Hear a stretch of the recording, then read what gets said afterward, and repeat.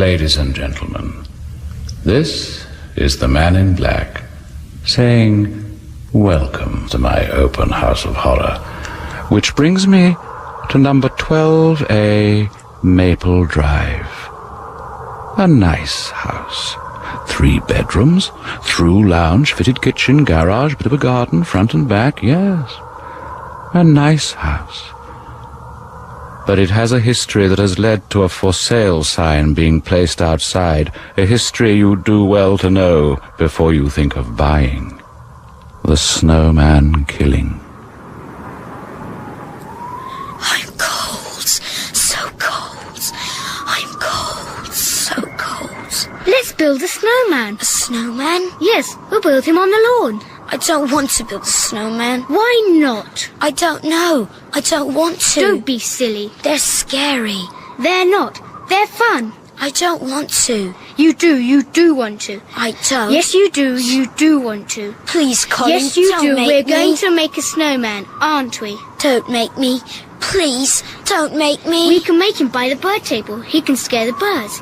Yes, that's it. He can scare the birds. I don't want to. Come on, it'll be fun, I tell you. Fun. I don't want to. Wait for me.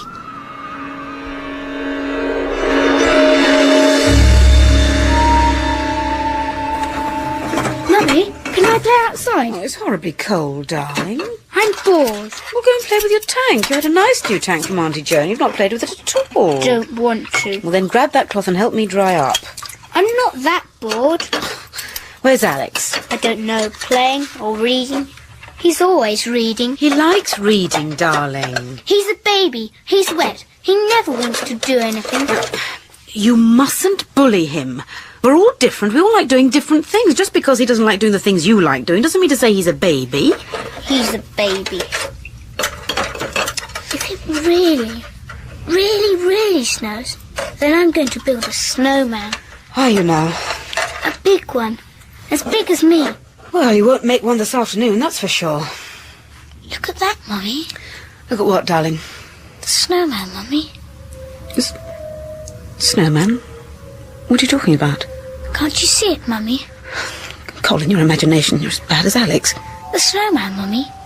Can't you see the snowman? At least look, Mummy. Come here and look. What for? There isn't a snowman. You've just been talking about building a snowman. But you must see him, Mummy. You must. He's on the lawn. Look. He's on the lawn. Just by the bird table. Look. Just there. Look. You can see him. I suppose you'll never be satisfied until I do look. Now, let's see, shall we? He's just there. Look. Just there. You must be able to see him, Mummy.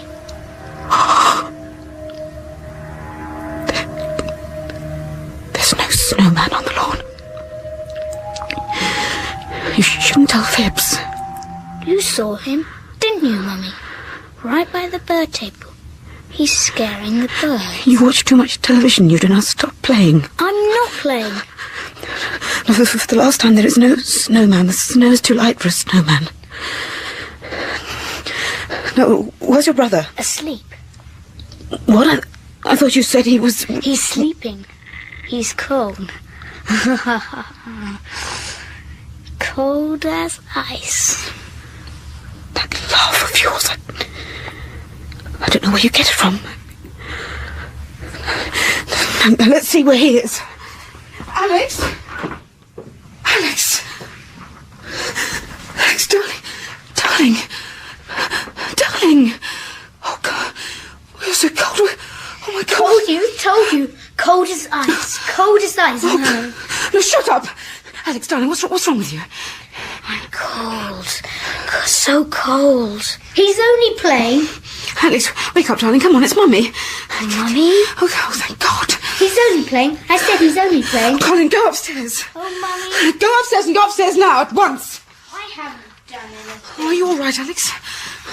You all right now? I dreamt. I was dreaming. I didn't like it, Mummy. I didn't like it. It's all right now. It's all right now. Shush. You're awake now. I had to build a snowman, and he fell on top of me, and I was cold. Cold as ice. It's all right now. You're okay now. He didn't have any eyes. Oh, Mummy. Oh, no, all right, shush. I don't want to build a snowman, Mummy. I don't want to. No. What's going to make you build anything, darling?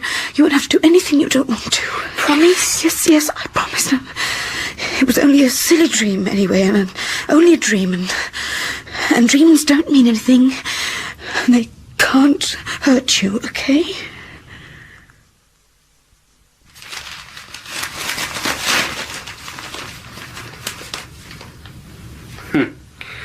It says the snow will continue. Might thicken up tomorrow. The snow. Looks like it'll continue. Oh. Alex had that dream again today. What dream? What dream? The same dream he's been having on and off for years. The one about the snowman. Oh, that. He's had it twice since we moved. Twice. Before we moved, he hadn't had it for 2 or 3 years. Stress of moving, Anne. Moving's a stressful time. Thing was, Colin said he saw a snowman. Colin? I thought you said it was Alex. Yes, but before that, it was Colin that said he saw a snowman. He kept on, and then he said that Alex was asleep. So I went to find him, and he was in here in front of the fire, asleep, dreaming that dreadful dream. Henry, he was freezing. In front of the fire? Freezing? Not just freezing, I mean cold. Really cold. Chilled. Like ice. And he was white. Well, he'd probably been outside. He hadn't. I know he hadn't. He was so cold. Henry, you must believe me. When I first saw him lying there, I thought... You thought what? I thought... He was so white. And still. He was so still, I didn't know what to think. And Colin had been saying these stupid things.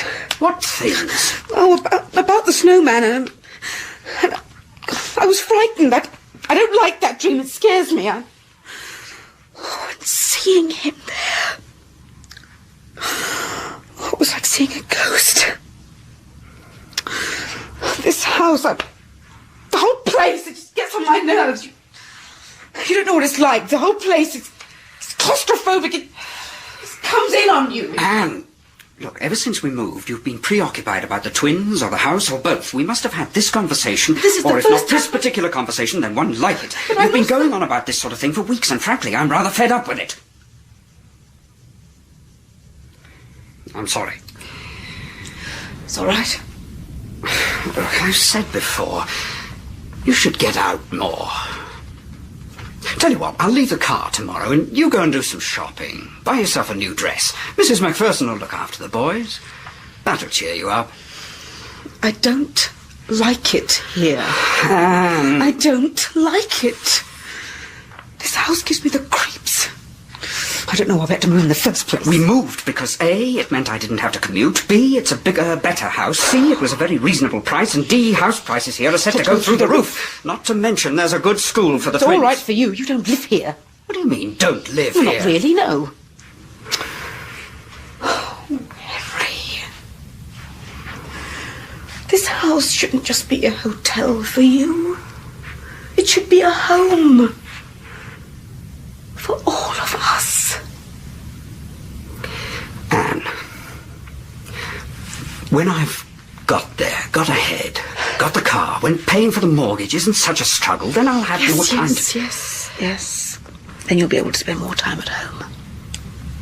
Look, I really have to go through those figures. Jenkins asked me specifically. Maybe tomorrow... Yes, all right, go on up. I'll wash up and watch a bit of television, maybe do some ironing. I'll keep myself occupied. Don't you worry. Get out more. That's what you should do. Get out more.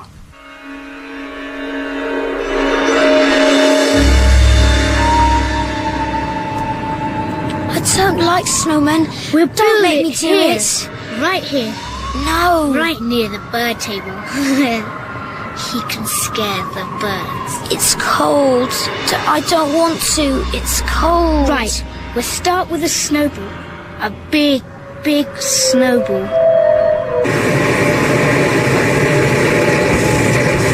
Mummy! What is it now, Colin? He's back. What? The snowman's back. What did you say? He's back. The snowman's back. Now, don't be silly. He is. I can see him on the lawn. The snow's gone. There is no snow. You can't see him from here. He's on the For lawn. the last time. Can I go and play with There him? isn't a snowman. There never was a snowman. Can I, Mum? Can I? Can please? you what? Go and play with him. The snowman. Can I, Mum? Can I please? Now, come with me. Come on. Now, look. Look out there, Colin. There's just the lawn and the drive and the shed and the fence. Nothing more. No snowman. Nothing. It's not even snowing now. There is a snowman. I can see the snowman. Stop playing games. I don't like it. I'm not playing. He's there. Alex has been playing with him. What? Alex. And now he's asleep. Sleep? He played with the snowman and now he's asleep. What are you talking about? Where is he? He's cold again, like yesterday. Where is he? Colin, where is Alex? Cold as ice. Colin, where is... Cold as ice and white as snow. Colin, where is Alex? Mummy, you're Now hurting. just tell me where he is. Tell Mummy where he is. That hurt. Is he upstairs? Is he in your bedroom? You hurt me. All right, I'm sorry. No, I didn't mean to. Just don't... Now listen.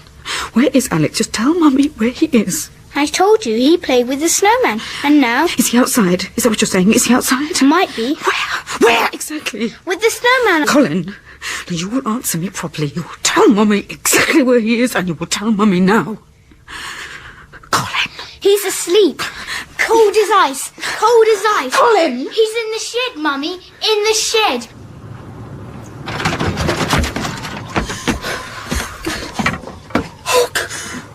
Alex! Alex, darling! Oh, God! Oh, you're so cold! So cold! Wake up! Come on, wake up, darling! Come on, this is Mummy! I told you, Mummy. I told you you've been playing with the snowman. Colin, I told you, stay in the house! Get back in the house! He's only playing. He's only back in the playing. house. He's only playing. Oh, Alex, you're so cold! Here, come on now. I'll get you back to the house, get you warm. I was dreaming again, Mummy. I was dreaming. Shh. It's cold, Mummy. It's cold. It's all right, darling. We're going inside now. We'll get you warm soon. So cold. It's just a stupid dream, darling. That's all. It's just a stupid dream. It's not a dream, Mummy. The snowman's here. Now, don't be silly. Come on, now, look at me, darling. He's right there. I can see No, him. you can't see anyone, darling. You can't see anything. Just stop staring, will you? He's behind you, Mummy. And he wants his eyes.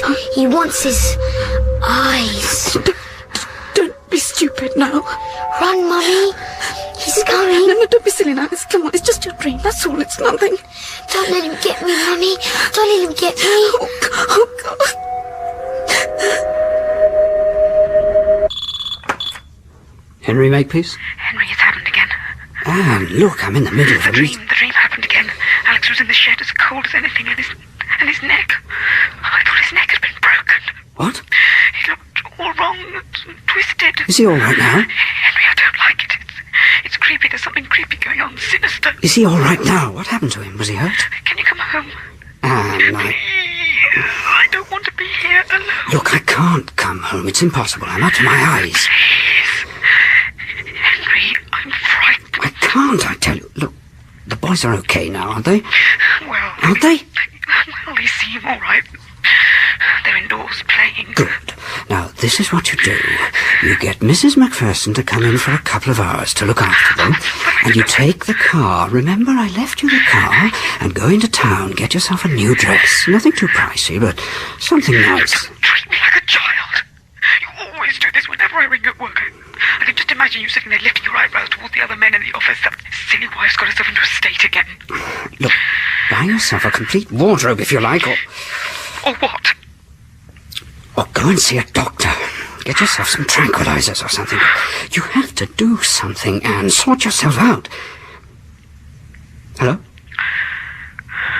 Yes. When I get home this evening, we'll talk the whole thing through, all right? I mean, really talk it through. There is something going on. Something I don't understand. Henry, you must believe me. I am not going mad or anything. There is something going on. Nothing's going on. It's all in your imagination. What you have to do is to get it into perspective. That's why you should get out. Give yourself a break. Look, I've got to go. Do you promise to do as I said? Go into town. Promise? You can spend as much as you like. Go on, Anne. You know you need a break. And you know what I'm saying makes sense. Yes, all right. I'll go into town. Good. You'll feel all the better for it. Believe me. All the better.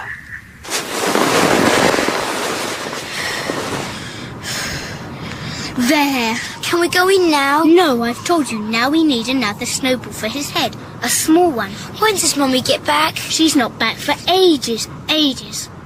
Are you going to make his head or not? Or shall I use yours? You wouldn't.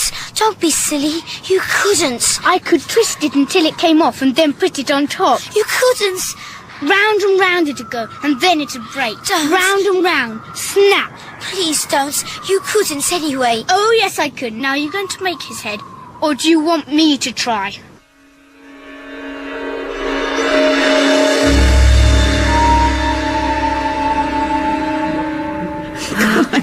I still can't believe it.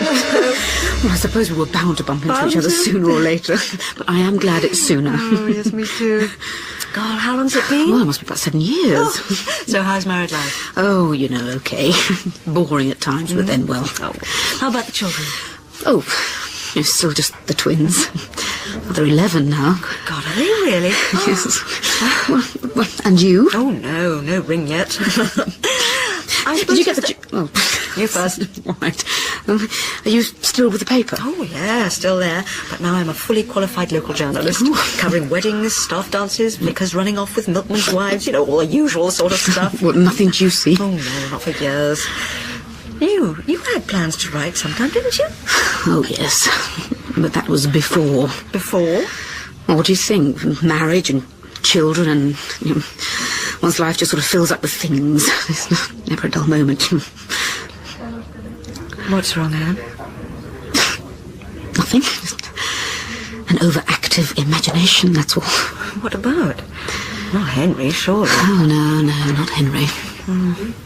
You don't sound all that convinced. Oh, Henry has his good points. He's got lots of good points. He's just very determined to follow the yuppie trend. Oh.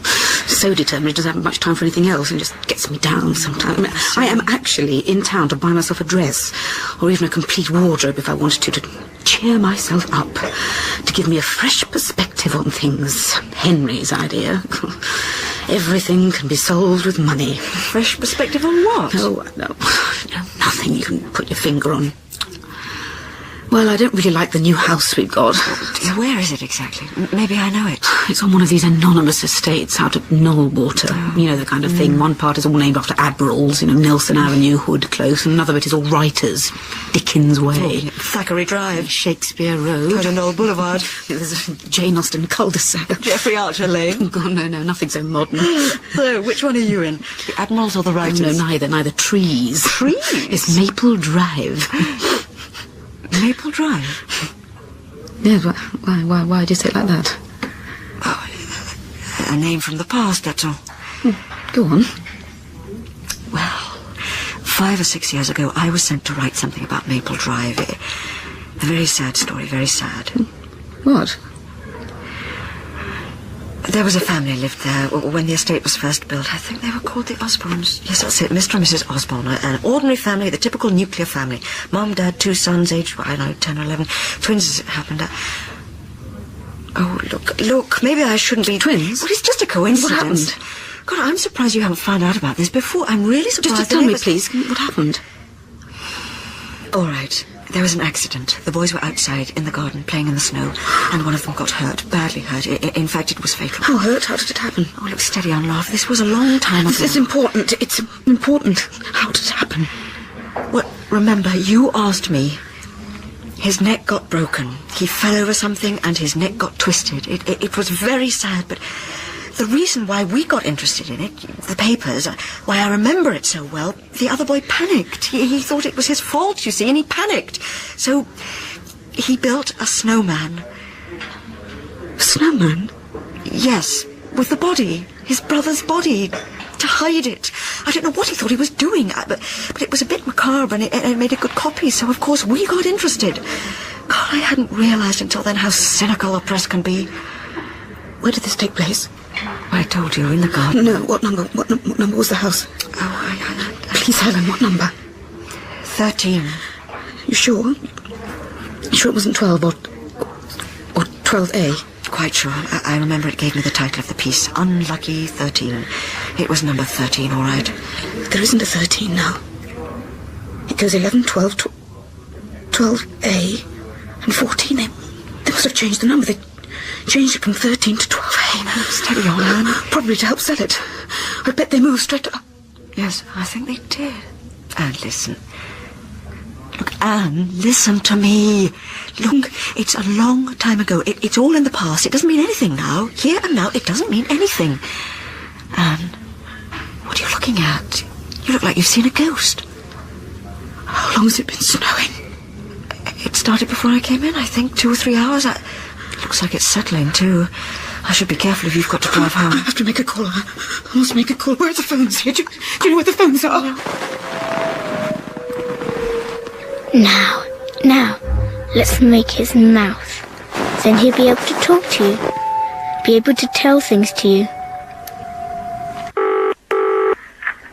Come on. God. Hello, Mrs. McPherson. It's Mrs. Makepeace. Oh, hello, dear. How are the boys? Sorry, dear, what did you say? How are the twins, Colin and Alex? How are they? Oh, they're fine, my dear, quite fine. Thank God. They're enjoying the snow. What? They're outside enjoying the snow. I thought I told you not to... I made them wrap up well and where they're willing to move. I thought I told you not to let them outside. I told you strictly not to let them outside. Yes, but when it started snowing, it's different, isn't it? It's not every day we get snow like this. You must watch out when you drive back. It's really quite thick. Where are the boys now? Can you see the boys now? Yes, I can see them. On the lawn, that's where they are. Both of them? No, not both of them, just one of them. I can never really tell which one it is at this distance. And what's he doing? I think it's Colin, though. I think it was him that had the red woolly hat on. Or was it Alex? No, one had a green hat, I think, and the other one Just had a red. what is he doing? Mrs. McPherson, please.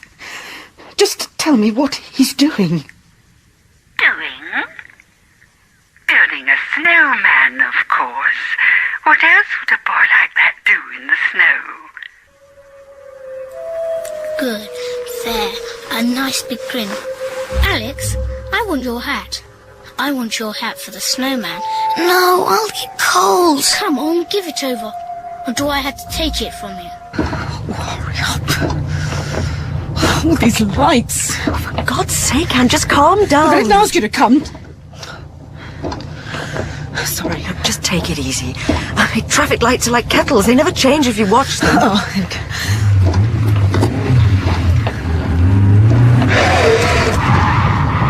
Find out! God! Oh, God. I never saw him. I never even saw him. Look, Anne, what are you scared of? Is it something I said? Something about what happened before? You've got to tell me, please. I can't. I daren't tell you. Well, try me. Well, later, maybe, but not now. I've just got to get home, okay? I'm getting cold, Cole. I'm getting cold. No, you're not. Now he needs something for his eyes. No. Oh, yes. He's got to be able to see you, hasn't he? I don't want him to have eyes. I want to go indoors. You can't, you baby. I'm frightened. When does Mummy get home? Not for hours and hours yet. I know. We'll use coal. That's black. Go and get some coal. I don't want him to be able to see me. Go and get me some coal. Then he'd be a real snowman. A real snowman. Then he'd be able to see you. Can you see them? Can you see the boys? Oh, they're probably on the lawn. There should be 2 of them on the lawn. Slow down a bit, will Can you see them? You should be able to see them. I can't see anything. It's the snow. There they are. Mind out, we're sliding. Oh, God, we're going to hit them. No. Oh, Alex, look out. turn the wheel. Left a bit. Left. Oh, God.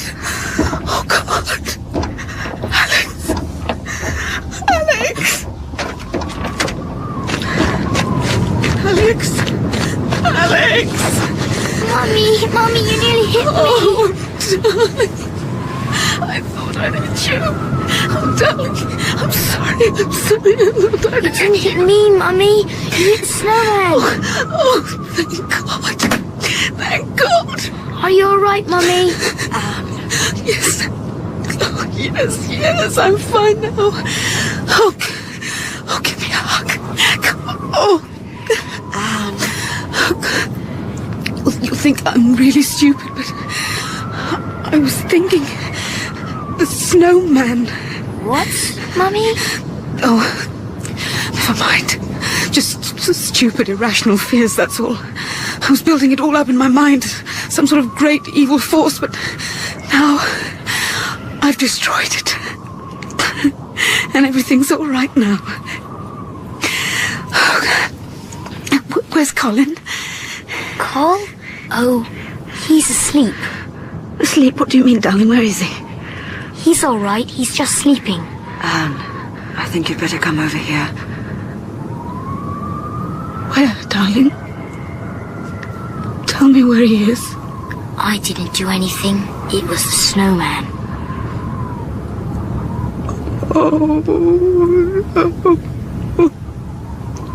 It was curious the way the snowman had shattered. The scattered pieces remained somehow connected. The trunk, the legs, the arms, the head. Oh, no. Please, God, no. All in proportion, all of a size. A small boy's size. From the end of one leg, one white leg, protruding quite naturally, seeming so normal there that at first she didn't notice what it was a foot, a human foot. And from the head, the shattered, flaking head, the head that was set at a curious, awkward angle to the rest of the body, she could see the eyes. Not black pieces of coal, but blue, staring, human, and dead.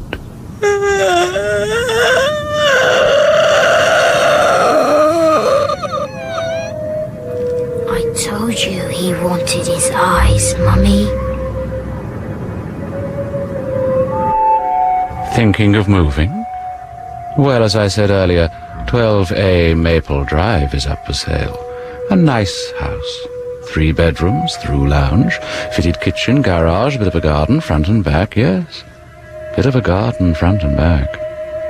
It's a snip at the price, I'm told.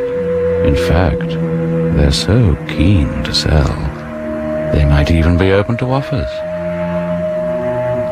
Imelda Staunton played Anne, and Brian Hewlett her husband Henry. Alistair White was Colin, and Alkis Constantouris was Alex. Eva Stewart played Mrs. Macpherson. J.C.W. Brooke wrote the story, and Martin Jenkins was the director.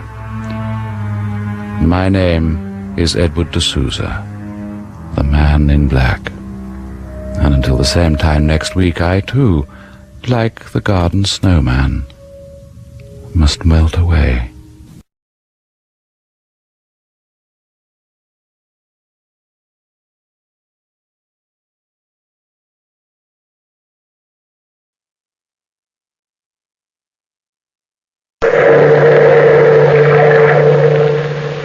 Listen to the waves, listen to the bell, listen to the weird circle.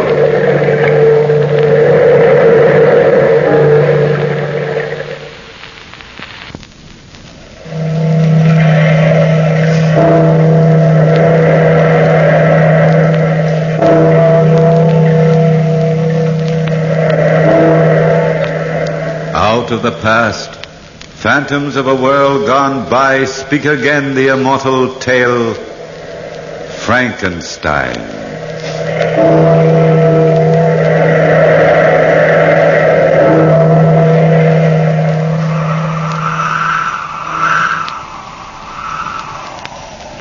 The wind howling outside my lonely home is my only companion.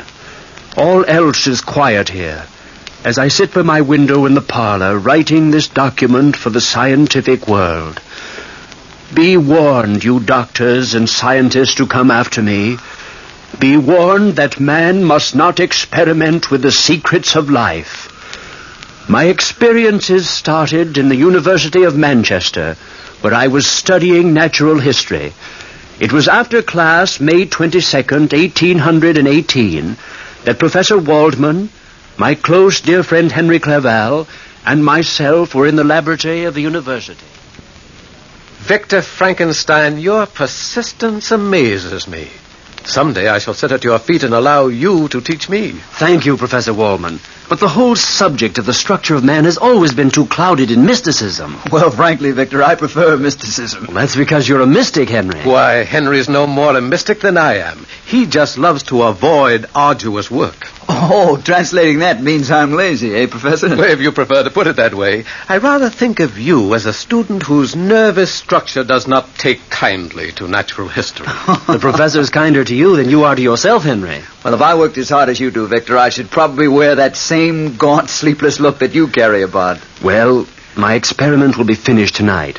And then I'll manage the 8 hours sleep that other men manage. The secret experiment will be finished tonight, huh? Well, then, will you tell us just exactly what you're doing in the basement at home? I'll tell the entire world.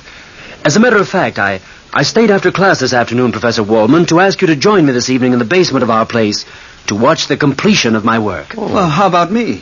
I don't think I dare invite more than one, Henry. And the professor is more interested in this type of procedure than you are. I shall be delighted, Victor. Just the best friend who never knows what's going on in his own home, that's all. It's not that, Henry. But I thought you'd entertain Elizabeth for me, while the professor and I were at work. Entertaining Elizabeth will be a delightful favor, old boy. You know, I think you trust me too much with her. Have you ever met Victor's fiancée, Professor Waldman? She's one of the most charming... Yes, Elizabeth was one of the most charming, beautiful women I'd ever known. I had been in love with her from childhood, but even my love for Elizabeth couldn't dim my passionate zeal for the work I was doing. It was 8 o'clock that evening. Henry, Elizabeth, and I were seated in the parlor.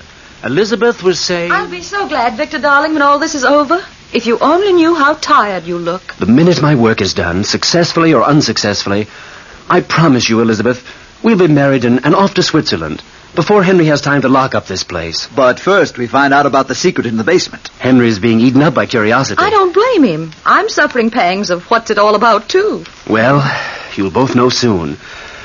I wonder where Professor Waldman is. He's late. He'll be here soon, Victor. Stop pacing the floor, sweetheart. I think I'll start my work downstairs. Send the professor down when he arrives, will you, darling? We'll come down ourselves and take a look around. Or will I turn into a pillar of salt for peeking? Nobody ever turned into a pillar of salt for peeking, Beth. It was for looking back. Oh, nothing like a good practical working knowledge of the Bible for scientific experiments. It starts the night off right. Yes, I thought jokingly of that paragraph from the Bible then. And she was turned into a pillar of salt. But what about a man who looks back? There is no ready reference for him or for me. I went downstairs to my laboratory at a little past 8, opened the door, and started to tinker around to pass the time more quickly. My every sense was alive, taut, waiting, with the sense of what was to come. I heard a knock on the side door, which led me from my laboratory directly into the forest, which bordered Manchester. I looked out and... Good evening, Victor. Oh, did Elizabeth tell you to come down this way, Professor? No, I found the entrance to your laboratory quite by myself. I help you with your coat, sir? No. You proceed with your work. Nothing like trivialities to annoy a scientist at work. There we are. Well, follow me, Professor, into the back room, and you'll see for yourself what this is all about. Well, I feel that I'm in for a most exhilarating evening. I wish I had more students fashioned in your mold, Victor. Well, Professor, here is my... Why, what's this? A full-sized replica of a man? Yes, only he isn't full-sized. He's fashioned on a grander scale. I should say this creature standing up would be approximately 8 feet 2 inches tall. Well, you should have been an artist, Victor. He's a perfect reproduction. What did you make him out of? Wood? Clay? Animal flesh. Flesh? Feel him. Oh, feels like the body of a dead man. Or the body of a man who hasn't as yet been brought to life. This body is complete in every detail. Heart, lungs, teeth. Even the fine nervous system. Well, it's interesting. Yes, interesting. How about the brain cells? Yes, adult brain cells. I think he's quite handsome, don't you? Well, each man to his own taste.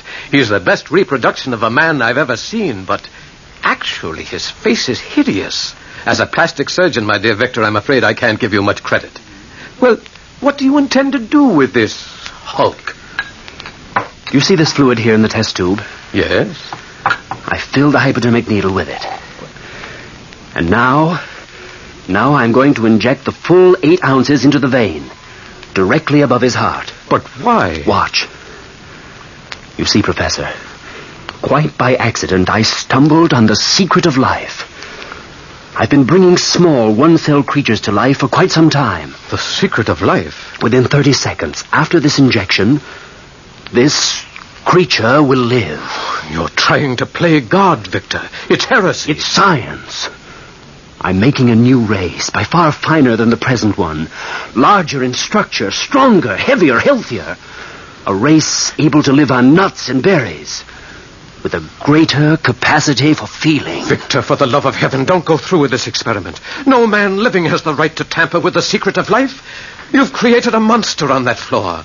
You've no idea what will happen if you go through with this. Watch, Professor. The injection. I only hope and pray this is a failure. It can't be.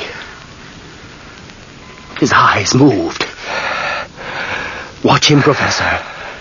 He's like a baby, first realizing life. His hands touch the floor. His eyes are trying to focus on the world around him. He's hideous. Yes, he's hideous. I made the skin too much like parchment, I'm afraid. Victor, get rid of that monster. He's trying to stand up. If that mind which you've created is a twisted one, have you any idea what kind of horror you've let loose in England? As a humanitarian, I feel it my Christian duty to do this now. Put that knife down, Professor. No, I can't let... Oh, he's got me in the clutch of his hand. Command him to stop this, Victor. Stop fighting him, Professor. He's frightened. He has the same reactions as a child. Grabs and won't let loose. Let me go, monster. Stop! Don't go out that door. Put the professor down. Don't go out that door.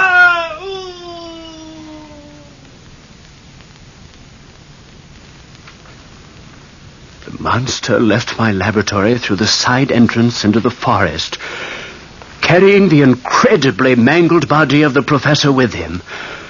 I rushed out of my laboratory after him, but the creature was faster than I, and he disappeared from view. I returned to my laboratory and destroyed all evidence of the creature's manufacture. I burned the blueprints from which I had made his body. Then, carefully, I locked my laboratory and went upstairs to join Henry Clerval and Elizabeth. I must have looked wild-eyed as I entered the room. Henry, that's most amusing. You tell the best anecdotes in all of England. Oh, you flatter me, Elizabeth. Oh, Victor, you're through sooner than we expected. Darling, what's the matter? Didn't the professor show up? Nothing's the matter. My experiment was a failure. Oh. But the professor... He never showed up. Beth, Henry, I want to go away. Of course, darling, we will, as soon as Henry can get the house locked up. I don't want to wait. I want to leave at once, tonight, please, tonight, Beth. We can get married before we cross the channel and then go to Switzerland. But it's almost midnight now, darling. What's the difference? Please, Beth, if you love me. But why tonight, Victor? Henry, you've no idea what I've been through. I have to get away at once. Of course, darling, if you insist. Anything you want. And we'll be married before daylight. Darling, darling, Beth. I know a little minister whom we can awaken. And so Beth and I were married that evening in a little chapel on the coast. Then the three of us fled to Bern, Switzerland. I refused to have anything to do with the civilized world. No newspapers, no word of home. Just the peace and quiet of the Swiss mountains. Henry and Elizabeth both tried to learn of the events which had occurred in my laboratory that evening. But I never broke my silence on that subject. After the first tries, they refrained from asking me about it again. It was in the middle of the 4th month of our visit when Henry and I were sitting on the terrace of the little house in the mountain. Beth was out picking berries when Henry suddenly... Victor, I'm your closest friend. I've tried to keep silent about... Well, Victor, the day after we left England, I bought a newspaper. Did you, Henry? Yes, I saw this clipping on the front page. I couldn't very well miss it. What clipping? This one. The horribly mangled remains of Professor Waldman was found on Beekman Hill. The identity of the unknown murderer is being sought by Scotland Yard. Poor Professor Waldman. I'd no idea. Hadn't you? No. What are you trying to say to me, Henry? You're leaving England so suddenly that very night. Your fear of being discovered, the secret experiment. Well, it all seemed to add up to some kind of strange connection with this clipping. Now, if you're in trouble, Victor, you can depend on me. I'll stay by your side. I'm not in trouble. I'm just tired, terribly tired. And you know nothing of the professor? Absolutely nothing. He didn't come to our chateau that evening. I told you he didn't then. Stop questioning me. Victor! Victor! We're out here, Beth. Oh, I've just had a horrible experience. Oh, darling, I'm so glad to see you. You're pale, Beth. Sit down right here next to me. Why, what happened, Beth? Well, I was walking in the woods not far from here when I looked up and saw... Well, I saw a man. Sort of a man standing over me. Well, men aren't so bad. That is, if you happen to know the right ones. And you do. I'm not joshing, Henry. He wasn't exactly a man. He was twice the height of anyone I've ever seen. And his skin looked like dried parchment. It's incredible, but I think I've seen a monster. Monster? Yes, I ran away. He didn't follow me. He just stared after me, watching me. You do believe me, don't you? A monster stared after you? Look, Henry. Victor, through the trees right out there. Look! There he is again!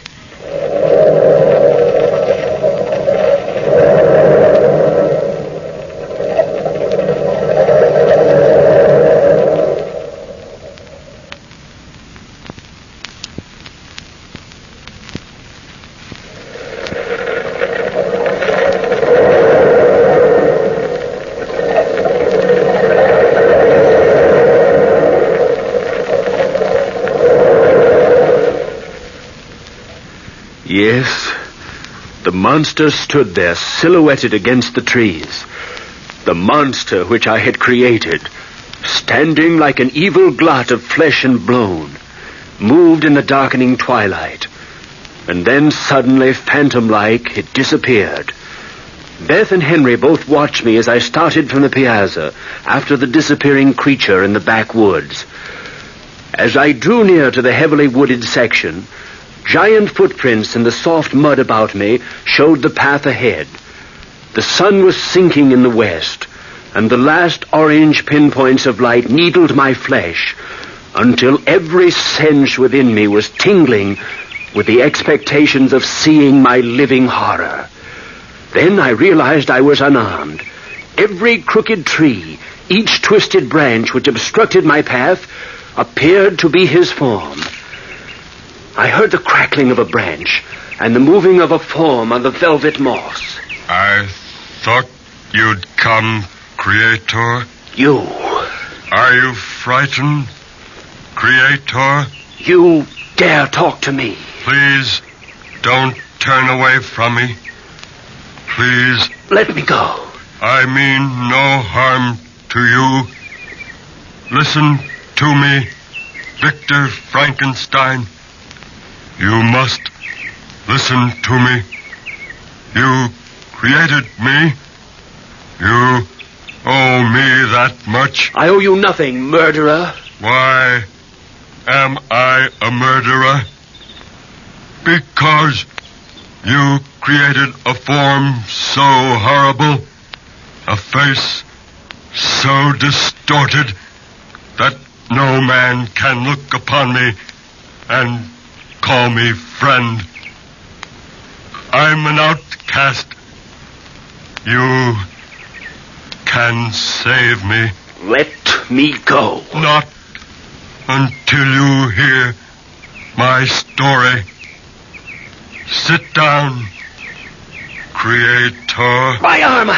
Let me go. I wandered through the streets of London that first day. Children screamed in the streets. People flocked together, trying to kill me.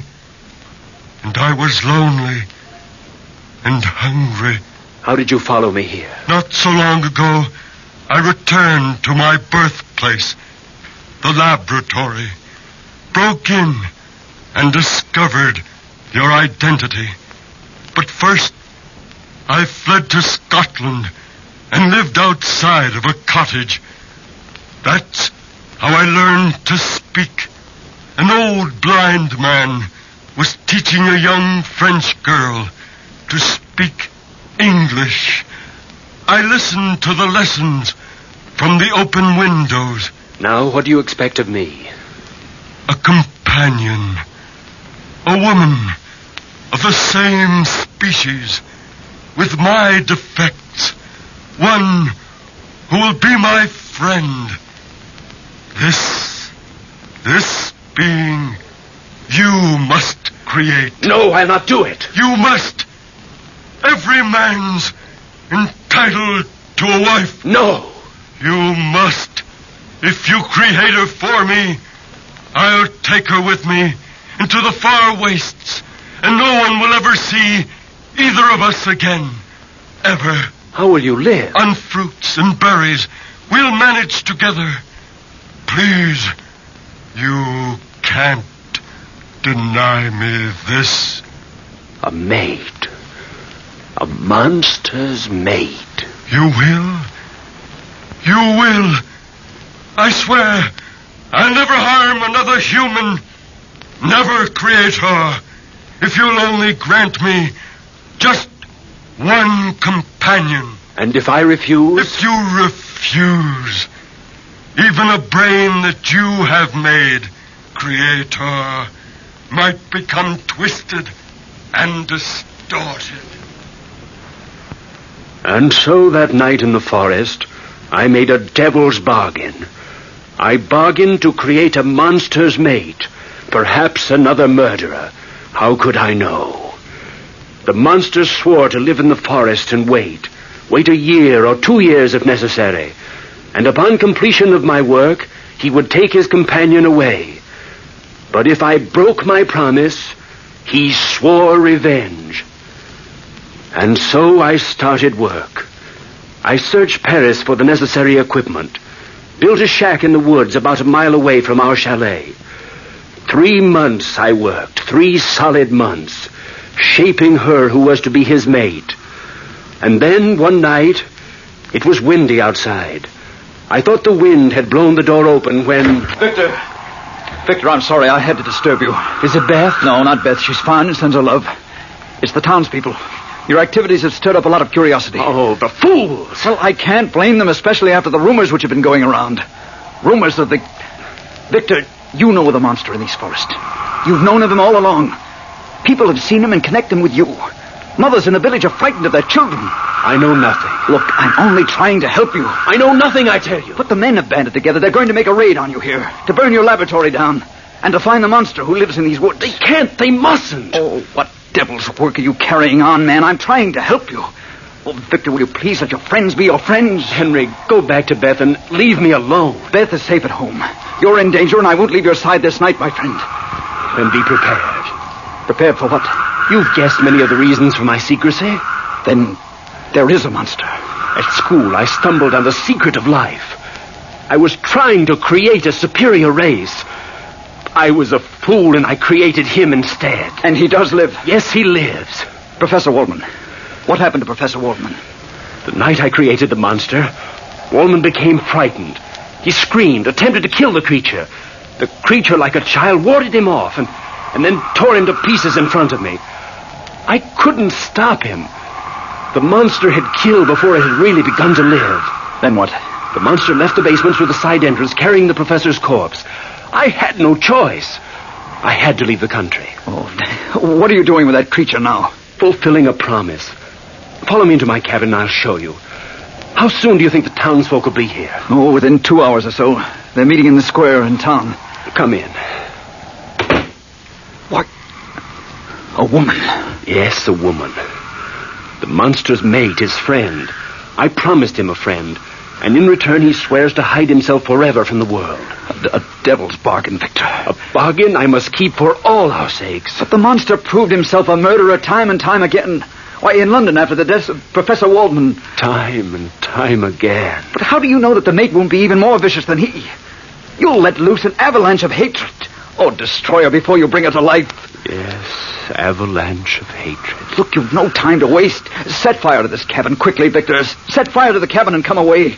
Why, man alive, you can't go through with this thing. But the promise. It's a promise to a fiend. He'll be your death and ours, Victor. Oh, hurry, man, hurry, if you've any love for Beth. I've been insane with grief and fear for Beth and you. Go back to Beth, Henry, at once and wait for me. And you? I'll set fire to the cabin as soon as I destroy my books. I'll join you later. Well, hurry, friend. We'll meet you home as soon as you can make it. For 1 full hour, I worked feverishly. I soaked the shack in oil, and then taking a taper from the vase, I lit the fire. The fire started quickly. I placed my books in the very center of the room, and then opened the door of my shack. The experiment was at an end, and I felt free. The monster's mate would never live. I walked out, and then I saw him, his face contorted with rage. Ah! My wife! My only dead devil friend! Ah! My only dead! I knew then what was in his mind as he raced through the forest in front of me. The blazing shack was a beacon of light, and I saw his huge, misshapen form outdistance me, far outdistance me. He was faster than I, taller than I, and covered more territory. Racing, running blindly through the forest, I reached my home. The door of my home was flung open. Henry, mutilated and torn, stumbled blindly toward me. Victor, the monster. Henry, what? I tried to, Victor. Henry, you. Beth, alone. Upstairs. Beth, I'm coming, darling, I'm coming. I'm coming upstairs. I'm coming, darling, I'm coming. If you kill her, Beth!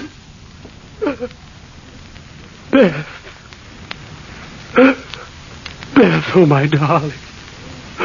My darling. Oh, Beth, no. No. Both you and Henry. Both dead. You two are alone, Creator. Yes. Both of them were dead. All my dear ones gone from me now. And I'm alone. The wind howling outside my window is my only companion. All else is quiet as I sit by my window, writing this document. I am dying of loneliness and fear, shunned by the world, hated by everyone. I know I am waiting only for the monster's return, and he, having eluded the world, will return when I've suffered my full share of misery, as he has suffered his.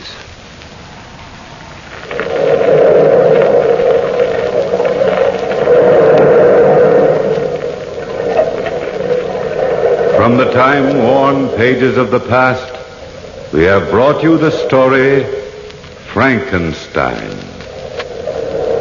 Bellkeeper, toll the bell.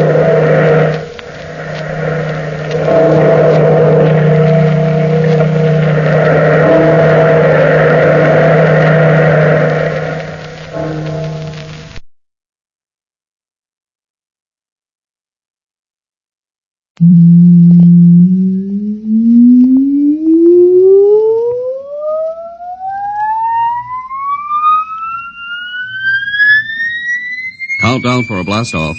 X minus 5, minus 4, minus 3, minus 2, X minus 1. Fire.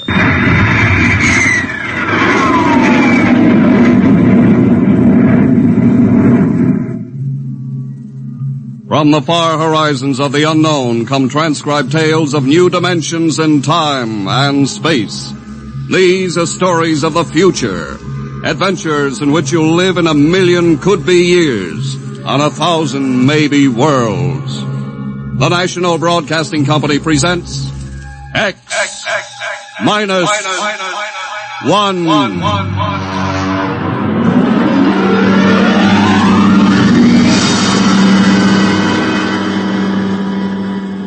If you wanted to take over our world with a minimum amount of resistance and trouble, how would you go about it? Tonight we'll tell you how, with a strange and chilling story by George Lefferts. The Parade.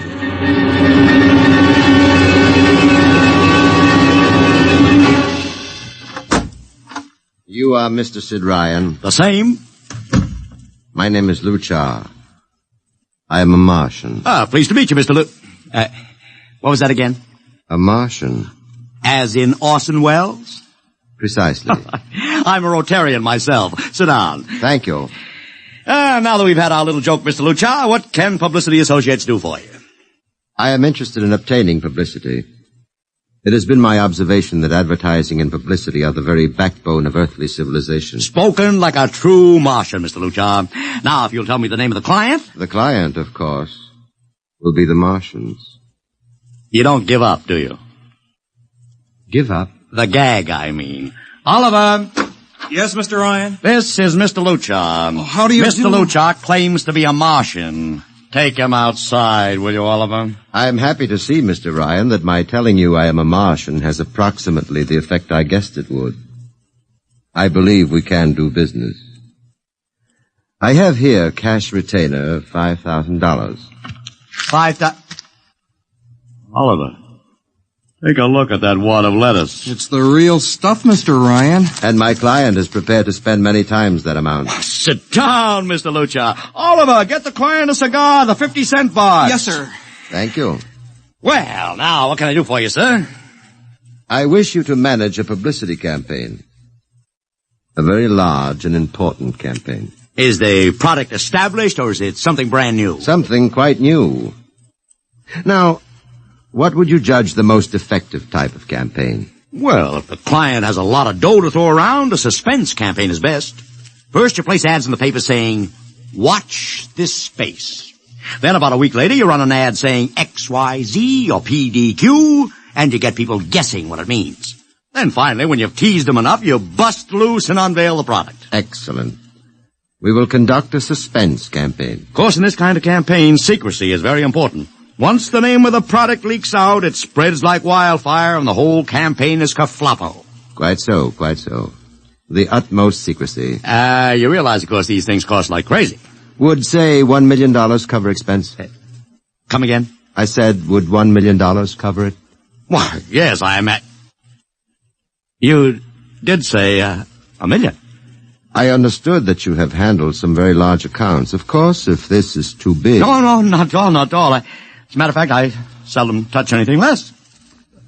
Right, Oliver? Huh? Oh, of course, that's right, Mr. Ryan. Absolutely right, yes, sir. You will begin, then, by saturating the newspapers, the radio, the streetcars with a very simple statement. What's that? I will write it on a card. Here you are.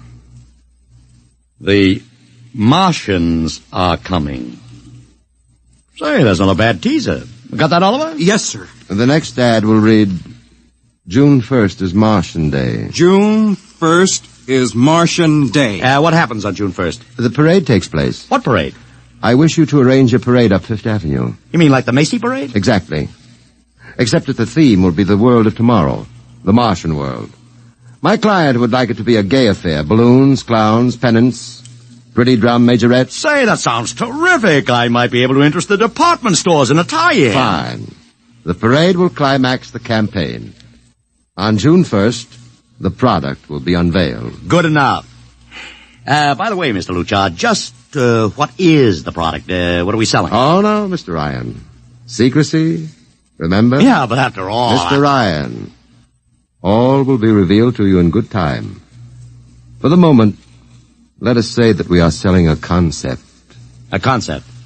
The concept of Invasion from Mars.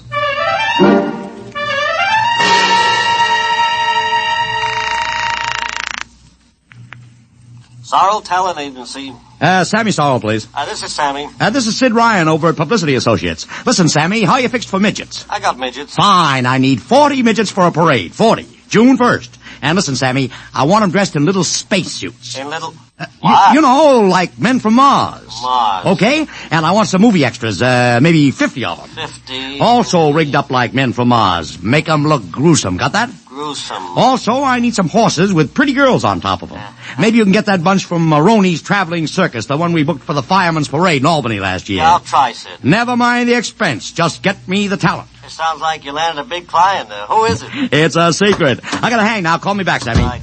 How you doing, Oliver? Oh, fine, Mr. Ryan, just fine. I got 100 small boys pasting little stickers. The Martians are coming on the subway platforms. Good. We got full-page ads in all the dailies. Good. And 10-second spot announcements on every local station. Good. It's costing a fortune. Good. The more it costs, the bigger our percentage. Spend like you were going to the electric chair, Oliver. Yes, sir. How are you making out in the parade? If it comes off, it'll be the biggest thing since Barnum invented the midget. I've got Macy's, Gimbals, and Saks to contribute floats. Everything is built around the Martian theme, see? Even the horses will have long feelers attached to them and funny-looking extra legs. It'll be sensational. Well, that sounds fine, only... Only what?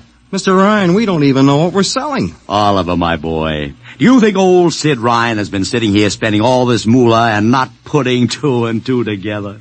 You mean you know who Luchar represents? Just by accident, understand. I have learned that Century Pictures is making a big new epic.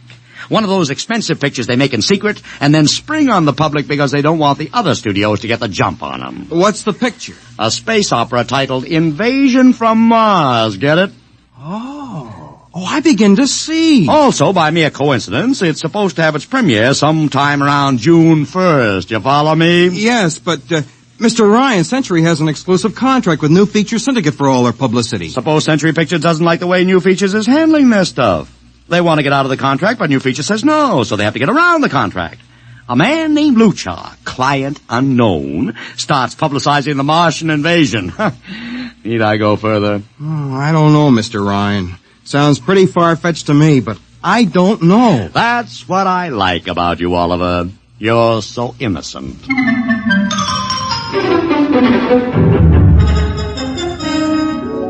Let me talk to Commissioner Patrick, please. Sid Ryan. Hello. Commish, Sid Ryan. Oh. How are you, Ryan? Fine. What is it this time? You want to drop a man off the Empire State Building into a teacup full of water? The answer is no.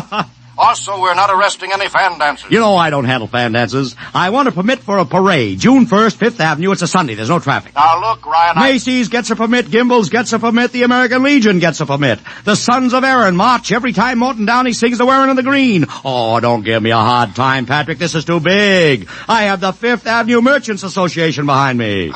Okay, Ryan. Fill out the forms. I'll pass them along to the license commissioner. That's my boy. By the way, what's the occasion for this parade? Oh, don't you read the papers, Patrick? June 1st is Martian Day.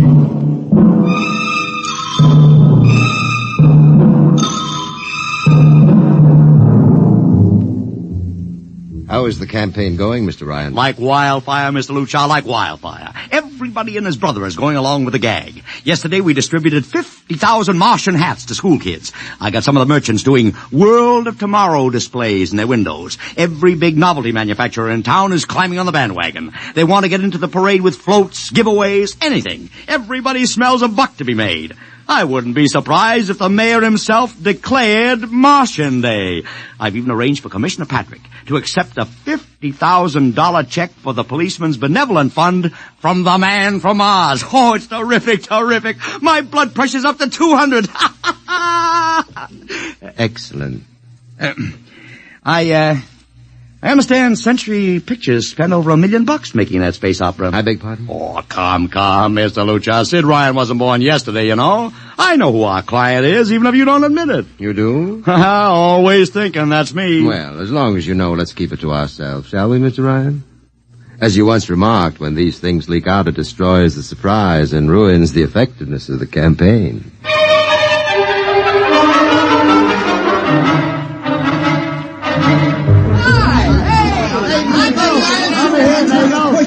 Ladies and gentlemen, this is Ken Daly speaking to you from our portable transmitter atop the reviewing stand for the much-heralded Martian Parade on Fifth Avenue.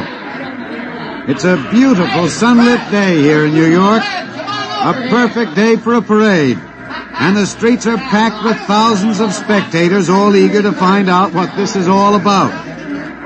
There's an air of shrill expectancy. Some of the kids and their parents have been camped on the curbstone since early this morning to be sure of ringside seats when the so-called Martians pass by. I've just had word from Saul Brown up at Central Park Mall that the Martians have landed from big pink balloons. And now while we're waiting for the arrival of the parade, we brought some people up to our microphone to tell you their reactions to this most spectacular of all publicity stunts. That's right, come on. What's your name, madam? Miss Ada Shackley. A little louder, please. Miss Ada Shackley. And where are you from, Mrs. Shackley? Columbus, Ohio. I see. And I see you have your family with you, too. Two little curly-headed blonde boys. Are you in New York on vacation? We came for the Shriners Convention with their daddy. What do you think of Martian Day, Mrs. Shackley? Well, it all seems very strange to me, but the boys have been pestering me to watch it, so we've been standing here 2 hours. I can't make head or tail of it. Well, neither can a lot of other people, Mrs. Shackley. But judging by the thousands here today, there's a lot of curiosity. Curiosity killed the cat, folks say. Well, let's hope not. Thank you, Mrs. Shackley. Mr. Ryan's here. Ryan, right. And this is Mr. Sid Ryan, ladies and gentlemen, the publicity man who's the brains behind the Martian Day stunt. Hello, Sid. Good morning, Kenneth. Easy, not so close to the mic. Oh, sorry. Hey, Sid, you've certainly lifted the lid this time. Looks like it, doesn't it? Sid, there's been a great deal of speculation as to exactly what all this is leading up to. I've heard some folks say it's a big war bond drive. Others think it's just to stimulate local business. And, look, I understand in the trade itself, the smart money says you're building for the premiere of Century's forthcoming extravaganza, Invasion from Mars. Now, come clean. Can you tell us what the real story is? Ken, I'd like to, but honestly, I can't. Oh, man of mystery, eh? Are you going to watch the parade from the stand here? No, Ken, I can't stand noise. I'm going up to my office and watching company. Well, thank you, Sid Ryan, and good luck.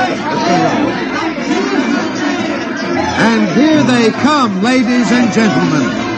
The first units of the big Martian parade, swinging down Fifth Avenue with fanfare, colored streamers, music, confetti, floats, all the trappings of a Mardi Gras. And here in the vanguard is a whole troop of little midgets in weird-looking pink and blue spacesuits, carrying Rube Goldberg weapons with signs painted on them. Let's see, I can read one which says, Atomic Blaster. Another one has a placard reading, We're Martian through Georgia. And here come the clowns, laughing and falling all over each other. They're giving free sugar candy to the kids along the way. Yes, ladies and gentlemen, this is a happy, laughing crowd along Fifth Avenue today. A true reflection of the great sense of humor and good nature that makes America the place it is.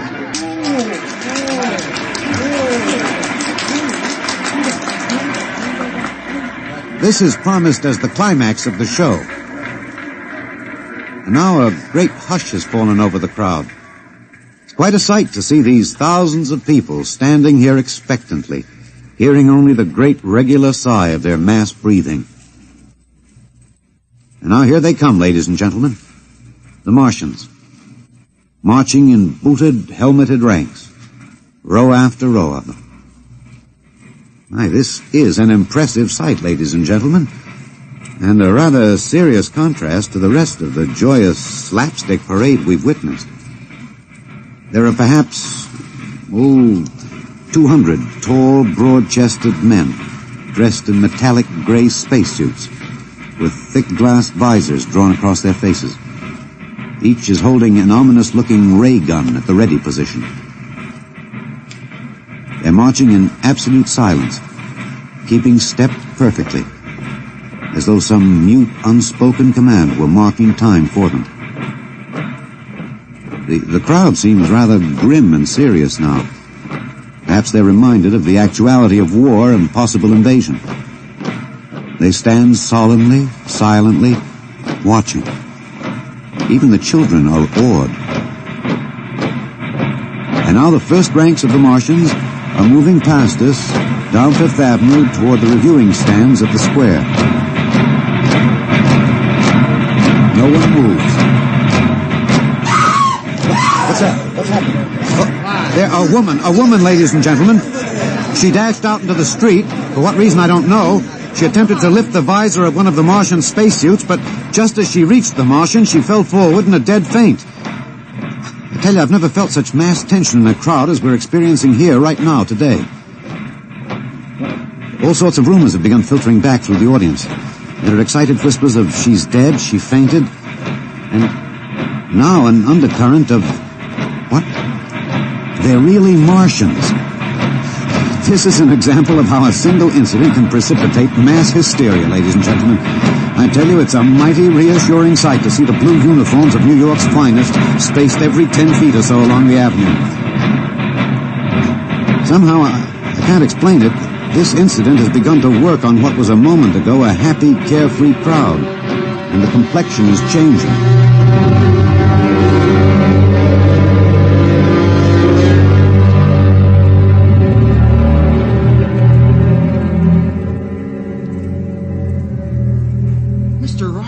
Did you see that?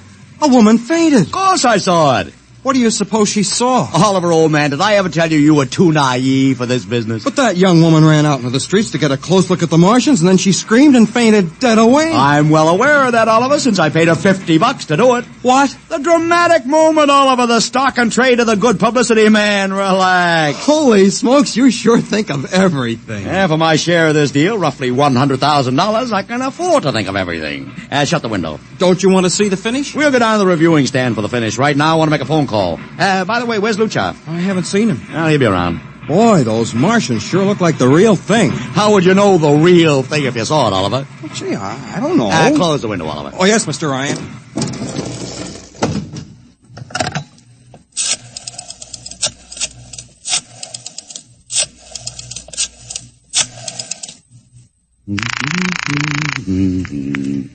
Sorrel's Talent Agency. Sammy, this is Sid Ryan. Say, listen, Sid, I was going to call you. I'm awful sorry about those Martians. What do you mean sorry? They're terrific. No, don't joke, Sid. I mean it. Well, I mean it too. They're great, great.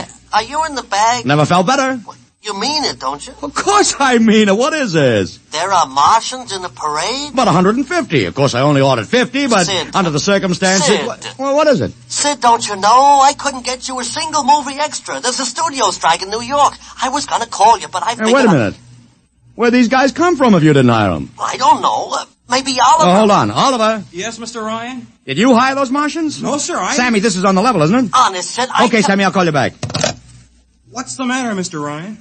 I don't know. I just don't know. I've got to locate Lucha. What's Century Pictures number? Mr. Ryan, this is Sunday. Oh, yeah. Well, get me their publicity director, Marty Sanford, at home. Oh, yes. Yeah. 2, 4.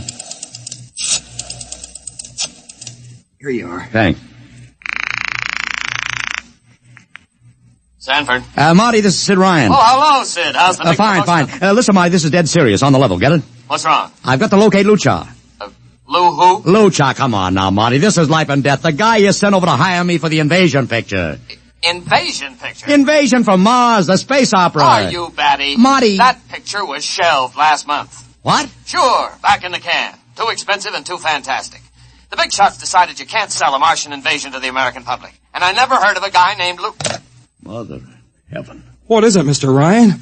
You look terrible. That's too fantastic. What's too fantastic, Mr. Ryan? Is something wrong? Open that window. I want another look at those Martians. Yes, sir.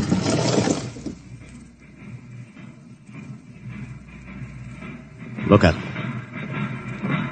Oliver, you were in the Army. Could 150 movie extras learn to march like that in, say, 24 hours? Not in 24 days, Mr. Ryan. Not a second's hesitation. Not one other step. Look at the way they carry those ray guns at the ready. The only other time I've seen troops march like that was in a film of the Nazi stormtroops marching through the streets of Paris. See those chests on them? That's pride. Sheer, arrogant pride. Look at those chins. That's contempt. Nobody could act like that. Mr. Ryan! Oliver, get down there. Find that woman who fainted. Her name's Gloria Montex. Get her up here. Make it fast.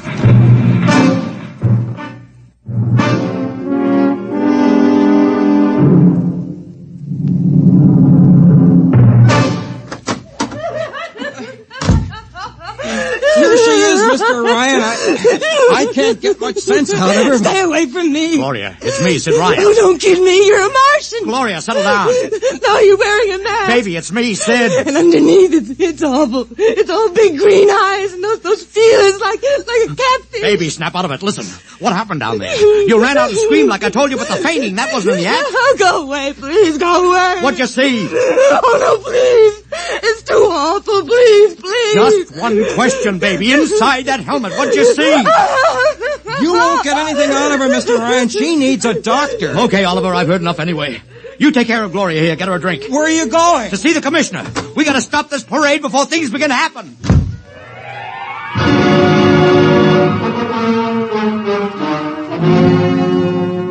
Okay, Ryan, what's the beef? Listen, Patrick, I don't know what it is, see, but something's wrong. You gotta stop that parade. I suppose you'd like the riot squad. That would get you a front-page spread on every paper in town. Honest, you publicity guys give me a pay. This may be a matter of life and death. Oh, sure. Look, Ryan, I've got no time for your cheap publicity gags. I'm a busy man. Listen, I'm trying to tell you I don't know where these Martians came from, who they are, anything about them. All I want you to do is stop the parade and make sure they're on the level. Ryan, I'm wise to your tricks. Now, if you let the sergeant show you out... You won't do it, huh?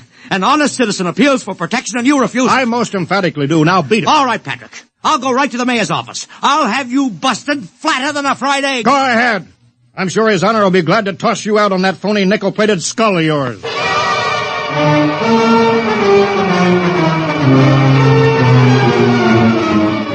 You heard me, Ryan. You cannot see the mayor. Adolf, please. This isn't a gag. I don't want publicity. All I want to do is maybe prevent something horrible from happening. In case you don't know it, wise guy, something horrible is already happening. A couple hundred little kids are in the hospital with ptomaine poisoning from that phony Martian candy you passed out.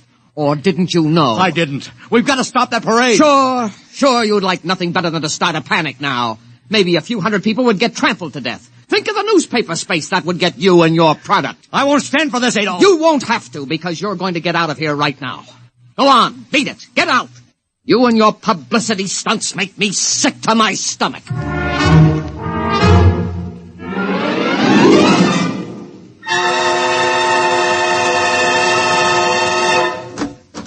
Oliver!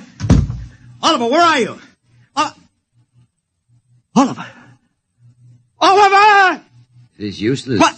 to scream at him, Mr. Ryan. Your friend is quite dead. Lucha. He wanted to run to the police with some story about a Martian invasion. I found it necessary to restrain him. Restrain him, you stinking murderer. Now, Mr. Ryan, collect yourself. After all our planning, it wouldn't do to have everything spoiled, now would it? Lucha, stop talking and talk fast, because when you get through, I'm going to take you apart piece by piece. What's this all about? But surely you know, Mr. Ryan, after all, you've been publicizing it for months. Listen, you... Please, do not interrupt. You see, before colonizing your planet, we Martians sent advanced scouts to study your habits, your weaknesses. We found that the people on Earth are predominantly conditioned by advertising and publicity, and so we conceived the idea of treating our entire invasion as a vast publicity stunt. Clever, huh? After all, Mr. Ryan, who would suspect an invader who advertised his invasion in the newspaper, invited the public to his surprise attack, and spent millions publicizing his plans? Holy jumping catfish. You've done very well. Then there was no product. Ah, but there is a product. The product is death. What are you trying to do, Lucha? We Martians are a humane people, Mr. Ryan.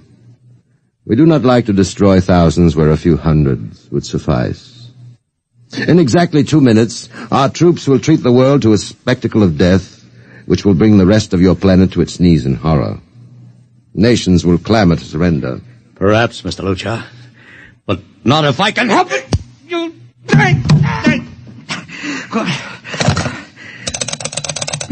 Yes, please. Operator, this is Mr. Ryan. Get me the field telephone on the reviewing stand of the Martian Day Parade. Hurry. Anyone in particular? Just hurry. Reviewing stand, Sergeant Cassidy. Get me Commissioner Patrick. Hello. Hello. You'll have to talk loud. I want Commissioner Patrick. Oh. Patrick! Wait a minute. Things are quieting down. Now, what was it you wanted? This is Ryan. I have to talk to the commissioner. It's a matter of life and death. I'm sorry, you can't talk to him now. The chief Martian is presenting the PBA check to him. The Martians are going to fire a salute. Listen, you gotta stop him. What? Stop him! I'm sorry, Mr. Ryan. You idiot, the works is going...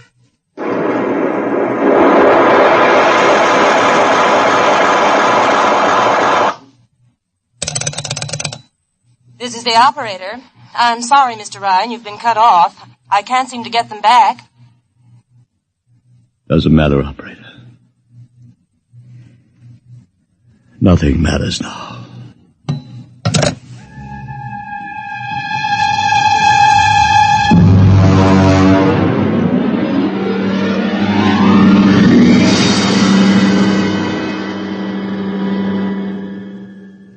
Tonight, X-1 has brought you The Parade, an original story written by George Lefferts.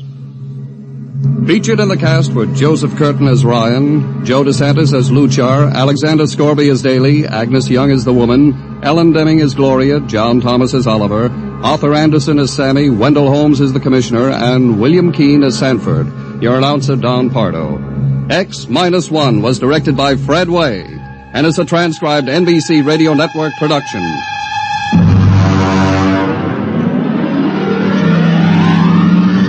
Next week, the tables turn. Instead of Martians invading Earth, we bring you a tale of men invading Mars.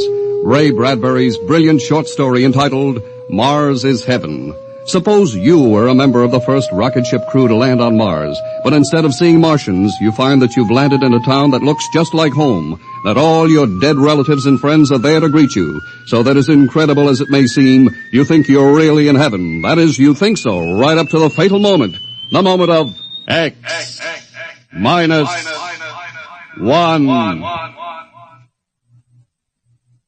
Join the Abbotts on another baffling mystery tonight over most NBC radio stations.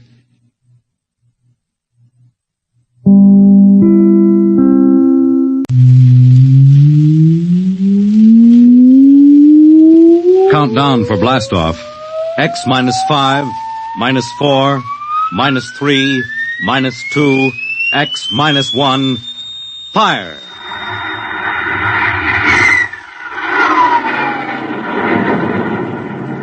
From the far horizons of the unknown come transcribed tales of new dimensions in time and space.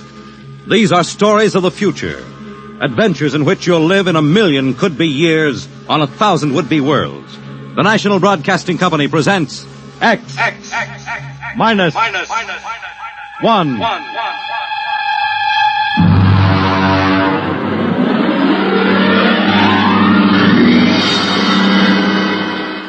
Tonight, Universe.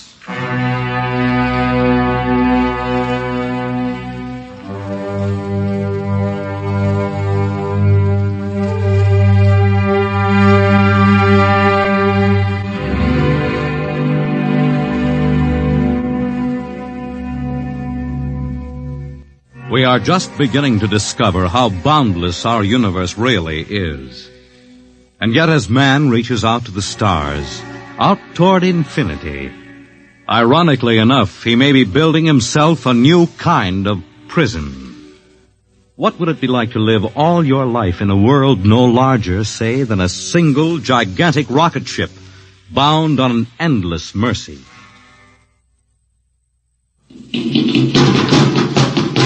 Hugh, look out!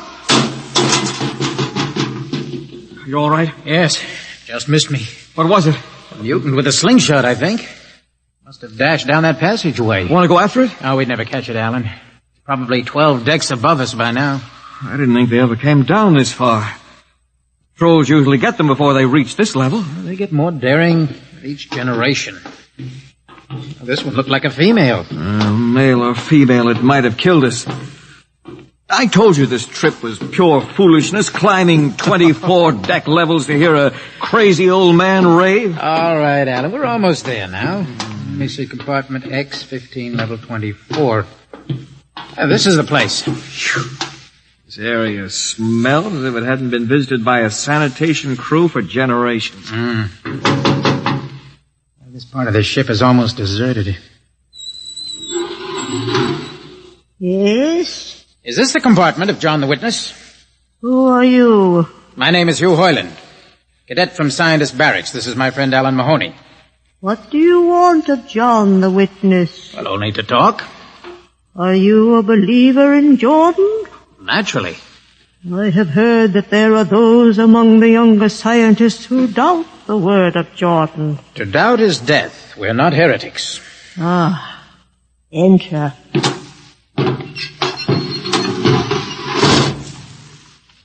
I've brought you a gift of tobacco, grown on the richest level. Oh, it smells good. I assure you it's of the best. Wait here. I'll get him.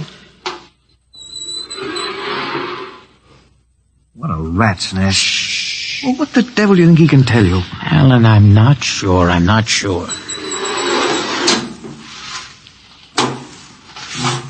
Well? Are you John the Witness? I am. Good evening to you. I'm Hugh Hoyland. This is my friend Alan Mahoney. What brings a gentleman of the scientist class to my humble compartment? I've heard that you and your parents before you have been keepers of the legend of the ship. Since Jordan gave the word. I'm anxious to hear the word as Jordan spoke it. Why? Because our young scientists, well, among them there have been some who talk against the word. There are regulations against such heresy. Still, some of them say the ship has no purpose. They say that we are here accidentally, that we have no more grace in Jordan's eyes than the most deformed mutant who dwells in the highest level of the ship. What shall I say to you? Well, I wish to hear the word from the mouth of one who knows, in order that I may become more convinced. Sit. You have a gift for the witness? The finest tobacco. Good. I will dim the lights. Now pay close attention, for these are the words as my father's father's father gave them to his son's son's son. This is how the ship came into being, how our people were created. In the beginning there was only Jordan, thinking his lonely thoughts. Out of his thoughts came a vision. Out of the vision came a planning, and out of the planning came decision. Jordan's hand was lifted, and the ship was born. Mile after mile of good compartments, tank after tank for gold and corn, ladder and passage, door and locker fit for the needs of the yet unborn.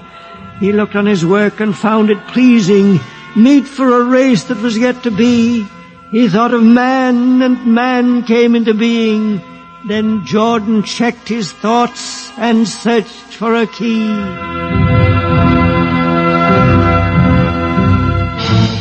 Man untamed would shame his maker. Man unruled would spoil the plan. So Jordan made the regulations, and order came to the works of man. A crew he created to work at their stations, scientists to guide the plan. Over them all he created captain, made him judge of the race of man. Thus it was in the golden age. These are the true words? As my father's father taught them. But what of the strange beast-like people on the upper levels of the ship? Surely Jordan did not create them. Jordan is perfect. All below him lack perfection. You have heard of the legend of Huff? I have heard that he mutinied against Jordan. Darkness swallowed the ways of virtue. Sin prevailed upon the ship. And before wisdom prevailed in the bodies of Huff and his followers were fed into the converter, some of the rebels escaped and lived to father the mutants. They are tainted with the sins of their fathers. Witness, one more question. Speak. What is the ship? The ship is a great sphere, 25 kilometers wide and 100 levels deep. I know that, but the upper levels. Regulations forbid us to venture into the upper levels. But it is said that beyond the levels of the mutants lies the forbidden place where Jordan's spirit prevails. So I've heard, yet something troubles me. Something which prompted my coming here. Yes, my son. What lies beyond the ship? What? What lies beyond the ship? This is heresy. Answer me. I will not permit such talk. The ship is complete. The ship is universal. The ship is everywhere. The ship is endless. Your mutterings are those of a frightened old man. They answer nothing. You question the word? I think you lie. Hear me, Mr. Hoyland. For what you have already said, I can have your body fed into the converter. Your soul launched on the endless trip. You threaten me. You, for Jordan's sake. Do you think I fear this dried fig of a man? You! Sir, my friend is impetuous. He does not understand. I might be persuaded to forget a substantial gift. Why, you pig! You! Alan, come on. The sight of this so-called holy man offends me. No, you shall not leave. Don't try to frighten me with that gun, old man. Remain where you are, heretic. I warn you, put down that gun. No, closer. Drop it. Very well, then. Death to the heretic. Alan, get him. Alan. He's not breathing. Is he dead? I don't know. Come on, Hugh. We've got to get out of here. Right. Nowhere. We can't go back. They'd feed us into the converter before we could even... What's that? An alarm. That old woman must have turned it in. Come on, Alan. The patrol will be here in no time. Where can we go? Yes, where? The upper levels. No, the mutants. We'll have to take our chances. Come on, Alan. Let's go. Listen, that's the patrol. Come on, we've got to climb. There's a hatchway down the corridor. Right, quickly! Oh, early fire! Alan, up ladder! Up! Come on, Alan, come on!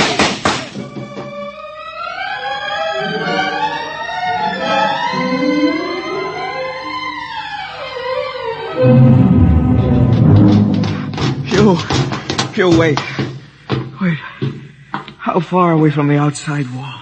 Judging by the slope of the deck, about 2 miles. Alan, let's try this passageway here.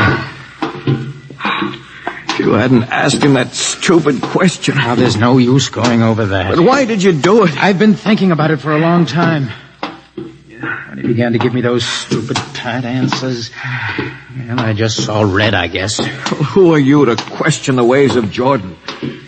When you asked me to go with you to visit the witness, I thought you wanted spiritual help. I never dreamed. I'm sorry, Alan. I'm sorry. I couldn't foresee this. Wait a minute. What? I saw something move. Near that bulkhead. I don't see anything. Maybe my eyes are going bad. Listen! You behind us! Alan, look out!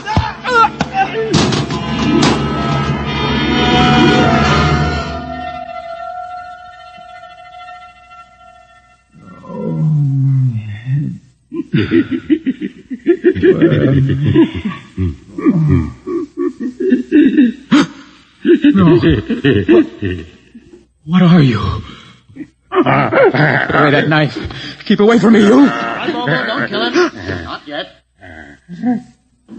Who are you? You must forgive my friend Bobo. Like so many of my people, he's rather impetuous when members of the so-called super race are concerned. Who are you? What place is this? As you can guess, from my leg. I'm a mutant. Mutant? Where is Alan? Your friend is dead. Dead? I was not able to restrain my people in time to save him. Why don't you destroy me and get it over with? We do not kill for pleasure, Mr. Hoyland. Only when necessary. You know my name? I read your identification tag. Who are you? Mutants can't read. My name is Gregory. Gregory? I'm a leader of my people. You see, although we are unfortunate in our heredity, Mr. Hoyland, many of us are quite intelligent. And why do you live like animals? We'd rather live like free animals than like regimented slaves, as you do. I've heard you practice cannibalism. Undoubtedly, you hear many things about us. You turn your head. Why? That monster. I've never seen a creature like him. Bobo is an unfortunate. He was born without the power of speech. How can you tolerate such a monstrosity? We've learned to live with difference. If we began to destroy our imperfects as you do on the lower levels, there would soon be no one left. It violates the regulations. The word of Jordan states Mr. Hoyland, specifically your people are really quite primitive and barbaric. You dare say that to me? I dare say a good deal more. Let us go to my compartment and speak further. I'm always interested in information of the lower levels. I'll give you no information. Bobo. No. Mr. Hoyland in my cabin, please. No. I would advise you to go quietly, Mr. Hoyland. Bobo has a hatred of superior beings, which is unfortunate, but quite understandable. Proceed.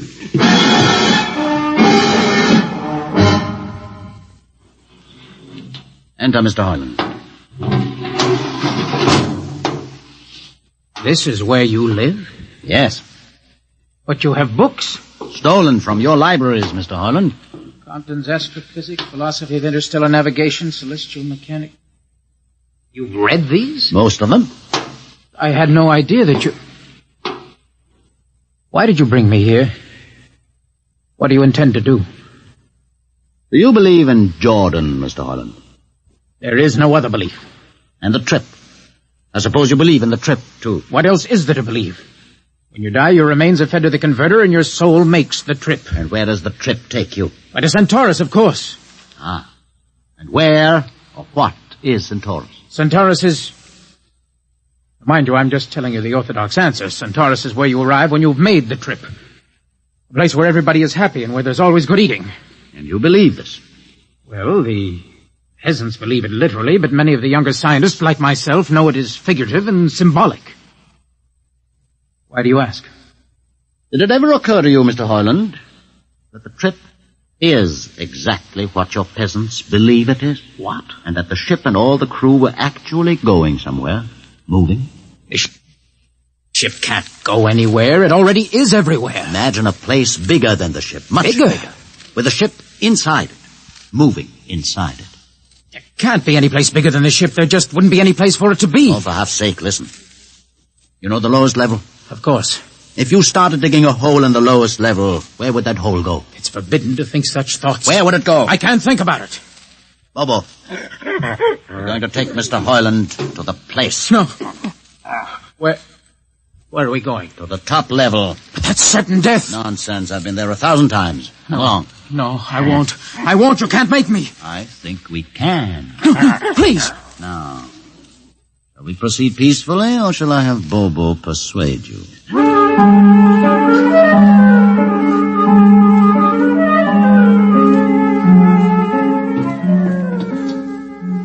Open the door, Bobo. Inside. No. What place is this? This, Mr. Hoyland, is the main control room. Why, Mr. Hoyland, you're trembling. It isn't true. No, there's no such place except in mythology. Ah, you younger men are so wise, Mr. Hoyland, except for one thing. This happens to be the main control room of the ship. Main control? But it's just a huge room with an instrument panel. And what did you expect? How do you know this is the main control room? See these instruments? Using them, the navigator many hundreds of years ago actually steered the ship on its voyage. I don't understand. I didn't suppose you would. Sit down. Very well. Look up. What do you see? A huge shield. Watch it for one moment, Mr. Hoyland. You're going to see something that few of us have ever been privileged to witness. What are you doing? I'm dimming the lights. Don't be frightened. Keep your eyes focused on the shield above us. Ready? Watch. It's sliding back. Ghost of Jordan. Well? What am I seeing? The universe, Mr. Hoyland. The universe in all its beauty. The stars, the planets, the suns and moons and constellations. No, it can't be. The ship is the universe. There is nothing but the ship. Ah, but there it is. You see it before your eyes, spread out like a canopy of glory. Do you still deny it? Answer me, Mr. Hoyland. Do you deny it? No, I can't deny it. They've lied. They lied to all of us. Good. I have showed this to others of your people whom we captured, and though they saw it before their very eyes, they would not believe it. Please tell me all about it. Tell me the truth about the ship and about the universe. What are these things? How did this come about? Many thousands of years ago, on a planet like those you have just seen, a planet called Earth, a scientist named Jordan decided to build a ship that would carry men from one planet to another. For many years, Jordan and thousands of others studied and planned. And when they were finished, they built the ship. A ship so large that it had to be assembled in its own orbit beyond the place called the moon. 60 years it took them to construct. And when it was finished, a whole new science had been conceived. Then the trip was begun. The trip that was to land a colony of Earthmen on a far-off planet called Centaurus, millions of light years beyond the furthest planet ever reached before. How do you know these things? Among my books are the log, which Jordan himself kept, and the records of the journey for the first 40 years. What happened? There was a mutiny. A man named Huth led a rebellion of those who wanted to turn back. In the struggle, the navigators were killed. The crew fell into a state of anarchy.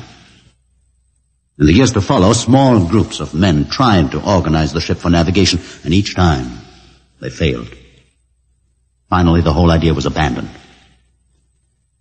And so, for centuries, we have swung in space, unmanned, undirected, living in a lost world of our own making, without purpose, without direction. Why have you told me this? Can't you guess? You want to finish the trip. Yes, but I can't. You can't? Look at me, Mr. Hoyland. You see, a mutant, a man with a twisted leg. My people are outcasts, condemned to death if we so much as set foot in the lower levels of the ship. The main drive is in the lower levels where my people are forbidden to go. No. It would mean that both our people would have to work together. Our differences encouraged rather than denied. All right. I'll see the captain himself. I have an uncle on the central board. I'll tell him what I've seen here. And do you think he'll believe you? Send one of your people with me. That's asking a good deal. I'm risking a good deal by going back. Very well.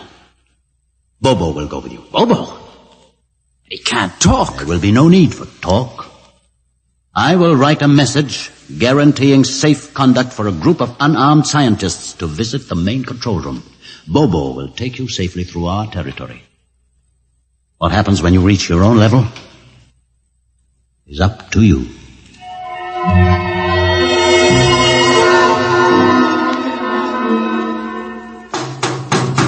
One moment. Yes, what? You? Quick, Uncle, let us in. Hey, but this mutant... He's harmless, please, Uncle, please. Now, what is this? You're wanted for... I know all about that. Uncle, listen. I must see the captain. The captain? Are you mad? Uncle, you're a council member. You can get me to see him. He'll kill you. You're wanted for heresy. I don't care. I must speak with the captain. Now, Uncle, you're close to him. You can arrange it. I don't understand. Listen to me. The ship is moving. I can prove it. Do you understand? There is a purpose in the ship. I don't understand what you're babbling about. Now, never mind. Just talk to the captain. Tell him I have information of tremendous importance. Tell him I've arranged a truce with the mutants. Truce? Here. Show him this paper. Signed by their leader. Do it, Uncle, for my sake. I don't know what... Uncle, please, if I'm to die, let this be my last request to you. Very well. I'll speak to the captain.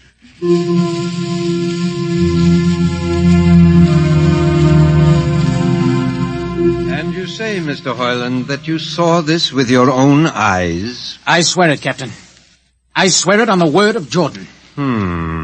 Let me see the paper again. Commander Erst, what do you think? I don't know, sir. It might be a trick. I guarantee you safe conduct. If these things are as Mr. Hoyland reports them, It would pay to risk a few lives. The man is a convicted heretic. Still, we must not discount his word. He has a safe conduct, and the mutant risked its life coming with him. I think we might investigate. Captain, you mean you will do it? I will have an expedition outfitted. Dismissed, Mr. Hoyland. Thank you, sir.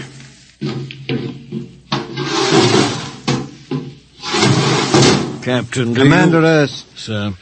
You will make the necessary arrangements for an expedition. And I trust you understand. Perfectly, sir. Perfectly.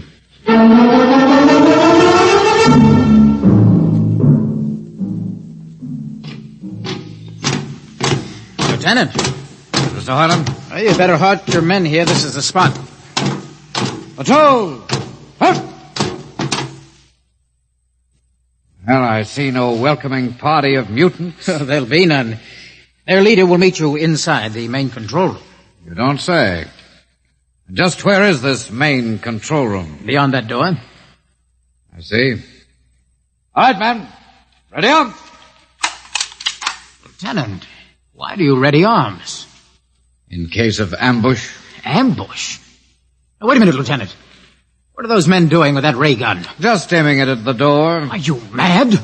No, Mr. Hoyland, but most certainly you are to think that we could be lured up here to be slaughtered with a fantastic story about some mythical control room. Guns ready, sir. Lieutenant, I warn you, these people have acted in good faith. You can't break that faith. Oh, mutant! Come out! For Jordan's sake, Hold Lieutenant. It. A little too quiet for comfort. Mutant! Open the door! Please, Jordan. Don't let anything happen. Don't let... All right, it's opening. Ready, men? Someone's coming out. Steady. Gregory, stay back! You fools! You've killed him! Here come the rest of them. Fire! Fire!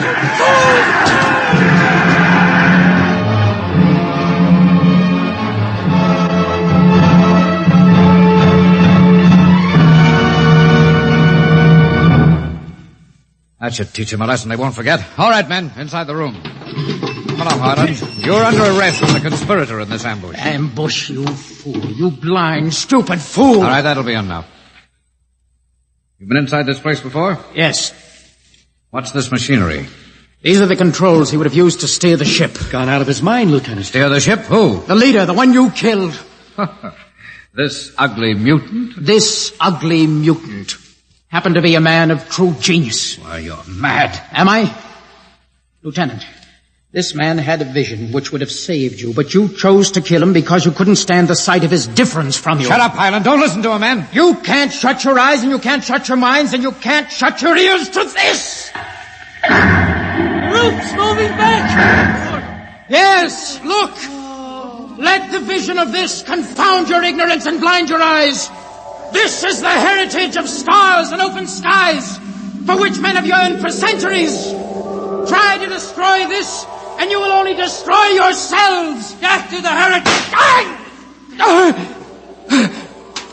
But I say to you that you can't keep this from our people. They will seek it out. The ship will be manned, and the ship will be steered, and there will be freedom, purpose, and respect for ourselves. This is your heritage. Look upon the universe. Kill him.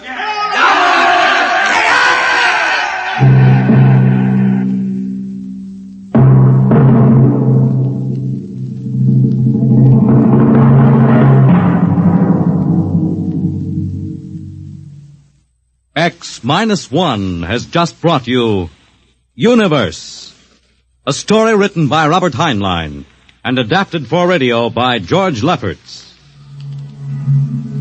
Heard in the cast were Donald Buca as Hugh, Peter Capell as Gregory, Bill Griffiths as Alan, Abby Lewis as the woman, Edgar Staley as the witness, Jason Johnson as the uncle, John Seymour as the captain, and Ian Martin as the lieutenant. Your announcer is Fred Collins. X-1 is directed by Fred Way and is a transcribed NBC Radio Network production.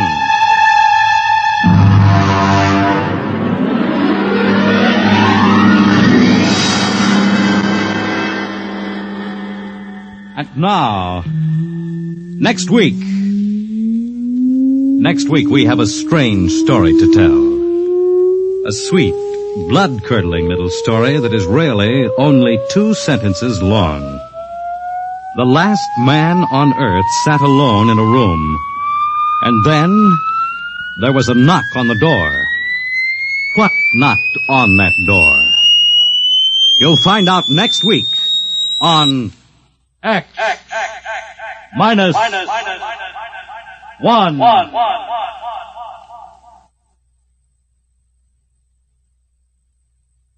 When you buy United States savings bonds, you help to build your own future security. Here's an opportunity to save systematically for long-range personal objectives. So invest in United States savings bonds.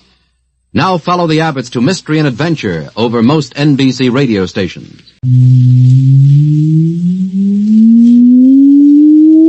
Countdown for blastoff. X minus 5, minus 4, minus 3, minus 2, X minus 1. Fire!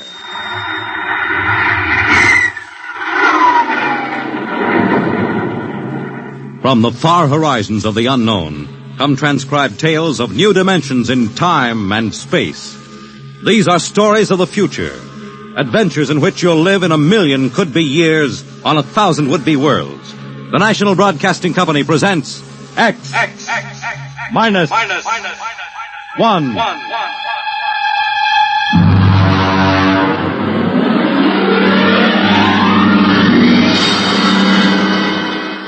Tonight, the science fiction classic, Knock, by Frederick Brown.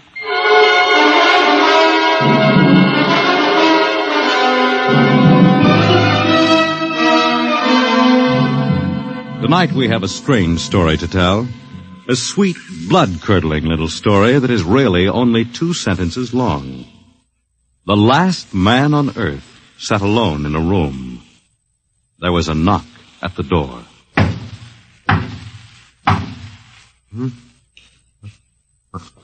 What's that?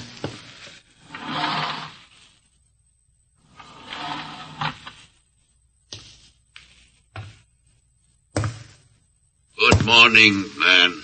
What? Who are you? You have regained consciousness.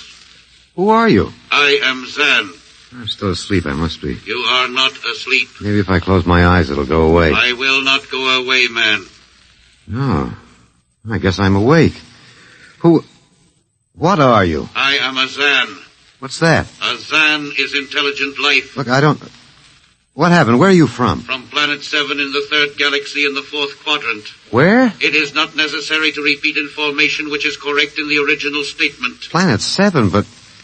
You mean I'm not on Earth? You are still on your planet. Then what are you doing here? The Zans have annexed your world. You mean you've conquered Earth? Yes, that is correct.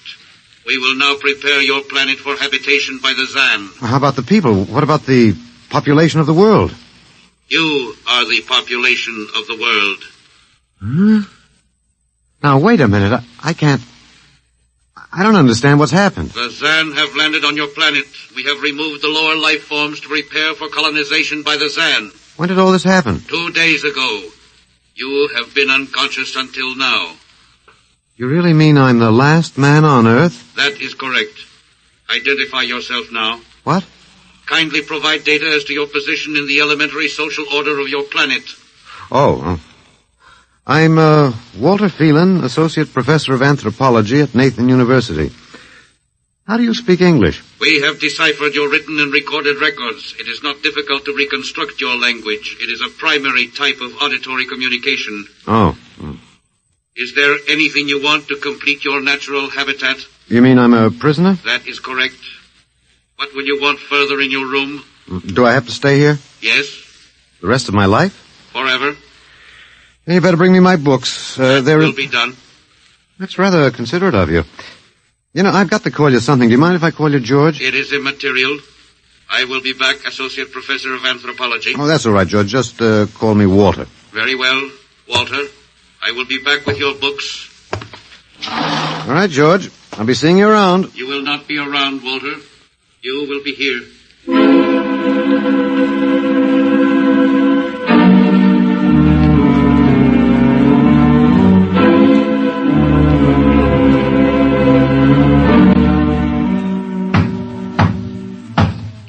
Come in.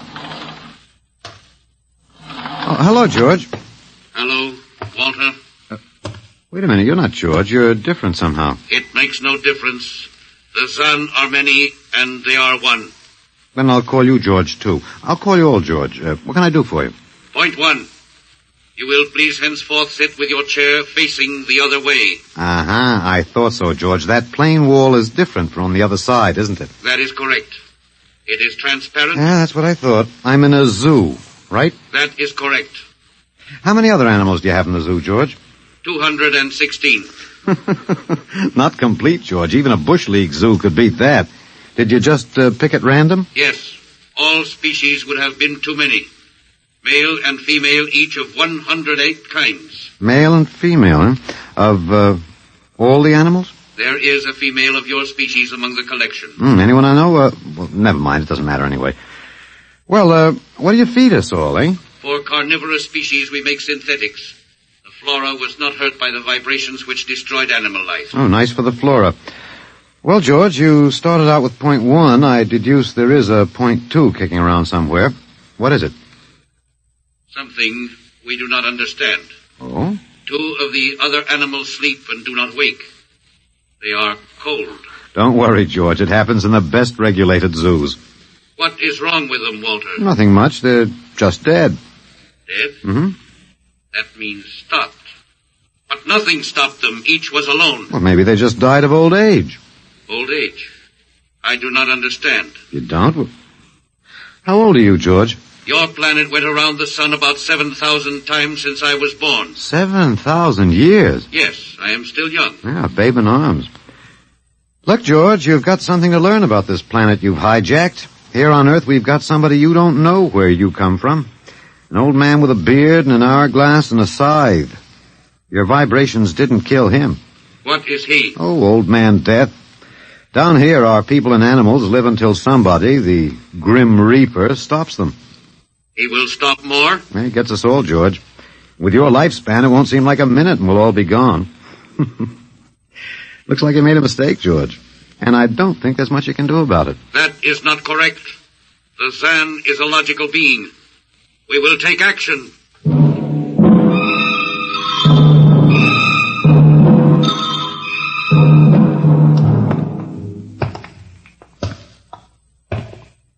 Well, George, where are you taking me? We will be there shortly. We will bring your books and your chair. You mean my lease is up? I do not understand. It's moving day? That is correct. We are here now. You will live here now, Walter. It is a larger room. Well, be it ever so humble, there's no place like home. Go inside. Oh, be careful with those books, George. Don't lose my... Oh, excuse me. Who are you? What are you doing here?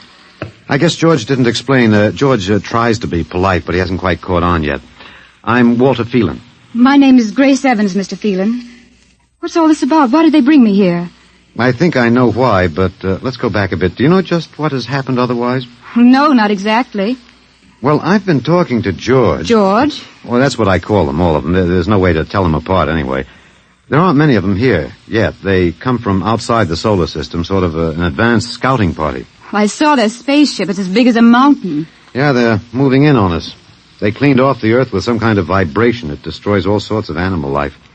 I don't know whether they did it all at once or if they had to circle the Earth a few times, but they killed everybody. No.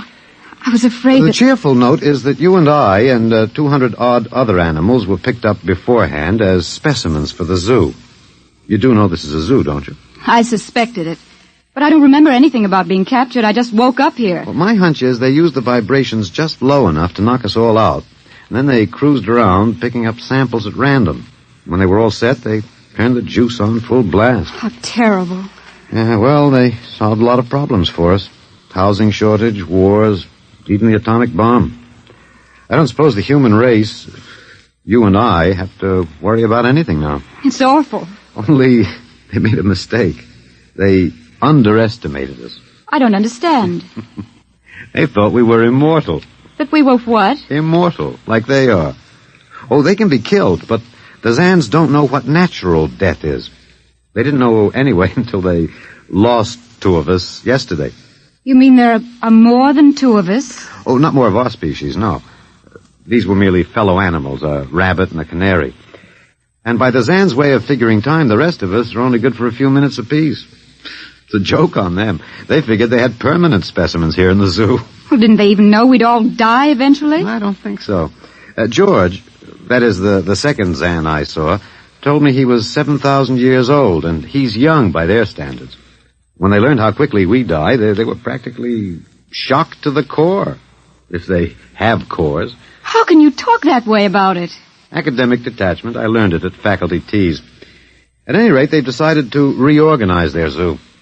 2 by 2. What, are they going to keep us locked up together in this one little room? Yeah, I'm afraid so. There's plenty of furniture, though, and George promised to bring me my chair. We've got to do something. Why? Well, I don't know. It just seems to me we owe it to the human race to do something. Oh, well, perhaps you have a suggestion? There must be some way. They can be killed, you said. Oh, yes, I've been studying them. They look horribly different, but I think they have about the same metabolic and digestive system as we. I think that anything that would kill one of us would kill one of them. But you said 7,000 years. I think I figured it out. Now, George cut his, I suppose you'd call it his hand, when he brought in my books. Started to bleed, red blood. But I could see the cut closing as he stood there. By the time he left, it was healed. I don't understand. Well, you see, whatever factor there is in man that makes him grow old is missing in the Zan. Their regenerative powers must be unlimited. They just don't wear out. They go on and on until they're stopped. Suppose we killed one. There must be some way. Oh, what would be the use? They wouldn't even punish us. They'd just give us our food through a trapdoor and put up a sign saying, "Beware of the man. Dangerous." I don't think they'll even have to bother in your case. I don't see anything funny. I'm sorry. It just reminds me of Martha. Martha? My wife. She died 2 years ago. I'm sorry. Well, not at all. It was a pleasure. That'll be George with my books. Come in. Hello, George. Hello, Walter. Point 1, I have brought your books. Point 1, eh? What else is on your mind? Another creature sleeps and will not wake. Oh? A small feathered one called a duck. Well, it happens, George. I warned you. Old Man Death, the Grim Reaper. I told you about him. Walter, the Council of Zan has met. It has been decided logically that A, no life form can withstand the full strength vibrations with which we cleared your planet. Therefore, the Grim Reaper you spoke of does not exist. Pretty neat, George. What's B? B, the only intelligent life to escape the vibrations is you. Therefore, the logical conclusion is you are stopping these animals by some means unknown to us. George, you are off your trolley. You will tell me now how this is done. You've got me. Yes, we have. It is necessary to save the remaining specimens as long as possible. If we do not get the information, we may be forced to dispense with your species entirely. This means you, Walter, and the female. Now, hold on, George. Don't go off half-cocked. Let me take a look at these animals that won't wake up. I will take you there now. Go first, Walter. After you, my dear George.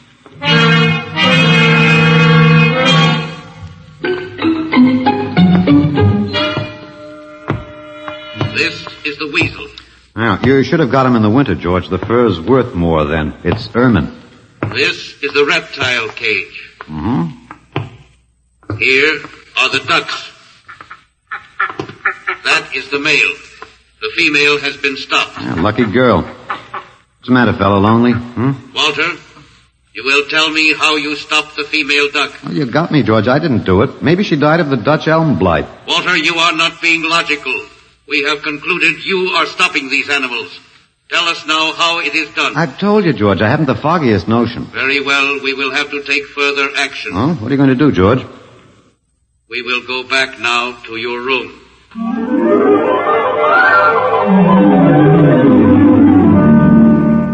What happened, Mr. Phelan? You might call me Walter. After all, George does. And we have more in common. Please, what happened? Oh, just a duck, a dead duck. George thinks I killed her by remote control. He wants me to tell him how. Did you? Look, I'm just an ordinary anthropologist. There's no telling what those animals died of. Just natural causes. But George can't see it that way. He thinks I'm holding out on him. Good. What? At least we can get back at them some way. At least we can do something to them. Well, why? After all, George isn't a bad fellow. If you like an ant mentality. How can you say that? Well, they murdered the human race. I suppose so, but we can't change that now, so why think about it? We just can't sit here and do nothing. I fail to see how we can do anything else. But at least we could be fighting. I can't see the virtue in that. I was more or less content with my books, and we've got George to talk to. Of all the men in the world they had to pick, don't you want to fight back? Don't you want to keep on fighting to the end? It hadn't occurred to me. But we've got to, Walter. Why? Well, I can't really explain it, but, Walter, if there was any good in man, it was that he kept on struggling against nature and, in the end, even against himself.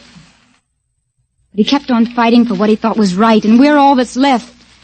Walter, we just can't end by giving up. We've got to keep on fighting. You know, you do remind me of Martha. There isn't much left for us.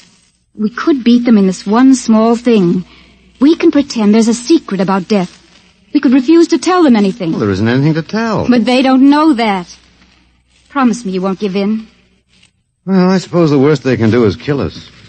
All right, Miss Evans. Hello, George. Hello, Walter. Now you will tell us how these animals are stopped. George, this may come as a shock to you, but I've decided not to tell you. Why? Oh, a romantic attachment to lost causes. My grandfather was a Confederate officer. Walter, you are not being logical. Neither was my grandfather. He charged a Yankee battery with 1 round of ammunition and a corncob pipe. You are not logical, but that is expected in lower life forms. You will come with me now, Walter. Where are you taking him? To the 2nd level. Go now, Walter. You won't tell them. I can't guarantee anything, but as of now, I don't intend to. We've got to fight, Walter. Remember that. We've got to go out fighting. Yes. Yes, I think you're right. Go now, Walter. Goodbye. It's been a pleasure, Miss Evans. I am waiting. Go now, Walter. After you, my dear George.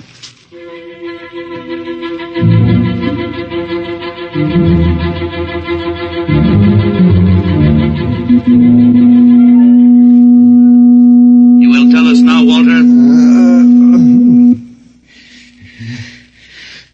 That was the 1st level of vibration. There are many more. However, we have calculated that none of them exceed your threshold of unconsciousness. Oh, very clever, George. Of course. You will tell us now, how do you stop these animals? You will tell us now? As of now, no. However, I'm not very brave, if that encourages you, George. You are not being logical, Walter. You're telling me. We will now use vibration level 2.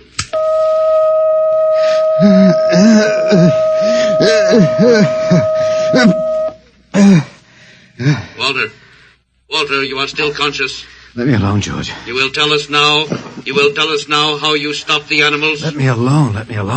We have had vibration levels 1 and 2. There are still 15 more before your threshold of unconsciousness. No, let me alone. Walter, listen to me. Another creature sleeps and will not wake. We must know now. It's tough. You better start vibrating again, George. No. What? It would not be logical. We have calculated that no further level of vibration will overcome your irrational psychological block. We conclude you will not tell. Let me go? That is correct.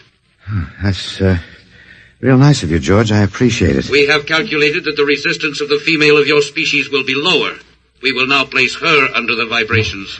No, George, you can't do that. Now, listen, George. George, there is no secret. Can you understand that? There is no secret. Those animals died from natural causes. I'm telling you the truth. That is not a logical answer. We will get the woman. I've told you the truth. Can't you understand? We must know now. The female animal cage next to the duck has been stopped. We must preserve the survivor. The animal next to the duck? We will bring the woman here. She will tell us after the vibration. No. Listen, George. You want the truth? You want to know how to save the mates of the animals that have been stopped?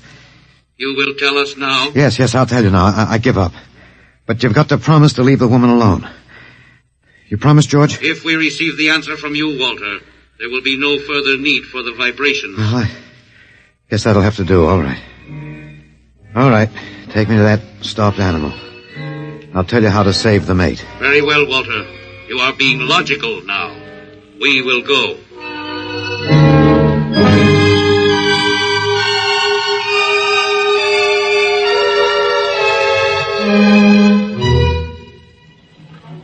Walter, are you all right? Just let me catch my breath a minute. What did they do? What happened? After a while, I told them what they wanted to know. Oh, no. as George pointed out, it seemed to be the logical thing at the time. But you promised. I know. It was our last chance to beat them on even one little thing. Perhaps. You mind if I sit down? You gave up. I suppose you could call it that.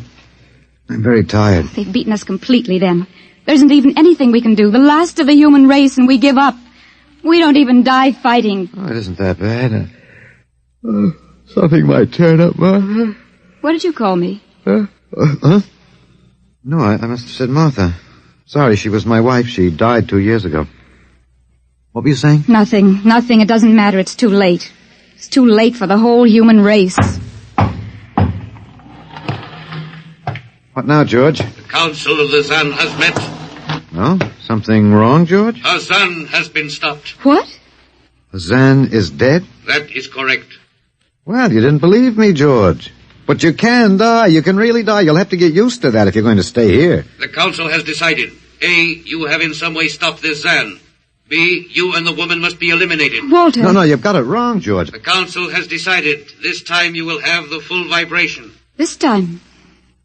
Walter, what did they do to you? Oh, they have a rather effective third degree. They tortured you, Walter? Yes. And I thought... Oh, Walter, it was all my fault. I wouldn't even have tried without you. I suppose we have a last chance now to end with some dignity. I think you're a very brave man, Walter. No, not very. There isn't much else to do. Do we go now, George? Now, Walter. Wait. What's that?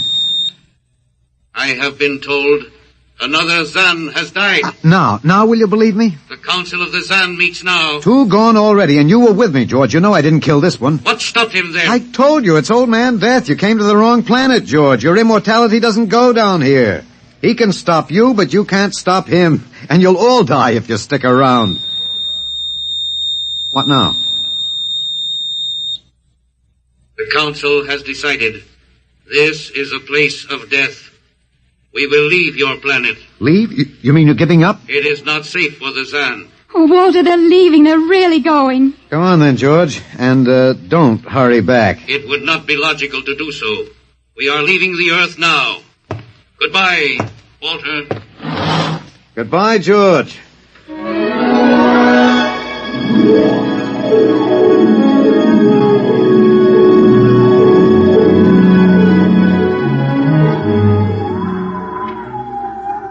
Well, they're all aboard now. So wonderful to feel the sun and the wind again.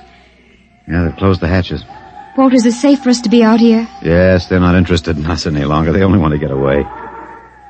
And I want to see this, Grace. The Zan leaving Earth forever. They're blasting off. There they go. Yes, it's all over now. Well, I suppose we might as well go back in. I still don't understand. Walter, what made them go? I just told them the facts of life. Of death, you mean? No, of life. After all, I thought George was old enough to know. At 7,000 years, he was going to be a pretty big boy. I wish you'd stop joking and tell me what happened. Look out for the step. Well, you remember when the first animals died? The rabbit and the duck? Yeah, and their mates just started to pine and waste away? Yes. Well, that worried the Zan. They wanted to keep the last specimens alive if they could. So finally, I broke down and told them about affection. Affection? Yes. And then I introduced Donald. Donald? Who's that? Here we are. Grace, meet Donald. Oh, Walter, please. What does affection have to do with it? That's what the Zan wanted to know. I told him it was love that made the world go round. That having lost his mate, Donald would die immediately unless he had affection and constant petting. Petting? I even showed him how. Here, fella, come on. Come here.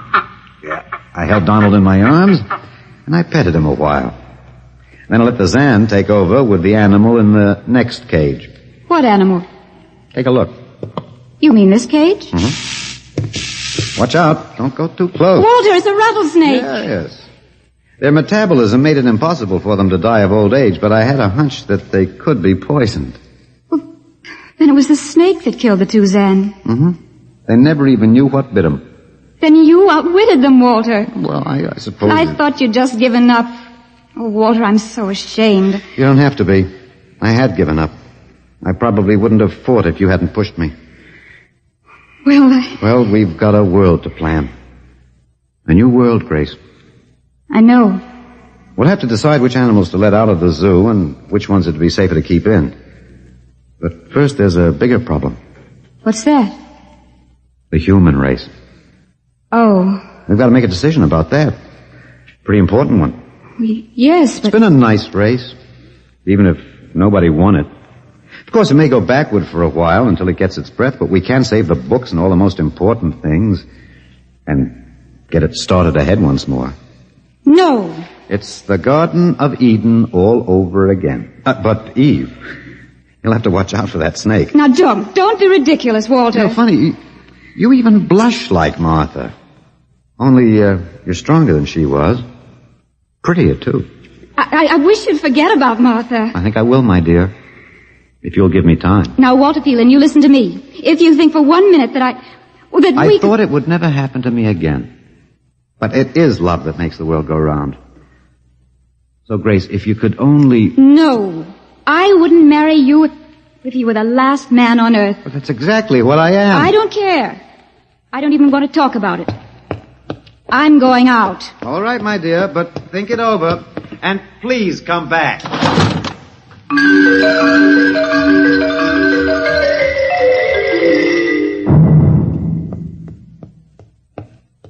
You see, I told you. It wasn't really so horrible, our story. Remember how it goes? The last man on earth sat alone in a room. And then there was a knock on the door. Come in. Come in, Grace, my dear.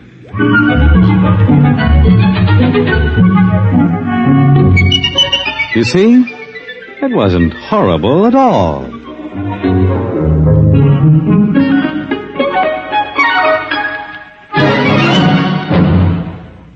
In just a moment, a word about next week's adventure. Tonight, by transcription, X-1 has brought you Knock by Frederick Brown, adapted for radio by Ernest Kinoy. Featured in the cast were Alex Scourby as Walter, Laurie March as Grace, and Louis Van Rooten as the Zan. X-1 was directed by Fred Way and is an NBC Radio Network production.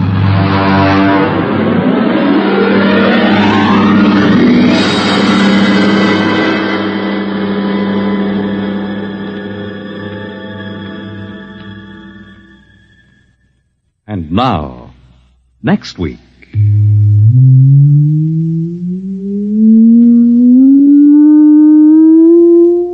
A strange and chilling story from the Bureau of Missing Persons. The story of what occurred when they accidentally intercepted a short-wave message, a cry for help from a missing atomic scientist who told them the fantastic story that he was now the man in the moon. How did it happen? You'll hear next week at X minus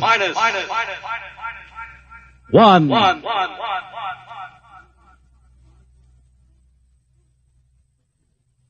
Join the Abbotts on another baffling mystery tonight over most NBC radio stations.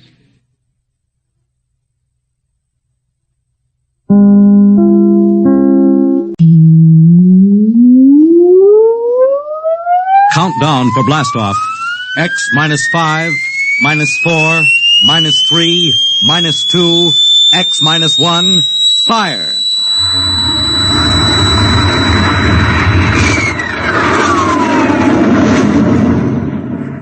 From the far horizons of the unknown come tales of new dimensions in time and space. These are stories of the future, adventures in which you'll live in 1,000,000 could-be years on 1,000 would-be worlds. The National Broadcasting Company presents X minus 1.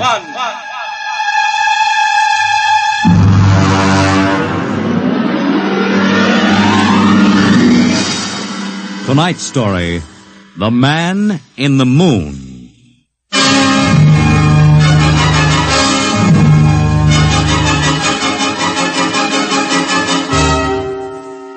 Attention, attention. This is the Federal Bureau of Missing Persons calling all local agencies. Attention, this is a coded report nationwide. Missing since 9 o'clock this morning the following persons: Smigley, Jonathan, 5 feet 8 inches tall, brown hair, brown eyes, mastoid scar behind right ear, last seen wearing blue top coat and tan cap, wanted by Los Angeles. Hello, get off this wavelength. This is a restricted band. Hello, Earth. Whoever you are, you're on a coded wavelength. Tune out. This frequency is reserved for the Federal Bureau of Missing Persons. Hello, Earth. This is the moon calling Earth. Hello, Earth. This guy's loony. This is Jake in transmission. Jake, this is Charlie of the code room. Some crackpot is on our frequency. Yeah, I heard him, Charlie. I've got CQ trying to trace a source now. We should have a triangulation any second. Well, hurry it up, will you? Some ham is in for a good stiff fine by the FCC. Yeah, they ought to take his license away. Oh, here comes Lenny with the directional fix. Right. Thanks, Lenny. Hey, what's this? This is impossible. What's going on down there? How about it? Get that ham out of my kilocycles. Oh, listen, Charlie, unless this is a gag, that interference is being beamed from 240,000 miles away. Oh, now, Jake, you know there ain't no such thing as 240,000 miles away. Yes, there is, Charlie, straight up. Oh, now, wait a minute. Charlie, that signal is coming from the moon. Are you nuts? Oh, somebody might be bouncing it like a radar signal. Radar on this frequency? Where'd you study basic radio? Now, listen, Flathead, you asked for a fix. I gave the best fix our instruments can find. Take it or leave it. Somebody on the moon is calling the Bureau of Missing Persons.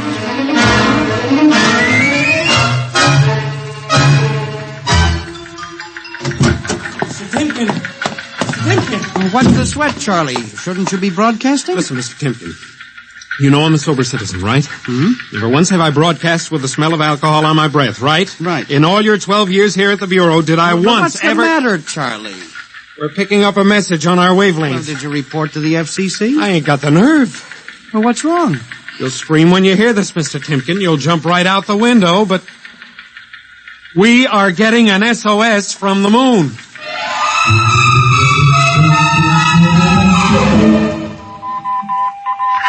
Well, that's it. He started on voice and switched to Morse. The way the signal repeats sounds like a phonograph record or automatic sender of some sort. Well, what's it say? Let's see here. Can you read me? Help, Otterburn. Will contact when moon is in phase. Let's have that again. Can you read me? Help, Otterburn. Will contact when moon is in phase. Otterburn. That sounds like a name, huh? Otterburn. Wait a minute. Something registered? Cornelius Otterburn. Holy jumping Jehoshaphat. Hey, where are you going? Talk to the chief. Hey, wait a minute.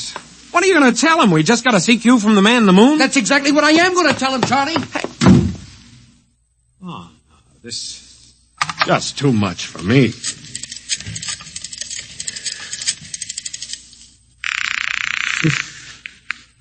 Washington Star-Ledger. Let me have O'Brien on city desk. A moment. O'Brien? Seamus, Yeah? Charlie Starbuck down at the Missing Persons Bureau. You want a hot one? No kidding. This'll cost you a beer, okay? All right, shoot, Noodle Brain. I'll stay on your wavelength for 30 seconds. Okay.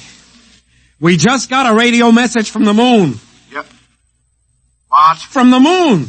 Call me back when you're sober. Okay, Seamus, if you don't know a story when you see one, I'll send you the name of a good psychiatrist. So long, Orson Welles. How do you like that? You don't believe me.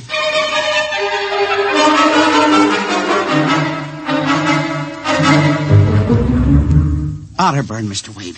Now, does that name ring a bell? You're the man with the photographic memory, Henry. What about Otterburn? Cornelius Otterburn, atomic physicist, reported missing from his home in Baltimore on June 5th, 1945. Just 5 years ago. Vanished completely. Are you trying to tell me you really think there's something to this man in the moon business?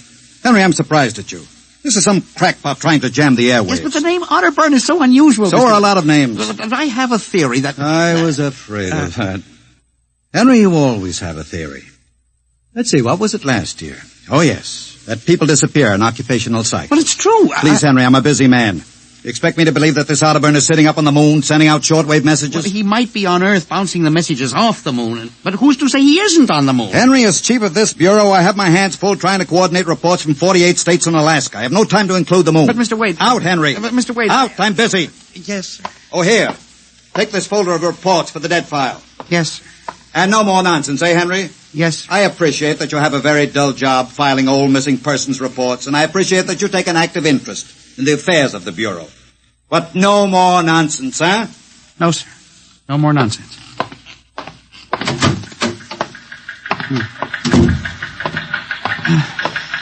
Pardon me. Hmm? You are Mr. Henry Timken. That's my name. Permit me, Jefferson Philo, scientific feature writer. Oh, how do you do? Oh, are you a newspaper man? Not exactly. I write as a hobby. Occasionally the papers give me leads on an assignment. If I may have a moment of your time. Oh, certainly. Just sit down at my desk over here. Thank you. My, that's quite a stack of papers. Filing. I'm the records custodian of the Bureau. 12 years and never misplaced a record. Magnificent. I admire the precise mind, Mr. Timken. Of course. Now, Mr. Timken, Mr. O'Brien, the editor of the Star Ledger, said I might drop by and investigate a rumor. Only a rumor, mind you, that a message from the, moon? Well, we aren't certain it's from the moon. It may be a bounce. They have bounced radar waves off the moon, you know. Yes, I know. I wrote the first newspaper article on it. Really? I'd be interested to read it. I must have a copy in my briefcase. Well, don't bother. Oh, but I insist. Oh, yes. There you are. I'll leave it on your desk. Oh, thank you very much. Now, about this message from the moon, Mr. Timken. Well, now, we don't know for sure, as I said. But I believe that this message, wherever it originates, is from Cornelius Otterburn. The physicist? Oh, do you know him? I once wrote an article on his contribution to nuclear mechanics. A brilliant man, Otterburn. Years ahead of his contemporaries. Well, whoever is sending those signals, if he isn't on the moon, is at least using the moon as a sounding board, bouncing the signal. But why, Mr. Timken? Why? Well, if you will come here tomorrow night at 8, Mr. Philo, we may learn the answer to that question. I've arranged with Charlie, our radio man, to let me use the equipment. May I consider this an invitation? You certainly may. Very well, sir. Until tomorrow night, then. Goodbye, Mr. Philo. Let's see now. Aiken, Abelard, Abramson, Rono, Atchett. Well, that's funny. Now, where did this list of names come from? Paul Ahrens, astromathematician. Robert Simons, electronic engineer. Carl Parker, mining specialist. Well, this must have got mixed up with the papers on my desk by accident. Peculiar list of names.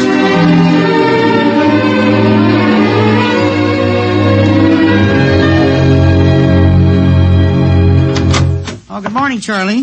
Oh, hi, Mr. Timken. See, we made the papers. Oh? And how?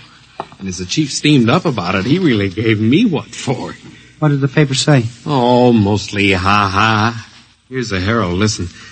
Man on the moon contacts Missing Persons Bureau. Missing atomic scientists sitting on the moon, say Bureau experts, etc., etc. What a panning. Well, no wonder Mr. Wade is hopping. Say, about tonight, Miss Timken, I don't know. Now, you you promised you'd give me a key to the radio room. Yeah, but I didn't expect it. I'll take full responsibility with Mr. Wade. Not the time for the morning broadcast. We got quite a list today. Well, mind if I listen a while? We may hear Otterburn. Well, I ain't self-conscious. Just stick around. Yes.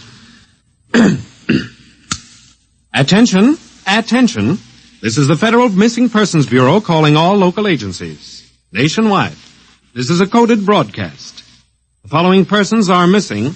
Ahrens, Dr. Paul, 5'5", brown hair, brown eyes, scar on left side of chin, thick glasses. Ahrens. Occupation, astromathematician. Missing since 6 o'clock this morning. Being sought by Bel Air police. Charlie. Repeat. Dr. Paul Charlie, Ahrens. shut it off a second. Hold it. A delay, 1 minute.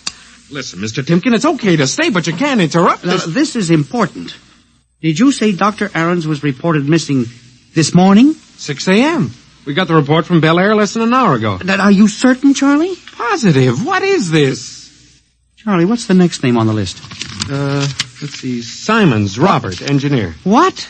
Came in less than 20 minutes ago. 20? Hey, what's the matter with you? You look like you've seen a ghost. It's nothing, Charlie, except that last night, quite by accident, someone left a list of names on my desk, and that list included the names of those 2 men who were reported missing within the last hour. What? Oh, that don't sound right to me. Well, it isn't right, Charlie. It leaves a big question to be answered. Who would make up a list of missing persons before they were missing, not after?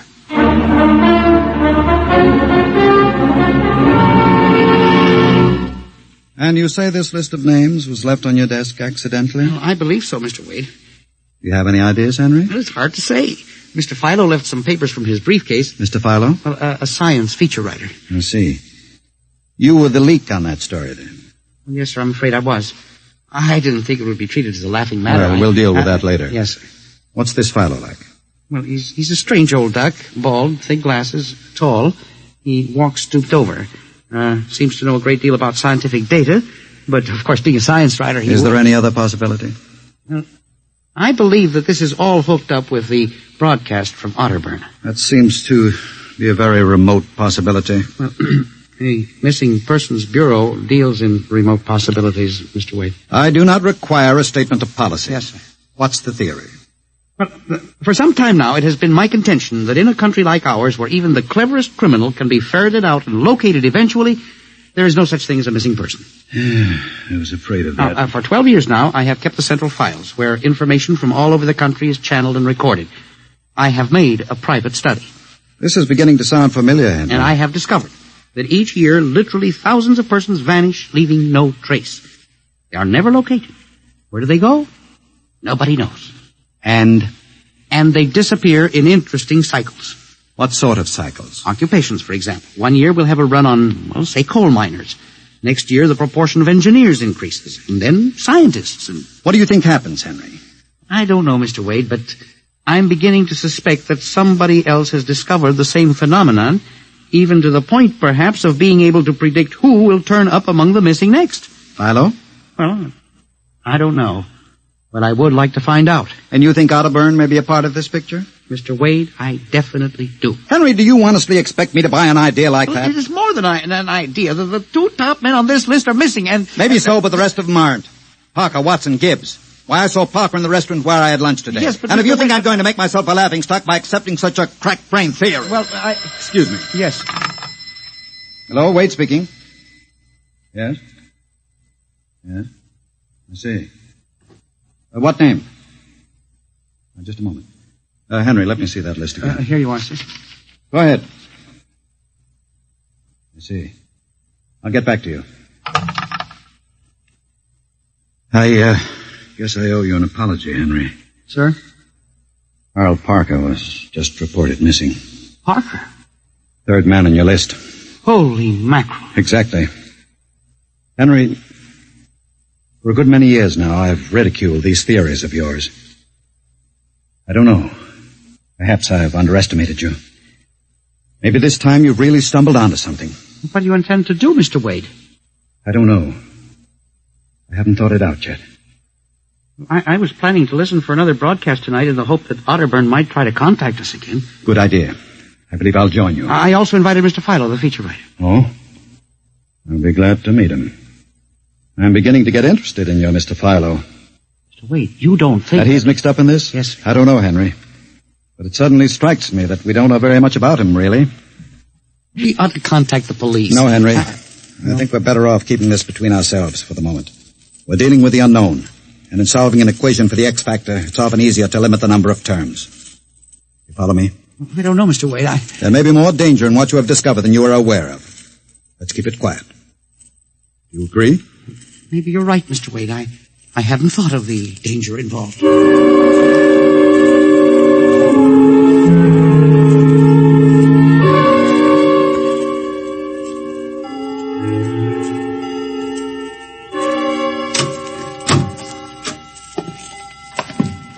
O'clock.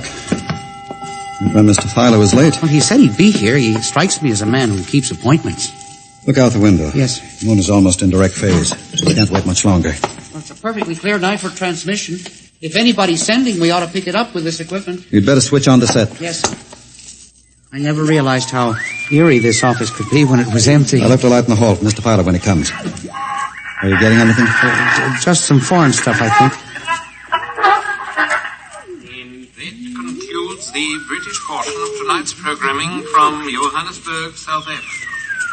We continue in April. That's a peculiar transmission sound. Earth. Now, that sounds like something. See if I can work the selector. The moon is in phase. Yes. Hello, Earth. Can you hear me? I'll try to return. Hello? Hello? Hello, Earth. Hello, do you hear me? Oh, I get you now. Thank God. Who are you? Can you hear me? Who are you? This is Professor Cornelius Otterburn. Hello? Go on, I hear you. Not much time. They're on to me. They've located my sending point. Do you hear me? Go ahead, keep talking. I've only enough oxygen for a few minutes more. Well, where are you? I'm on the Earth side of the moon. You get that? The Earth side of the moon. A volcanic crater. Good. Start that recorder, Mr. Wade. Go on. Explain, please. Explain, Now please. listen closely. There is an Earth colony on the moon. There is an Earth colony on the far side of the moon, made up of renegade scientists and criminals. Professor Ernst Halsman. He died in an insane asylum in 1938. Professor Ernst Halsman discovered nuclear rocket power in 1935. Turned his plans over to escaped inmates of the asylum. They took off and set up a colony on the far side of the moon in 1938. Go ahead, we're recording you. Each year, they recruit new colonists from Earth. Slave labor, mostly. I was kidnapped in 1945. Yes, I know. Keep talking. They wanted me to work on atomic drive for their flying disc. Hello? Still getting you. Go on. Last month, 6 others and I escaped. Speak louder. You got to stop them. Stop them. Stop who? The moon colony. Planning to take over the Earth invasion. Oh. Hang on. No oxygen. Hard to breathe. Listen. They have agents on Earth. You hear me? Agents on Earth? Where? Who? Hello? Hello? Agents in... Henry, look out. Someone at the window. Get down. Henry, are you all right? I think so. His shot smashed the transmitter. And the lights. Strike a match. Careful. It was close. I got a look at him. From the description, it was your Mr. Philo. We got a recording anyway, but not the most important part of the message. Poor Otterburn, suffocating to death. Henry, we've got to get you out of here. He said they have agents. Philo was probably one of them. He'll be looking for you now, trying to kill you. The police... You think the police would believe a fantastic story like this? People being kidnapped to the moon as slave labor? Moon colony planning an invasion of the Earth? But Henry, believe me, they'd clap us into straitjackets before we could finish. We've got to do something. We need time. Time to get through. You don't think my theory was bunk then? I know it wasn't, Henry. Right now, my only concern is for your safety. But we can't walk out of here. Philo's probably waiting. Listen. There's a service elevator that leads to the basement garage. Yeah? We can get down there. There are some delivery trucks parked there all night. We can probably get one started. The garage door's off the ramp, work from the inside. We'll start the mechanism and make a run for it. I don't know. I think if we call the police... By the time the police get here, we'll be dead. You think Philo will wait outside all night? Come on. That's an order. Okay. But what about the recording of Otterburn's notes? We'll leave that here in the safe in my office. They'll never get into that. Let's go. You buzz the elevator while I hide the recording.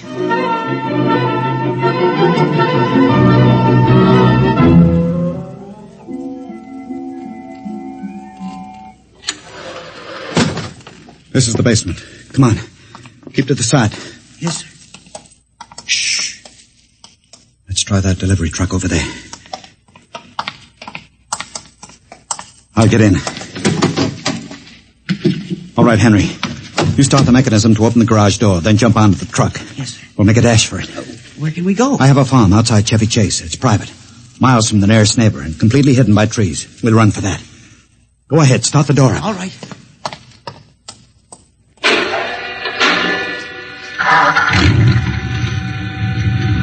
Quick, jump in. There we go, Henry. Cross your fingers.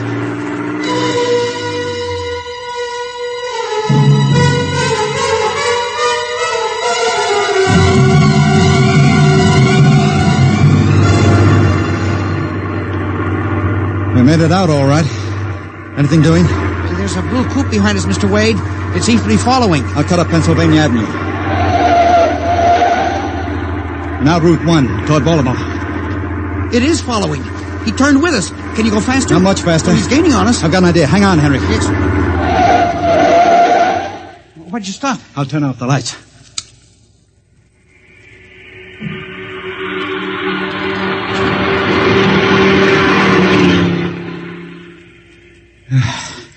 It worked. He shot right past us. Now we'll double back and go out another route.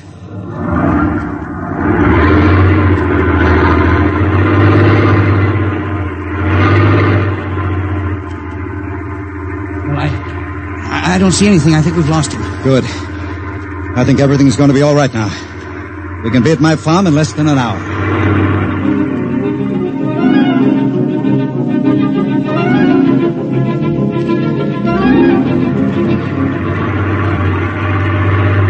Not much longer now. Is anyone behind us? I thought I saw the blue coupe again, but I was mistaken. Whew. This place is really out in the wilderness. We can stay here indefinitely till we figure out the next move. Just up this dirt road now. There's the house up ahead. You're not going toward it. No, I have a better idea. There's a big abandoned wheat silo on my grounds. It's down a hollow where it can't be seen except from the air. And even then, the oak trees shield it. We'll hide you out there. Now, we leave the truck here. It'll never be seen. Come on. Yes. How did you ever find this place, Mr. Wade? I've always liked seclusion. I bought it about 12 years ago. Come up here in the summertime to get away from it all. There's the silo. It's certainly well hidden. There's a small door around the side. Come on. Be careful of those bushes. Yes. It's hard to see them in the dark. Do you suppose Philo will find us? I assure you, Henry, Mr. Fowler will never find us here. Not in a million years. Here's the door.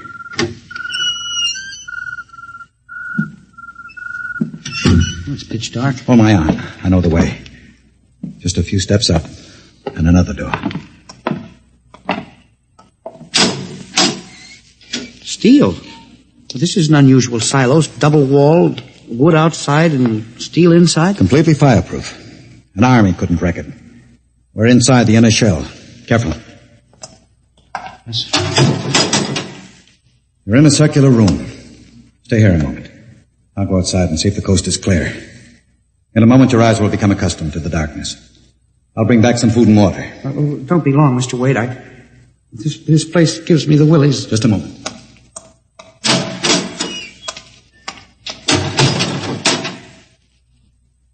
Mr. Wade. I swear I hear something. Mr. Wade. What's that? There is something. Good Lord. There's someone in here. It's locked. Oh, no. Mr. Wade. Mr. Wade, let me out. I'm not alone in here. Mr. Wade. This must be a light switch. Thank God. Oh, no. People. 10, 15, 20. Mr. Wade, help! Help! It will do you no good to shout, Henry. Mr. Wade, where are you? Outside. Speaking over the intercom. Mr. Wade, there are people in here. 15 or 20 of them. They're sitting like statues, just staring at me. They won't hurt you, Henry. What? They've all been drugged.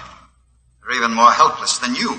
But who are they? Permit me to introduce them, Henry, since they're currently unable to introduce themselves.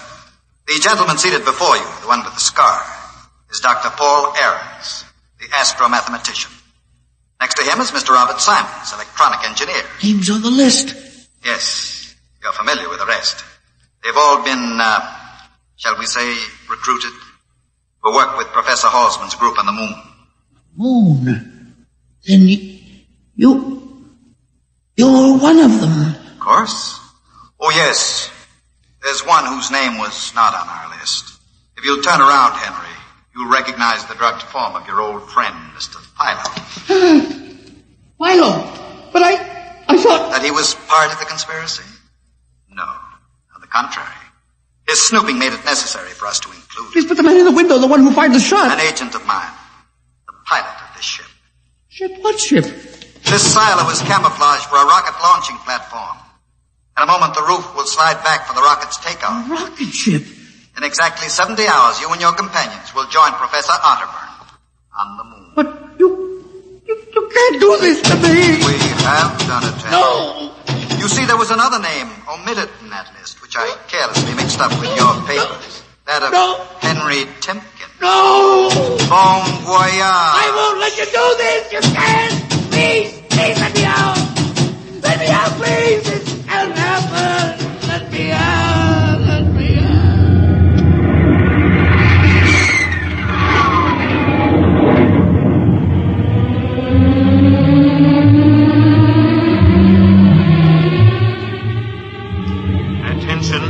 Attention. Missing since 8 o'clock last night, the following persons. Timken Henry, age 45, height 5 feet 8, 165 pounds, brown eyes, slightly balding. Occupation, records custodian. Repeat, Timken Henry, age 45, height 5 feet 8, 165 pounds.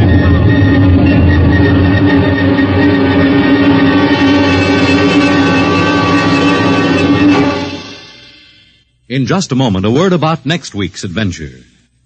Tonight, by transcription, X-1 has brought you The Man in the Moon, an original radio drama written by George Lefferts.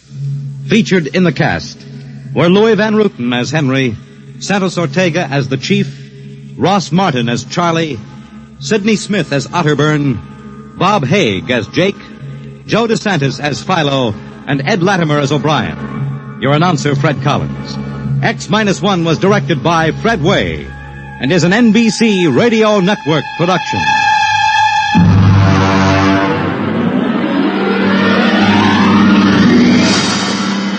And now, next week, the sign on the window said Parigi's Wonderful Dolls. A woman and a child waited outside. The little girl peering eagerly through the window, and the woman glancing impatiently at her wristwatch, as if expecting someone who was late for an appointment. And there was nothing about Parigi's doll shop to warn them that they were waiting to keep an appointment with Doom at X-1. This week we come to the 8th of our stories. And in the world of numerology, little attention is given to this number. For some reason, of all the numbers, 8 is the one to which little regard is paid. And in our 8th story, a husband pays little regard to his wife's nightmares. We all of us suffer the agony of nightmares from time to time, but we wake and the horror vanishes in the reality of day. There are some dreams, though, which are not like that. Dreams which return again and again. Dreams which have been there since childhood. Dreams which demand that attention be paid.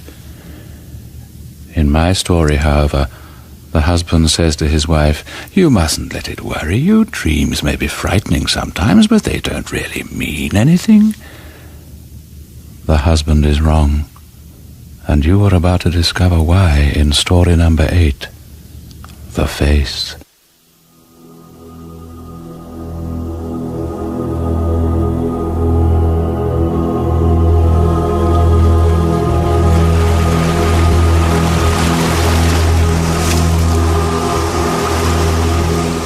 Penny for them. What did you say? I said a penny for your thoughts. You've been staring out of that window for at least 10 minutes. I might just as well be back in Hammersmith. I'm sorry. Are you all right? I'm fine. You're very pale. Is it the heat? It simply has no effect on me. Richard hates it. He says he can never understand how he came to fall in love with a salamander. There's nothing wrong between you. How do you mean? Wrong between you and Richard. Celia, just because I happen to stare out of the window for a few minutes doesn't mean my marriage is on the rocks. I have every reason in the world to be happy. But you're not. Who says I'm not? Oh, come off it. We've known each other for far too long for you to try and hide something from me. What is it? It's nothing. Leave it alone. Nothing that you want to talk about. Nothing worth talking about. Tell me. It's a dream, and Tell people who talk me. about... Oh, it's not worth talking about. You never know. Dream or nightmare? Both. Do you really want to hear it? Of course I do. Well, it's a dream I often used to have as a child. I haven't had it for years, but last night it came back again. There's nothing particular about the dream itself, but the way it used to be was that the night after I'd had that dream, there would be another one. A real nightmare. And I used to scream out loud in my sleep. It's 10 years since I last had that dream, and now the first dream, the warning dream, has come again. I'm dreading what's going to happen tonight. What happens? Can you remember? Every detail. But I'll tell you about the first dream so you'll understand. It's quite harmless, really. I'm walking on a sandy cliff covered with short down grass. I'm about 20 yards from the edge, and I can hear the sea below. There's a path which I follow which goes steadily upwards, and there are always stiles which I have to climb over.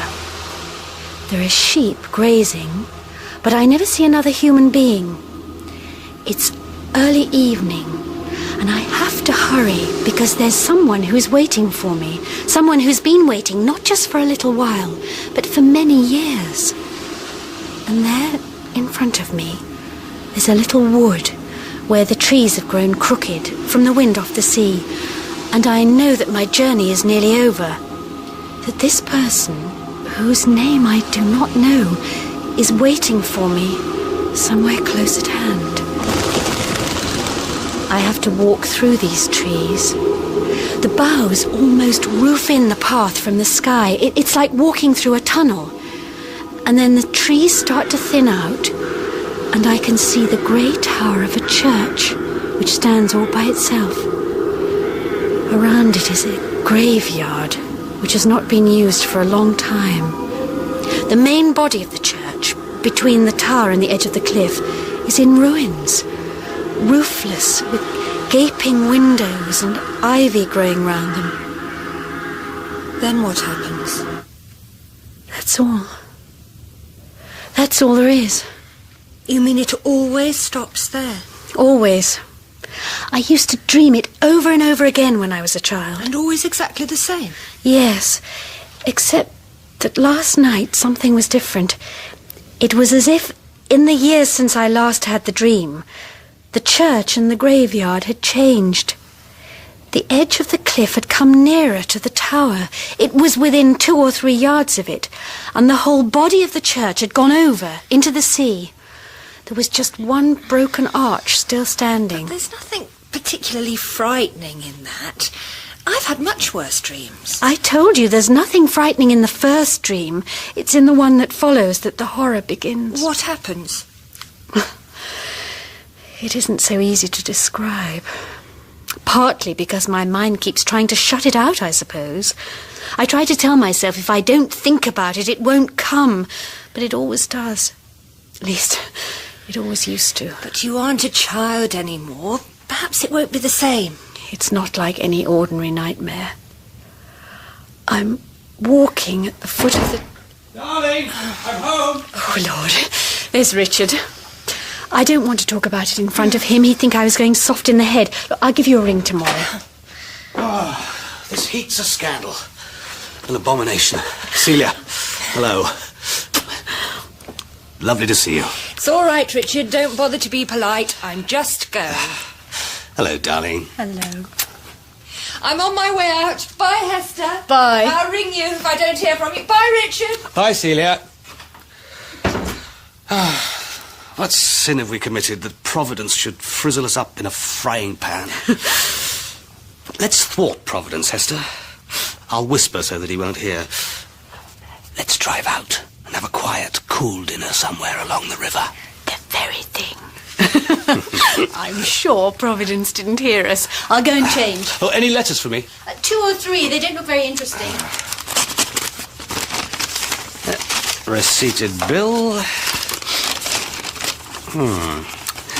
Circular begging letter. Dear Sir or Madam. Cheek. Asking me to subscribe to something without bothering to ascertain my sex. Private view. 17th century portraits at the Walton Gallery. Hester, do you want to go to a private view at the Walton? I've got meetings all day. Somebody said that there were some Van Dykes that had never seen the light of day. When is it? Friday. I might go with Celia. She rather cares for that kind of thing. Oh, I'll leave the card on the tray. That was a marvellous meal, darling, I must say. Sometimes you have the most wonderful ideas. Good food, good wine, and a fresh breeze off the river. It even feels cooler in here. Well, we'll keep the windows open. Oh, I'm going straight to bed. I'm too sleepy even to take my makeup off. I'll be with you soon. But there's a few things I've got to check in these accounts first. Before tomorrow. Must you? I won't be long.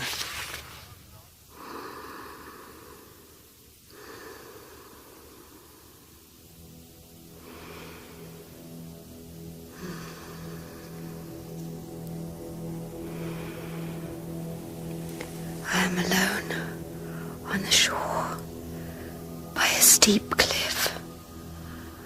And above me, I can see the tower of the church. The sea must have beaten and beaten away at the cliff until it brought the nave crashing down. Broken pieces of stone everywhere. Are they all that's left of the church? And here's a piece of gravestone. Who departed this? And there's a grave still there, up on the edge of the cliff. It's coming. It's going to show itself. Run! Run! I can't move. I can't move. Try not to look. Try not to look at what's in the cliff face. I can't move my eyes. Look away. Look at the sea. I can't. It is there. The face! The face staring at me out of the cliff! Don't look. The eyes are looking into mine. The lips are moving. I am coming for you now, Hester. I am coming for you, my bride. Hester, my darling, what is it? What's the matter? Wake up! Keep him away! Keep him away! What are you going on about? There's no one here. It was just a dream. It was a dream, just as it always was. Oh, I'm so frightened. He said he would come. Who said he would come? Dreams may frighten you sometimes, but they don't really mean anything. He can't harm you.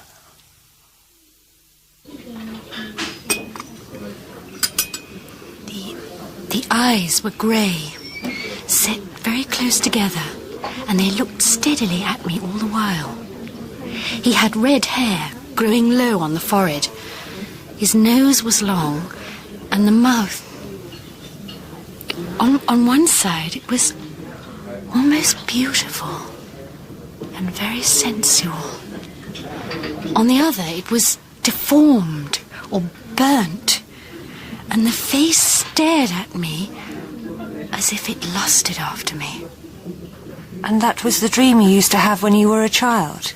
Yes, the same dream. You mean you knew he was lusting after you even then? I probably wouldn't have put it like that, but now I remember. I remember the lips. They said when I was a child, I shall come for you when you are older. And last night they said, I am coming for you now. And 10 years ago, the ruined nave of the church still stood on the edge of the cliff, but now it's fallen away into the sea and only the tower is left standing there. Oh. And I was so determined I wouldn't let it get hold of me. When I woke up this morning, I told myself I was afraid of nothing other than my own fear. That evil face had come to me in dreams over and over again when I was a child, and it did me no harm except to make me afraid. But now I know it is drawing nearer to me. But how can it? How can a person in a dream do you any harm? Come on, let's go to the gallery.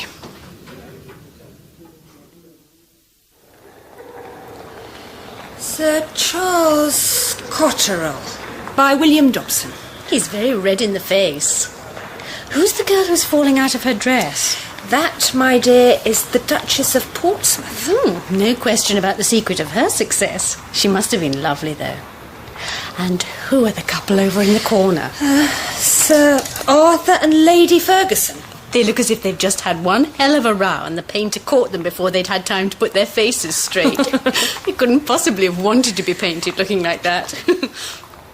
Richard said there was supposed to be some Van Dykes. Where are they? Oh, room 3. Just through here.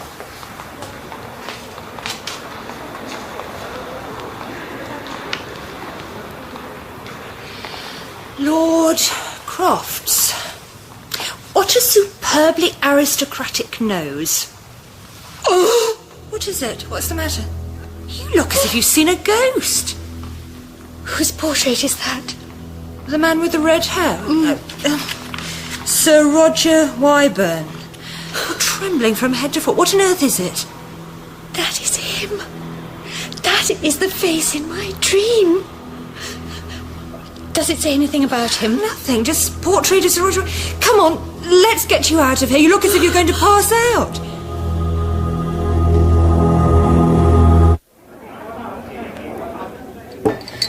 One large gin and tonic. Thanks. Oh. God, I'm sorry to make such a fuss. How stupid. You're certain it was the same? You can't be mistaken about a face that's haunted you all your life. What does it all mean? Who was Roger Wyburn, anyway? And what's he got to do with you? If only I knew. There must be some way of finding out. I've a friend who sometimes does research for writers. He might be able to help. Oh, are you going to be all right? Shall I get you a taxi? I'm meeting Richard at 5 and he's driving us down to the cottage in Rye. We're going to have a golfing weekend. Perhaps fresh air and exercise are what I really need. I'm coming for you now, Esther. I am coming for you, my bride. Hester, wake up, for God's sake, wake up, Hester. Hester, is it your dream again? Yes, it was my dream. Oh, tell me. Look, I know we haven't been married long, but it's time I knew. I suppose you're right, but you mustn't interrupt. You must just let me tell it.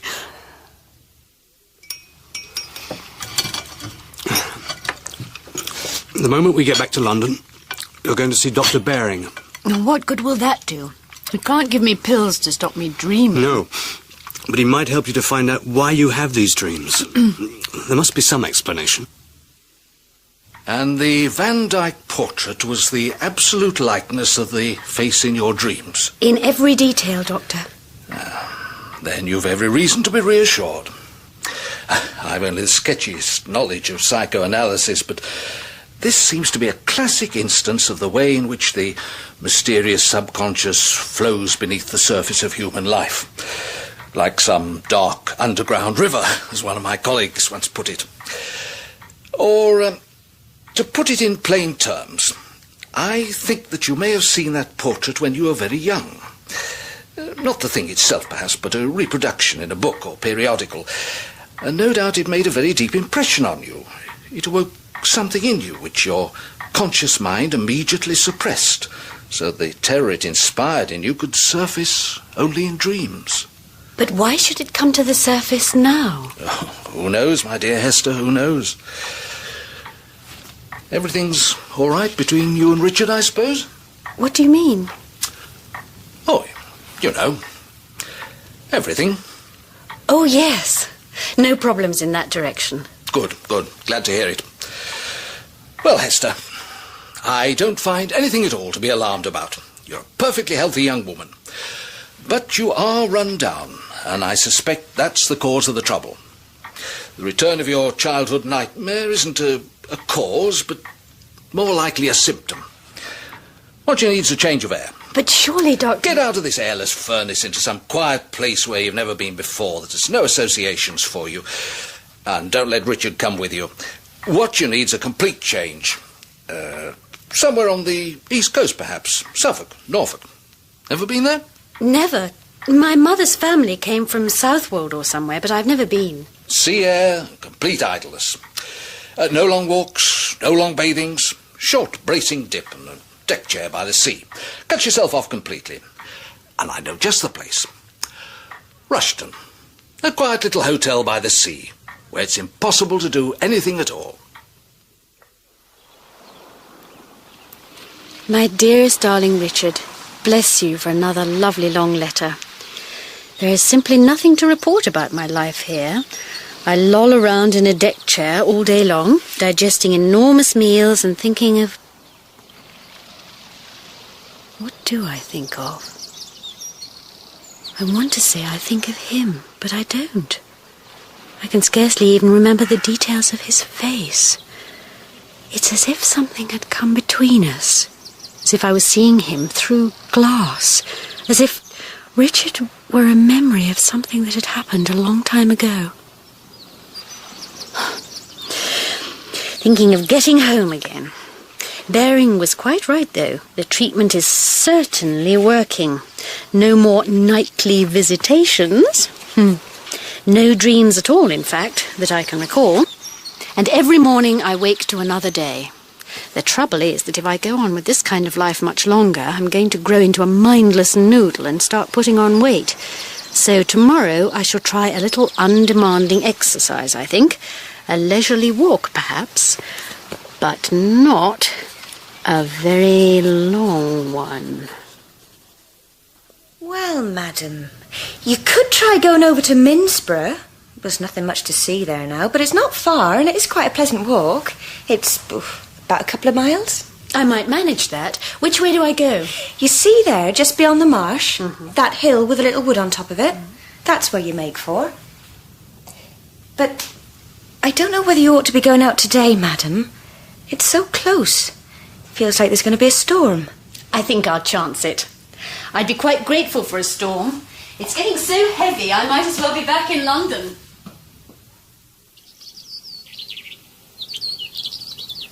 There are sheep grazing. And there's the little wood.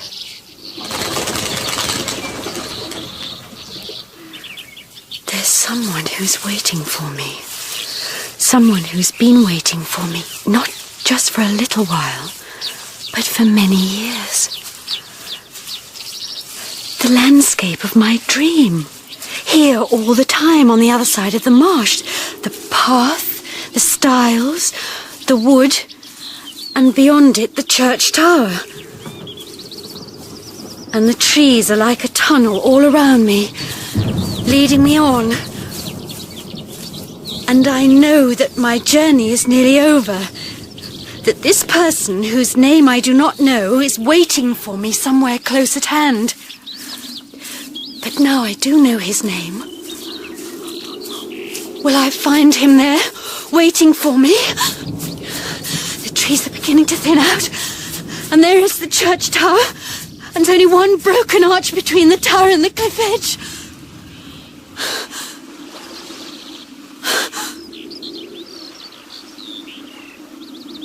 No one.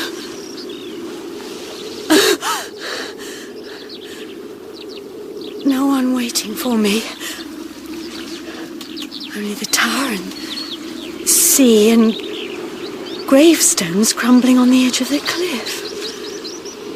Is this all that my fear amounts to? Is this what's been pursuing me all these years? It's time to go back. The storm is coming this way.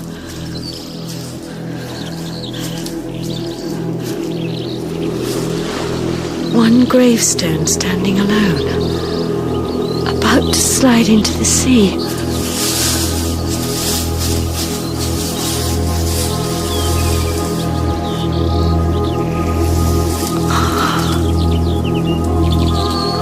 Here lies all that was once mortal of Roger Wyburn. Night.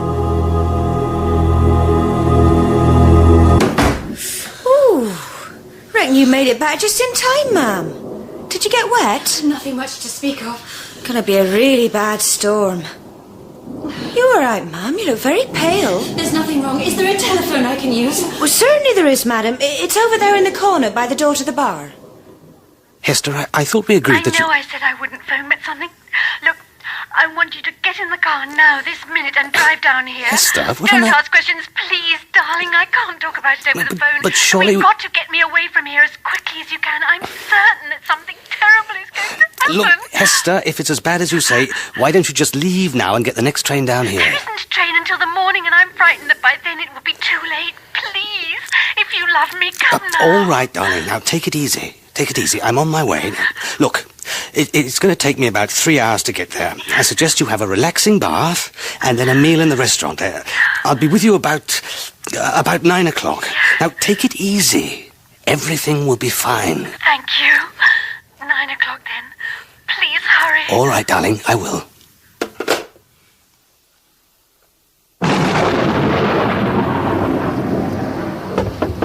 Come in. I've done as you asked, madam. Your bill's been made up and they won't charge you for tonight. That's very kind. You will let me know just as soon as my husband arrives? Yes, madam, of course. Oh, and there's this letter for you. It came by the second post this morning, but I'm afraid it must have got caught up with something else. I'm sorry, madam. I don't imagine it's anything very important. Thank you. I do hope your husband won't have too bad a journey. It's a wild night outside. Is the sea rough? Terrible, madam. You can hear it pounding away at the sea wall. Is there anything else, madam? No, nothing, thank you.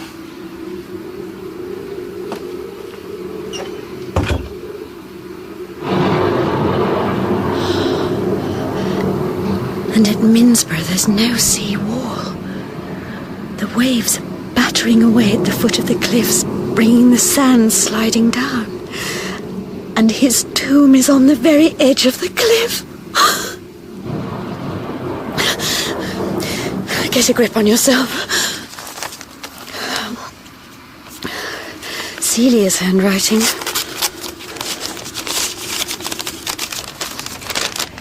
Dearest Hester, I know I said I wouldn't write, but Richard tells me you're feeling much more like your own sweet self.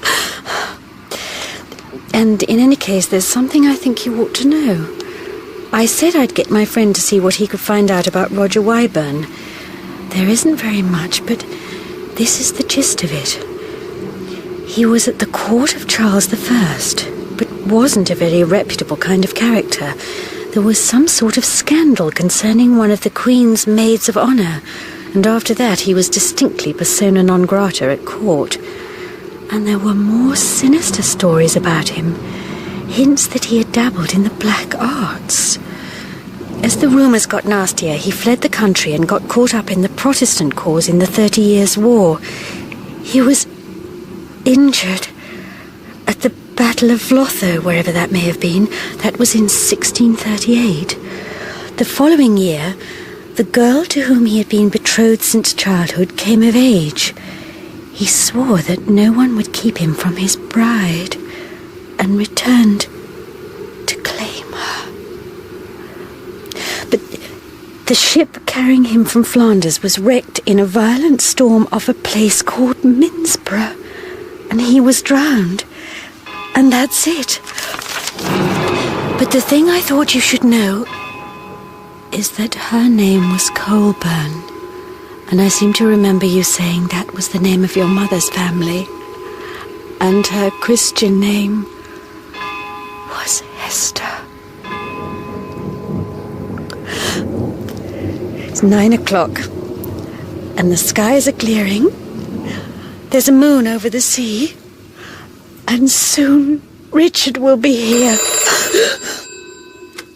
Yes? Oh, that's wonderful. I'll be down in a moment.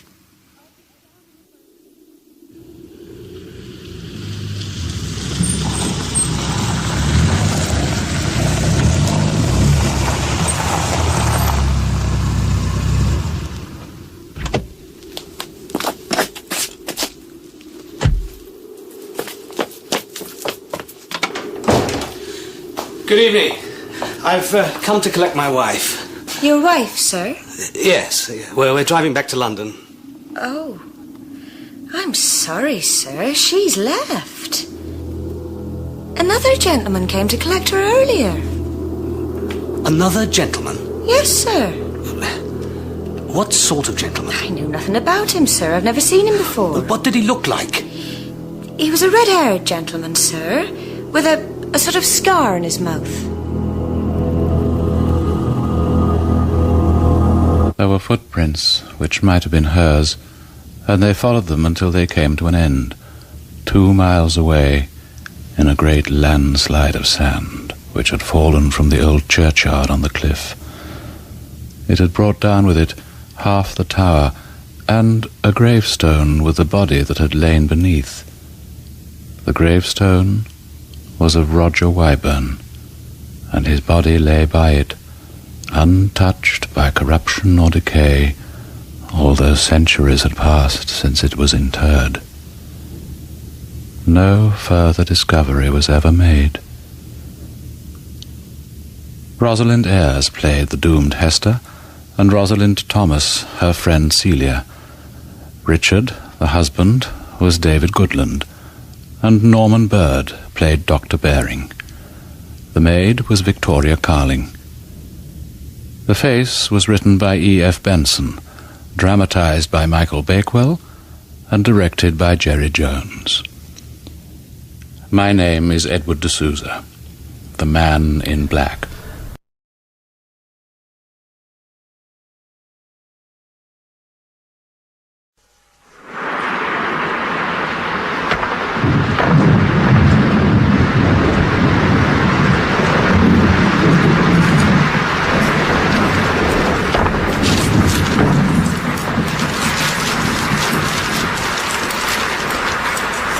Strange you never mentioned him before, Frank. Oh, Tommy? You wouldn't have known Tommy Morris. He worked in the warehouse at Bristol's. Fine strapping lad he was too. And he left? That's right. Couldn't stand the machinery. We made everything by hand up to then. But suddenly one morning, there it was. A bloody great machine that could do the work of 10 men in half the time. Tommy couldn't cope with that. You managed. I had no choice, Martha. It was either that or no job at all. You could have joined the army, same as Tommy. That's what Tommy wanted me to do. But I couldn't, could I? I had my old man to look after, and by the time he died, I'd met you. You don't regret that, do you? Of course not. What's all this about? Ever since I mentioned Tommy Morris, you've done nothing but nag and ask questions. I'm sorry. He's an old friend. We were close when we worked at Bristol. That was 21 years ago. You haven't seen him since. What difference does that make? I'm not sure. It just seems strange to me that a man who spent all those years in India and places like that should want to settle back in a small place like this. It's his home, isn't it? Where else would he go? Well, I wish you'd consulted me before inviting him here. What's the matter with you, Martha? I meet an old friend in a pub, someone I haven't seen for years, and invite him home for a drink. Is there something wrong with that? No. Then what's got into you? I don't know, Frank. Call it fancy if you will. But it gives me an uneasy feeling. There's something not right. Something not right. Now, what kind of talk is that, Martha? If you see a black cat in the road, it makes you uneasy. 2 jackdaws in the bush sends you into hysterics. And when Denny Johnson lost a back tooth 10 years ago, you were convinced he'd be dead in a week. He's 90 years old now, and he's still running around like a 2-year-old. Maybe. What you need is to go to India yourself. Might broaden your outlook. I'm perfectly happy where I am, thank you. I don't need to go anywhere else. Are you sure? Yes. I've got a fine roof over my head, and I've got my son. What more do I want? What about me? Well, we've got each other, that goes without saying. Does it?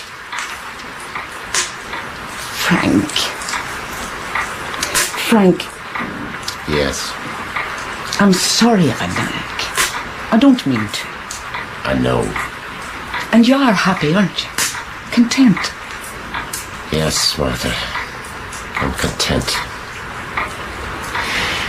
It's just that you spend your whole life doing the same thing day after day, and suddenly a door opens and you wonder what you've missed. You should have heard his stories, Martha. The places he's been to, the things he's seen. What have I achieved? After 40 years at Bristol's, what have I got? You've got everything, Frank. You just don't realise it since you met him again. Martha! No, Frank. He's got nothing. Neither chick, nor child, nor a roof he can call his own. We've got those things. I haven't got this house yet. I still owe £200 on the mortgage. Don't worry about that. In a few years from now, that'll be paid off. On my pension? We'll manage. What we've got is solid, Frank. It's safe.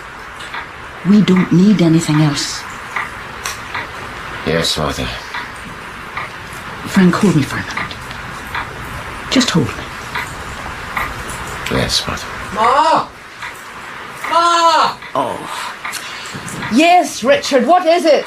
Have you seen my clean overalls anywhere? They're in the airing cupboard. I can't see them. On the top shelf. I got them. Everything's fine, Frank. We've got everything we want right here. Well, say it, Frank. Please. Yes, Martha. We've got everything we want right here.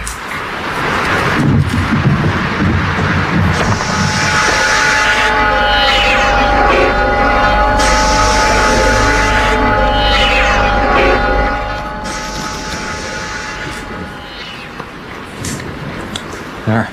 Your deal. Thanks. What is that noise? The garden gate. The hinge is broken. Must get around to fixing that.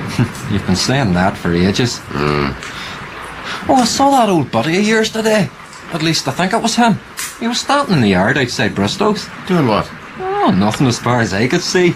Just staring at the warehouse wall. Probably thinking of the time he worked there, that's all.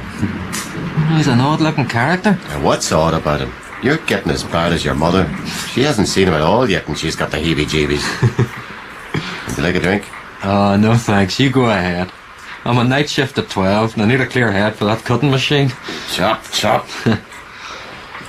You know, Tommy hated that machine from the first minute he saw it. Do you know what he did? He stood right up on the folding bench, raised his two hands in the air, and cursed it 3 times. He left after that. I don't blame him. He probably cursed you too for not going with him. Why do you say that? There's no way I could have gone with Tommy. He knew that. Maybe if things had been different, I would have gone with him. No point thinking about that now. Cheers. Cheers, Dad. You did. How old was he when he left Bristow's? Ah, I don't know. About your age, I think. Old enough to join the army, anyway. Why do you ask? Just thinking. About the army? Now, you forget about that. The army's no place for you. You want to kill your mother? She'd never forgive you if you did that. I can't stay in Bristow's all my life, Dad. I did. Yes, yeah, I know it's boring. Come on, it's more than that. All I do is cut paper. Chop, chop. The pulp is fed in at one end of the machine, and I stand at the other end. When the paper roll is long enough, I cut it. Chop, chop. God, you could go mad doing the like of that. A few more years at Bristow's won't do you any harm. After that, you can do what you like. Yes, Dad. Twist. Stick. Hey, 21. Pontoon. And 5ers only. Not my night. Doesn't look like anybody's night, the way the weather's shaping up. Do you think he'll come? Tommy? Ah, yes, I know Tommy. If he says he'll come, he will. We were that close.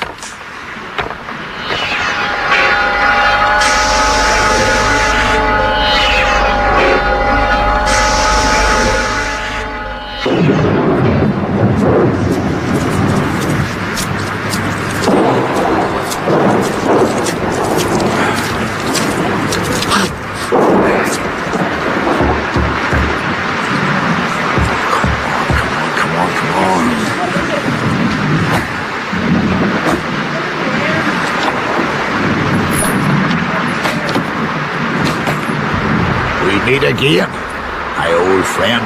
Tommy, old son, come in. You must be soaked. Here, let me take your coat. Right. There we are. My son Richard was wondering whether you'd venture out at all in a night like this, but I knew you would. No, it's rough enough. Come on into the parlour and get some heat into your bones. Here we are. I told you you'd come, didn't I, Richard? Tommy, this is my wife Martha and my son Richard. Hello. He works at Bristow's now. Yes, I saw you today. Oh, at the window? Where else, boy? Good evening, Mom. It's a pleasure to meet you. Evening. Sit down there, Tommy. Close up that fire and get some heat into your bones. Would you like something to drink? Whiskey. There's a fine drop of porter here if you prefer that. Whiskey. If I may. Certainly. Whiskey it is. How about you, Martha? No, thank you. Then it'll be just the two of us, Tommy. Like old times. The boy not drinking. Oh, not tonight, Mr. Morris. I'm on night shift at 12 and I need a clear head. The machines. That's right. Those machines ought to be blowing up. I cursed the first one. Oh, so my father told me. Here you are, Tommy. Oh, thanks. Cheers. Cheers, old friend. You know something, boy? What? When I worked at Bristow's, we made things by hand. There's an art in that. There's no art in a machine. When that monster moved in, I moved out. I could have died there. My husband hasn't died, Mr. Morris. He's made a good living out of Bristow's. Is that a fact? I'm glad to hear it, Mom. A contented man is to be admired. I've never met one before. You look contented enough yourself, Tommy. I did what was right. I always did that. My dad says you've been to India. I have. And many more places besides. And have you seen lots of strange things, Mr. Morris? I have. Tell us about them, Tommy. It would take a lifetime, old friend. The burning sands of the Sahara Desert, the Taj Mahal in India, the Tomb of Christ in Palestine, and other things too. Along the northwest frontier, men dead with bullet holes in their eyes and their tongues torn out. Men with their legs blown off and their arms scattered in the foul air. I've seen all those things, and many more. Not fit to mention. That's enough. I don't want to hear any more. Ma! It's enough. I don't want to hear about those things. Nobody does. You're quite right, Mom. It's not fit for decent company. Perhaps you'd be more interested in a wee bit of magic. Magic? It's something I picked up in India. Would you care to examine it? What is it? Well, as you can see, nothing extraordinary. Just a monkey's paw. Oh, it's horrible. It's wizened. Mummified. Let me have a look. Looks peculiar, all right. And it's magic, you say? That's right. It belonged to an old fakir who lived in India. And this man, a holy man he was, lived on the highest mountain in India for 40 years. During that time, he never closed his eyes to sleep. He never spoke to another living human being. He only had the one friend, a monkey. And when the monkey died, the old man devoured the flesh and scattered the bones to the four winds. He did, however, retain one part of the monkey's paw. And he had that mummified. And this is the paw? It is. And how is it magic?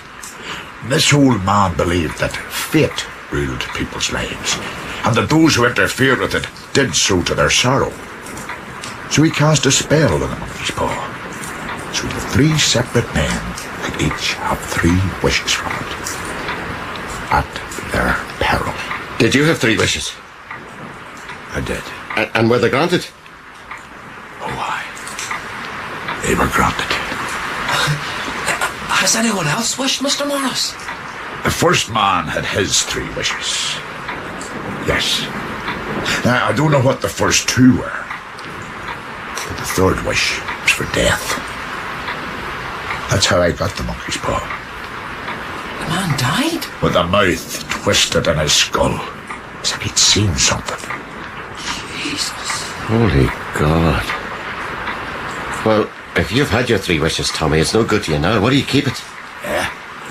Fancy. More than fancy, I think, Mr. Morris. If you say so, Mom. Can I have it? No, Frank. If fancy is all it is, and Mr. Morris has no further use for it, throw it on the fire.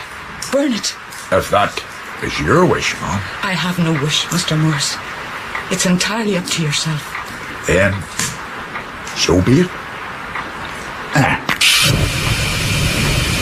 No! Let me have it, Tommy. Let me have it. I threw it on the fire. If you keep it, don't blame me for what happens. I won't. Show me how it works. Show me. Show me! Very well. Hold the paw in your right hand and wish aloud. But I'll warn you of the consequences. Your wife there is witness to that. I am no witness, Mr. Morris. 3 wishes. That's correct, old friend. Let me see. Come to think of it, I didn't know what to wish for. Richard! I don't know, Dad. Martha! Come on, love. What'll I wish for? Nothing. You don't need anything. You know that. Everyone needs something. I don't. I've got everything I need right here, Mr. Morris. If so, I envy you, Mom. Yes, I believe you do. Now, if you'll excuse me, I have things to do in the kitchen. Good night, Mr. Morris. Mom? I'm sorry about that, Tommy. Martha gets upset very easily. It's of no consequence now.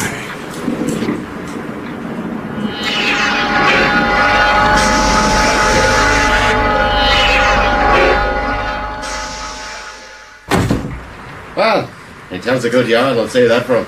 Did he leave it behind? A monkey's paw? Oh, I offered to buy it from him, but he refused. What did he say? He said I'd asked him for it 3 times, and that was all that was required. He wanted rid of it. You think so? An odd way of going about it. He hates you, Frank. I could see it plain. Martha, for God's sake, the man is my friend.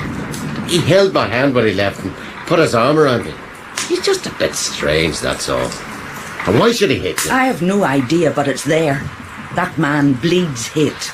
He came for one reason, to give you that paw. And now you've got it. You're a foolish man, Frank. I was never that. Then burn the paw. No. I won't give in to that nonsense.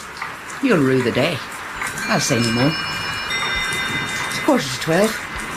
Time Richard was leaving for work. Richard! Coming, Ma. It's 11:45. Yeah, I know. I'm on my way. Are you two still on about that monkey's paw? Your mother is. You really didn't believe all that rubbish, did you, Ma? Although, I'll admit, he had me going for a while. And me. I know what I'm saying. Well, you can easily test it out. I mean, make a wish, and if nothing happens, well, that's it. You think I should? You know what I think. Wish for a case of whiskey, Dad. If I'm going to wish, I'd want something more than that. Here, I know. You still owe £200 in the house. Wish for that. Now, that would be useful. But go on, Da. All right. Where is it? Here it is. Now then. Was it the right hand he said? Aye, I think so. Right. I wish for £200. Frank. It moved. It turned my hand like a snake and moved. I didn't see anything. Nor me. Didn't you hear it? Let's have a look at it. Don't touch it. I never saw anything like it. I think the whole thing is insane. What do you mean insane? You're the one who believed in it. And it moved, I tell you. I didn't see it. It was just your fancy. I told you to throw it on the fire.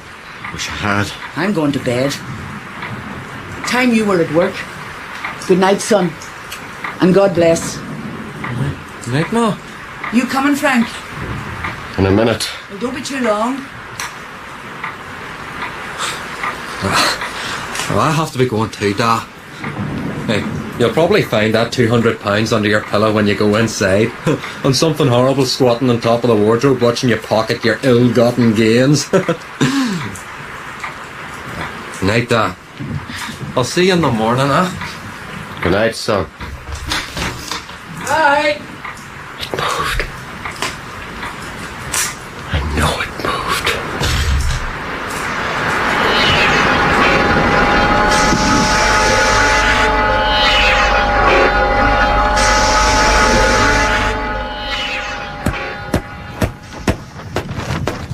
I must say, it's extraordinary the way things affect you during the night.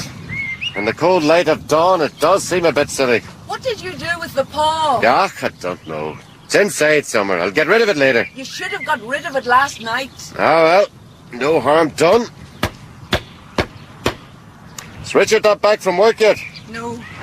He's probably doing a bit of overtime. He said he might earn an extra few bob. Good for him.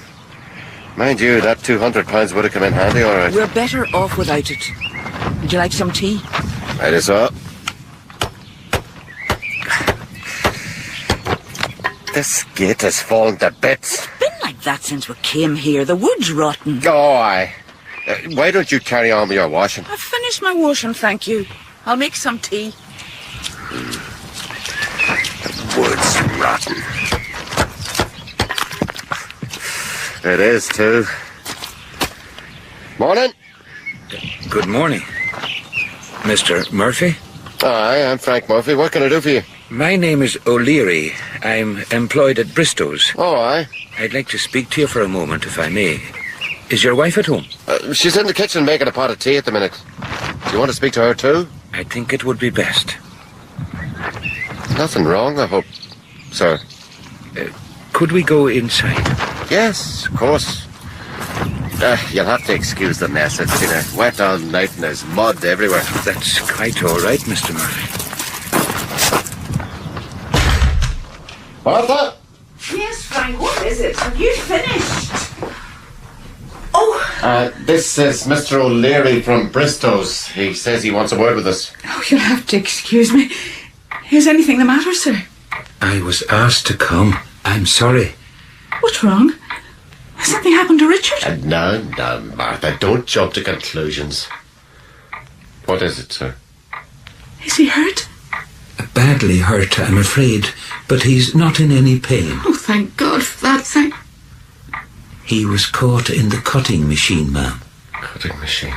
I'm not sure how it happened, but from what I can gather, he was talking to some of the other men about a monkey's paw or something like that, and he leaned back and fell under the blades. Blades?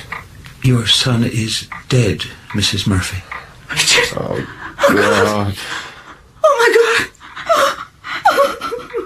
God. I'm extremely sorry. I really am only a servant, but the firm wishes me to convey their deepest sympathy to you both in your great loss. I am also instructed to say that Bristow's disclaim all responsibility. They admit no liability, but in consideration of your son's service, they wish to present you with a certain sum in compensation. What are you saying? I'm sorry, ma'am.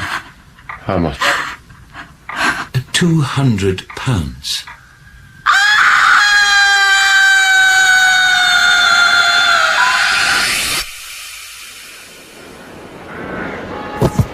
I am the resurrection and the life. He that believeth in me, though he were dead, yet shall he live. And whoever lives and believeth in me shall live forever. The Lord is my shepherd, I shall not want. He leadeth me through green pastures. Yea, though I walk in the shadow of death, I shall fear no evil. My rod and thy staff.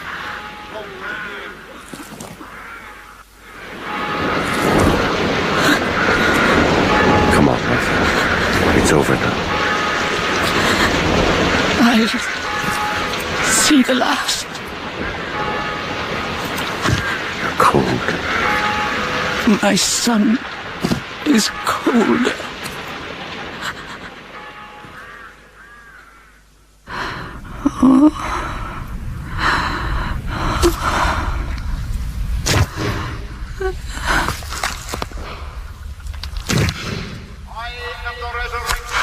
And the light, he that believeth in me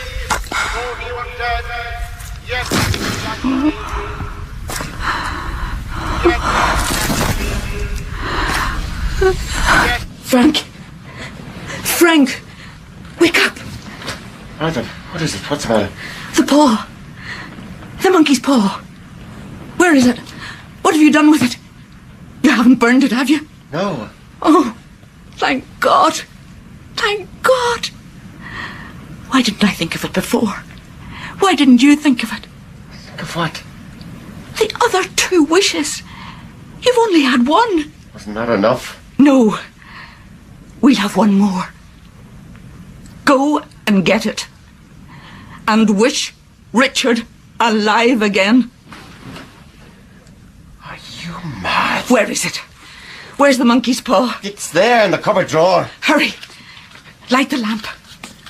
We've had one wish granted. Why not the second? Coincidence. Light the lamp. Martha, listen to me. He's been dead 10 days. Besides... What? I didn't tell you before. His face. When I went to identify the body... Everything. He was destroyed, Martha. The face cut off him. There was nothing left. I could only recognize him by his clothes. If it was too terrible for you to see then... I don't care. He's my son.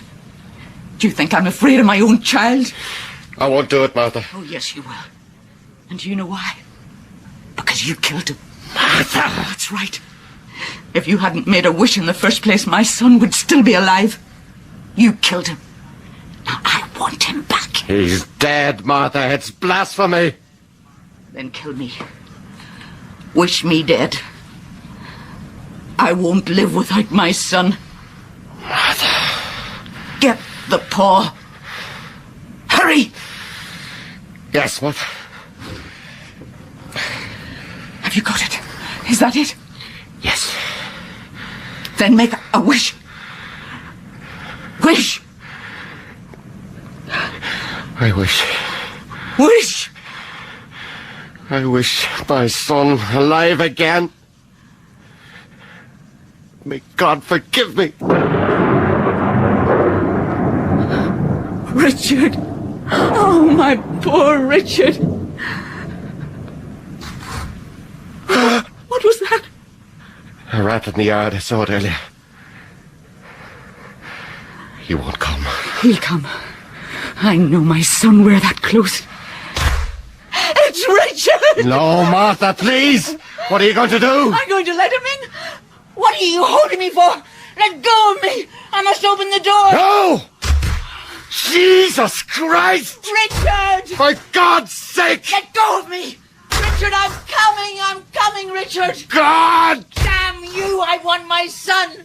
Oh, my poor boy, my poor child! Richard! Oh. Richard! The paw! Oh, Frank, help me! I can't open the door! The monkey's paw, where is it? Sure, Frank, help me, please! Oh, hello. God, help me to find it, please! Frank! I must find it. Can't open it, I must. Thank God, I must wish. I must. I wish my son dead.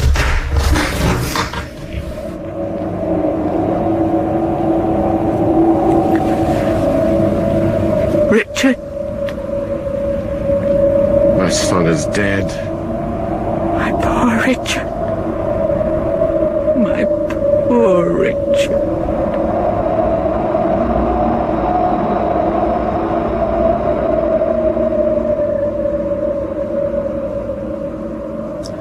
In The Monkey's Paw, dramatised by Patrick Galvin from a story by W. W. Jacobs, you would have heard Edward de Souza as the Man in Black if Radio 4 hadn't chopped him out for their repeat in 1991. But you did hear Frank, played by Oliver Maguire, and Martha by Trudy Kelly. Richard was Alan McKelvey, Tommy Morris, Mark Mulholland, and O'Leary was played by Kevin Flood. The producer was Jeremy Howe.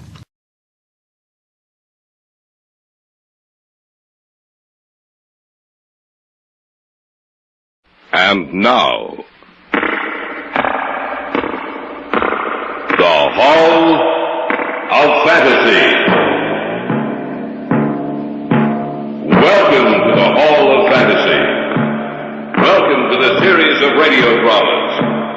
into the supernatural, the unusual, and the unknown. Come with me, my friends. We shall descend to the world of the unknown and forbidden, down to the depths where the veil of time is lifted, and the supernatural reigns as king. Come with me and listen to the tale of The Return from Death. You mean that you can bring him back to life? I know I can. There, everything's ready. Will you step back, David? Of course. Now to turn on the machine. You'll see for yourself what I mean. Now to induce the charge.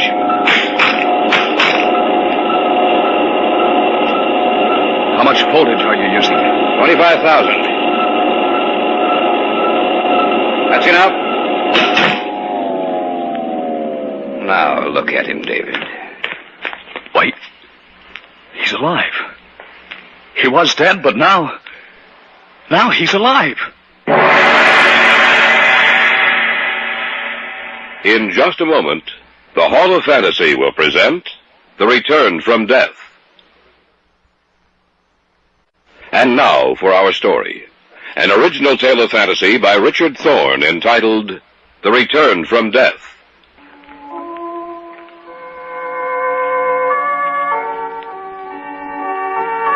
Dr. Jason Sinclair was a brilliant man. He was one of my instructors at medical school. He gave of his knowledge freely, creating in the students a desire to learn, imparting some of his own enthusiasm for his subject into the minds of his students. I always looked forward to his classes. After I received my degree, I lost track of him for several years. But one evening, when I was ready to leave the research center... Hello? May I speak to David Cummings? Speaking. David, this is Jason Sinclair. Dr. Sinclair, it's good to hear from you. I was wondering if you'd remember me. Of course I would. All of us who studied under you owe you more than we can ever repay. What are you doing this evening?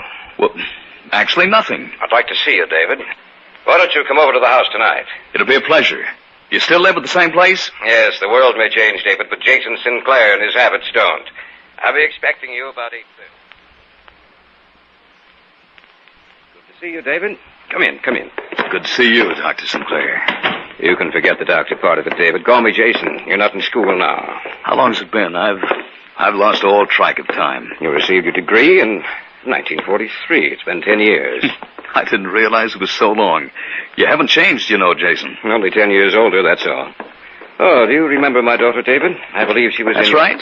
She was in my class. How are you, Elaine? Fine, David. It's good to see you again. Are you working with your father? Yes. Sit down, David. Sit down.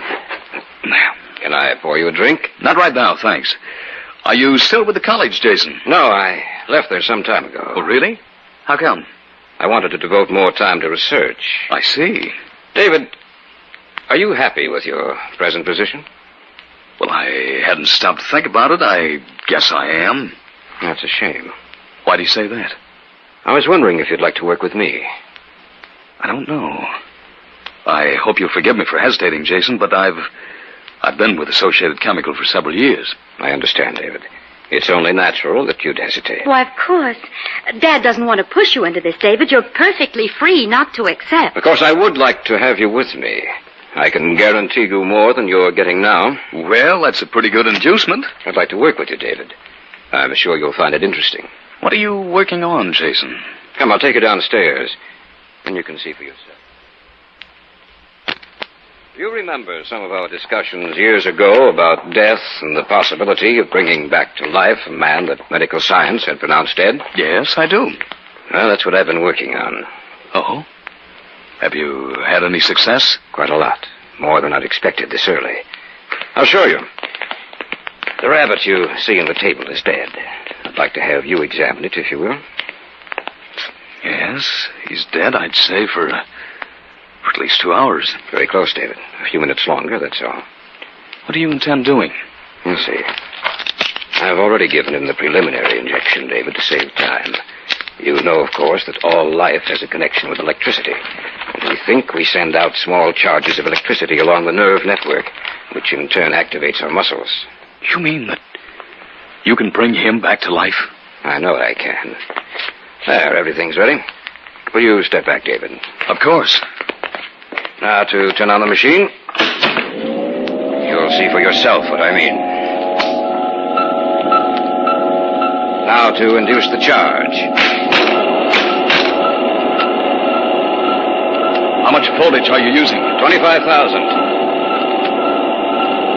That's enough. Now look at him, David. What? He's alive. This animal's alive. Yes, David. But there's something strange about him. How do you mean? I don't know. I can't explain it. You're imagining it, David. You saw him dead, now you see him alive. The sight is foreign to your mind. Perhaps. I've learned the secret, David. Now we can restore to the living those who have passed into the realm of death.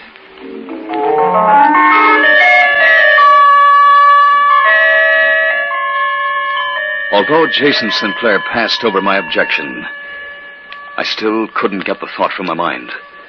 There was something strange about the animal. Something seemed to be missing. We went back upstairs. Jason left the room to get the papers he'd written explaining the various steps he'd taken in his experiments. I was left alone with Elaine. Did you see it? Yes. It's amazing. Are you going to work with him? I think so. David, I wish you wouldn't. Why not? Did you notice the rabbit after he returned it back to life? Yes. David, didn't it look foreign to you, as if something were missing? I noticed something, but I couldn't put my finger on it. That's what I mean. David, I don't think you should do it. I don't see why. Elaine, think what a boon this will be to the world. Will it, David? Well, of course. I'm not too sure about that. Elaine, you, of all people, should have faith in your father. I don't, though, David. Why not? Because I don't believe that once an animal is dead, it should be returned to life. It should remain dead. Because when it dies, its spirit dies with it. And when Dad brings these creatures back, the animal lives, true enough. But, David, it's like an automaton. The body may live, but the thing which gave it personality is dead. I'm still going to work with him, Elaine. Do you know what you're getting into? Dad is a precisionist. He'll experiment and experiment until finally he'll want to try it on a man. And where is that man going to come from, David? Where is he going to come from?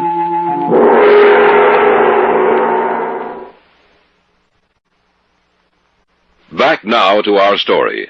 An original tale of fantasy by Richard Thorne entitled The Return from Death. I was in the house of Jason Sinclair. A few minutes before, I'd been witness to a scene which had amazed me. As I saw it, I made up my mind to work with Jason. We went back upstairs, and when Jason left the room, his daughter tried to dissuade me from my decision. I'm serious, David. Where is he going to come from? I don't know. Then you're going to go through with it. Yes. I warned you, David. Remember that. Here are the papers, David. Oh, thank you. Look them over. They contain all the notes I've made on the experiment. I will, Jason. Are you going to work with me? Yes. Good. You'll have to give the organization for which you're working now at least 2 weeks' notice. Of course. If you like, you can live here with us. Do you have any relatives, David? No. Glad to hear that. I'll see you in 2 weeks.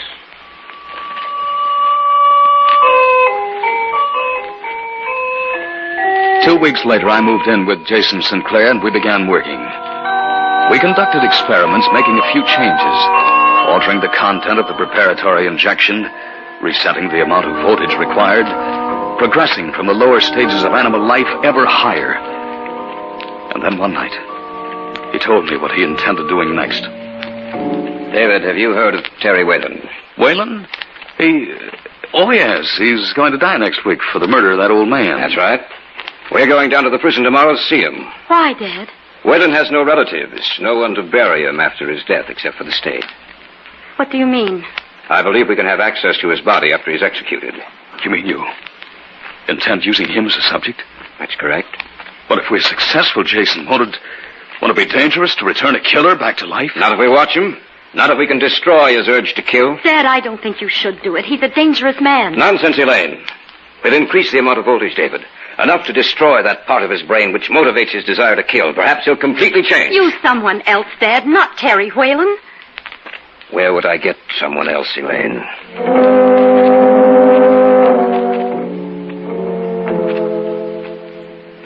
We arose early the following day and drove out to the prison. Jason was well known and thought highly of in official circles. We were allowed to talk to the warden, and Jason convinced him that Whalen's body would be used for medical research, but he neglected to tell him how it would be used. Then we were allowed to talk to Whalen. Just a few minutes, Dr. Sinclair. I understand. Who are you? My name is Jason Sinclair, Mr. Whalen. What do you want? To talk to you. So talk? You're to be executed next week, Mr. Whalen. Look, if you come here just to tell me that, I got a surprise for you. I already know it. I'm a doctor, Terry. We'd like to use you as the subject of an experiment. Sure, go right ahead. Not now, Terry, after you've been executed. Huh? What do you mean? Where are you from? You from one of those medical colleges? Listen, I don't go for that stuff. No, sir, if that's what you're here Terry.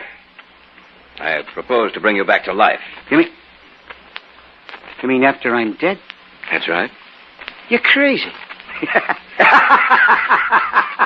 You sound like you've been in stir too long. I'm serious. We can do it. You mean... you mean you can actually bring me back to life? That's right. That's pretty good. And they can't punish me a second time, can they? They can't kill me twice. You agree to it, then? Sure, Sawbones. Sure, I agree to it. Anything to get another chance.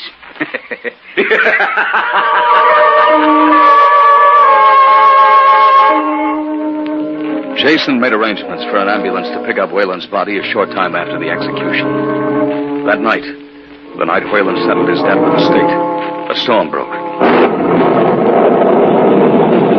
We stayed at the house and waited. The ambulance was already at the prison, waiting for its passenger. What time is it? Almost 12. I wish you hadn't arranged all this, Dad. Nonsense, Elaine. Well, that is 12 o'clock. The time is to die. It should only take them 3 hours, even in this storm, to get back here, Jason. That's right. When they do, David, they'll have Whalen with them.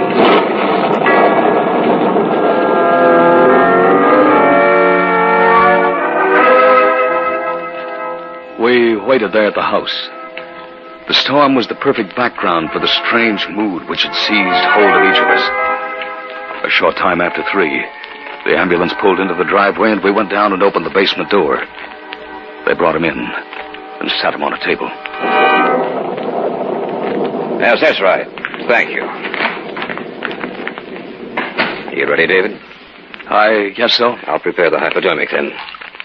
We'll give him 20 cc's of this. No more than that? Of course not. There. That does it. Now, help me attach the wires. Dealing with death has always frightened me. It's foolish, my boy. As a scientist, you should never allow yourself to be subjective about things. You must be completely objective. There. I believe that'll do it. Dr. Sinclair. Anything wrong, David? Maybe we ought not go through with this. You can't turn back now? No, I suppose not. Shall we begin? Switch it on. It has a pleasant sound, hasn't it, David? What's the reading? 10,000. Increase the charge.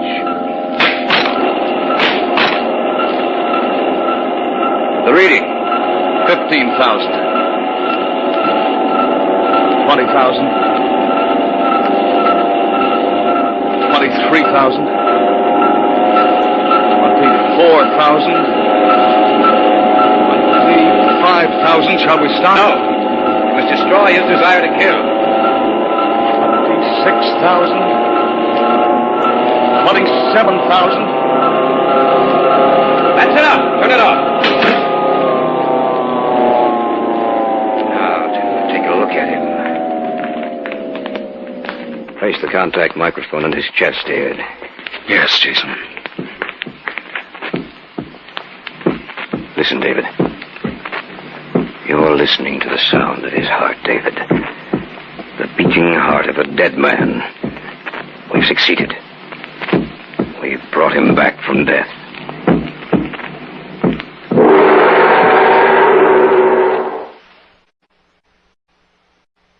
Back now to our story. An original tale of fantasy by Richard Thorne entitled The Return from Death.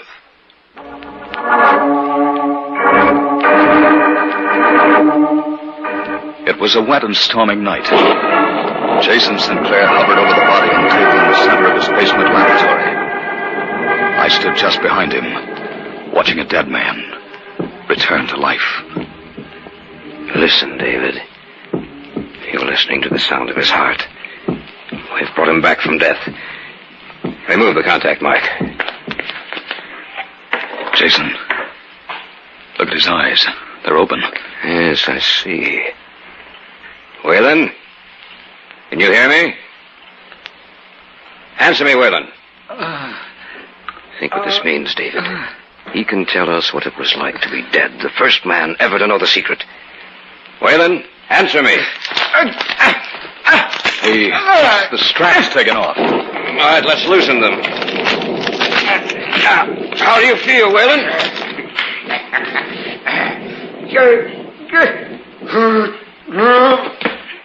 Look out, Jason. He's getting off the table. Nothing to be afraid of, David. He didn't limp before, did he? No. Some of the motor section of the brain must have been damaged. He's coming toward us. Don't move. You might frighten him.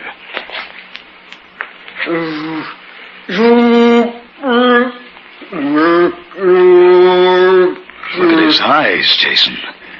They're not human. Go ahead, David. He's trying to say something. I can't understand you, Whalen. What are you trying to say? He's patting you on the back. Trying to thank me, no doubt. All right, that's enough, Whalen. I understand you appreciate... Take his hand away from my throat, David. That's enough, Whalen. Look out, David. I see him. You knocked him out. Yes. You shouldn't have done that. Are you serious, Jason? I was protecting myself and you, for that matter. He wouldn't have hurt me. You didn't seem to think that when he had his fingers around your throat. Well, I admit that I was frightened. All right. What are we going to do with him? Well, keep him down here. Teach him to talk again. Seems to have lost the power of coherent speech. Look at him, Jason. Why? Is there anything wrong? I don't know. But looking at his face now, I have the strangest feeling that he's not really a human being anymore. That something's missing. That he's a mad, vicious creation of the devil. You're talking like a fool, David. Perhaps you're tired. I know I am. He can't get out of here. We'll lock the doors and the windows are barred. Let's go upstairs. All right, Jason. But remember what I said.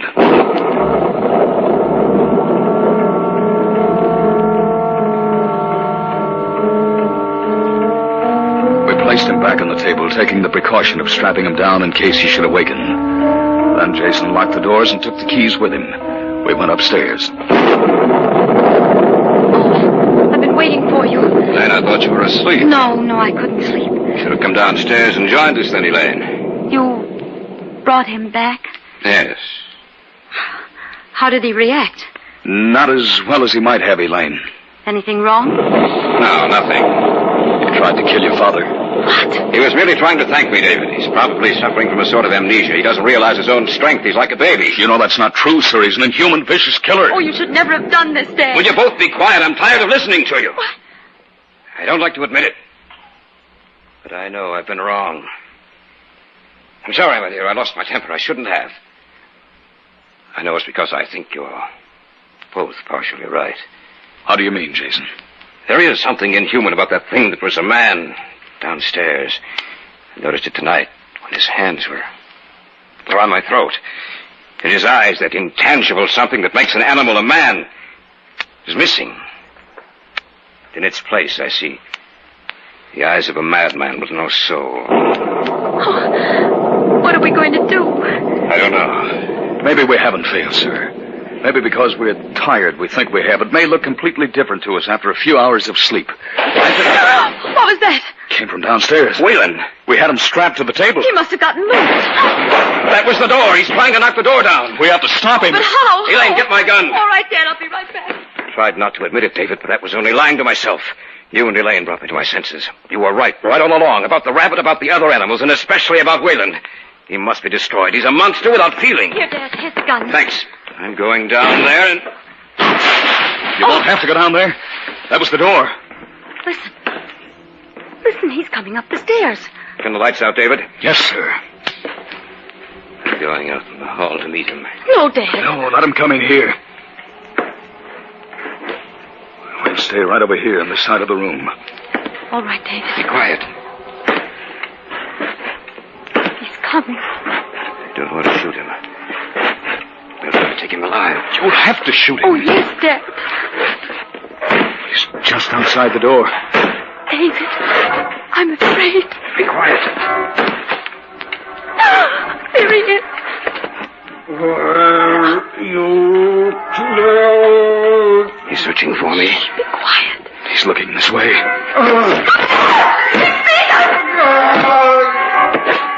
Use the gun, Jason. Pull the trigger. He's still coming.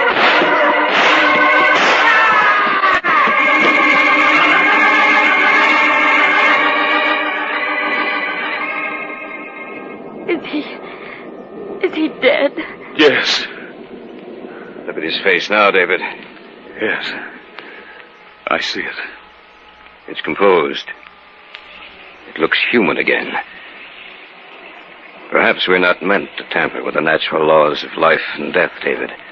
I see that now. But it took Whalen's return from death to prove it to me.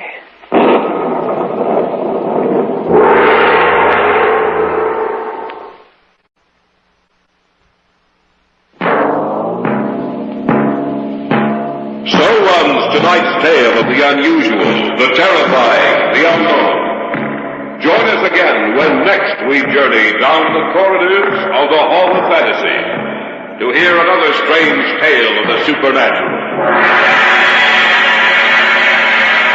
All characters and events portrayed in these programs are fictional, and any similarity to actual events or persons, living or dead, is purely coincidental.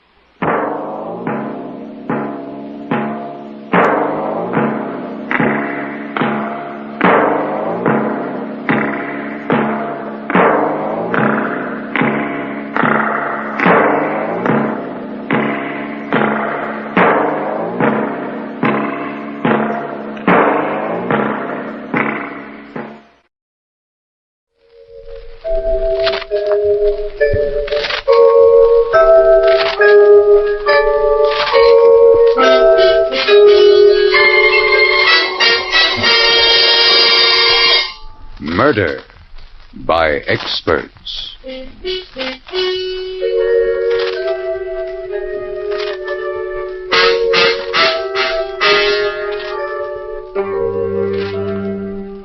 The Mutual Broadcasting System presents Murder by Experts, with your host and narrator, Mr. John Dixon Carr, world-famous mystery novelist and author of the recently published bestseller, The Life of Sir Arthur Conan Doyle. This is John Dixon Carr. Each week at this time, Murder by Experts brings you a story of crime and mystery which has been chosen for your approval by one of the world's leading detective writers. Those experts who are themselves masters of the art of murder and can hold tensity at its highest. This time, our guest expert is the noted mystery writer, Mr. Bruno Fisher, who has selected a fast-moving, realistic study of a killer at large, written by Joseph Ruskell and Paul Monash. And now we present Kenneth Lynch in Prescription for Murder.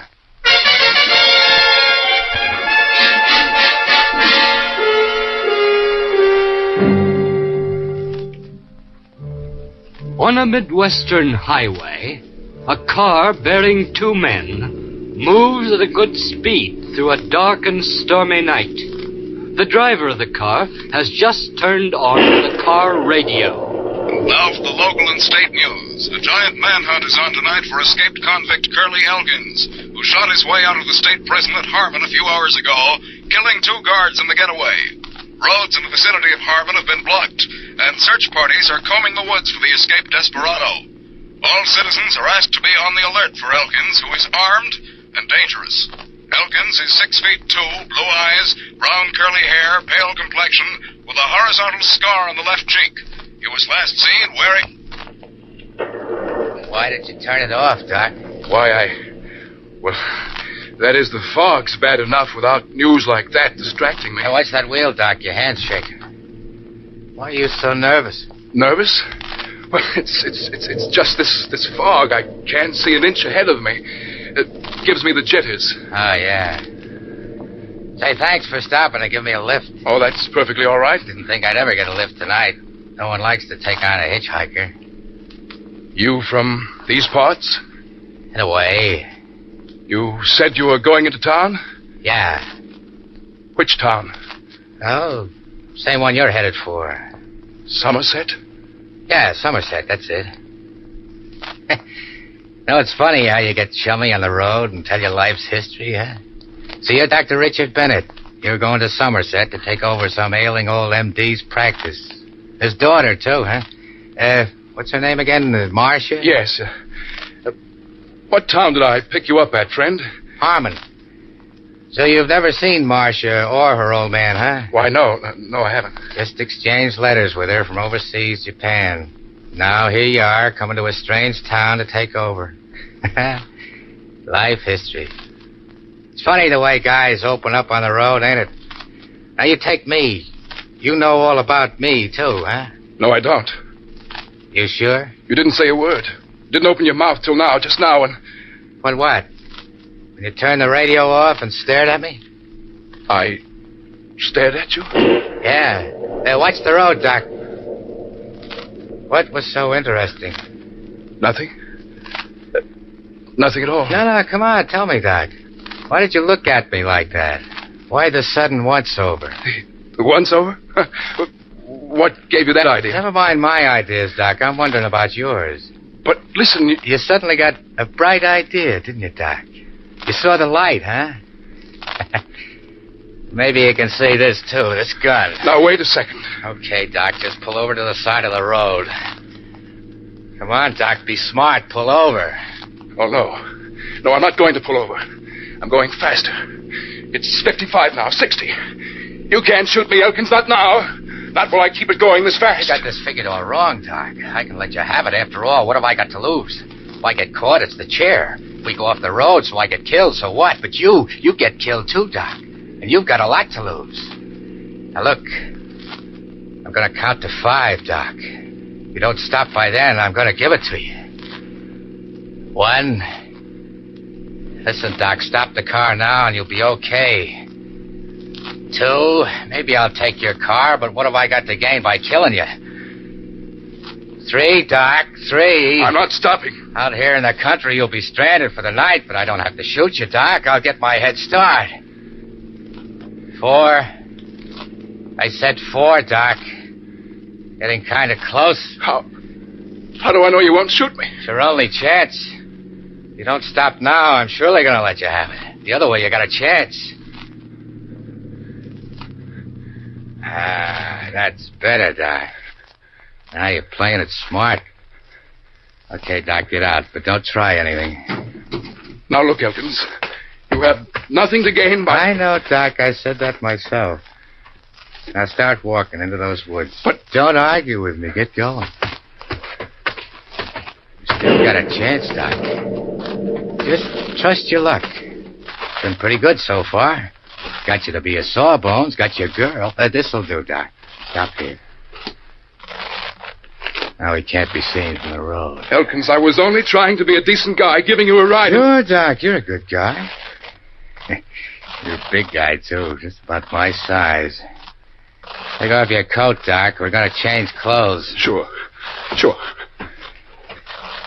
Come on. Your shirt, too. Here's my coat. With a shirt. All right. Silk shirt, huh? Nice. The pants. Come on, hurry. All right. Yeah, it's fine. Don't bother to put my stuff on. You won't catch cold. You don't have to be modest because... Oh. Blue darters. What do you know?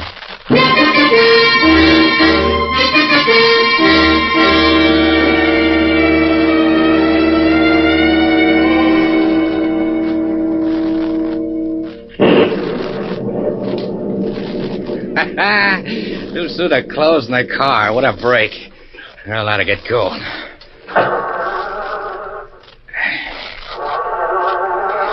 Spark plugs must be wet. Come on, baby, start. Hey, somebody coming.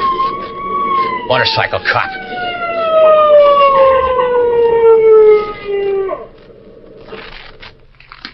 All right, yo. What's the idea? Oh, what's the matter? Your tail light's out. Want somebody to come along and smash into you? Gosh, it was on last time I noticed. Headlights are okay. Let me start my motor, see if that makes any difference. All right. Maybe it went on then. Just a second, I'll have a look. No, switch on your brights. See if it works that way. Okay, just a second. Yeah, copper, just a second while I shift into reverse like this.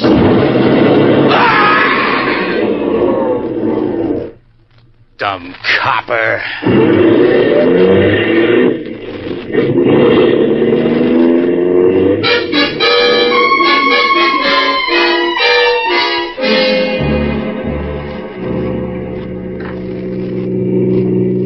What's that? Roadblock. Might have known they wouldn't waste any time. Hey, you want to get killed? Didn't you see this roadblock? I know. Sorry, officer. The fog, you know. Well, let's see your license. Jameson, you come on the side. Okay, What's the matter, officer? Something wrong? Yeah, plenty. Some guy escaped from the state prison. Now, let's see your license. My license? You got one, ain't you? Yeah, it's right here. My wallet someplace. Yeah, here it is. Let's see now. 6'2", 190, brown hair. Bennett? Dr. Richard Bennett? Huh? Oh, so you're the new doc coming to Somerset. Yeah, that's right. Yeah, I heard old Doc Milburn's been expecting you. Doc Milburn's expecting him. The whole town's expecting him. Excuse us for stopping you like this, Doc. Yes, sir. This is a heck of a reception. Practically being me mistook for an escaped convict. Well, look, Red, I got an idea. Why don't we greet Doc Bennett here in style? You're going off duty in a few minutes anyway. Give him a motorcycle escort to Marsh's place. That's a swell idea. Wait a minute. Won't take no for an answer. No, sir. Boy, would I like to see Marsh's face when you pull up with that siren going. Now, look, fellas, I appreciate all Skip this. it, Doc. I'm already on the motorcycle. Come on. Let's go. Go ahead, Doc. My relief shows up in time. I'll bring up the rear.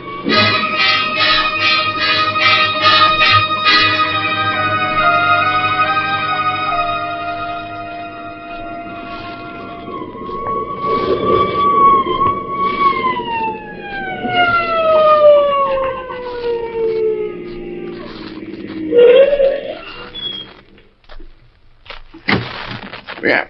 Here we are, Doc. Here's the house. Well, thanks a lot, officer. I'll see you later. Sure, but let me get Marcia first. No, that's all right. You just run along. I don't mind at all. Hey, Marcia. Marcia. Hello, Red. Is something wrong? Wrong? Everything's fine. Look who I got with me. Who? Him.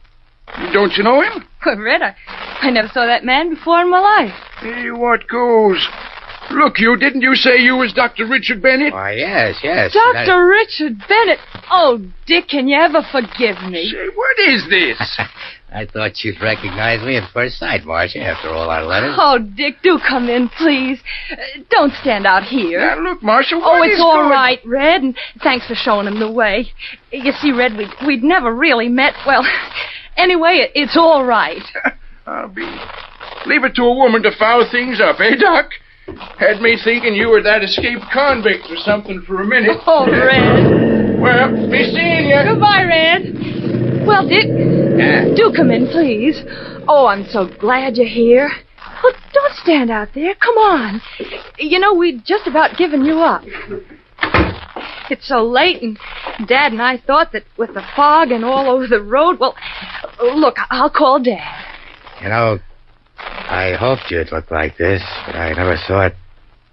But I would have known you. Oh, I think I'd have known you too, Dick, if you'd given me 1 second more. Tall, serious looking, but you didn't write me that you were wounded. Wounded? Well, that scar on your cheek. Oh, that. Well, Who's that? Just came in, Marshal. Dad, he's here. Oh. Dr. Bennett. Oh, Dr. Bennett, well, at last. Hello, Dick. Don't mind my calling you that, though we've never met. Good to see you, Dr. Milburn. You must be tired and hungry. Well, I am a little. Of course you are. I'll show you up to your room, and Ma shall warm up something for Dick. All right, Dad. Hurry, or I'll tell Dick all about Scotty, the motorcycle cop you used to keep company with. Oh, Dad. Until your male romance started, of course. Well, we can all have a nice long chat. You two can talk about those soulful letters, but save me a moment with him, Marcia, to discuss his new patient. All right, Dad. And I'd like him to see some X-ray plates I've just developed. Right this way, Dick. Okay. Over here. Here they are, Dick. X-ray shots. Get to know your future patients inside out. Yeah. I know it's late, but here's one I'd like your diagnosis on. My diagnosis? We'll see if it checks with mine. Here, take it. Now hold it up to the light. Ah. What do you make of it? What do I make of it? Well, I'd say... What? Dick. Huh? You will have your little joke, eh? What do you mean? Oh, you know well enough what I mean. You're holding that X-ray upside down.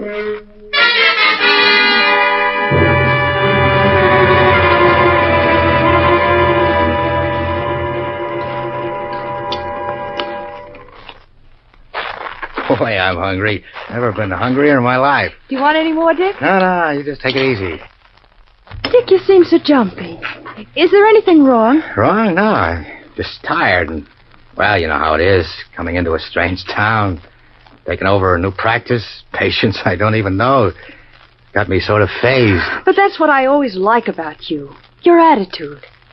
Attitude? When things go wrong. Out of the night that covers me, black as the pit from pole to pole. You finish it, Dick. Finish it? I'd like to hear you say it. Say what? With the rest of the poem. Poem? I don't know it. Oh, stop kidding, Dick. It's Invictus. Yeah? Well, I still don't know it. Oh, that's strange. Why? Some people like one poem, others, well, they don't. What's strange? Because that was your favorite poem, Dick. You quoted it to me in one of your letters. Remember? How are you feeling now, Dick? Okay, I guess. I better get a good night's rest, then you can start right in tomorrow. Tomorrow? You mean start treating patients tomorrow? Oh, yes. Sooner you take over, the better. Oh, but I'm all fagged out, Doc. I need a rest. Oh, by tomorrow you'll be as fresh as daisies. No. Look, I need a couple of days. That's all. A couple of days, and then I'll be all set. Well, Dick... Let me get accustomed to things, and then... I'll see who it is, Dad. Yes. Excuse me, Dick. Is your dad in, Marcia? Yes, Red. Oh, good Lord, what's happened? There's been an accident. Why, it's Scotty. Yep. He must have got run over.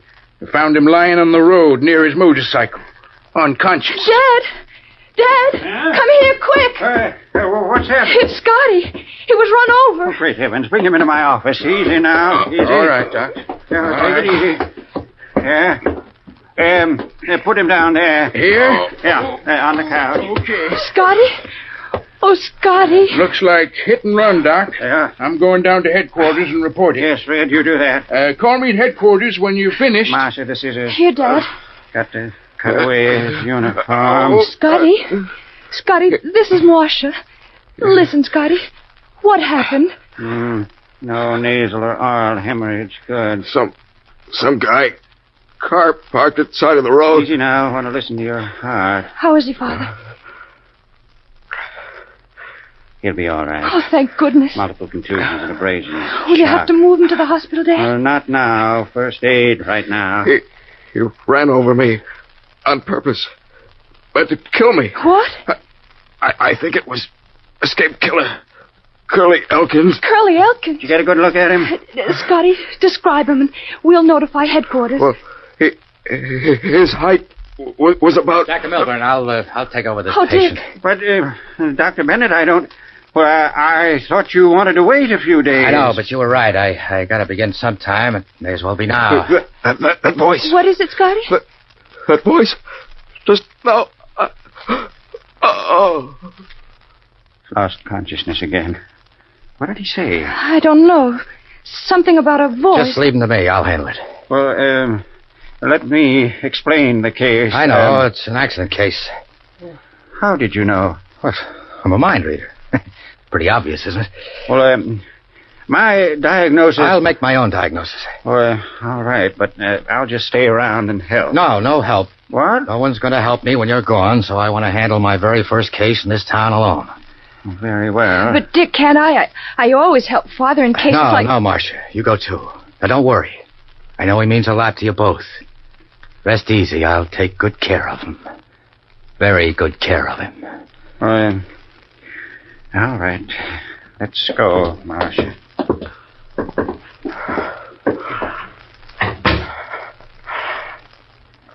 How do you feel, Scotty? Who are you? Don't you know? Honest? How did you get run over? Did you get a good look at the driver? No. You sure? I want to see old Doc Milburn. Why? What do you want to tell him? You sure you can't identify that driver? No. I don't believe you. You're lying. You said that voice. What voice? What did you mean? I want to talk to Marcia and the doc. Let me see him. I'm taking care of you, Scotty. I'm going to fix you up good right now. This scalpel ought to do the trick. Look. Take it easy, Scotty. Lie still. Just a little insurance, see? To make sure you'll be all right.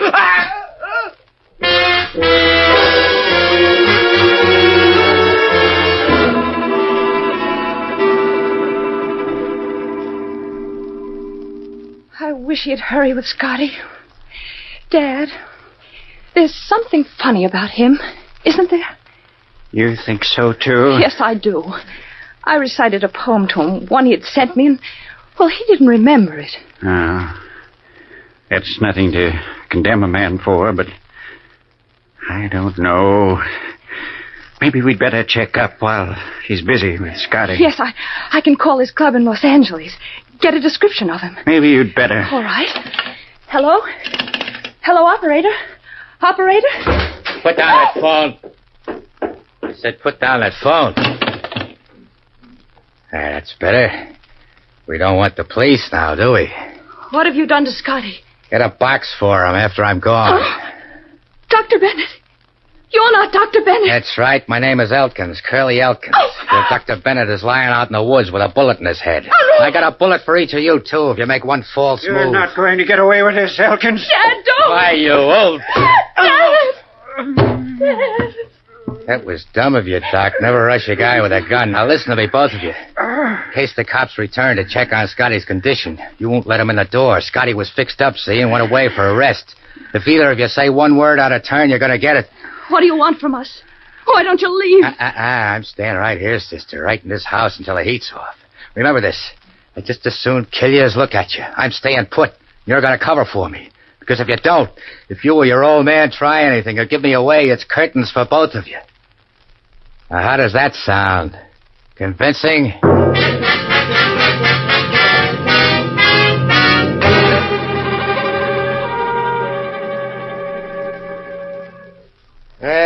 Well, that wasn't such a bad night now, was it? Cozy, just the three of us? Lot better than the pen, huh? You can't keep this up forever, Elkins. Someone's sure to find out. And then... Then it's flowers for you. Yeah, and for your Marcia, too. Get up, Doc. I don't like to see you always laying around, see? Can't get up. You hurt his back when you hit him with your gun. But we'll get even with you, Elkins. You can't keep us prisoners forever. One of us will find a way. You can't always stay up chain smoking. You've got to go to sleep sometime. Yeah, sure I do, sis. But when I do, I'll take your old man into the room with me and tie him up. Then I'll lock the door and sleep with a gun under my pillow. If anyone tries to get into that room... You've got it all figured out, haven't you, Elkins? But what are you going to do in a couple of hours when my patients come in? I thought of that too, Doc. You'll tell them all you got kind of crippled falling down the stairs, see, and you'll send them away. But you won't let out one peep because all the time I'll be upstairs with Marcia. She'll stay alive as long as you play ball, Doc. That's just how long, no more.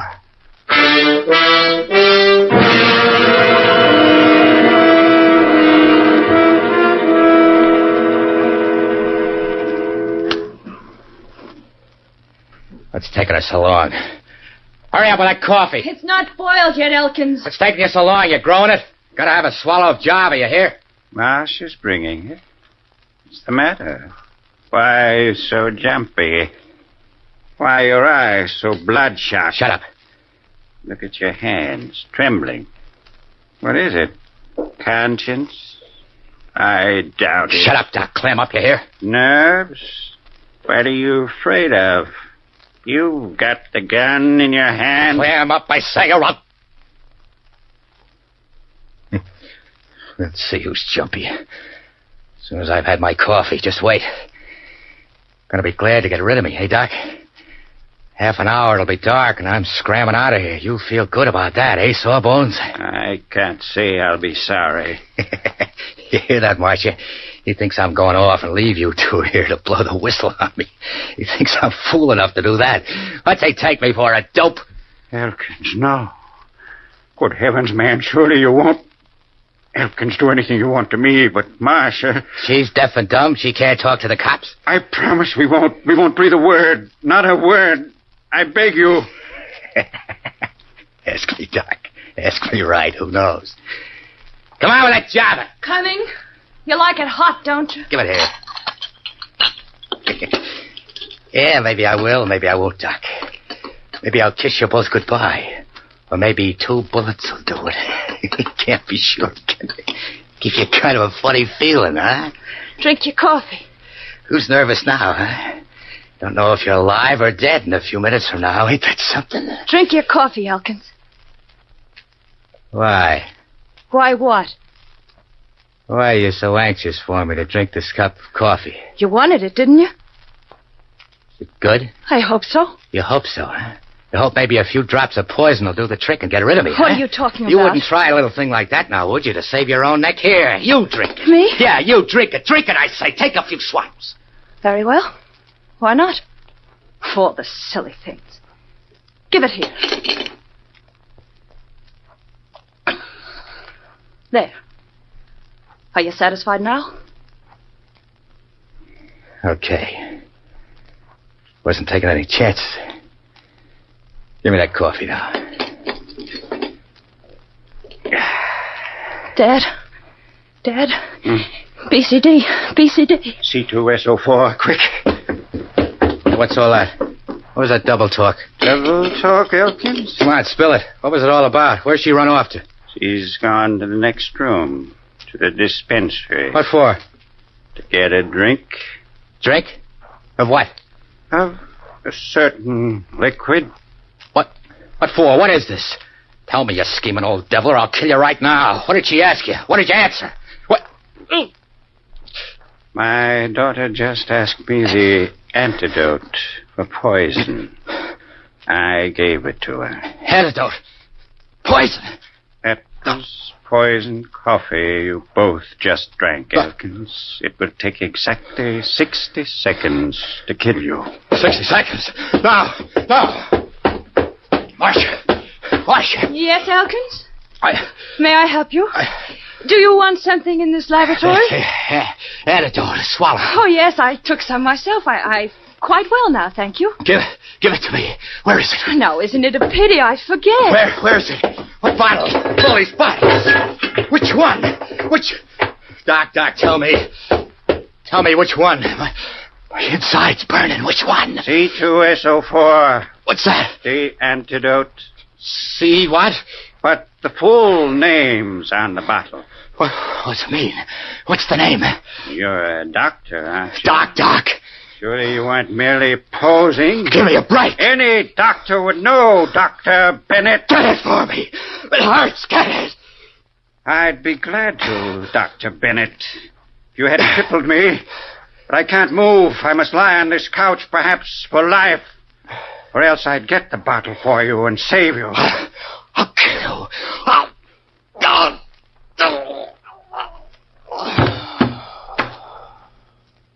No, Dr. Bennett. There is no antidote to death.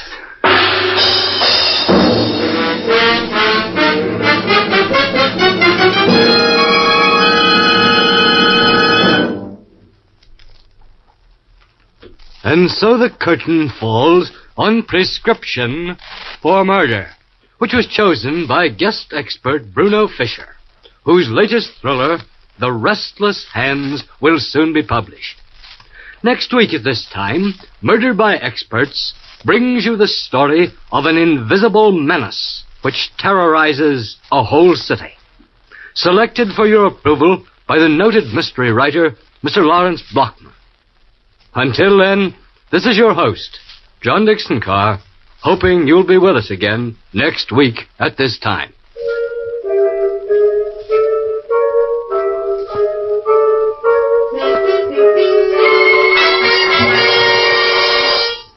Prescription for Murder was written by Joseph Ruskell and Paul Monash. In the cast were Kenny Lynch, Kathy McGregor, Roger DeKoven, Bernie Grant, and Jack Curtis. Music is under the direction of Emerson Buckley, composed by Richard DuPage. Murder by Experts is produced and directed by Robert A. Arthur and David Cogan. All characters in our story were fictitious. Any resemblance to the names of actual persons was purely coincidental. This is Phil Tompkins speaking.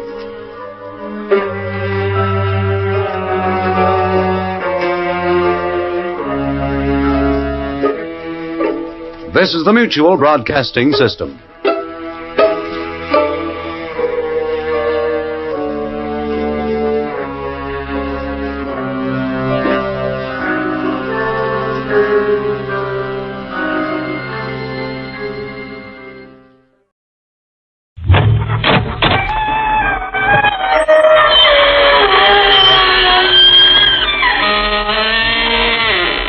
Good evening, friends. This is your host to welcome you through the creaking door into the inner sanctum. Come on in. Say, getting worry wrinkles over inflation, anybody? A pale face here at my elbow just asked me to point out that where he comes from, nothing inflates, everything deflates. As a matter of fact, living down under is one way of trimming your clothing budget down to bare essentials. All you need for the longest while is one wooden shoe.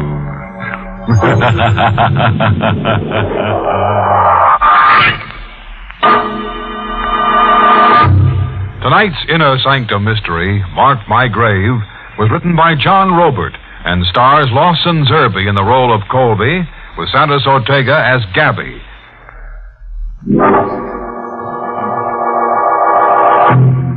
Tonight we intend to prove that when a live wire meets a dead head, not a spark of sanity remains. We're in Christenberry, an ancient American village founded during the reign of Queen Anne. We're witnessing a climax in the dark and bloody story of the Brenda clan. A story that has long terrified the timid and baffled men of logical mind. The story of the Brenda ghost. In a close, airless room of the Brenda home, a man is strapped down on an iron bed. His face is youthful, but his hair is white as if bleached by shock. He stares blindly at an older man hovering anxiously over him. Gabby. Yeah? It's me. I've got everything under control. Untie me, Gabby. I can't breathe. No, I can't untie you, kid. Not the way you are. You just hurt yourself. I've sent for a doctor. Able to talk about it a little? Talk about it? Sure. Only if you're able to. Ghosts. Ghosts were a big joke to us. The assignment was going to be a gag. A picture stunt to give the newspaper comic relief. That day you called me. Hey, Colby. Yeah? Read the wire coming in. 8-state search for missing hitchhiker couple. And what about it? Just 2 more missing Americans. There's 1 million of them. Pamela and Alfred Parker have been missing for 14 days. They were last seen entering the village of Christenberry. They were seen entering, but nobody saw them leave. Christenberry is the village famous for the Brenda ghost. You want to buy a bed sheet, boss? No. I do want to buy a circulation booster. Oh, you're not assigning me to interview the Brenda ghost. And all the other Brendas with pictures. Trot yourself over to Christenberry with a flash gun and photograph everything that moves. What if the ghost is, camera shy? Christenberry was a village a man starts talking to himself in. A handful of bearded old-timers who stared at newcomers, then scurried away like frightened jackrabbits. The population on the ground was less than 100. The population underground was an easy 20,000. Now, before tackling the Brendas, I did some reconnoitering. If you're a man of caution, Mr. Colby, you'll not go poking your nose. How did Luther Brenda die? He was found keeled over in his study one black night, murdered. Somebody took an axe to him. Just somebody, huh? The, hatchet man was never caught? No. Did the police ever figure out a motive for the murder? Robbery, they said. But it was hate that killed old Luther, if you ask me. Well, driving into town, I saw posters tacked onto telephone poles advertising a public auction of the Brenda house and grounds tomorrow at 10 a.m. What's it mean? County supervisor's orders. Ain't a penny in taxes been paid since old Luther Brenda died. Good riddance to Luther's brood, I say. If you're set to go into the devil's roost, you'll be wanting a powerful charm on your person. Wear this around your neck and you'll come to no harm. The old lady was peddling a bag containing a few strands of human hair, a strip of dried snake skin, and a cube of live lodestone. A luck charm to ward off demons. Hey, you really sold yourself on the Brenda ghost story, huh? I've seen old Luther Brenda. Seen him with my own eyes. Where? Right where you're standing. Look. He called the devil and he's come. Come? What do you mean, come? Look to the window. I followed her pointing finger. There, staring at us through her window, was a face. It's old Luther Brenda. It glowed like a mask coated with phosphorus. In a moment, the face was gone. Vanished.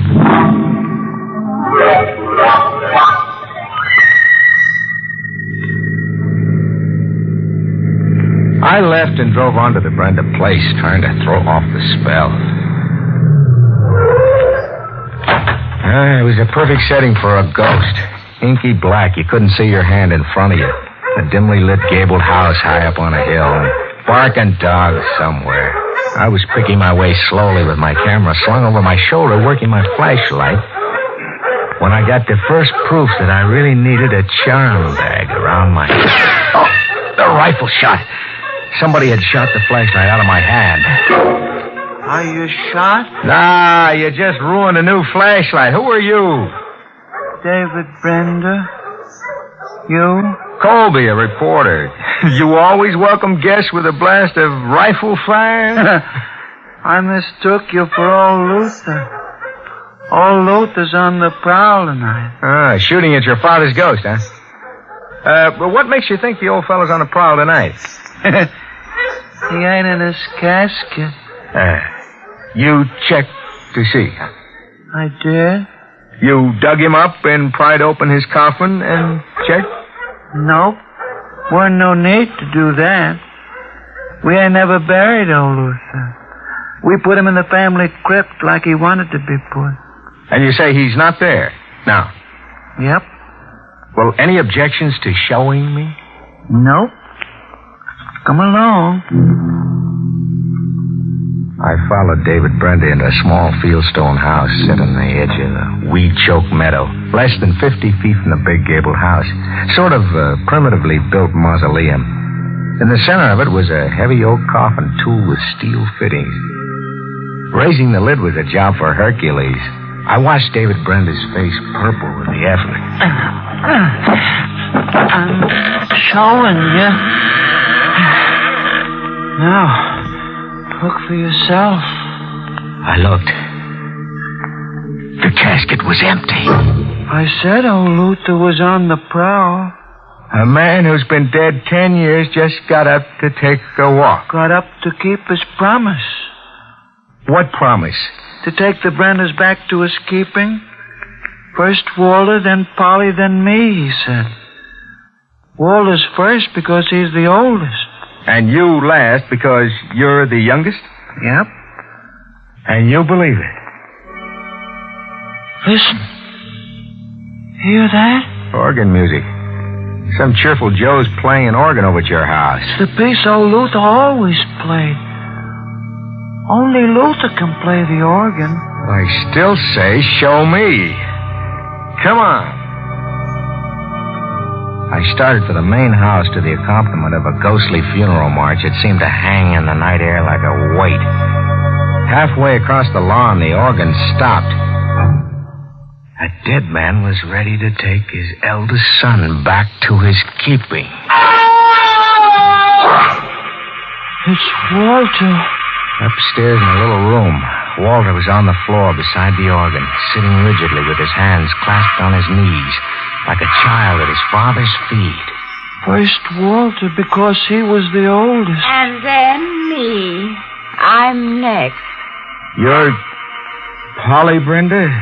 I'm Polly Brenda. Didn't Father play beautifully, Daisy?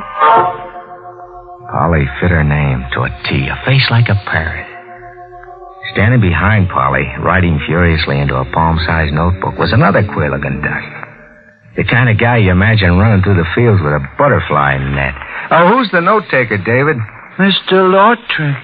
Yeah, he's a lord. Sir Oliver Lautrick. And your name is what? Are we, rival reporters? Indeed not. Well, then what's all that note-taking about? My on-the-spot investigation into supernatural phenomena. The Brendas were kind enough to extend an invitation to me. For $500 for his keep. And a silk dress for me. What research society do you represent, Sir Oliver? My own. My independent research will become a book. A really revolutionary book, I would say. You've seen the Brenda ghost. I have. My findings here have been truly remarkable. You gotta show me. Bodies disappear, sure, but not under their own steam. Now, old Luther was missing from his casket. Sure, but where is he? Do you know where he is, Polly? Why, back in the coffin. He always goes back to rest after he's played the organ. We hiked back to the mausoleum, all of us. I watched David Brenda make like Hercules again, raising the heavy oak lid. I'm showing you.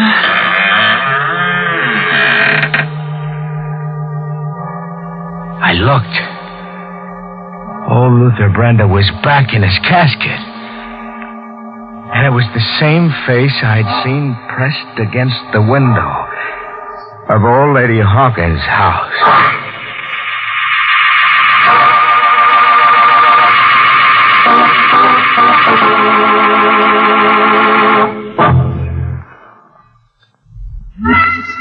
The mind's a funny thing, Gabby.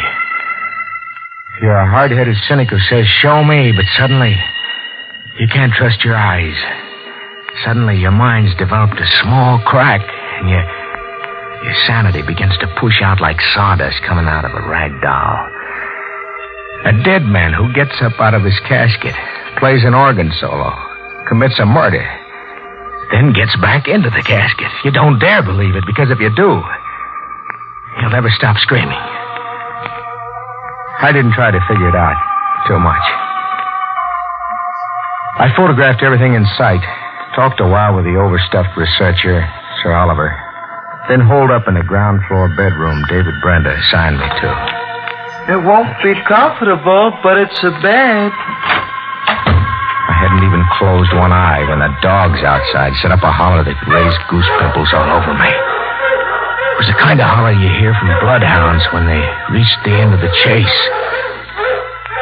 I went to the window. Something was pulling me. Something. Like a premonition.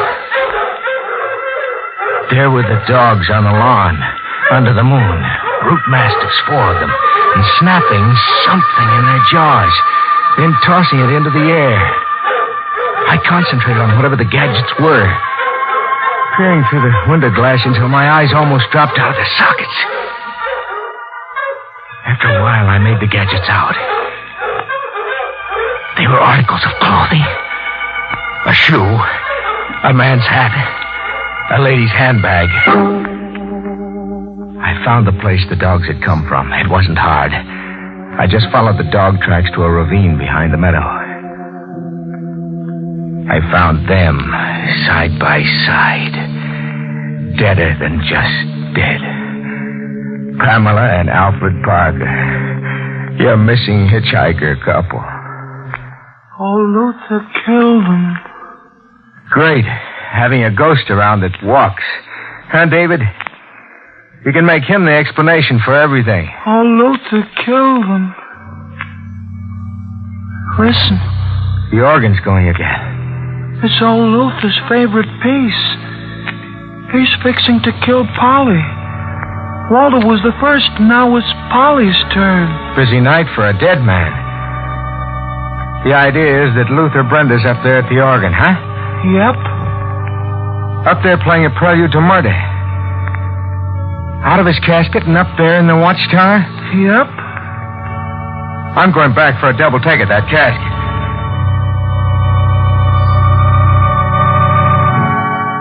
I played Hercules with the lid myself this time. I did a double take 20 times over. The casket was empty. I sprinted for the main house with David Brenda, puffing at my heels and a funeral march pacing me. Sprinting got me within a foot of the front door when the music stopped.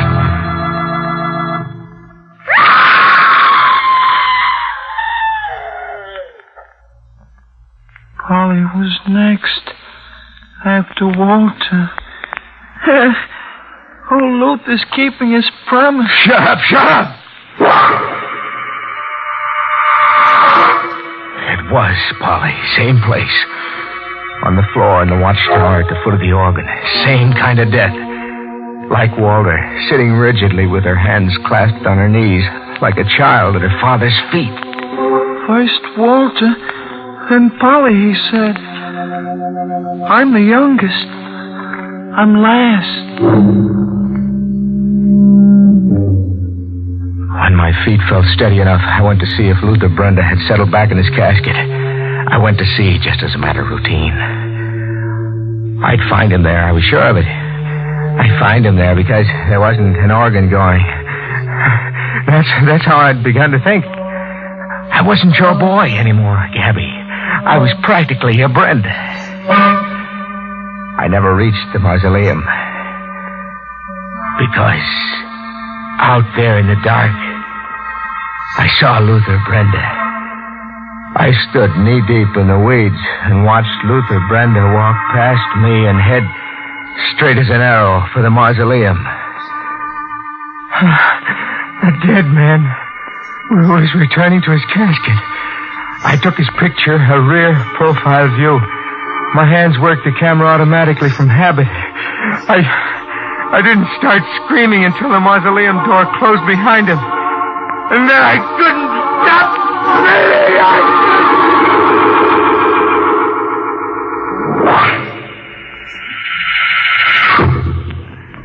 Feel better for the sleep, kid?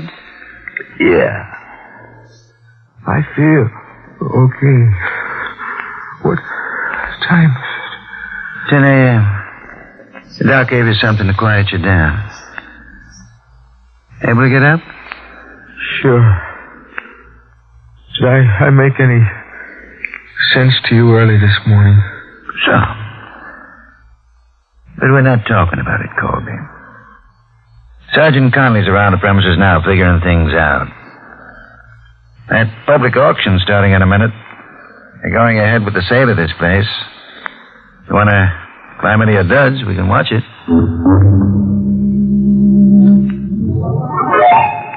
Gentlemen, your attention, please.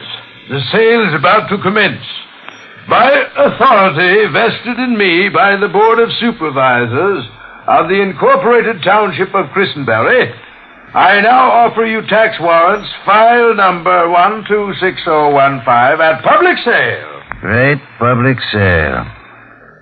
Not a soul came. Nobody wants the place.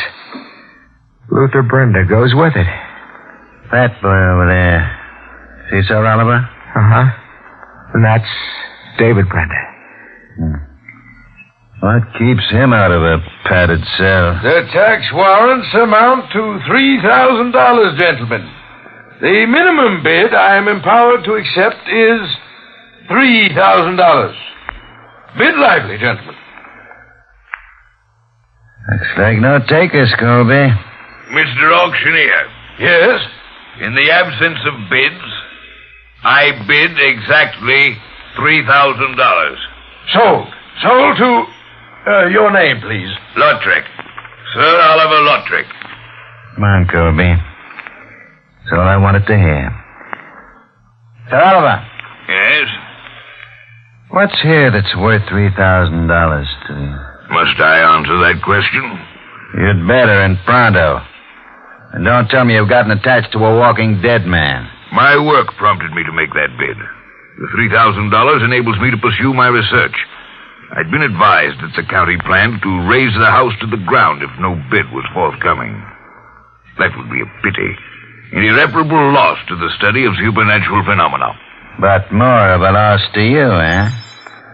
A loss of, say, $100,000? You're making no sense at all to me. I'm not, eh? There's a cop here who'll tell it to you in basic English. You tell him, Sergeant. $100,000 in jewels stolen by an escaped convict who came through here and murdered old Luther Brenda 10 years ago. The killer left the jewels behind him for safekeeping. Because he was wanted in 12 states, he was hotter than a firecracker. He knew he'd never crash through roadblocks set up to trap him. My theory is that the jewels are bricked in somewhere as a part of the Brenda dwelling. Isn't that why you bought the house, Sir Oliver? To be free to take a wall down at your leisure and pocket a bag full of jewels? It's a preposterous theory. In my opinion, gentlemen, your surroundings here have affected your minds. You're all stark mad. Ah, that gimmick. Give him the rest of it, Sergeant. The corpse that gets up and plays the organ, that's you, Lautrec. Now, don't waste your breath denying it. Among other items of proof, we've got photographic evidence.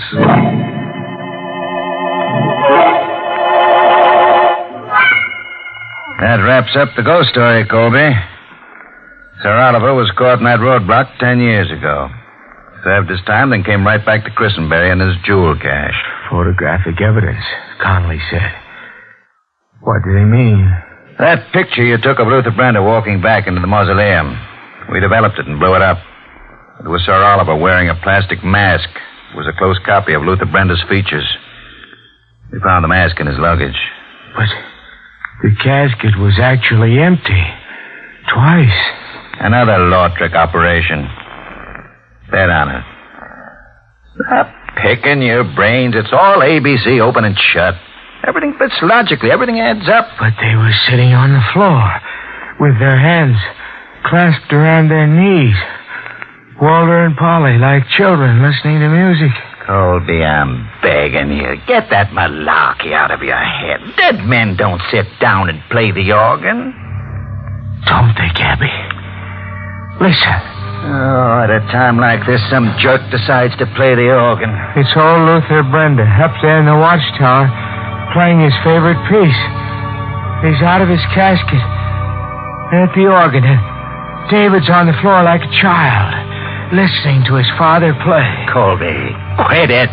It's David's turn now. After Walter came Polly. David's last because he's the youngest. It's his turn now to go back to his father's keeping. Soon the music will stop and David will scream. Listen, Gabby.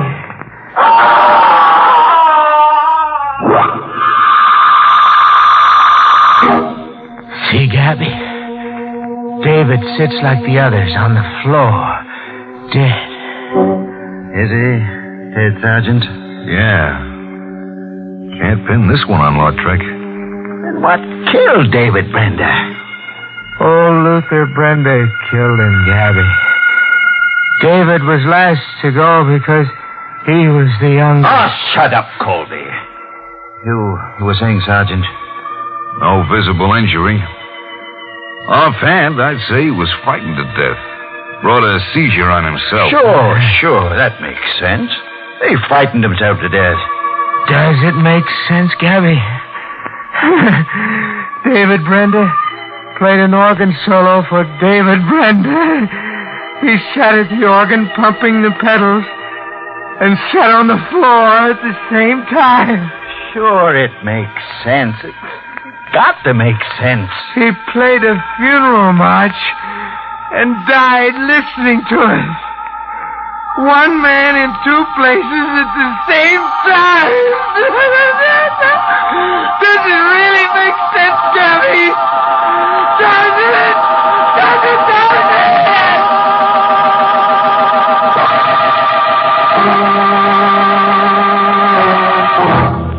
So the Brendas are back together again. Now, there's one gang that believes in the family ties that bind. Did some cynic whisper, straitjacket? That's Oliver. Nice guy to rent your attic to. I'm told he's using himself as a basis for research now. He's bringing his notebook and pencil into the hot seat with him. Expects to record impressions that will electrify nobody but himself. And say, if you ever run into a walking corpse, Mr. Blow the whistle on yourself. You're on a dead-end street.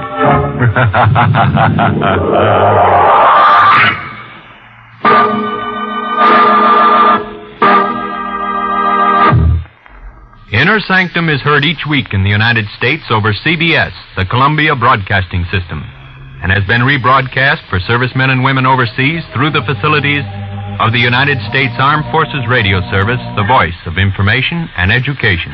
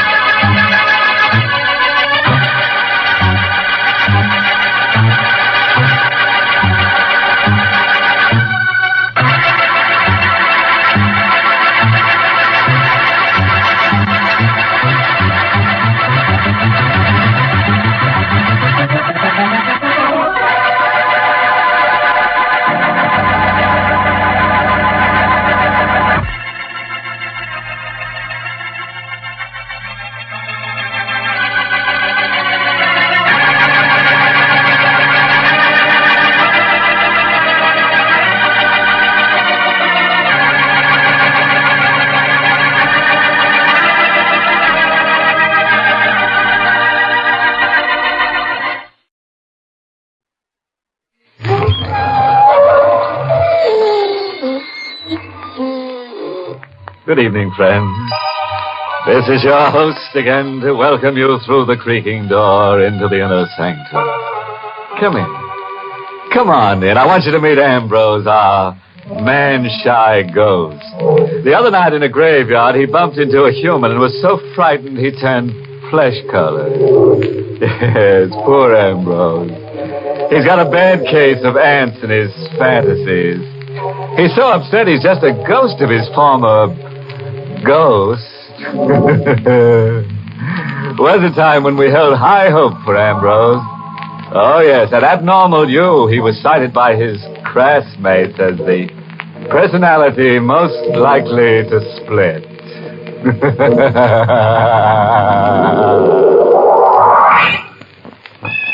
And now, let's visit Murder Mansion.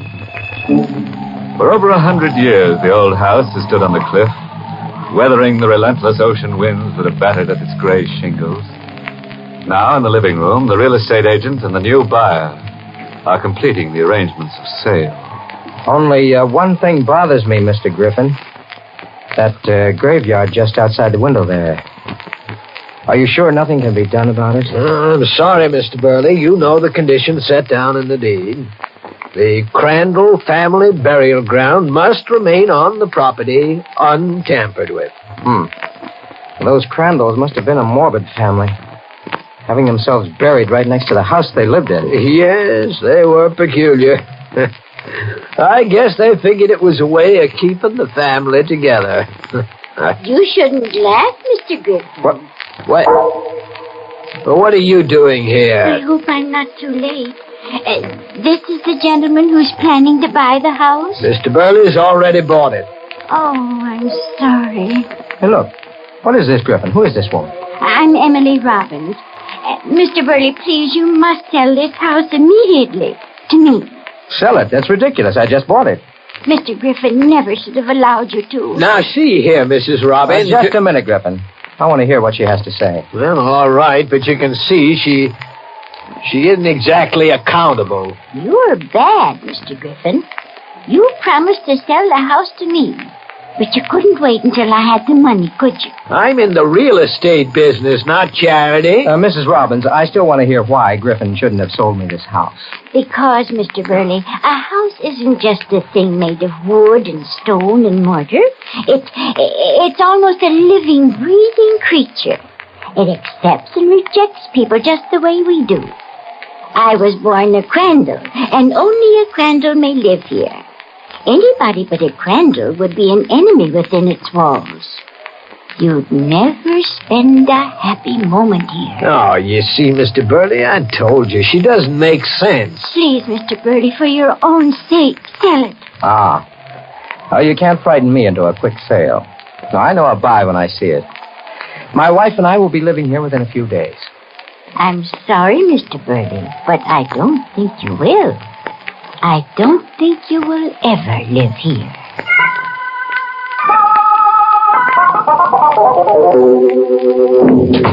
Helen! Oh, Helen! Mr. Burley? Yes, Ada. Where's Mrs. Burley? I want to tell her I got that house at my price. Oh, sir, you'd better go upstairs. The doctor's still there. Doctor? What's the matter? Oh, Mr. Burley. What is it, Ada? What is it? Your wife is dead. What? She seemed so well after lunch. She was upstairs napping, and when she didn't come down at the usual time, I went up. I tried to wake her, but... Helen dead? Oh, no, it can't be. It just can't be. I tried to get you everywhere.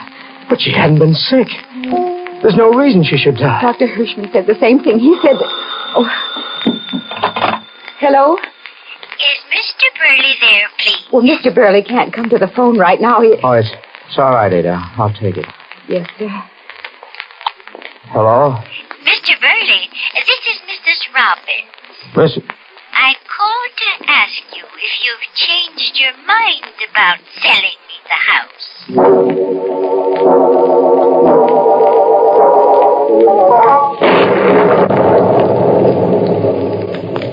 Can I bring you something, Mr. Burley? No, Ada, thank you. Sir, I know it's none of my business, but maybe you shouldn't have come to live in this house. Maybe you should have sold it to Mrs. Robbins. I had to come here. I have to prove to myself that a house can have no evil influence over life and death. Of course it can't. And yet, according to the doctor, my wife passed away almost at the very moment I bought this house. I'm so confused. I don't know what to think. I'm not one to butt in, but you are letting the house have an effect on you. Or you haven't moved from that window all evening. I'm just trying to fathom things out. You've been standing there staring out at that graveyard. I'm all right. Now let me alone. Yes, sir. Good night, Mr. Burley. Good night. Hey there. What is it, sir? That graveyard out there. When the lightning flashed just then, I saw it. Saw what? There was a new headstone among the old ones. A brand new headstone.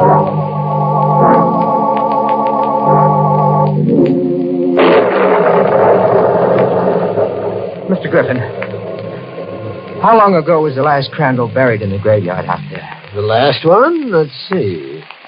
Oh, yes, it was Vincent Crandall. He died 20 years ago. 20 years? Then his headstone would have been a little worn by this time. Well, sure it would, but what are you... Then what is the meaning of the new headstone? New? Come to the window. I'll show you. Oh, now, Mr. Burley... There's a brand new headstone out there, over a fresh grave. Oh, but that's impossible. I saw it first when the lightning flashed. Well, you must be imagining things. Then see for yourself. Here, take this flashlight. Shine it out there on the graves and see for yourself. All right. Well... Mr. Burley, maybe you better see a doctor. Doctor? They're all old headstones out there. The new one is only in your mind. Give me that flashlight. Mr. Griffin, what? You've been under a terrible strain. Your wife's sudden death and all. I don't know. What made me think I saw a new headstone out there? I want to sell this house. Right away. Well, you know, it takes a little time to arrange a sale. What about that Robbins woman? She'll buy it. She's been bothering me all along to sell it to her. Yeah, but Mrs. Robbins can't pay you a decent price. Well, I don't care. I'll take anything she offers. I want you to get in touch with her. All right, Mr. Burley, I'll call her in the morning. No. I can't wait until then. I want this house sold tonight.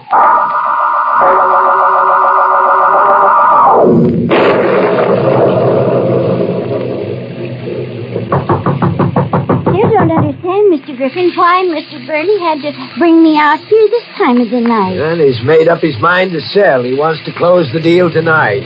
You don't want me to have this house, do you?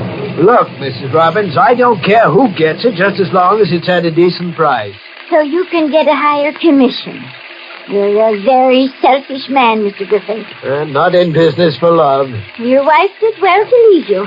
She was as crazy as you are. Why doesn't he answer the door? What's taking him so long? Mercy! What was that? Someone screaming. Came from... Say, the garage. There's a light in there. Come on. Whoever screamed must be in that garage. Well, we'll soon find out. But maybe it isn't safe for us to go in there. That's a chance I'm going to have to take. What? Ada. Mr. Griffin. Well, that was you who screamed, huh? Yes. Why? What happened? Mr. Burley. What is it, Ada? What about Mr. Burley? He's dead. What? He left the house an hour ago. I looked out of the window and noticed that the garage here was lit. I came out and I found him slumped over in the car dead. How dreadful. Well, this place is filled with carbon monoxide fumes. It wouldn't have happened. None of it. If he hadn't bought the house... Now, look, Mrs. Robbins, this is no time for that superstitious nonsense of yours. She's right, Mr. Griffin. It is nonsense. What do you mean, Ada? Here. Look. On the back seat of the car. Good Lord. A new headstone.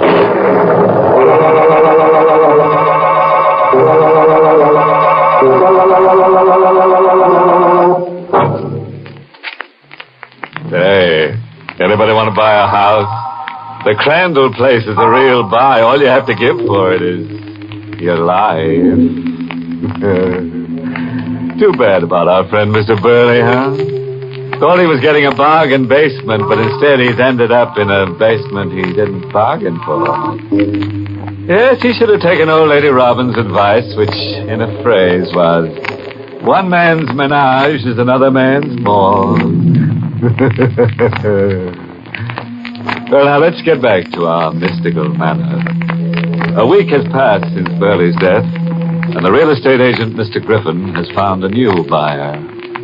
Well, here's your check, Mr. Griffin. Oh, thank you, Mr. Wagner. I consider this house a real buy.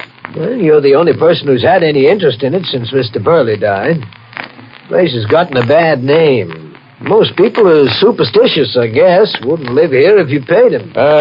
Superstition never bothered me. Mr. Griffin. Yeah? What are you looking at that way? There's a graveyard out there. I don't understand. Understand? What are you trying to say? There were always 10 graves out there, I'm sure. But now there's 11.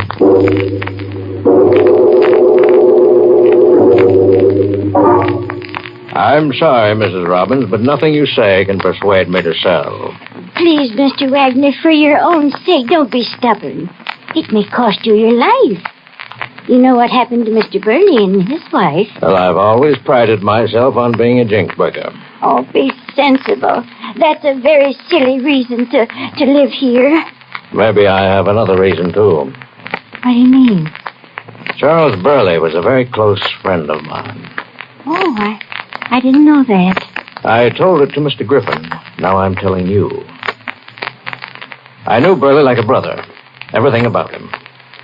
Mrs. Robbins, he wasn't the type to commit suicide. Oh, but he didn't commit suicide. Oh, you seem to know a lot about it. I do. Then maybe you can tell me who killed him. I can. Who? This house is the killer. Now, look. Oh, it is, Mr. Wagner. I know. You don't believe me, do you? Of course not. Soon you'll find out that I'm telling the truth. That sounds like a threat. No, Mr. Wagner. I'm not threatening you.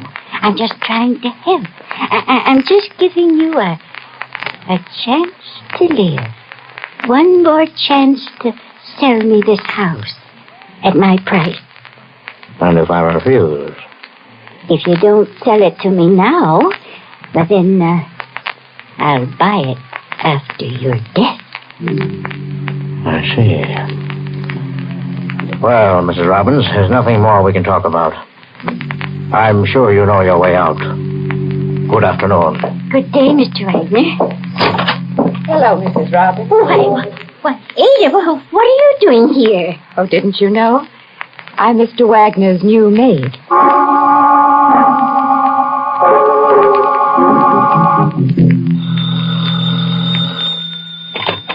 Hello. Mr. Griffin? Yes? Come over here to the Crandall house right away. Mr. Wagner wants to see you. Who is this? It's very important, Mr. Griffin. Come as quickly as you can. Yes, but who is this? Hello. Oh. Your number, please. Operator, get me Maine 6539 and hurry. Yes, sir. I'm sorry, sir, but that line is disconnected. Disconnected? What? Well, that's impossible. I just spoke to someone at that number. Try them again. I'm sorry, sir, but I checked. There is no way I can get you the number.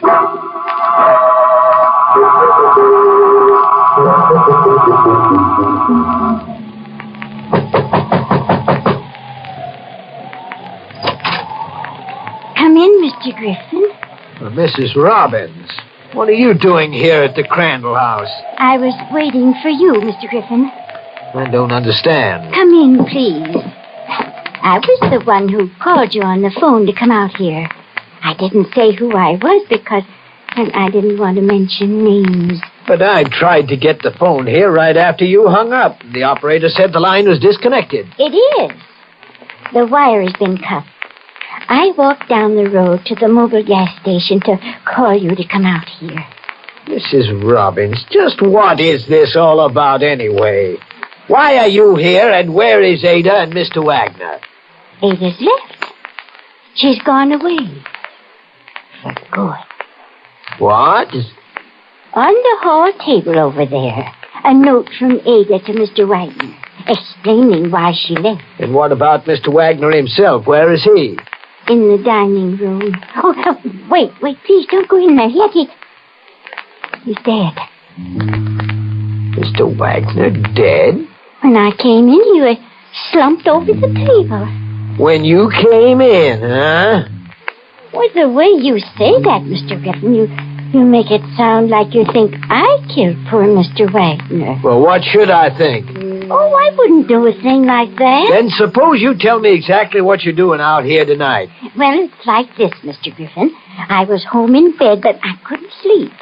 A strange feeling kept running through me that I should come out here and try to convince Mr. Wagner that he should sell the house before another day passed. Oh, a feeling, huh? You can believe me. Oh, sure. When I arrived out here, the door was open and everything is just as you see it. What about the police? I didn't call them. Why not? Because I wanted to speak to you first. Speak to me with a murdered man in the next room? It wasn't murder. It was just the will of this house. And I want this house. You'd do anything to get it, wouldn't you? Yes. Anything. Even murder? Yes. Mrs. Robbins, I'm driving down the road to make a phone call to the police.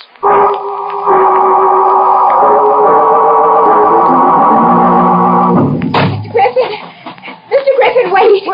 Well, Ada, what are you doing here? I was watching you and Mrs. Robbins through the window. Mr. Wagner is dead. I know. But how could you? You left the house this morning. I saw his body slumped over the table. You think the same as I do, don't you?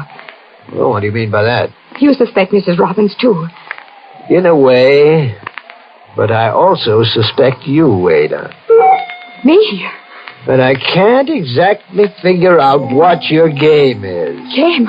I have no game. And why did you leave a note saying you were going away? What note? There's no use lying. I saw it myself on the hall table. But you must be mistaken. Today is my day off. I left the house early this morning. I didn't write a note. Well, if you are telling the truth... I am. Then I know who did write that note. You wait right here for me. I'll be back in 10 minutes. Keep your eye on the house. Where are you going? The phone inside is disconnected. I'm going down the road to call the police. I'll go with you. Why? I'd rather not stay here alone. Mrs. Robbins doesn't know you're out here. You're safe. But just the same, I'd feel better if I went with you. I'm not taking you with me. You act as if you're afraid of me. Maybe I am. But why? Why? Because when Mrs. Burley died, you were in the house. The same with Mr. Burley. And now Mr. Wagner. You were there when every victim died, Ada. I won't let you in this car with me.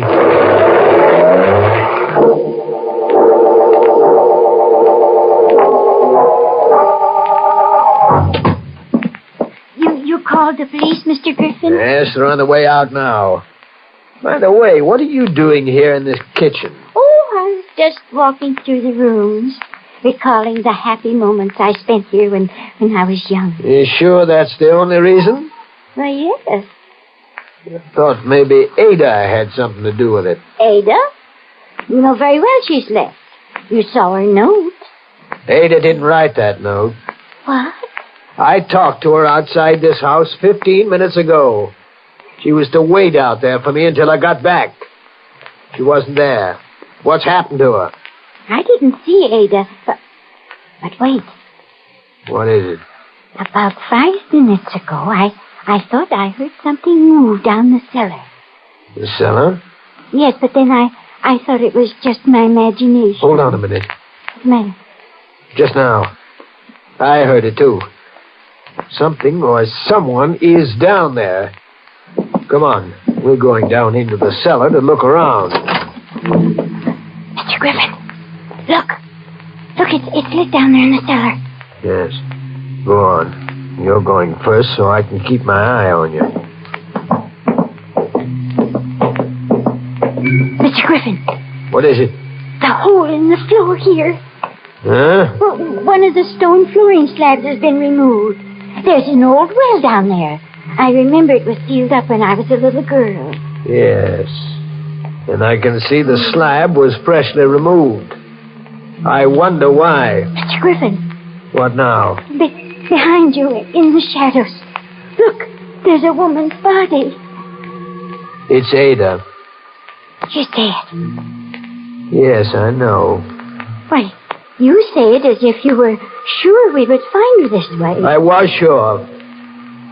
You see, Mrs. Robbins, I killed her. Oh, no. I didn't have quite enough time to dispose of her body in the old well here. I heard you moving about upstairs in the kitchen. But why did you kill her, Mr. Griffin? Because she insisted on living in this house like the others. Then it wasn't this house. It wasn't because they weren't Crandall's. Of course not, but your idiotic superstition about this place helped my plan. Mrs. Burley's sudden, peculiar death was a lucky coincidence for me. It gave me the idea for the others. I needed a series of deaths to completely destroy the value of this place, so no one would ever live in it. But why? On several occasions you mentioned my wife, Mrs. Robbins. You see, you were wrong about her, as everybody else was wrong. She didn't run away from me. She would have, but I killed her. And her body is down at the bottom of that well, just as Ada's will be, and just as yours will be. But the police are coming. They'll find you out. You foolish old woman, do you think I really called them? Now, Mrs. Robbins? No, please don't come near me. You wanted to stay in this house. Now you will, forever. No. You're going to get the thing you wanted most. Oh! You're not going to kill her, too. Ada! Yes, Ada. No, it can't be. You're dead. Not yet. Not completely. I've just enough life left. No, my leg! Let me go! Let me go! The well! I'll fall in there!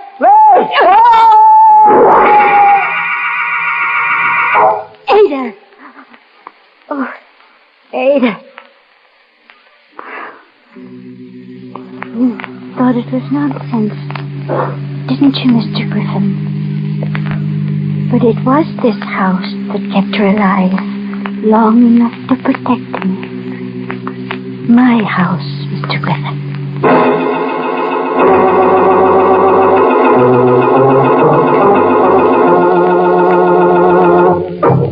Well, as they say, all's well that ends in a well. Say, folks, what about that Griffin character? Just goes to show how a property agent can sink to such an unreal estate. Yes, sir, that's what I call tripping over your own plot. Now, Mrs. Robbins will never be lonely. No, when things get dull, she can always step outside the house and dig up a relative or two.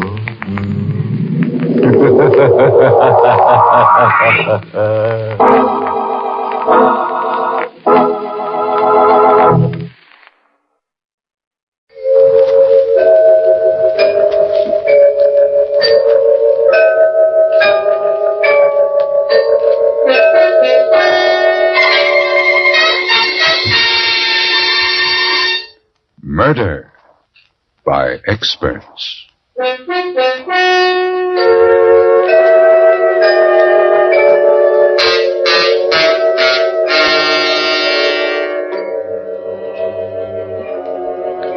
The Mutual Broadcasting System presents Murder by Experts with your host and narrator, Mr. John Dixon Carr, world-famous mystery novelist and author of the recently published bestseller, The Life of Sir Arthur Conan Doyle.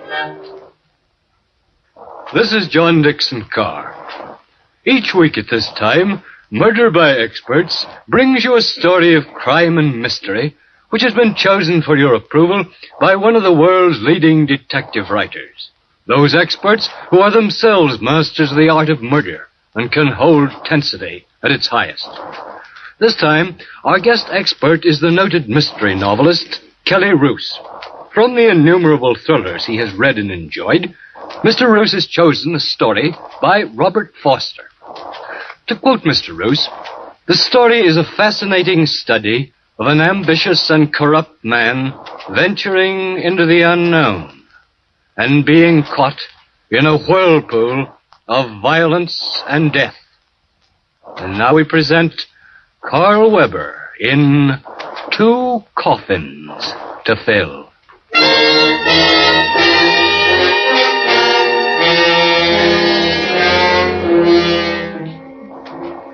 The scene, Nick's place, a popular roadhouse on the West Coast. It's early evening, and the dimly lit cocktail lounge is empty, save for the bartender and a couple in a corner booth.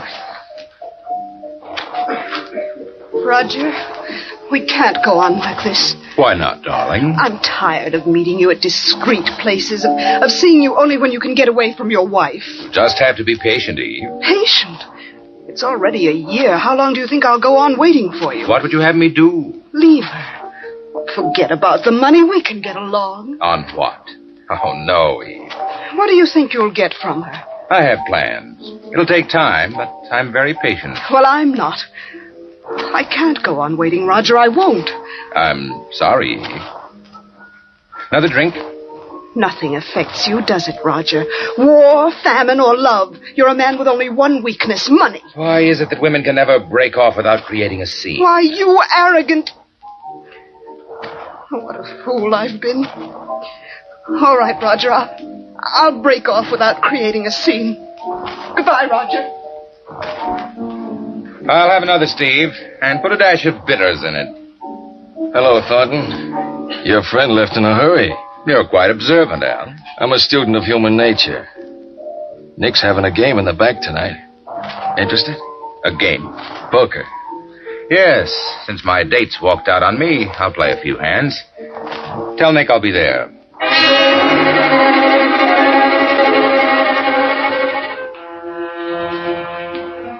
It's amazing how one small weakness can disrupt an otherwise orderly and well-thought-out plan. My wife, Frida's first husband, left her with a manufacturing plant and holdings amounting to something like $4 million. That's a comfortable sum of money, and I'm a man who likes comfort, or I wouldn't have married Frida. She was 40 and tired, and no bargain special in the marriage market. But I had plans that didn't include murder. Not then. I was a patient man. Patient until a weakness occurred, and I spent the night playing cards in a back room at Nick's place. That night cost me $30,000, all on my signature. Perhaps that's why Nick's gun-happy friend Al was so insistent a couple of weeks later. I was sitting at the bar in Nick's. Thornton. Yes? You busy? Well, that depends. Nick wants to see you in his office. Wants to see me about what? I didn't ask him. Well, tell him I'll drop back after I finish this drink. Make it now. What? I said now, Thornton. All right. All right, let's have it your way.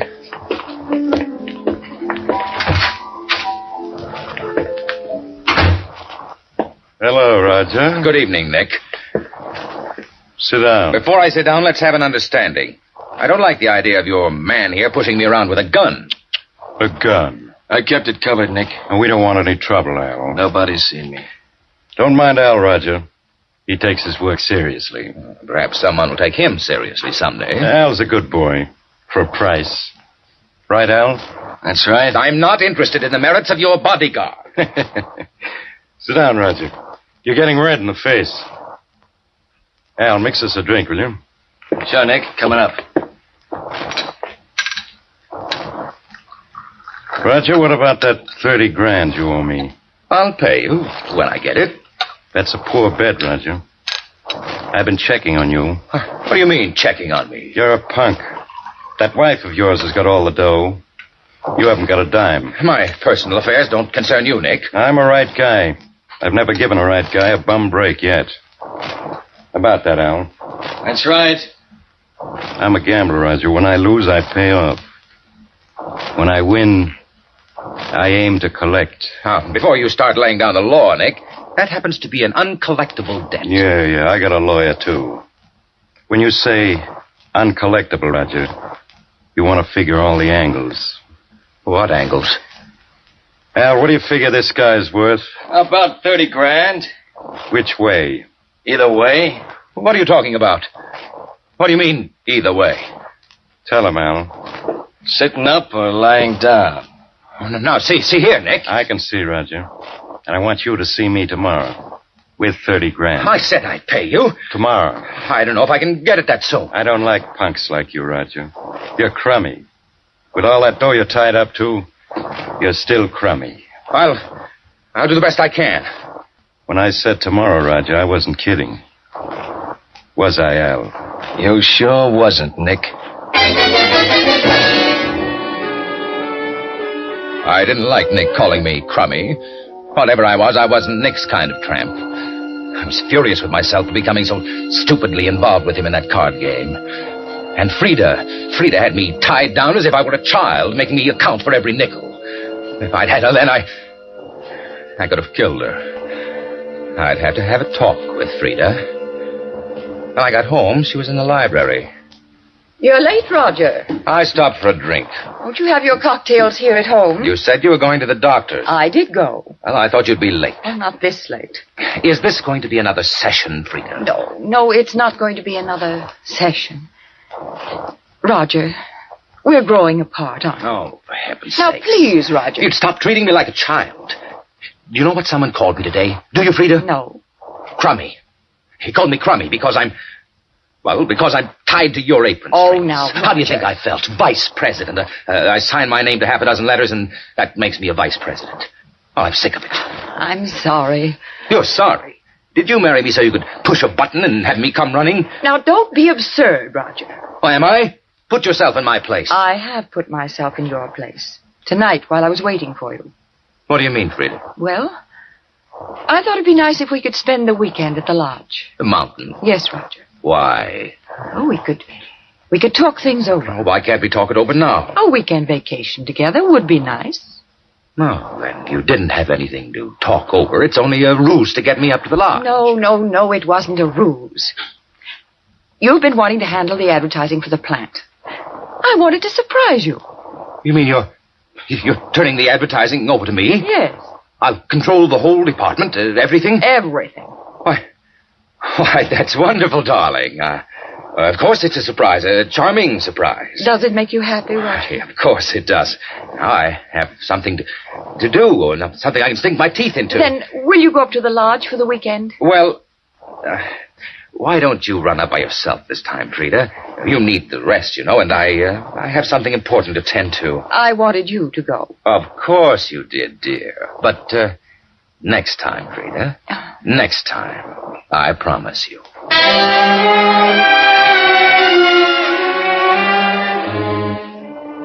Frida's act was more considerate than she realized.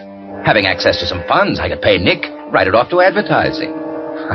For a moment, I felt almost kindly toward Frida. But then, as I stared at her, long and hard, wondering if I could care for her even remotely, my thoughts were revolted. I hated her for condescending to place me in charge of the advertising department. I knew I could no longer tolerate her, standing in the way of everything I was waiting for. Not until the next day did I conceive the plan. I was ready when Nick's bodyguard, Al, came into my office. Nick sent me over. I didn't think it was a social call. I don't like jokes. You're very businesslike, aren't you, Al? I work for a living. When you work hard. And when you play, you play hard. Is that right, Al? That's right. Could you use, say, $5,000 to play with? I don't like chiselers. Chiselers? You heard me. Oh, you think I'm trying to buy you off because of the money I owe Nick? What am I supposed to think? I see. Well, here's a check for Nick. What do you think now? 30 grand. How do I know this is good? You're smarter than that, Al. Okay. Okay, what's on? What's 5,000 worth to you, Al? Could be worth anything. Maybe. Maybe. Nick doesn't come in on this? No. This is just between us. How hard is it? It may be a bit difficult.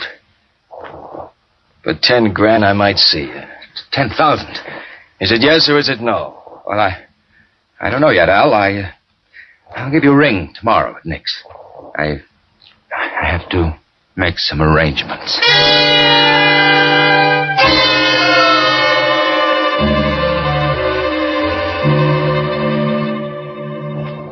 Frida? Yes, Roger? Are you still planning to go to the mountains for the weekend? No, not without you. Well, I've been thinking, you do need a rest, you know. Oh, I can rest just as well right here. Yes, I realize that, but, well, I thought I might come up to the lodge with you. Oh, Roger, do you really mean it? Of course, dear. Oh, I'm so glad you decided to go with me. Oh, there's just one thing, Frida. Yes? I won't be able to come up until later Saturday evening. Oh, I don't mind driving up late. But you don't understand, Frida. I expect you to drive up early. Why, Roger? Well, you can check over the repair work that needs to be done on the lot. Repair work? Yes, I ran into an old friend of mine today, Frida, a carpenter, Al Graves. He's a bit down on his luck, and, the lodge could stand some work. Well, that's perfectly all right with me, Roger, but must I go up early? Well, we don't want him hanging around, do we? No, of course not. Good. Then I'll ride up with Al. Now, when we get there, we can discuss the repairs. He'll look things over, and then he'll drive on back in his own car. And you want me to go up early so I can make a list of the things to be done? Yes, Frida, that's it. Do you mind about the carpenter, I mean? Of course I don't mind, Roger. I'm just so happy that you want to go.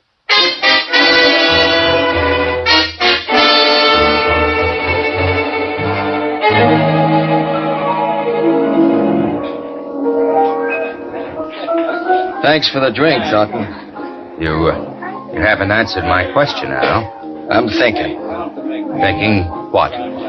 Murder's quite a rap. You had your proposition. If you want to forget it. I didn't say that. Then you'll do it. When's the payoff? 1,000 now. 9,000 Saturday night. You want it done about 9 o'clock? Just so it happens before I get there. And I get a ride back with you. Yes. Maybe you try to pull something like the cops. I couldn't risk bringing the police in. You're smart enough to know that. Smarter than you think, Thornton. All right, now it has to look like a struggle and robbery. Leave that to me. Is everything okay with the wife for me to ride her up there? It will be. Saturday morning.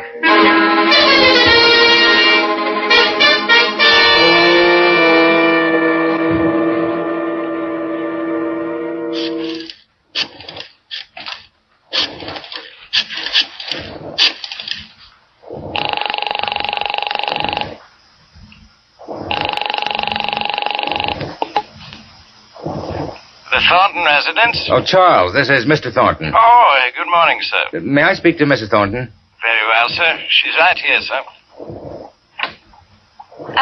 Roger? Oh, I was afraid you might have left for the lodge already. No, not for an hour yet. Frida, I wonder if you'd mind doing something. What is it? Well, Al Graves, the carpenter who is going to drive me up. Yes? His car is broken down. It's in the garage. Would you mind terribly taking Al up with you? Oh, and Roger, really, He could look over the repairs himself that way. Well, when will you come up? As soon as I'm finished working at the office, I'm working on the new advertising program. Well, I suppose I could have Richard take Al and myself up in the sedan. Oh, you don't have to bother Richard. Why not take your convertible? Oh, couldn't we have that carpenter come up some other time? All right. Let's just forget the whole thing, Frida. If you wish, you can go on up alone. Now, Roger, you know that... Things must always go your way. Well, you'll drive up in your car? Yes. Al can use it to return to town in. Well, all right. Where'll I pick him up? On the corner of Hawthorne and Orange. Hawthorne and Orange. Yes, I'll tell him to watch for the convertible. All right, Roger. I'll see you at the lodge tonight, darling.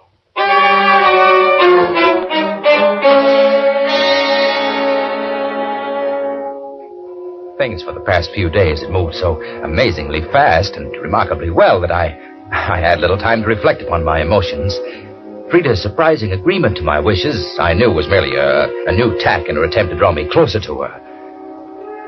And yet, as I drove through the lane to the lodge in the evening, I had an unaccountable fear. The wind whined through the trees, and the eerie sound disturbed me.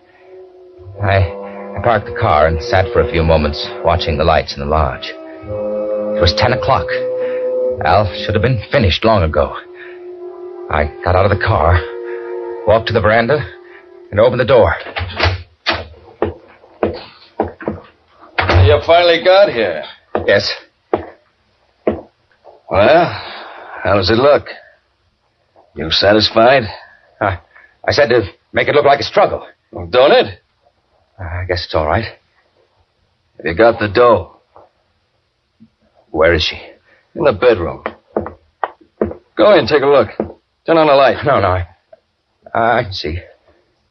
Satisfied, Thornton? She's partly under the bed. Yeah, she got scared. She tried to hide. I had to follow her. Shut the door. I said to shut the door. You're a funny guy. Why? You figure all this out and can't stomach your own stuff.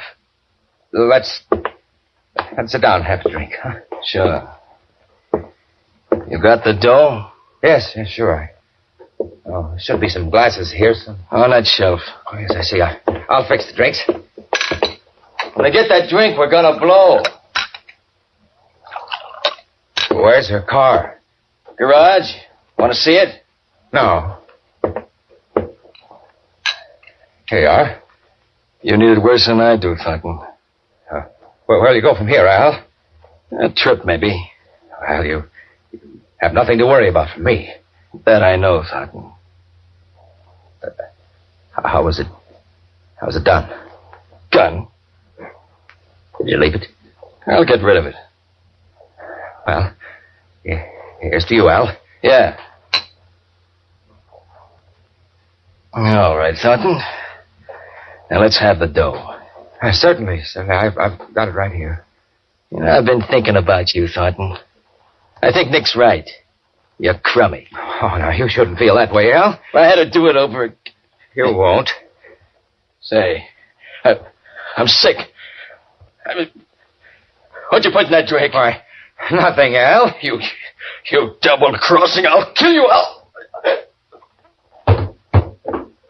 Will you, Al?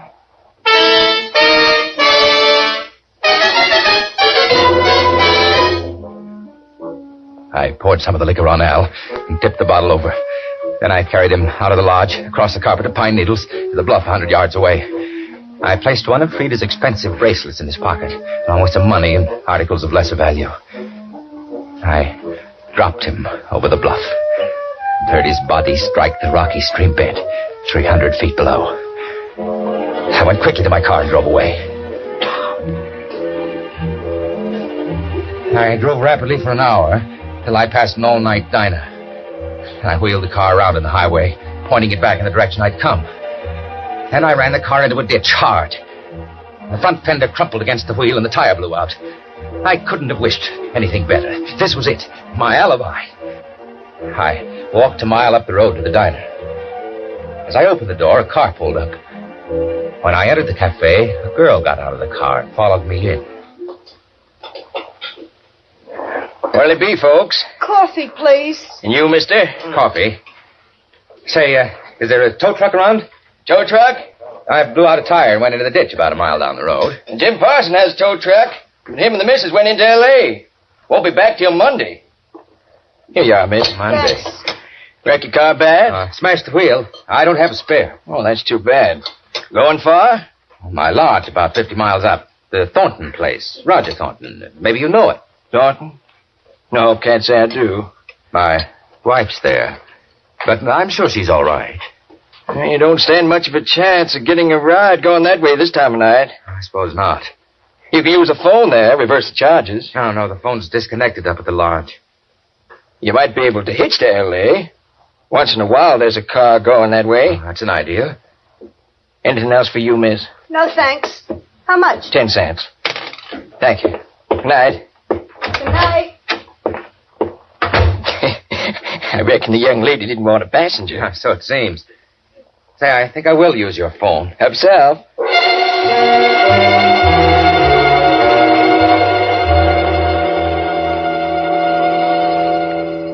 Have you got that straight, Charles?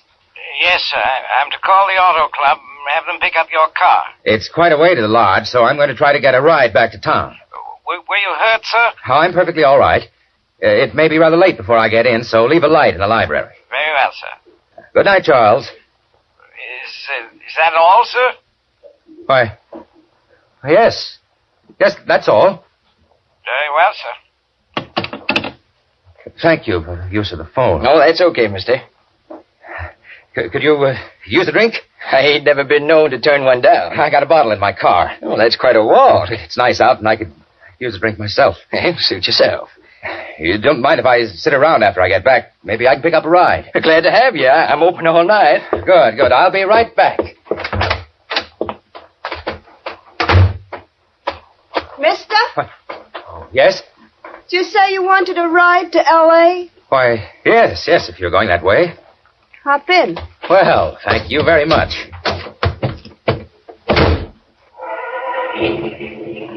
I would have asked you in there, but I didn't want to give the counterman the wrong idea, Mr. Thornton. How did you know my name? You told the counterman. Oh, of course. I was just going to get a bottle out of my car. I already got it. You got it? Sure. Nice car, thirsty girl. I had a hunch. How long were you with the car? Long enough to find the bottle and see your name on the steering post. I thought you heard me tell the counterman. I did. So then I knew you was a gentleman. Have you drunk much of that bottle? Enough. Hey, you shouldn't be driving if you've been drinking too much. Scared? Oh, no, it's for your own good. I'm celebrating. You might have waited till you got in Los Angeles. Mr. Thornton. Yes? Why'd you turn your car around and run it into that ditch? What? I know all about you, Mr. Thornton. Who are you? What's your name? Della. Ella what? Just Della. Look out! You nearly turned us over. Either stop this car and let me drive, or... Or what, Mr. Thornton? Stop this car. When we get to Nick's. Did you say Nick's? I'm Al's girlfriend. No. Didn't you think Al could have a girlfriend? Why did you pick me up?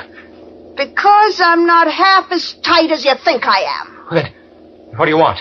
Al was a punk, a nice punk, but punks come cheap, Mr. Thornton. I want that $9,000. Do you think I carry that kind of money around? And did you think Al was stupid enough not to have somebody cover him at the lodge? You were there? You saw it? Yes, I was there, and I saw. You're a very brave girl, Della. Threatening me. I don't scare easy. I know you're kind. Do you? This is a gun, Mr. Thornton. I'm not afraid to use it. You're a very stupid child. If you try anything, I'll wreck this car. What's that, curve? I'll take that gun. Ow! Now, stop that car or I'll kill you. No, you won't. I'll hold that wheel. Let go! Let go of me! Let go! You're stopping right here. All right. Now, get out of the car. Get out. I'm willing to talk to you. Get out. My arm. Ow. Now, this ravine. I was only kidding you. I wanted to scare you. I didn't mean it. Must I force you? I won't tell nobody. You're my only witness. My only witness. Please, let me tell you. Let me talk to you. This will do. Wait. You've got to let me explain it.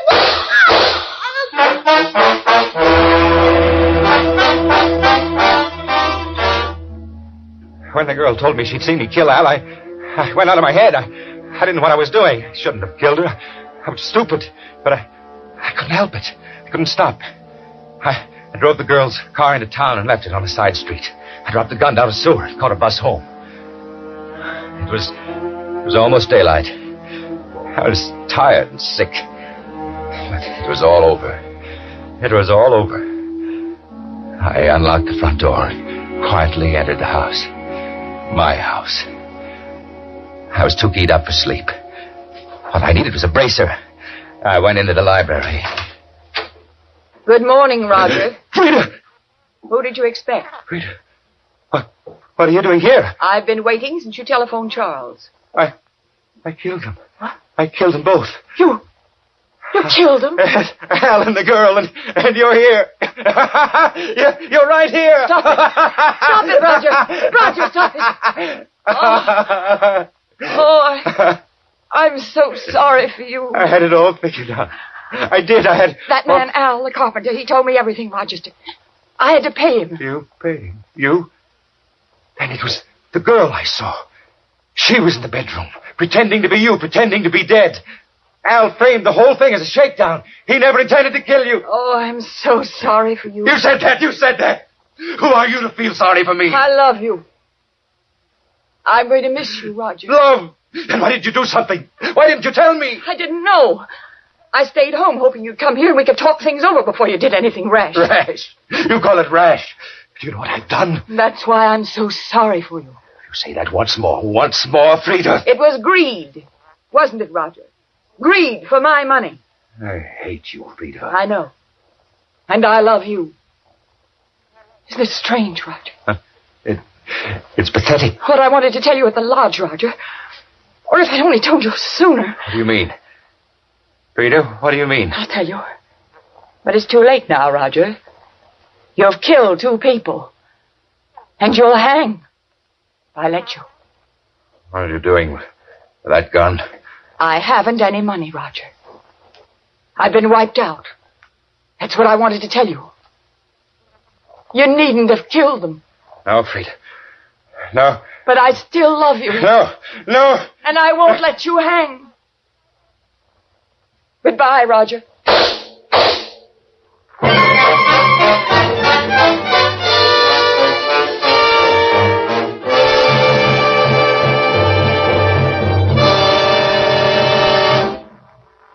And so the curtain falls on 2 coffins to fill, which was chosen by guest expert Kelly Roos, whose latest mystery is Murder in Any Language.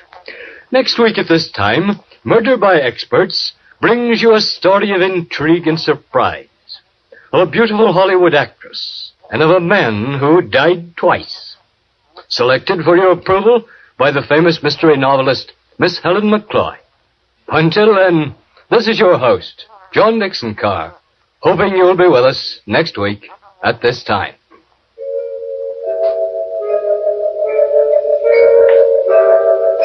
In the cast of 2 Coffins to Fill, which was written by Robert Foster, were Carl Weber, Eleanor Phelps, Jimmy Stevens, Miriam Wolfe, and Maurice Tarplin. Music was under the direction of Emerson Buckley and was composed by Richard DuPage. Murder by Experts is produced and directed by Robert A. Arthur and David Cogan. All characters in our story were fictitious, and any resemblance to the names of actual persons was purely coincidental. This is Phil Tonkin speaking.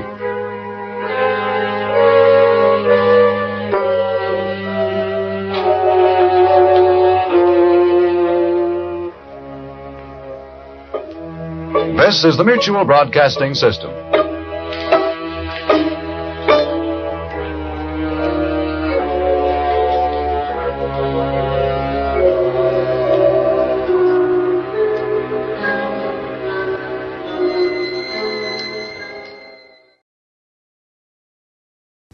Ladies and gentlemen, welcome once more to the place I have been calling my House of Horror. There is another place, however, that many people, rightly or wrongly, regard as a house of horror. I mean, their dentists.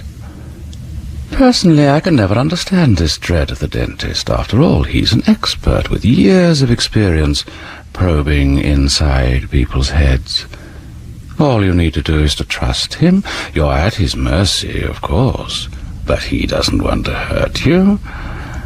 Unless, of course, he happens to bear a grudge against you. Now, ladies and gentlemen, accept my invitation to a day at the... Yes, just a little more there and I've done. Are you still feeling relaxed? Good, here we go then. I must make a good job of this one, mustn't I? I don't want to think of my last filling coming. I wouldn't do at all. No. You'll be buried with this filling, Mrs. Phelps.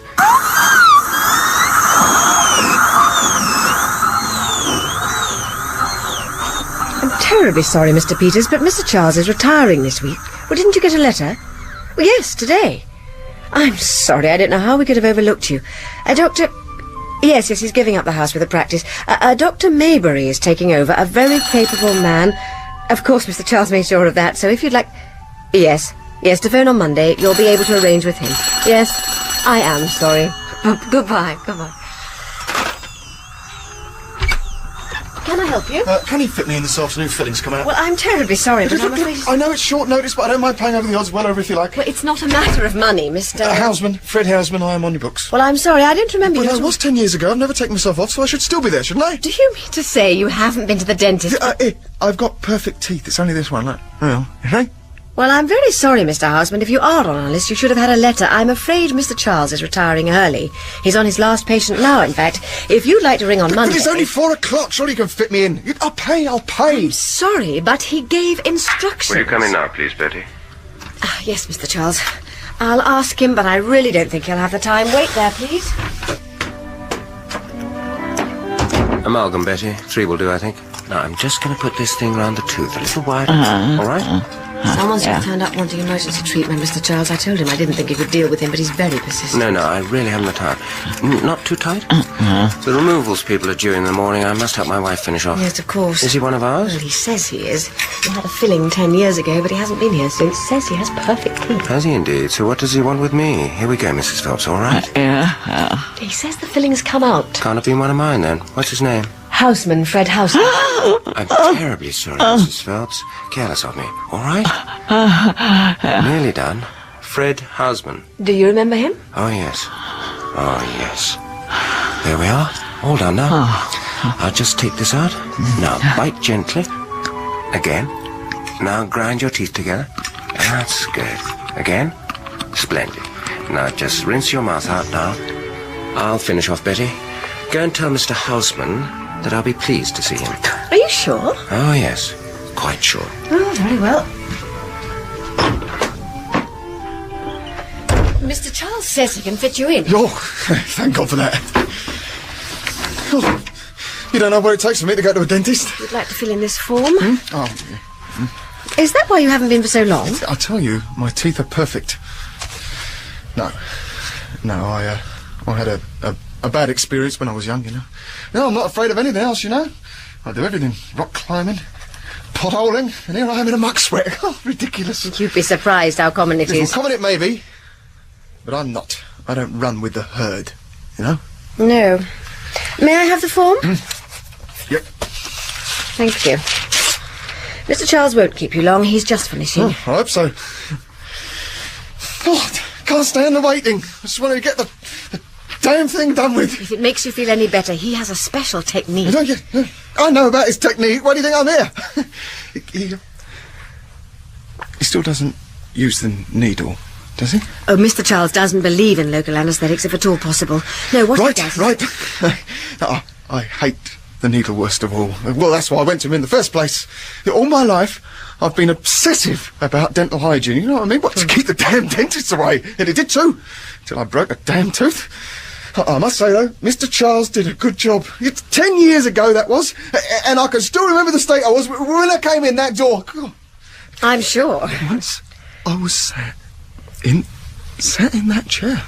Oh, you know, somehow he got me relaxed, you know. Hypnotism, is it? What does he do? I really don't know. He says music is very important. Yes, well, I don't give a damn how he does it, as long as he does it again today. Oh, thank God I was in the neighbourhood. Oh, you no longer live here? But I've written it on here, haven't I? Epsom. Nice little place. Detached. Pony in a paddock for little Polly. That's my daughter. All my own work. Started off with nothing. No rich daddy for me, you know.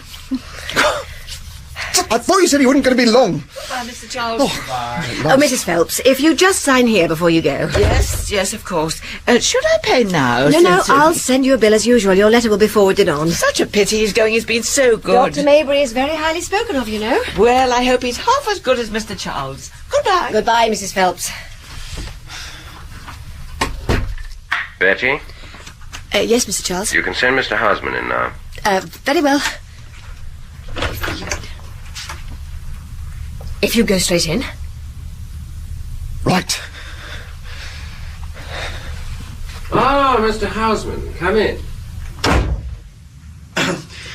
Look, before you start, there's something you ought to know. But I do, Mr. Houseman. What?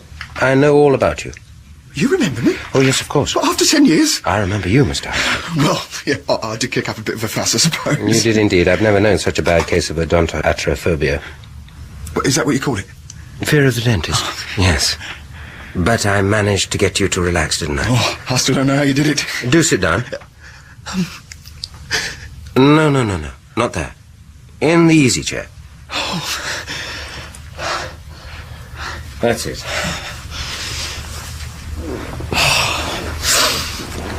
We'll talk for a while till you're properly relaxed. There's no hurry. You're not pushed for time, I hope. Nobody expecting you, waiting for you? No.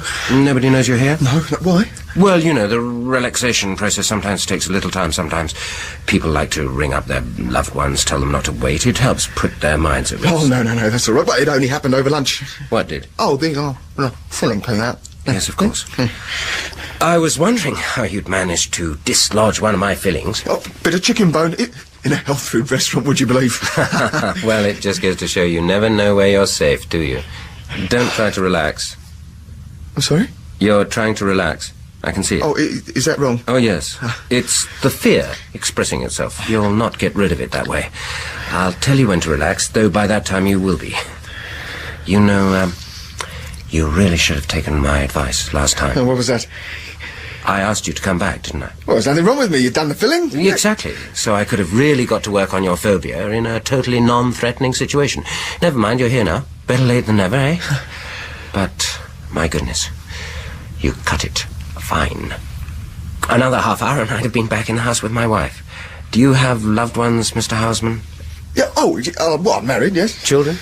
One, little Polly. I've got a photograph. Oh, no, please. No, pardon me, no. Oh, as you like. So, a nice wife, a nice child, a nice little house, I expect. Where's that? Epsom, and not so little, actually. No, I see by your dress you're in fair way of business, if you don't mind me seeing so. Oh, I'm glad it shows. Yes, I'm sure you are. Like to wear your successes on your sleeve, don't you? Well, it's a matter of confidence if you want to put yourself over. Look, Yes? Is all this necessary? I mean, I'd really like to get this treatment finished. Of course you would. That's another symptom of your anxiety. No, I mean, I'm a busy man, Mr. Charles. Not at the moment, though, are you? You just told me. Oh, no. No, so it's just anxiety, you see. And that's what I have got to get rid of. You comfortable in that chair? As comfortable as I'd like to be in a dentist surgery. Well, you'll get used to it. So, what were you doing this afternoon? I'm sorry? You had lunch with a client, was it, or Yeah, with a business contact. His treat, so I couldn't tell him I'd lost a filling on his damn chicken bone. Damn nuisance, actually. I'd planned to spend a nice afternoon in town. You didn't want to get back to your nice house, give your wife a surprise, take her some flowers, perhaps? What do you mean? Well, just getting you talking. Part of the process. Well, no. Well, I planned, since I was in town, I thought I'd walk through the park or something. Nice weather, you know? I know. It's nice to feel fancy-free sometimes. Look, I've got a feeling. Yes? That, well, you're getting at me in some kind of way. Digging at me, is that what you're doing? Is it annoying you? Yes, as a matter of fact, I think it damn well is. Why didn't I go home to my wife? And what was I going to do in the park? Look, I've come to get you to put your filling back, not Good. Good. Not good that you saw through my little boy, but good that it's working. Ploy. Getting the anger out, or rather transmitting a little of the anxiety into anger. It loosens you, you might say. It makes it easier to take it out, like extracting a tooth, loosening the root first before you... Don't... Sorry. Just testing. No, actually, I quite understand how pleasant it can be, especially for a busy man like yourself, to find yourself with an afternoon all of your own. Takes you back to your childhood, like playing truant. Forbidden fruit, eh? You walk through St. James's Park, say, or perhaps Hyde Park would be better. More chances there. Sun shining, no worries, no appointments, ready for anything that might come your way, is that right? You're trying to make me angry again. Yes. Yes, actually, I'm a happily married man with a lovely wife. Did I say you weren't? Look, I don't think this is working. What, Mr. Husband? This, therapy, or whatever it is. How do you know it's not? But I can feel it, can't I? Huh? I don't know what you did last time, but you didn't do it like this. It's not working, you're wasting my time, and I'm getting fed up. Forget the therapy, just give me a new fill-in and be done with it. Shall I tell you what's happening now? Look, do you understand? I understand that you have no intention of sitting in that chair, let alone letting me anywhere near your teeth. What's happening is that your fear is getting scared, feeling vulnerable. Do you know how they used to drive the devil out of people they thought were possessed? They taunt the devil to loosen him up, twist him this way and that, and to dislodge him. And when he felt his roots beginning to slip, that devil would get really angry. Then the exorcist knew he was winning. We don't call them devils anymore, of course. We use psychiatric terms for them. But the principle is the same. Get them scared and they get angry. Do you really think your phobia would let you get into that chair? No, he'll let you get almost into it. Then he'll find something else for you to get angry about, and you'll storm out swearing to sue me or something. Nothing I can do about it. I can't put them in straight jackets, can I? They'll never go to a dentist again. They let their teeth rot in private. You want to leave? No, get on with it. Well done. So what now? Well, I think a little music. Music? Do you have any preferences? What music do you play when you want to forget unpleasant things? Yeah, I don't have much time for music. Oh, come on now. Everyone has time for music, if only as wallpaper. Put it this way. You've taken a nice young lady out to a restaurant. Nice meal, rather pricey, but you hope it's going to be worth the money. Taxi back to your place for a brandy to show her your collection of Toby jugs. What the hell? Sorry? How did you know? Know what? About my Toby jugs. Have I hit a bullseye? Well, I never. I must be getting onto your wavelength. That's a very good sign. Is it? Certainly. This is going to be a success, Mr. Houseman. After today, you'll never worry about going to the dentist again. I guarantee that. Yeah, I must have mentioned it last time. Yes, of course. And I've held it in my unconscious all these years, waiting for this moment. Isn't the mind a strange thing? Well, then, you've got the lady into your nice little bachelor flat. This is before you married, of course. How long have you been married, Mr. Houseman? 9 years. So, there you both are, sitting on the sofa with a brandy or a scotch, wondering if the time has come to make the next move. You notice her eyes dart to the half-open door of the bedroom. You're not sure whether the expression in the eyes is apprehensiveness or anticipation. You decide to play safe and distract her with some music. Look. I don't think this is necessary. Mr. Houseman, I have to ask that you trust me. It is necessary, I assure you. Well, I'll choose something for you. I've got quite a good selection of tapes here. Now, something old, 10 years or so ago. How's this?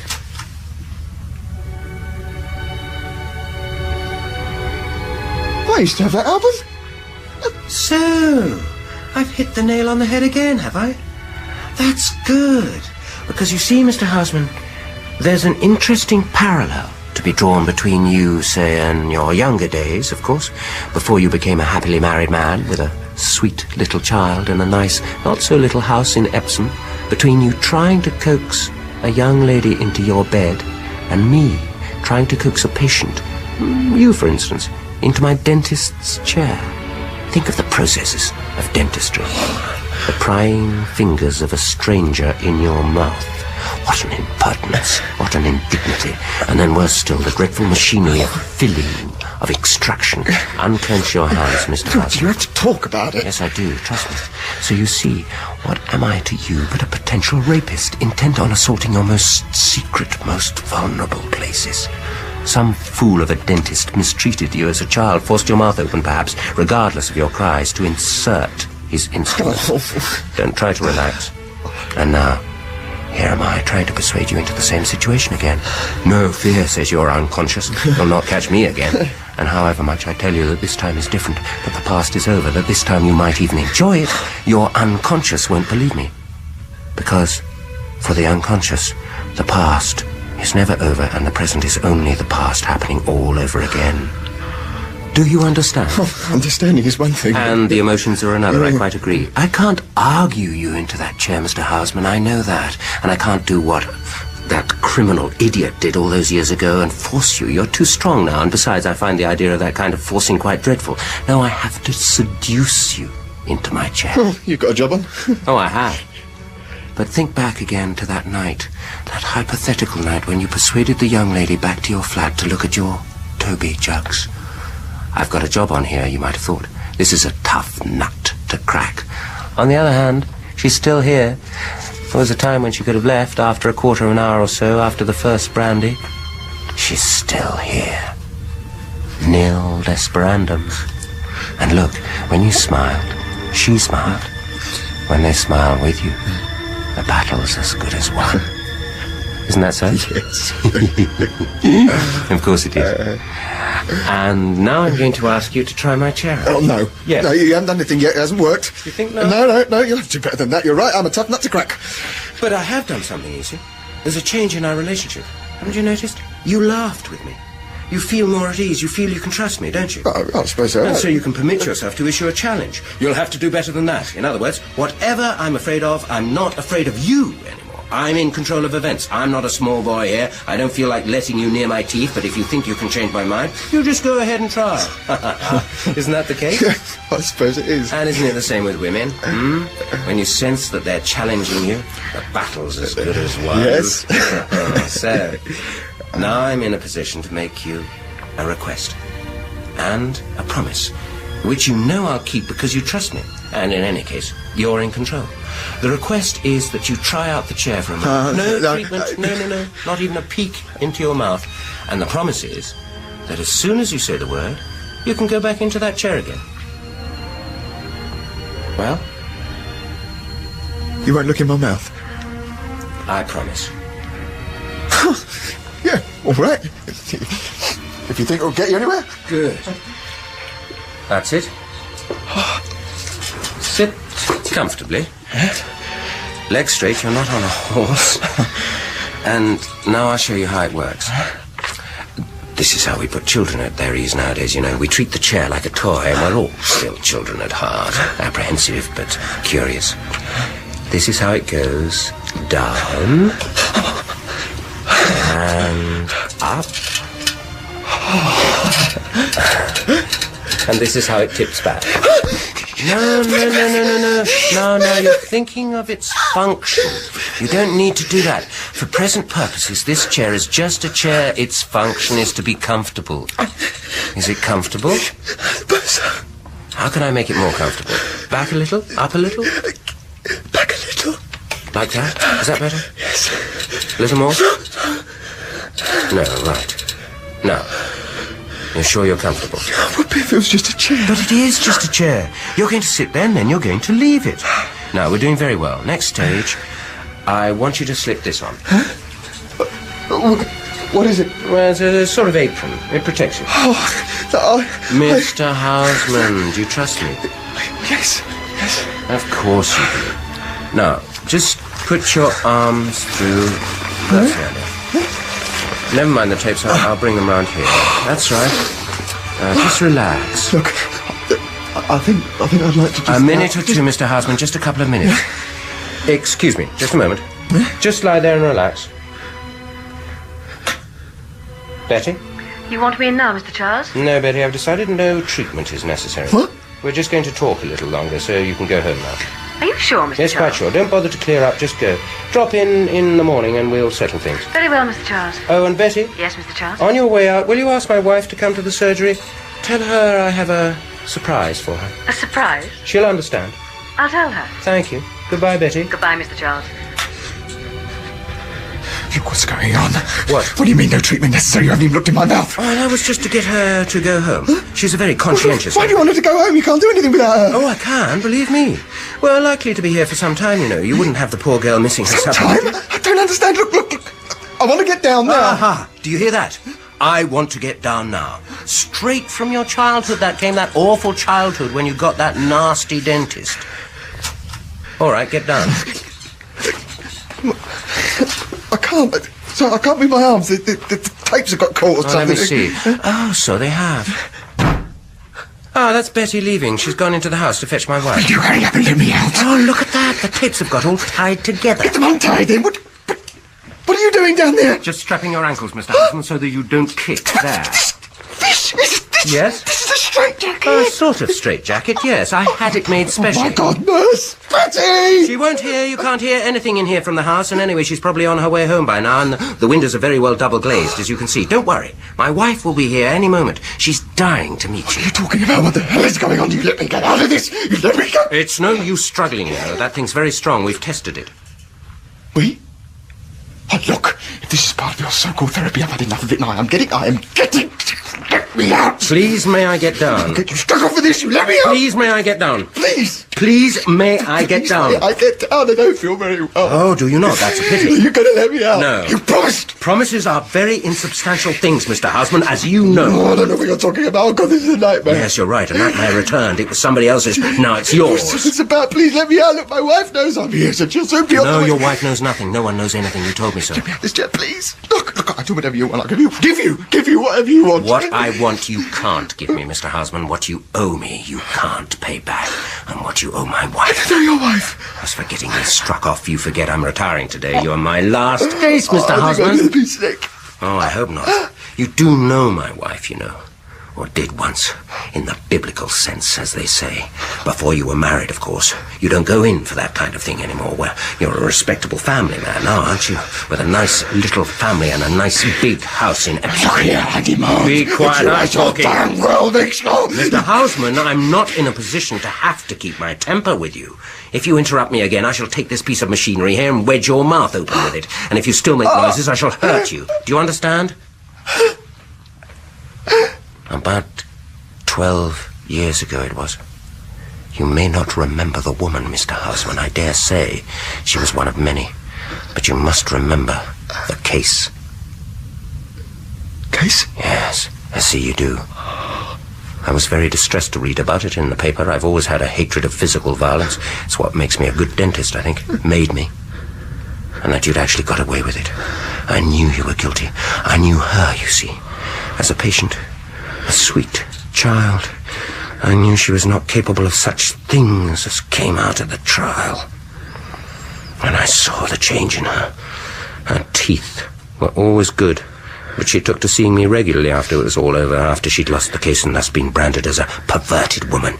She knew I was gentle, you see, and she needed to remind herself that there was in the world at least one gentle man. And I was a good deal older, that helped. She could treat me as a father.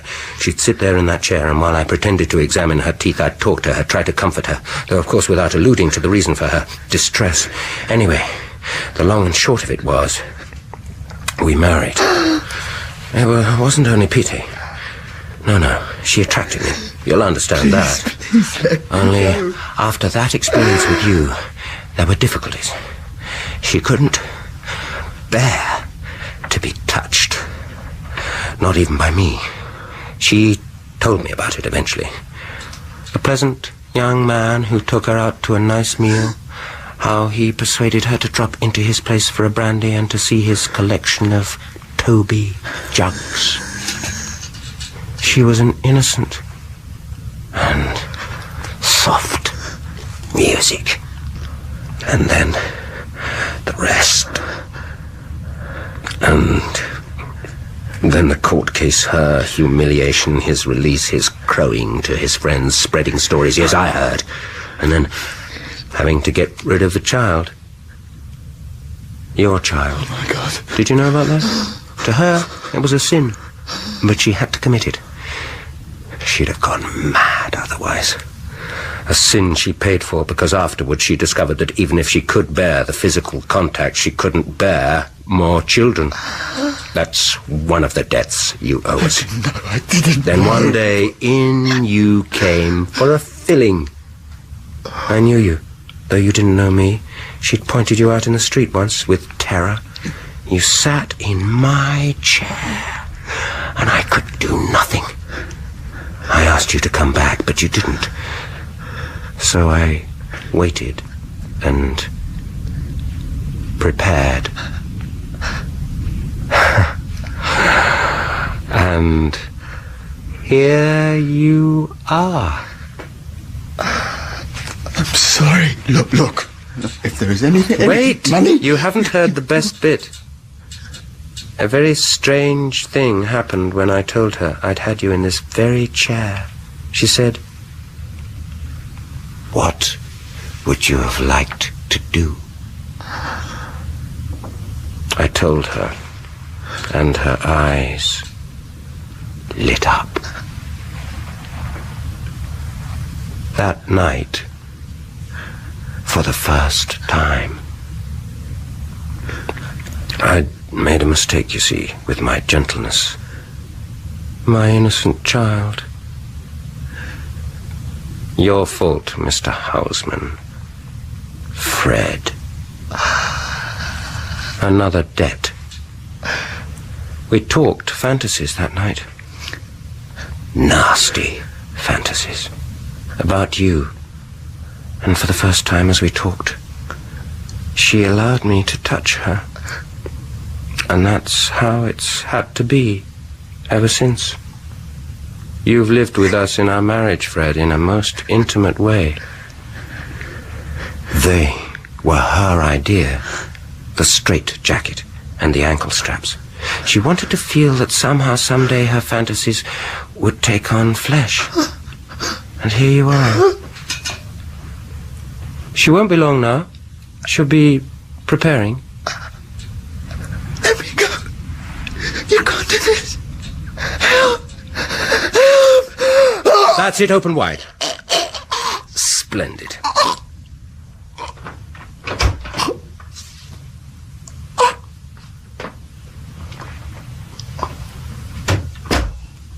Come in, my dear.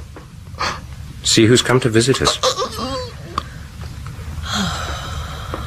Isn't she beautiful, Mr. Houseman? Fred, isn't she? Why don't you loosen his clothing here a little, my dear? That'll do for the present. Now, where shall we start? You first, my dear. This is your treat.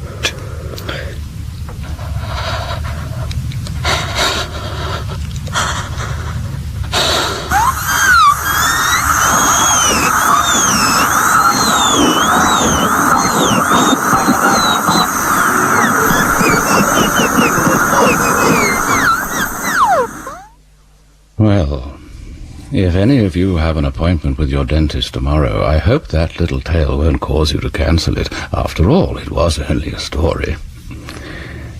Wasn't it? John Castle played the nasty Mr. Charles, and Mick Ford the oh-so-unfortunate Mr. Houseman. Betty was played by Karen Archer, and Mrs. Phelps by Joan Matheson. A Day at the Dentist's was written by James Saunders, based on an idea by Arch Obler. The director was Martin Jenkins. My name is Edward D'Souza, the Man in Black, and I hope you'll join me next week when I tell you a story that goes into the mouth in quite a different way.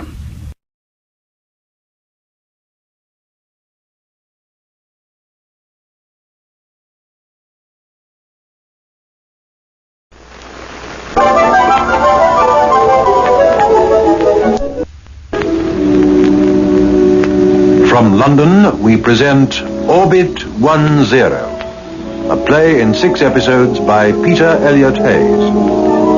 Episode 1, The Unseeing Eye.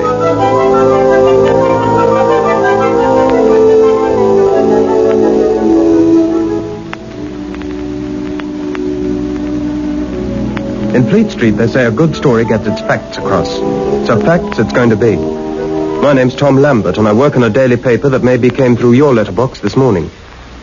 It's a good many years now since I wrote my last article on the cosmic noise and what followed. But it's my belief that the whole inside story never was told. That was why a few weeks ago I tracked down the man who lives with the whole truth, Dr. Hayward Petrie. I found him in an Oxfordshire village. He's retired now, and we talked about the old days for a long time. I came away with an empty notebook, but not empty-handed. I have here 6 reels of recording tape which Dr. Petrie lent me. His own recordings made 10 years ago, dictated by him, alone in his study, remembering. I played these tapes. It's all here, better than I could tell it. Our glimpse across a weird threshold on the rim of space, where there should be nothing but eternal frozen darkness. Yet where there was something more. You're going to hear the first of the Petrie recordings. For the moment, I need do no more than press the switch and let Dr. Petrie and the facts speak for themselves. Ready? Notes, first reel. My name is John Hayward Petrie. I'm a doctor of science, and my purpose in making these observations is to... Oh, hang it, I can't lecture to a machine. I'll do this my own way or not at all. Now, where to begin? I must go back. Kensington, London. Some years ago, the old Imperial Museum in South Kensington was turned into the Commonwealth College of Science. It worked well, the college. Some of the old vision of empire must have lingered, though, because there was a department to study a new potential empire, space. The School of Astrophysics. East wing, 3rd floor, quite handy for the canteen. I was its head in those days, and a keen crowd we were. It really began on a grey November day in the college's 2nd year. I was lecturing my course that morning. Among the heads bent dutifully over notebooks were 2 that, with me, were to experience things that would make us doubt our sanity. But none of us knew that then. To summarize, the effects of cosmic radiation, filtered by the Earth's atmosphere and observed in relation to botany and geology, are understood well enough. But the source of these radiations remains one of the best guarded secrets of the universe. That'll be all for today, ladies and gentlemen. We shall not now meet again until next January, by which time I trust I shall have received an admirably learned thesis from each one of you. Good morning.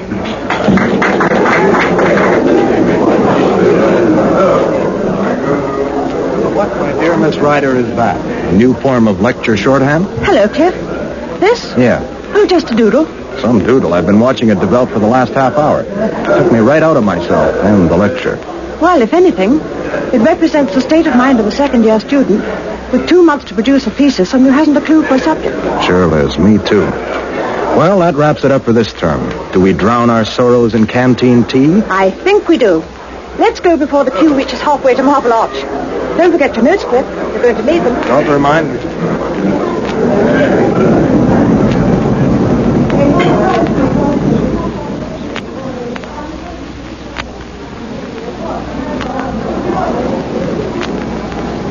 Madam's usual table? Am I the trade, Bill? Want some hot tea down your neck? Or... Well, I guess we can squeeze in here by the window. Okay. Have a chocolate biscuit? Thanks. You know, Cliff, it's hard to believe sometimes. That this is tea? Believe me, in no other civilized land do they make tea quite like this. No, out there, Kensington, with the mist. It hasn't changed in 100 years. And here we sit in the middle of 6 floors of electronics. And this is a science college, not a school for romantic lady poets. Now, back to earth, Liz. Petrie won't accept a sonnet for a thesis. 10,000 words. That's a lot of words. And a lot of hours in my bedsitter in Chelsea. And a lot of shillings for the gas meter. You're not trying to get home for Christmas? Cliff, Daddy works for a copper mine. He doesn't own one. He paid my fare here from Rhodesia. And if I don't pass at the end of next year, well, I can see myself walking back. Look, if one of us is doomed to fail, Liz, it certainly won't be you. And Montreal is no bus ride away. My people run a hardware store. So I guess I sweat it out in the college hostel. We'll send each other Christmas cards. And you can take me to see the Christmas tree in Trafalgar Square. You've got yourself a date. Well, well. Now, why is our colleague from down under fighting his way over here? You'll make it, Whitey. Hi, Liz. Got a message for you two. The prof wants to see you in his study. Dr. Petrie? Yeah, he's waiting. Don't rub him the wrong way for Pete's sake. Many a good scholarship now hangs in the balance. Dr. Petrie is a pet. Maybe to you he is. There's a difference. We better go, Liz. Thanks, Whitey. Okay. What have we done to deserve this? Nothing, I hope. Come on. If we can carve our way through. We had to have a corner table. Excuse us, please. Don't block the gangway.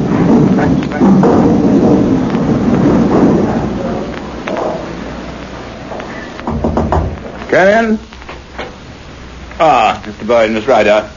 You got my message? Yes, sir. Yes, sir. Good. Sit down, please. Thank you, sir.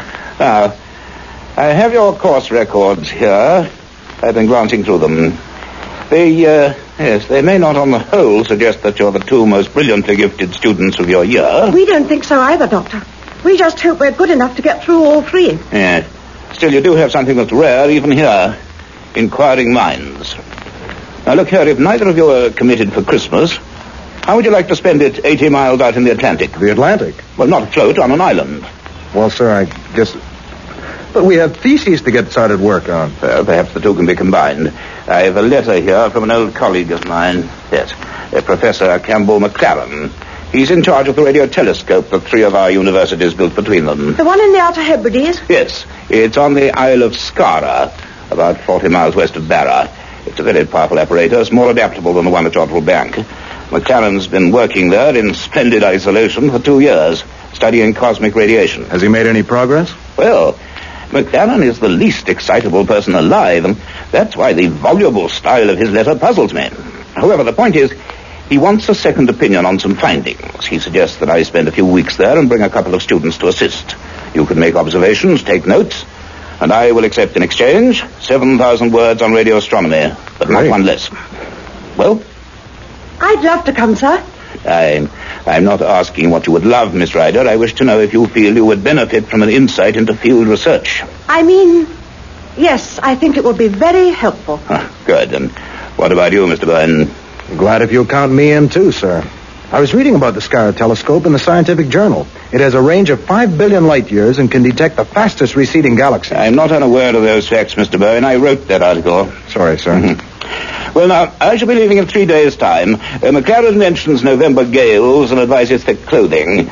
I'm purchasing a garment called a duffel coat, in which I shall look quite ridiculous.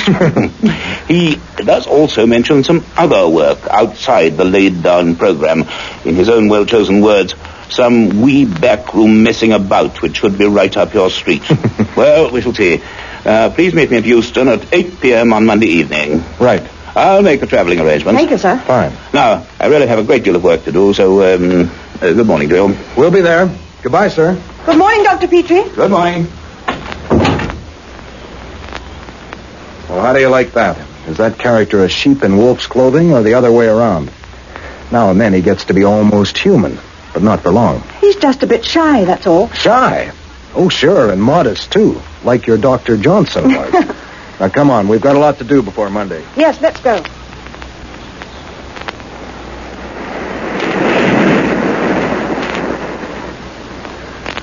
The Isle of Skara. A lonely tilted granite paving stone jutting out of the ocean. Even from the steamer we could see the radio telescope straddling the highest end like some enormous black crab. 2 towering pylons, and between them the reflector, a vast upturned bowl. We went ashore at Kirkuish, the only harbour, and the only village. The island's only taxi rattled us up steep lanes and across windswept moorlands where sheep huddled behind crumbling flint walls. It left us at the very foot of the telescope, and then it scuttled away as if nervous of the brooding monster it had dared to disturb. The 3 of us gazed up in silence. The wind whined through the 2 tall lattice towers. Slung between them in a cradle of girders, the monstrous hollow eye gazed coldly at the leaden sky. Only this steel creature was blind. It saw by listening. It was almost a relief to see the homely, white-haired figure of McLaren trotting down towards us in a flapping overcoat. Hello there. Grand to see you again, Hayward. I saw the steamer put in. That's a big event here. Hello, Campbell. Yes, we were just paying homage to your creation. Rather like the popular idea of an invading Martian. Oh, don't be unkind to it. It may look a wee bit unfriendly today, but when the sun's out, it can look quite pretty. It looks as if it might decide to eat us at any moment. Oh, my. Campbell, may I introduce Mr. Elizabeth Ryder, Mr. Clifford Burley. How do you do, Ryder, Mr. Bowden? So you're the ones he talked into this. That's right. Glad to have you. Now, let's get inside. It never stops blowing on Skara. I think we may as well go straight up to the signal box. The signal box? Aye, the control room. It's slung up there, just under the bowl. It's safer than it looks. There's a lift. A lift? Oh, we have every modern convenience. Now, watch your step. These parts are slippery. Right. We will. A lift inside one of the supporting towers whirred upwards. We crossed a narrow catwalk, where Elizabeth looked down once and didn't try it again. And then we were in a warm, spacious, glass-panelled laboratory. One felt still on the ground up there, until you looked out and saw all the island, the Atlantic below you, or up, where the bowl of the telescope blotted out the whole sky. This is where we work. And this is my assistant who shares my ex out here, Peter Garrick. How do you do? Pleased to meet you, Dr. Petrie. I've read all your papers on solar physics. Oh, well, I'm glad someone has. And Miss Ryder, Mr. Bourne from the CCS in Kensington. How do you do? Know you. Well, now, you all know the form, of course. We can either send out impulses ourselves, and they're bounced back from bodies in their path, or we can receive short waves from any source that emits them. How's that analysis coming on, Peter? Is Alpha Centauri still complaining? Yes, quite a disturbance. It's coming through very steadily. We're tracking one of our celestial neighbors, the star Alpha Centauri, a mere 5 light years away. He seems to be having a little cosmic indigestion, throwing out masses of white-hot hydrogen. I like to hear him doing it. Love to. Let's have the audio range, Peter. Right. I'll bring him in.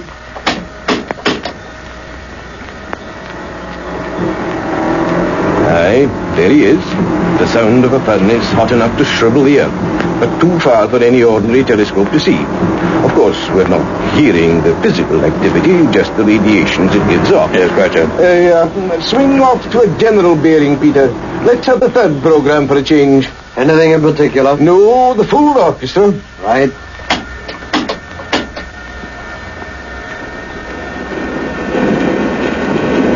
Well, look at that. The ball up there's turning, and we're going with it. The whole structure is mounted on a circular track. There are 20 electric motors driving this lot.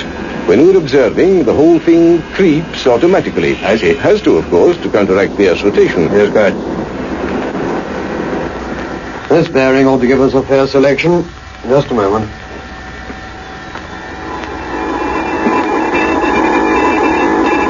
There it is, Hayward. The creaking of the universe. The voices of 1,000,000 galaxies. Some of those signals began their journey before men learned to live in caves and chip flints, and have only just arrived.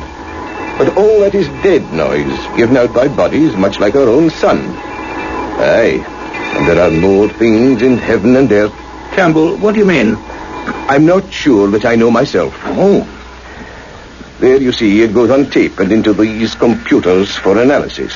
And these pens scratch it out in graph form, mile after mile of it. Oh, you research people have all the fun. I like one of these in Kensington. Well, tomorrow we'll get down to it in detail. Surely. I'd be glad of your advice on one or two problems. Well, shall we go down? Yes. We have our quarters in those concrete buildings near the cliff. We live well enough, thanks to Mrs. McWhirter, our resident cook. She's promised us dinner at 7. Peter, at 8, will you go on to bearing C60? C60? Tonight, sir? Yes, tonight. Very good. I'd hang on to the handrail when you get outside. The wind seems to be getting up. One of our problems is the rain that collects in the bowl. On a bad day, the drain ducts have to cope with something like 600 waters.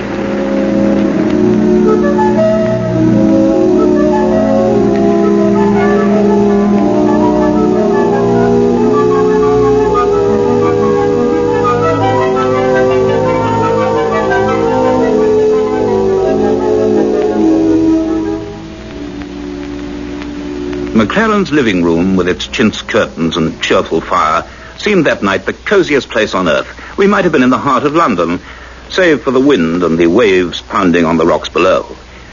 And all the time we were conscious of that vast steel monster towering into the darkness outside.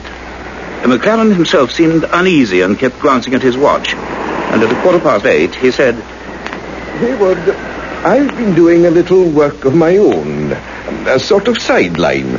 I think it might interest you. We could take a look now if you'd care to. I said I would. So McLaren led me out of the concrete block, and we dashed through the rain to another which housed the electric generators, then down some bare steps into a series of basement rooms. The last and largest was not as elaborately equipped as the signal box, but there were control consoles, a computer in a shiny grey cubicle, and another recording machine, its stylus scratching a jagged red line on a creeping roll of graph paper. And as soon as he closed the door, I realized that McLaren had only been keeping up his cheery manner with an effort. I dare say you're surprised to find another laboratory down here. The universities don't know about this yet. Well, I knew you were keen on investigating cosmic radiation, Campbell, but... No, this is something else. Aye. Now, where to begin? Look at that pen, Hayward. Mm-hmm. See the trace it's making? Yes, it seems fairly regular. Is it something the telescope is picking up? Aye. Garrick's on to a certain bearing. What do you mean? I'll put it in a nutshell. A year ago, we noticed that a very persistent signal kept breaking in on our other recording. Okay. We put it down to meteor showers or the like. Then one day, for something to do, we focused accurately on them and recorded them for several hours. Garrick was curious about the results, so we fed them into the computers. The usual variations emerged. But this time, they were in the form of a regular pattern. No, but that's impossible. Cosmic emanations are either continuous or intermittent. There could be no system. Unless... Unless what? Well, unless they were from some artificial source, in some way being, transmitted. We made more recordings and more. We analyzed, compared sequences, and soon we had no doubts at all. There was form and system. No. There could be only one thing, a means of communication. Soon we confirmed something else, the position of the source and the range. Well, if they're coming from some distant nebula... They're not, Hayward. They originate somewhere on the edge of our solar system. We place the point of origin at a distance of no more than 500,000 million miles. You mean just beyond the orbit of the farthest planet from the sun, Pluto? Just so. The edge of outer space. Good. Well, listen to this. Hear it for yourself.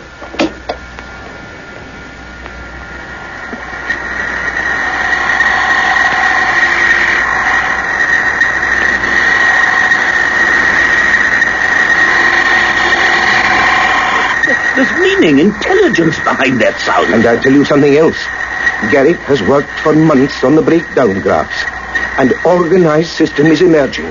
It's a code, and he believes he's on the way to breaking it. Good heavens, of course, any kind of common word language is out of the question. It would have to be some other way of transmitting ideas. It could be figures, theorems, atomic numbers, the linear spectrum, things constant to all matter everywhere.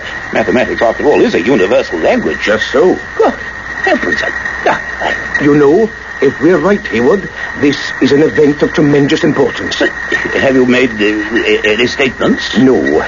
Communication with some other intelligence beyond the Earth. We've got to be very sure. Campbell, this is fascinating. I must go over it with the smallest detail. Once we can find the basic key, that's a voice we are hearing, a small voice speaking to us across space. We must learn to understand it. We must.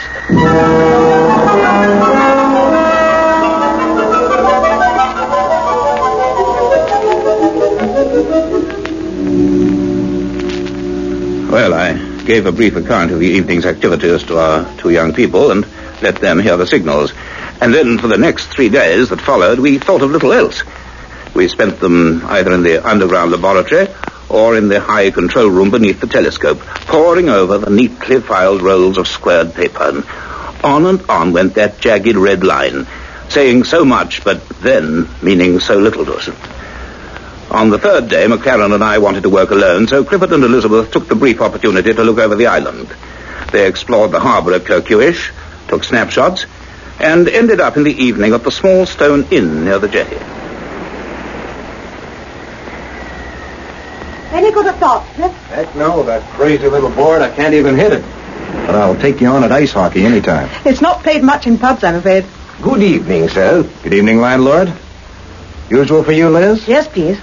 1 tomato juice and a half of draft. 1 tomato juice and a half of draft. Well, Cliff, we have walked into something. We certainly have. But nobody sane believes that any other planet beyond Mars can possibly support any life beyond a few fungi and mosses. Too far from the sun. No light, no heat. And beyond Pluto, 500 million miles.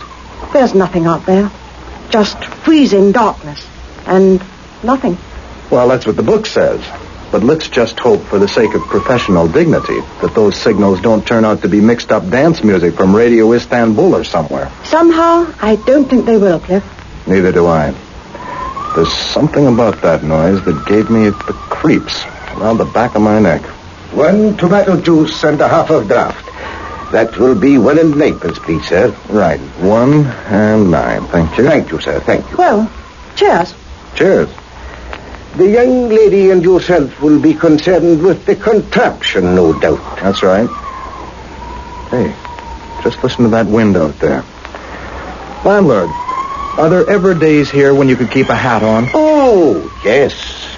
But this is the 3rd winter, so there will be bad weather. The 3rd winter? What's that? It is the time when the Kirkuish monster visits us. The Kirkuish monster? It is a fisherman's story.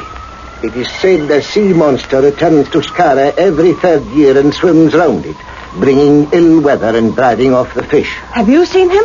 Or does he only appear when no one's looking? It is a story.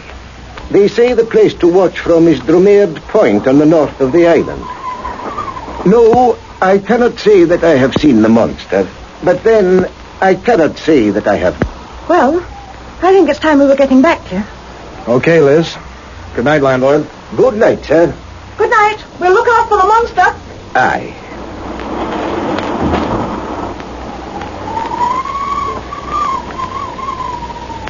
Seamus, I have been wondering, are the dead fish being washed in again? Yes, I had heard that they were.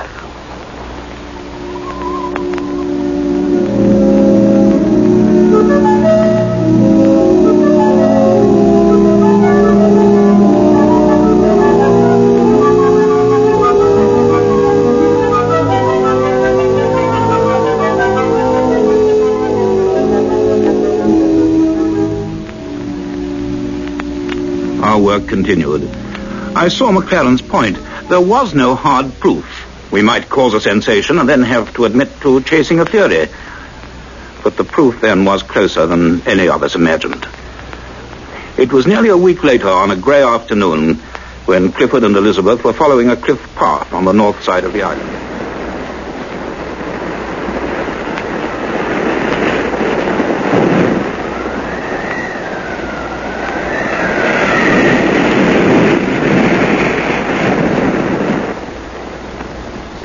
So this is Drumeard Point. Goodness, it's bleak and lonely. Just the rocks and the cold breakers falling in from the Atlantic. Up here, you could almost start believing those fishermen's stories. Now, Liz, you really believe that's the scientific approach? Well, it's supposed to be our inquiring minds that got us here. I just happen to have a little imagination as well. Well, my imagination never works so good with my ears half frozen off. Oh, poor old Cliff. Cliff? Yeah? Look there. Where? Look at the sea. Just beyond the last of those rocks, where all the gulls are gathering. There's a big circle of foam. Hey, you're right, there is. Must be a couple of 100 yards across. Water's all churned up. Almost looks like it's boiling. Which today I would say is unlikely. Did you hear that? Yeah. And I felt it through the rock we're standing on. I'm sure it's coming from out there. That's quite some disturbance. Can't be volcanic, not here. Hey, and get a look at those waves coming in. Those gulls, Cliff. Which fish are they diving for? They're snatching them from the surface. They look as if they're dead ones. Oh, they sure do. Hey, Liz, you know that spot isn't far below the tide line. And the tide's going out. Now, I reckon it'll be uncovered in another hour. We could walk out to it. Sure, let's do that. Let's stay around for a while and do it.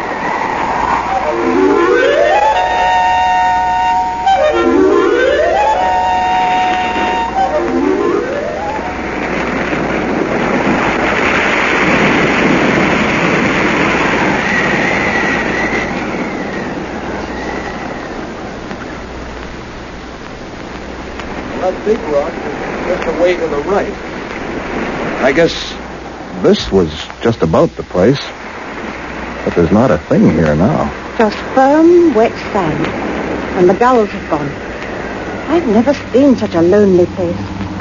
What could it have been, Cliff? Oh, maybe just an eddy, some freak local current. But there seemed to be force there. Something pretty powerful. Well, my feet are getting wet, so let's go. Hey, hold it. Can you hear that, Liz? It's a kind of humming. Yes. It's underneath the sand. I'm sure it is. Look, it's vibrating the seawater in that pool. Cliff, what is it? Well, I'd need more than 3 guesses. And for something that hums, this is some place for it to be. Hey, this sand is soft enough. It wouldn't take us long to scoop a hole. What with? Hands, girl, hands. The best tools in the world. Only 4 are better than 2. All right. Cliff, You don't suppose we could be teasing an old mine, do you? Mine's rust up. It could be we're sitting on top of something else. The lair of the Kikuish monster. Had you thought of that?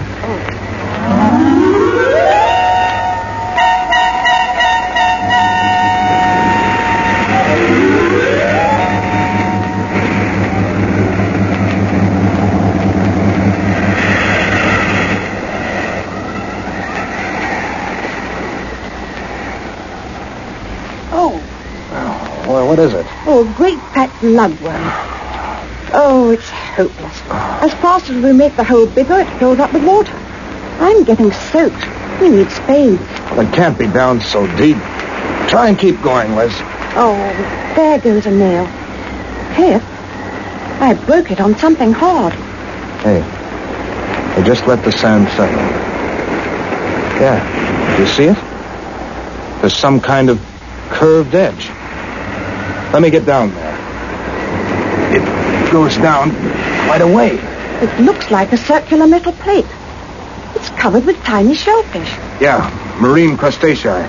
Sea deposit. Must have been submerged for years. Now we're getting to it, Liz. You feel that vibration? The thing's going like a dynamo. Cliff, don't touch it anymore. I don't like it. You can see what it is now, can't you? I guess so. The end. It's about 3 feet across, and it runs quite a way under the sand. It's a cylinder. An enormous, great cylinder.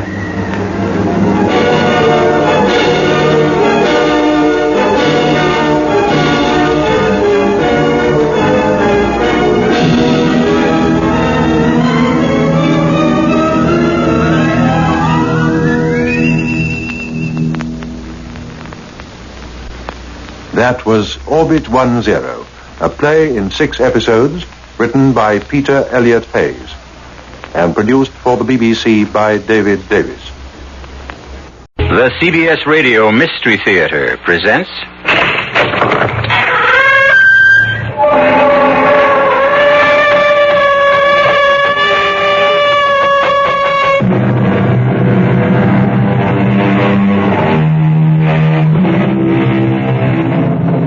Come in.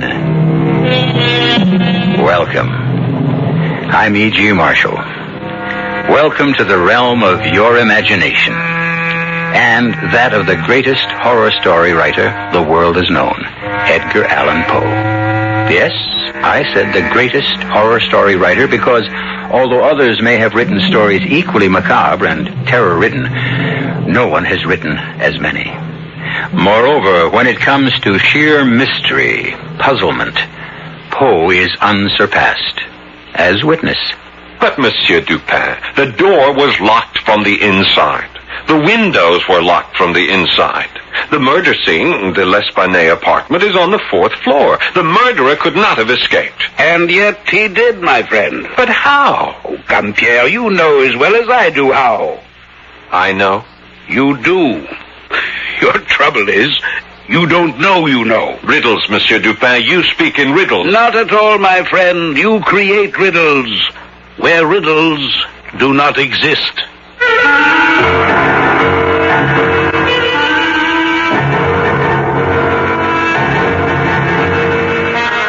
Our mystery drama, The Murders in the Rue Morgue, was adapted especially for the Mystery Theater from the Edgar Allan Poe classic by George Lothar and stars Paul Hecht. It is sponsored in part by Anheuser-Busch Incorporated, Brewers of Budweiser, and Buick Motor Division. I'll be back shortly with Act 1.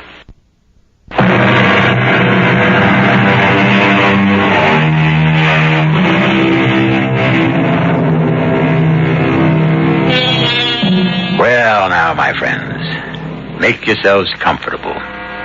Turn down the lights and listen to one of the most horrifying and mystifying of stories, Edgar Allan Poe's The Murders in the Rue Morgue. The year is 1840. The place, Paris, France. At about 7 o'clock in the evening, a young off-duty gendarme, Pierre Musset, and his sweetheart Yvette are returning to her apartment in the Rue Morgue after an evening at the Moulin Rouge.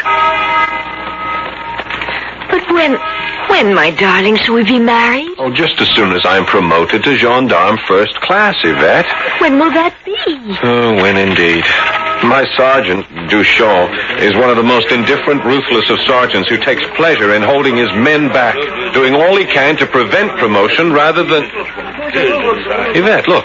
There's a crowd in front of your house. Something's wrong. Come here, quickly. All right, let me through. I'm a gendarme. You there. What's happened? We do not know. It happened less than a minute ago. Screams, officer. The most awful screams from Madame L'Espanaye's apartment. Madame L'Espanaye? Her daughter Camille? Yvette, it is you. Oh. Yes, Camille, too. Both of them screaming so horribly in such agony. I cannot tell you. Where is the L'Espanaye apartment? What floor? Next to mine. 4th floor back. Yvette, you stay here. I'll see what happens. No, I'll come with you. Stay here, I tell you. God knows what I'll find up there. No, Pierre, they were my friends.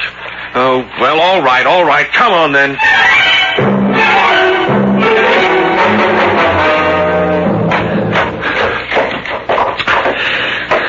Is this the apartment? Yes.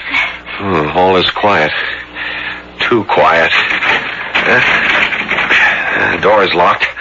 Break it in. All right. So, now let's have a look. Pierre. Oh, my God. Yvette. No.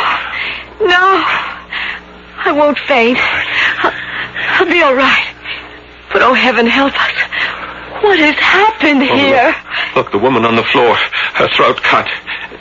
Is that Madame L'Espanaye? Yes. But her daughter, Camille, where is she? The bathroom door. It's closed. Perhaps... I'll go and see. No, it's empty. The kitchen, then. It's the only other room. No, there's no one in the kitchen. But where can she be? The door was bolted on the inside. The windows. They're closed. Yes, but... this one's locked. Look, it's nailed shut. You see the nail? The window next to it is nailed shut, too. And anyhow, it's a sheer 4-story fall to the yard below. Camille couldn't have left that way. Oh, Pierre! Be calm, Yvette. We must both be calm. In the face of this? Oh, poor Madame. Her throat cut. Look here. This is strange. A bag of gold pieces. Napoleon strewed all over the floor. Oh, perhaps the murderer heard us coming and hurried to make his escape before... What escape? How could he escape? The door is bolted on the inside. The 2 windows, the only windows in this apartment, nailed shut. How could he leave? How could Camille leave? Impossible. It's just impossible. Well, it makes no sense. Here, give me a hand. Get this poor old lady off the floor onto the bed. Yes. You take her by the feet. I'll lift her by the shoulders. Ready? Yes. All right. Now, lift. Oh, good Lord. Pierre. Her head. It fell off. Don't faint, Yvette. Don't faint. Oh, no. Look, I must get a message to headquarters at once. You take it while I remain here and... Wait. What, Pierre? The fireplace. See there? A lot of soot has been dislodged. Fallen down from inside the chimney. What would that mean? There's only one way to find out, and that is to get down on my hands and knees and look up into the chimney. What is it?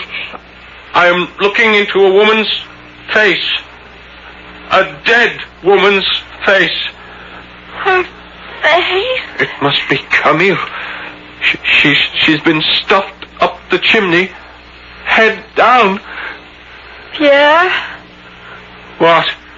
I'm sorry. I can't help it. I'm going to faint.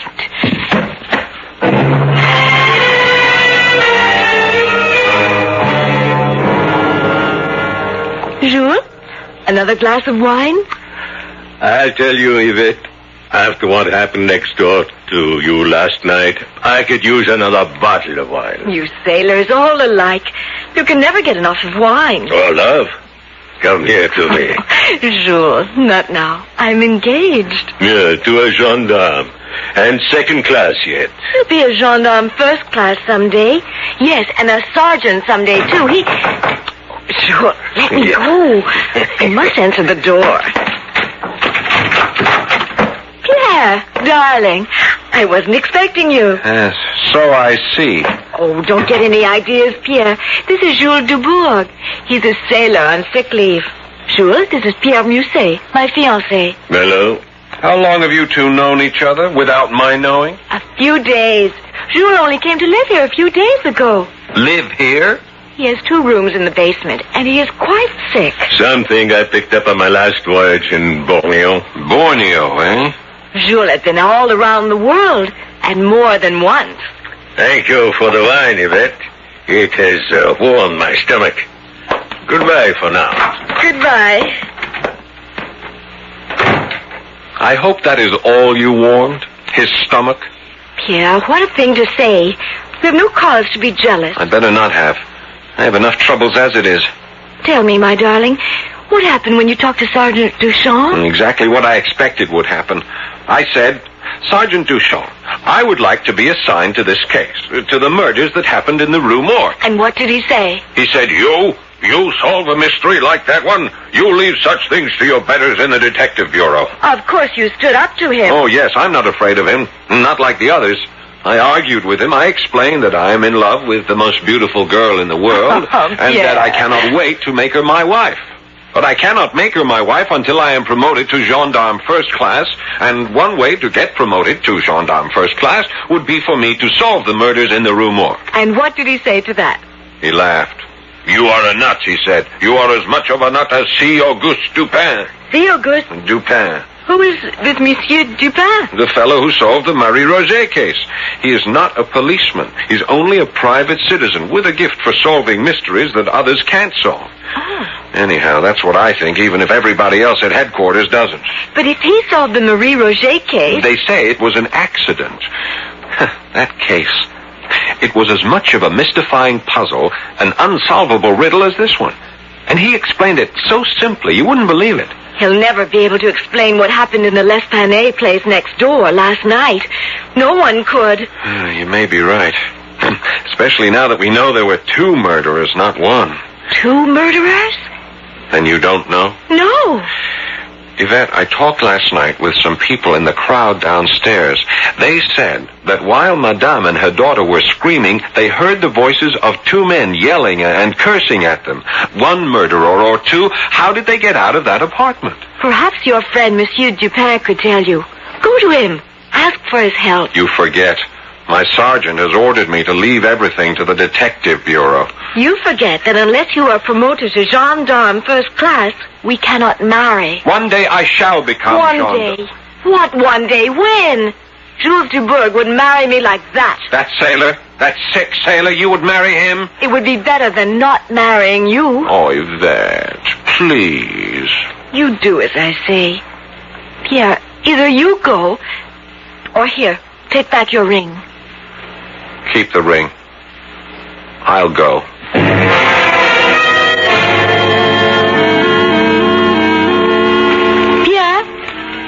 Pierre? Yvette! What are you doing here in Montmartre? I had to see you. This couldn't wait.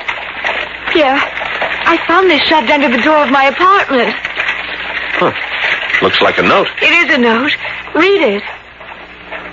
Be warned. Tell your boyfriend to forget about the Rue Morgue murders, or you will die the way Madame L'Espanaye did. Yvette. I thought you had better see this and take it to Monsieur Dupin at once. He will know what to do. Yes. Yes, he would. Then take it to him as soon as you are off duty. And Pierre? Yes? You did go to see Monsieur Dupin, didn't you? Well, no. Yeah. I couldn't bring myself to do it. I didn't have the nerve. But now that your life is threatened, I'll go to see him and ask his help. I promise you, Yvette. I promise.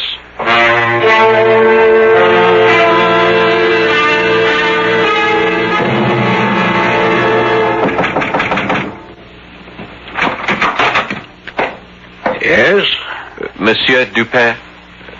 C. Auguste Dupin? Yes? I am Pierre Mouzet. Gendarme, second class Pierre Mouzet. Ah, yes. You wish my help in solving the murders in the Rue Morgue, is it not so?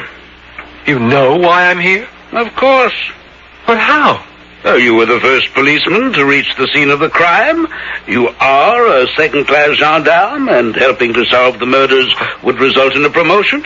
And inasmuch as you yearn to marry a very beautiful young woman named Yvette... That's amazing. That you should know all this without our ever having met? Amazing.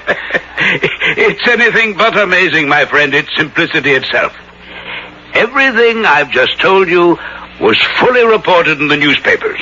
Oh. Now then, won't you come in? And so what was to Pierre an amazing deduction turns out to be no deduction at all. Nor does C. Auguste Dupin turn out to be the formidable man Pierre thought he would be.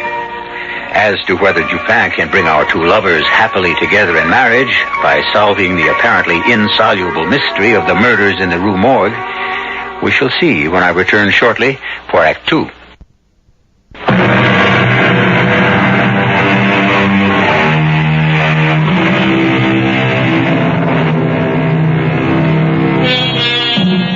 Well then, Gendarme Second Class Pierre Musset has sought the help of C. Auguste Dupin in solving the murders in the Rue Morgue.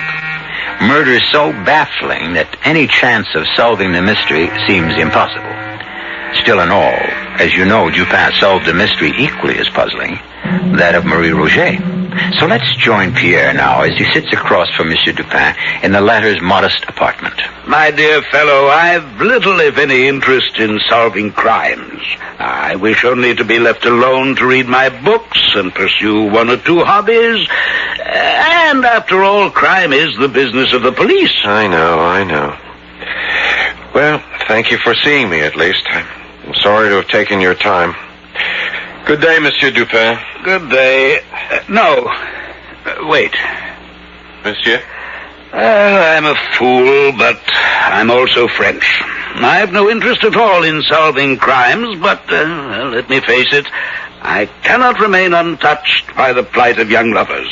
Then you will help me to... If you solve this mystery, or more precisely, if I solve it for you and let you take the credit, then assuredly you'll be raised to gendarme first class and able to marry your beloved Yvette.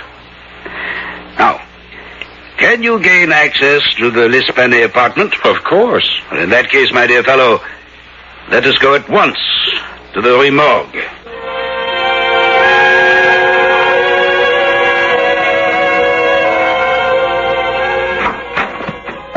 The door is unlocked here? Yes.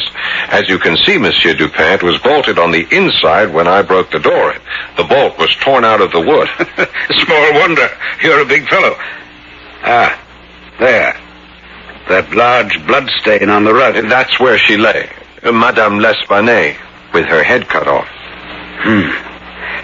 Now, the bag of gold pieces... It lay right here, on the rug. The gold pieces were strewn all over the floor. I keep asking myself, why didn't the two murderers take the gold? But there is no answer. Because you're asking yourself the wrong question. The wrong question? Well, the answer to why they didn't take the gold is simple. They didn't want it. The question you should be asking is, why didn't they want it? Oh, yes. Yes, I see. Now, this is the fireplace where you found the body of the daughter, Camille? Yes. Stuffed up the chimney. Feet first, the head down. Again, I keep asking, how powerful must these men have been to be able to do it? To stuff a body up a chimney with such force that... Well, I don't know how many bones were broken. My friend, you have a positive genius for asking the wrong questions. Again, it's not how they do it, but why did they do it? What reason would they have for doing it? I can't answer that. Maybe there was no reason. There's always a reason, Pierre. Now, what else was there? Ah, yes, the windows. You say these are the only two windows in the apartment? The only two. None in the bathroom, in the kitchen? None. And these appear to be kept locked with a nail in each. And let's see. I pull the nail out of this one and open the window.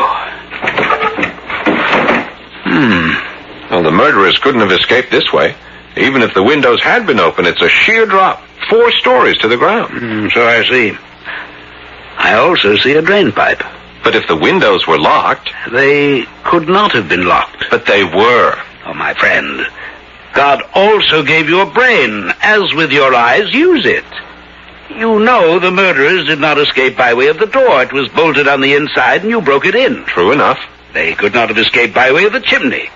It follows that they had to escape via the windows, using the drain pipe to reach the ground. But I tell you, the windows were locked, just as they are locked now, each with a long nail. All the windows in this house are the same.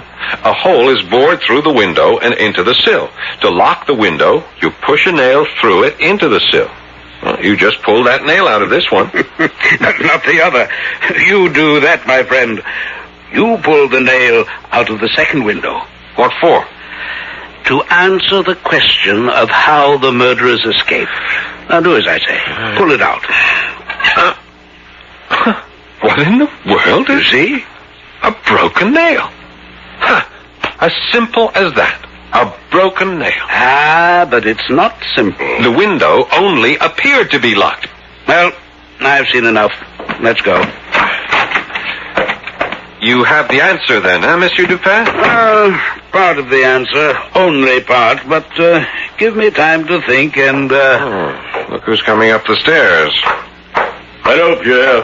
What are you doing up here? Why don't you stay in your cellar, Jules? That is not your business. Yvette is my business, and you are up here to see her. What if I am? I want you to stay away from her. Yvette is my fiancée. Take a reef in yourself, Pierre. You don't own her. Now, you listen to me. You take your hands off me. Take them off, Gentlemen. What is all this?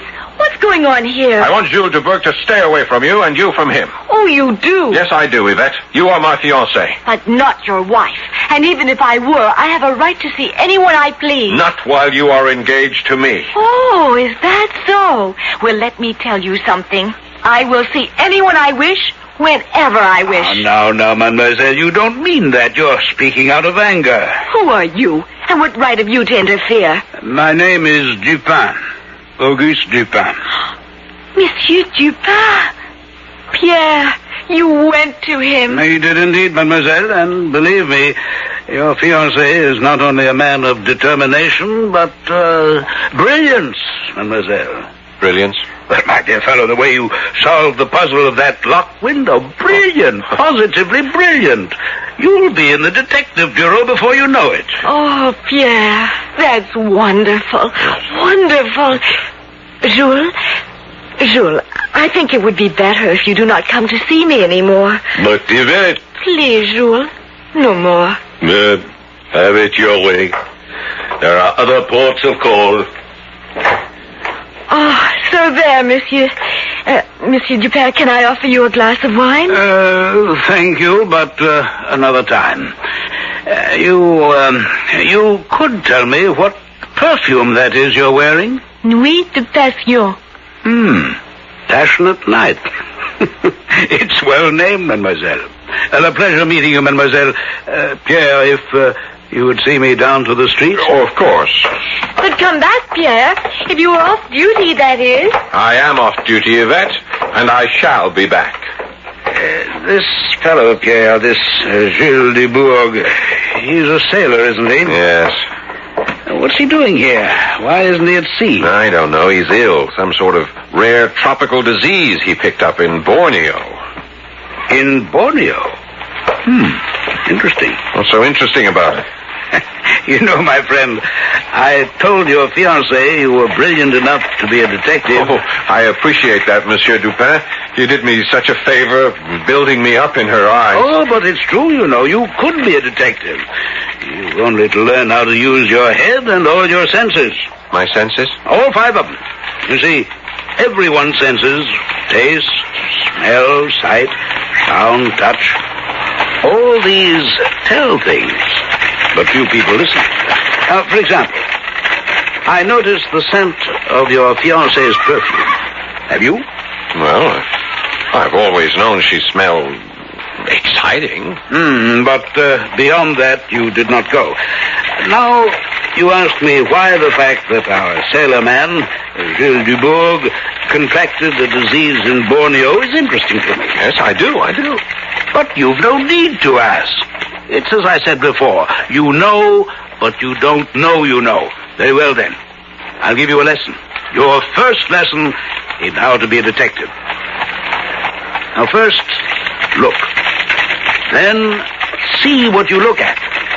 Then, put 2 and 2 together and make sure they add up to 4. Now, for instance, put Gilles Dubourg together with drain pipes and see where it leads you. Jules and drain pipes? I don't understand. You will if only you think, my friend. Think.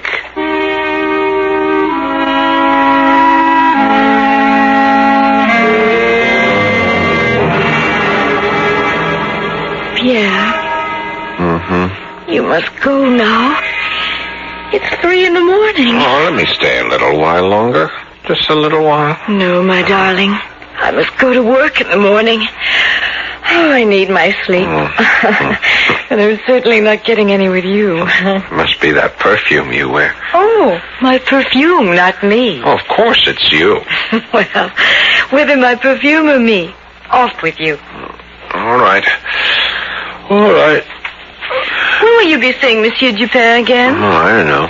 He said he wanted time to think, that he would leave a message for me at headquarters. But, you know, Yvette, I'm beginning to wonder if I need Dupin. If there was any need to go to him in the first place. What do you mean? Well, after all, I solved the mystery of how the murderers escaped. One of those 2 windows wasn't locked at all. The nail was broken. Brilliant. The murderers must have got to the ground by the drain pipe. The drain pipe. Oh, yes, the drain pipe. But even so, I've been thinking. No ordinary man could manage to slide down a drain pipe. He would have to be very strong. Yes, and agile. But you've thought of that, I'm sure. Oh, of course. Well, it's only a question of what kind of man would that be? Oh, I could think of any number. You can? But of course. A chimney sweep for one, a house painter for another, a circus performer. Huh? You know, an aerial artiste, a sailor like Jules Dubourg, say. They're used to climbing things. Yes, that is a possibility. Jules Dubourg, a definite possibility. Now, you let jealousy blind you. Jules is a sick man, for one thing, and doesn't have the strength, anywhere near the strength, to do what was done in that apartment. Whoever committed those horrible murders was more than strong. He was powerful, unbelievably powerful. Oh, but come now, you must go. You must. I'm going. Lock yourself in. Don't worry, I will. I'm not taking any chances. Not after getting that note. Yvette, you have nothing to fear. Dupin and I are working on this case, and trust us to solve it in short order. I do trust you, my darling. Oh, I do. Good night, my sweet. Good night. Good night. Good night, my lovely wife-to-be. Good night. Bolt the door. I was about to. There. It's bolted. Good night, Pierre. Yvette! Oh, my God!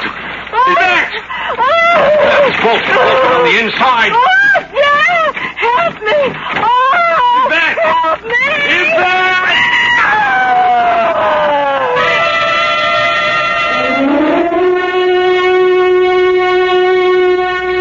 The horror that struck Madame L'Espanaye and her daughter now strikes Yvette. And once again, Pierre faces the barrier of a door bolted on the inside.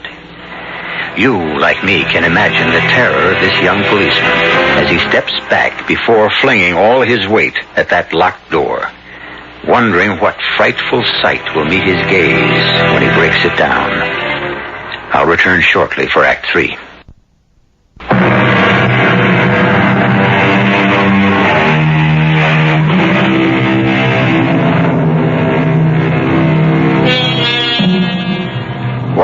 frightful monster haunts the Rue Morgue? What kind of fiend committed the butcheries on Madame L'Espanaye and her daughter Camille? These are the questions young gendarme Pierre Musset has been seeking to answer. Now it seems he's about to find those answers in the most horrible way imaginable. For behind the bolted door of her apartment in the Rue Morgue, his fiancée Yvette is herself in the grip of the fiend. Oh, Lord, help me! It's dark. The lamp. Where's the lamp? What? Here, wait! What happened? Oh, my stomach.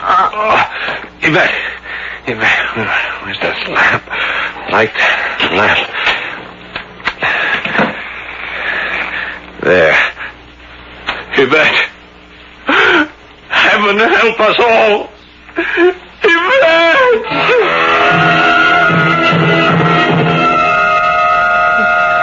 My friend, compose yourself. Monsieur Dupin. There now, softly. Now, tell me all about it. Well, as I said, I broke the door in. It was dark, but I could make out a shape. It was a huge, a monstrous man against the moonlit window. I saw him only for a second because he flung himself at me with such speed, with such amazing speed. He took me off balance. He struck me. It was a powerful blow in the stomach. Oh, heaven, I'm not yet recovered from it. Some wine, perhaps? No, thanks. Let me go on. Now, as I went down, I grabbed at him and... Here, look, I must have grabbed him by the hair on his head because I pulled these hairs out. Black. Coarse. Then I think I don't know, I lit a lamp. Yes, and I saw Yvette. Oh, my poor Yvette. Blood streaming down her cheek. Bruises already beginning to blacken her face. You took her to the hospital, yes. You said? Yes, I did. What is her condition? Well, it's not fatal, thank God. Not even very serious. Badly bruised, a cut over her right eye, but she's going to be all right. The monster failed to make good his threat to kill her. We may indeed thank God for that. Yes. Well, at least we know more than we did before, Monsieur Dupin. We know that the murderer is a big man, a huge man of unbelievable strength, and that he has black hair. We know a great deal more than that, Pierre. We do? Well, I do, and so do you. Only, as I've said before, you don't know you know. Oh, Monsieur, I do not have your brilliant brain. Well, it doesn't matter. All that matters is that you can solve this awful mystery, that you can save Yvette. The murderer failed this time, but he'll try again. Well, it's my hope that he will, yes. Your hope? Surely you, as much as I, want to save Yvette's life. Well, of a certainty, my friend. But I'm afraid I can save it only by risking it.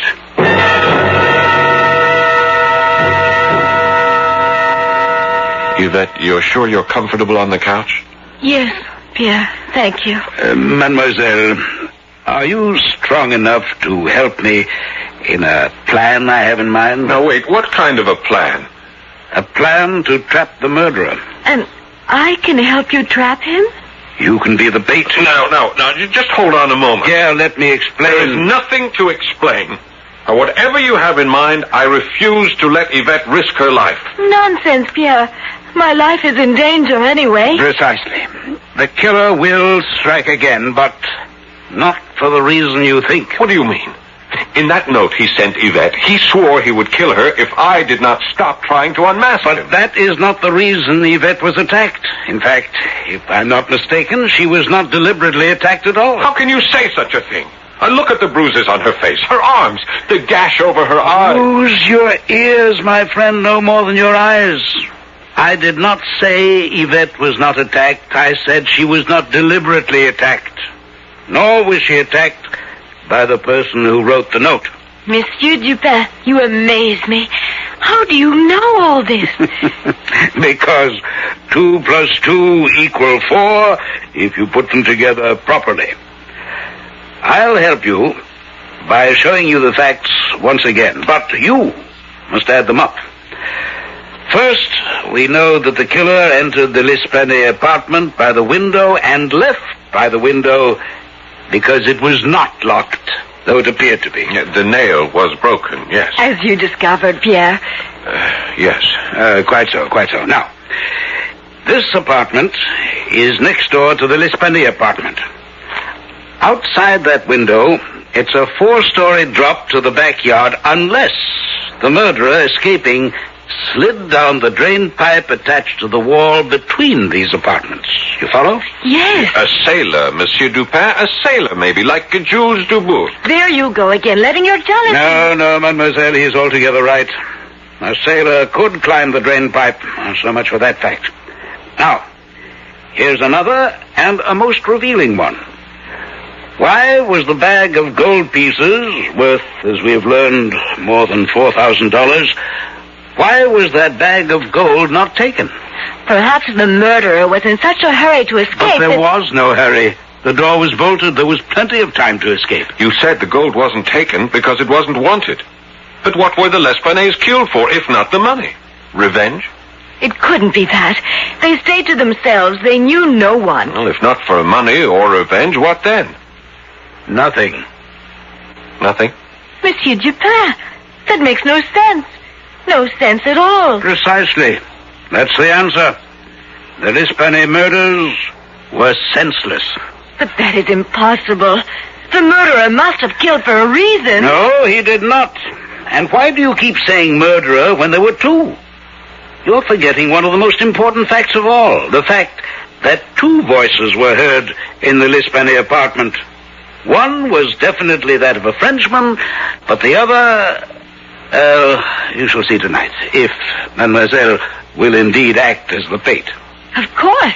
What do you want me to do? Do not lock your windows, and do not bolt your doors. That is all. That is enough. Now be calm, my friend. Your fiancée will not be alone. We shall be with her, both of us armed with pistols. Oh, and one thing more, mademoiselle. Monsieur? That perfume of yours, Passionate Night. And be sure to use it. Use a lot of it. If you say so, yes. Why? The murderer, I think, finds it enticing. If it comes to that, so do I.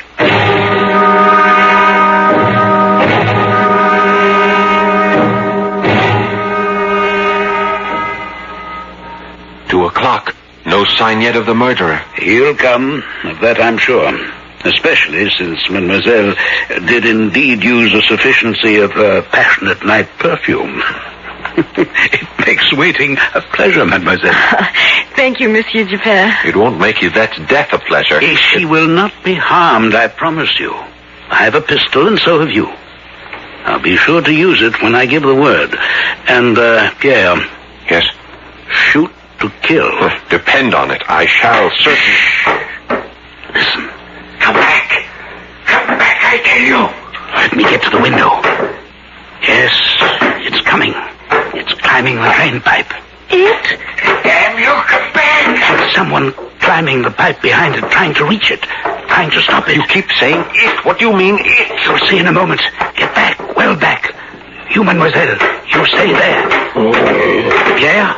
Yes? The instant it appears in the window, I'll give the order to shoot. Remember, shoot to kill. Don't worry about that. Now, shoot! It's still alive. Shoot again. Light the lamps while I get to the window and... Dubourg! Jules Dubourg, come up. Don't try to escape. Dubourg, I was right. It is Jules Dubourg. Who else, my friend? He's the only sailor living in this arrondissement. Come in, Dubourg, come in. Please, it was not my fault. It was not my fault. I'm well aware of that. You've nothing to fear, although you thought you had. On the floor.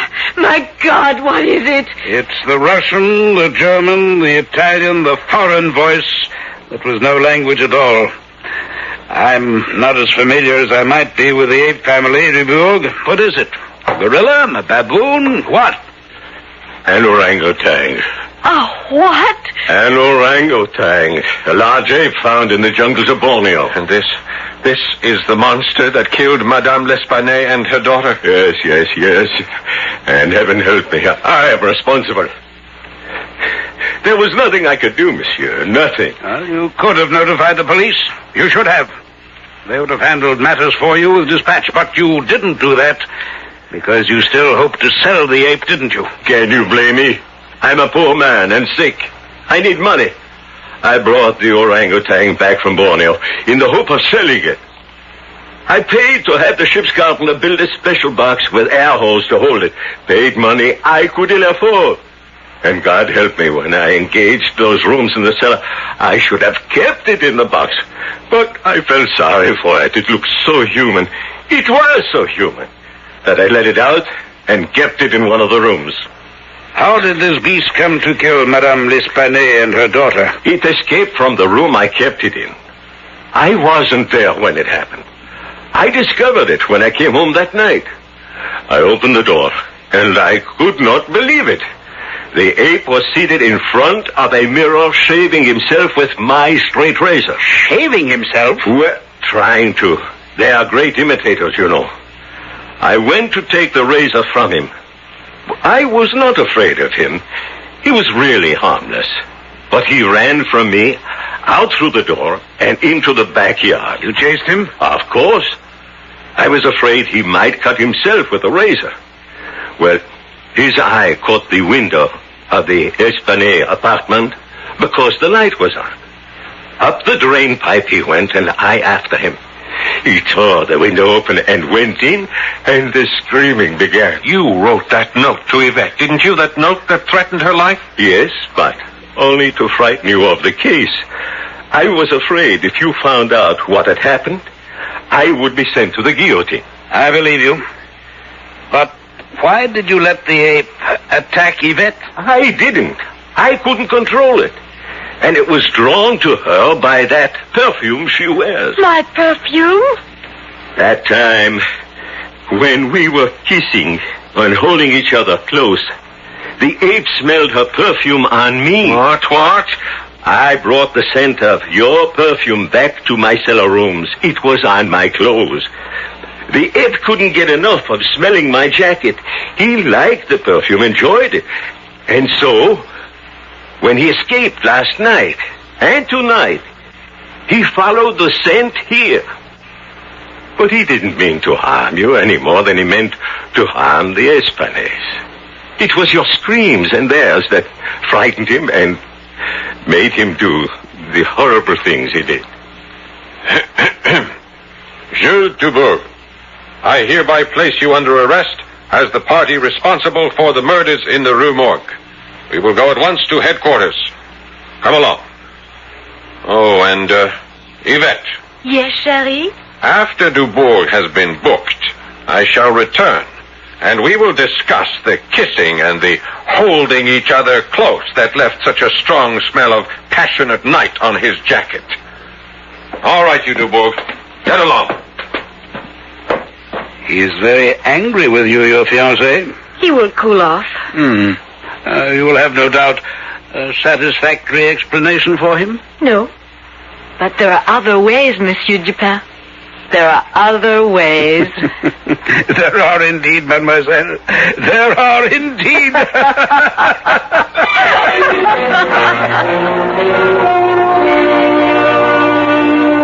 So ends the murders in the Rue Morgue. If not happily, at least on an easier note.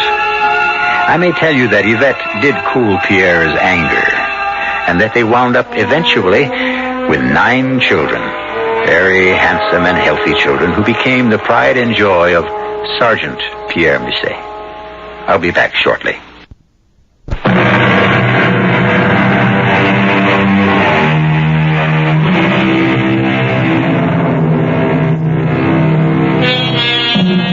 I cannot close without an expression of gratitude to Edgar Allan Poe, a sensitive man whose life was an almost incessant and unrelenting torment.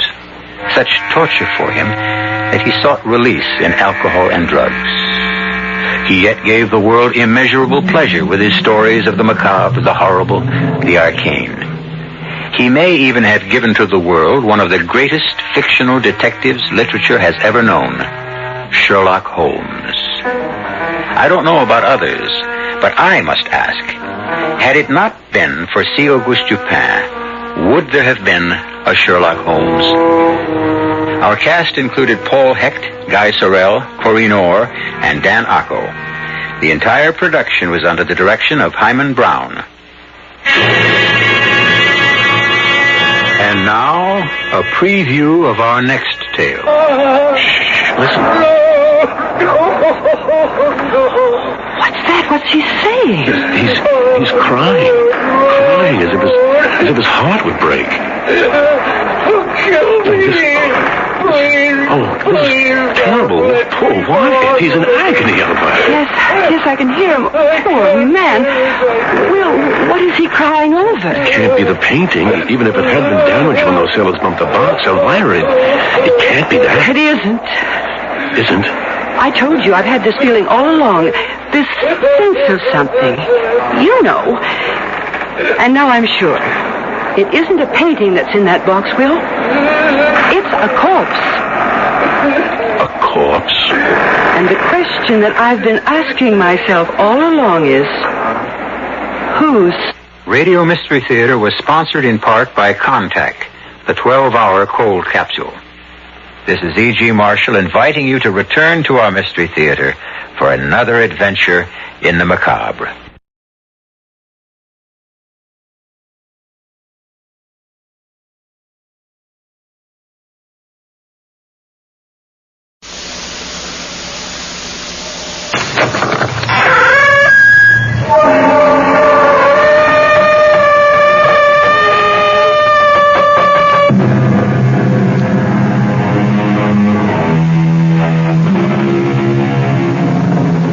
Come in. Welcome. I'm E.G. Marshall.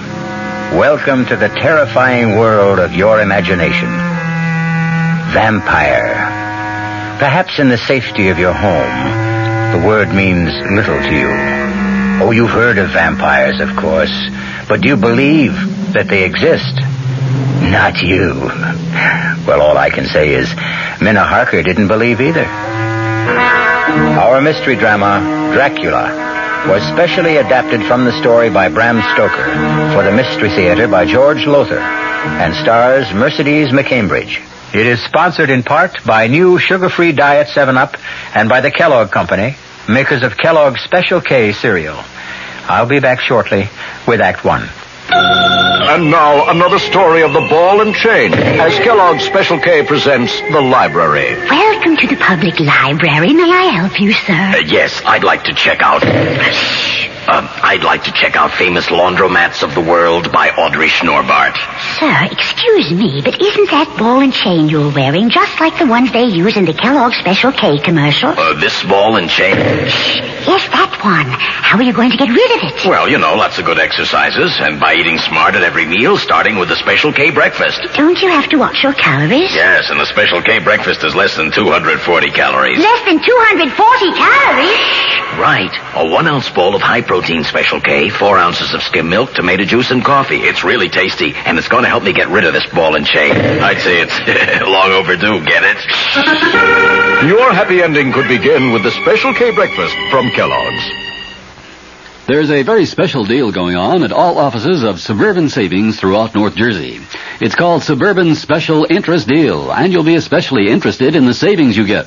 A top 7.90% effective annual yield on Suburban Limited's issue 750 savings certificate. And Suburban guarantees it from 4 to 10 years. Minimum deposit $2,500. Early withdrawal prior to maturity is subject to a substantial penalty. Suburban compounds interest continuously from day of deposit, paid paid quarterly. So you not only get interest on your savings, you get interest on the interest. And Suburban offers you the highest interest rate allowed by law. Here's your chance to get a great savings. A top 7.90% effective annual yield on Suburban's limited issue 7.50% savings certificate. Why not deal yourself into Suburban Savings Special Interest Deal in Bayonne, Edgewater, Elmwood Park, Emerson, Hackettstown, Morris Plains, Nutley, Paramus, and Sparta.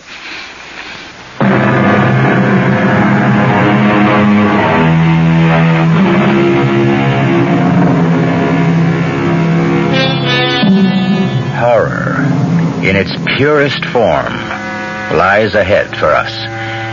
I would be remiss if I didn't warn you that if your nerves are not strong, it might be better for you not to listen. No, really now, be warned. Because as Minna Harker tells us in the diary she kept, there awaits you an experience so loathsome, so horrifying, that I can hardly bring myself to write of it. If I'd known what lay ahead for me when I went to visit my dearest and closest friend, Lucy Westenra, at Hillingham, I could not have brought myself to go, much as I loved her. Looking back now, I realize I had plenty of warning, but I paid no attention. For example, as I drove to the Westenra estate through that lonely, isolated country and heard the wolves howling in the distance, it occurred to me that it was strange to hear wolves in this part of the country. As strange as the huge bat that flew alongside my car. I mentioned this to John, Dr. John Seward, Lucy's fiancé, as we sat having a drink in the living room. It's strange, Minna. I've seen that bat myself. The thing must have a wingspread of at least 4 feet. I haven't the faintest idea where it came from, or the wolves either. Even Lucy's letters seemed kind of strange to me, John. What is the matter with her? No, I don't know. I'm completely baffled. I've had 2 other doctors look at her, colleagues of mine, and they can't figure it out. I'm desperate, Minna. I'm so desperate I've called in my old friend and teacher, Professor Van Helsing. Van Helsing? Yes, he's one of the finest diagnosticians in the world, John. Yes, he'll be here from Amsterdam in a day or 2. Amsterdam, Holland? Yeah. All the way from Amsterdam? Oh, John, you must be desperate. Lucy is dying, Minna. I'll do anything I can to save her. We must find a way to stop her from losing blood. Losing blood? Well, it's this constant loss of blood that's killing her. Transfusions help for a time, but only a short time, and each transfusion is less effective. John, when can I see her? Oh, she's sleeping now. Her mother's with her, watching her. We take turns. As soon as Mrs. Westenra lets us know she's awake... Listen, those wolves, they're at it again. John, hasn't anyone looked into this wolf thing? How they suddenly come to be in this part of the country? Well, according to the paper, the town police have looked into it. Well, that's peculiar, too. What? Well, they haven't been able to spot one single wolf. Oh, excuse me, we have a visitor. Oh, come in, Count, come in. Thank you, Doctor. I'm on my way to town. I have a dinner engagement, and I thought I would stop to ask after Miss Westenra. Oh, she's no better, I'm afraid. Oh, I'm sorry to hear that. Can you stay for a drink? Well, I'd like you to meet a friend of Lucy's who'll be staying with us for a while. Oh, in that case, of course. Minna, this is Count Dracula, our new neighbor, Count Miss Minna Harker. How do you do? How do you do? Count Dracula? Yes, but do not hold it against me, Miss Harker. I cannot help being of the blood royal. Well, why don't you two get acquainted while I go up and see if Lucy's awake yet? I shall do my best to entertain this charming young lady. I won't be a minute. You're a long way from home, Count. A very long way, Miss Harker. May I ask what brought you here? Business. Business? Good heavens, what kind of business could you have in this part of the country? I mean, it's so isolated. True, it does present difficulties, but I like living in the country. Oh, you must. Oh, forgive me, I'm forgetting my manners. Would you like a drink? Thank you. Scotch or bourbon? Is there perhaps some wine? Red wine. Now, let me see. I'm not very familiar with the supply here. Here we are. There's a bottle of Burgundy. That glass of that will be... Oh. Miss Harker, what's wrong? What is it? It's the bottle, I'm afraid it slipped. It slipped, that's all. I'm afraid I cut my hand. No, don't, Count. Don't be upset. It's only a slight cut, see? No. Lucy's awake and we can... Count, what's wrong? Minna, your hand. I must leave at once, Doctor. Sorry, I cannot stay. Something I just remembered. No, it's all right. I will see myself now. What in the world? But, Count... Minna, what happened? Minna? I dropped the bottle of wine and cut my hand. Yes, I see you did, but... I dropped the bottle because I couldn't see him in the mirror. Couldn't see? What mirror? This mirror over the table. It reflects the whole room. Well, of course it does, but... John, I picked up the bottle to pour Count Dracula a drink, and I looked into the mirror, and he was standing where you are now, and I couldn't see him in the mirror. What? He was there where you're standing, but he wasn't reflected in the glass. Minna, you're not making sense. And you're trembling. John, I'm scared. Of what? How can you ask? I look in a mirror and didn't see someone who should have been reflected in it. Is something going wrong with my eyes or my brain, John? What? Minna, easy. I don't want another patient on my hands. But, John, An optical illusion, something like that. Our eyes play tricks on us sometimes. Now, come on. Let's get a bandage for that cut, and then we'll go up and see Lucy.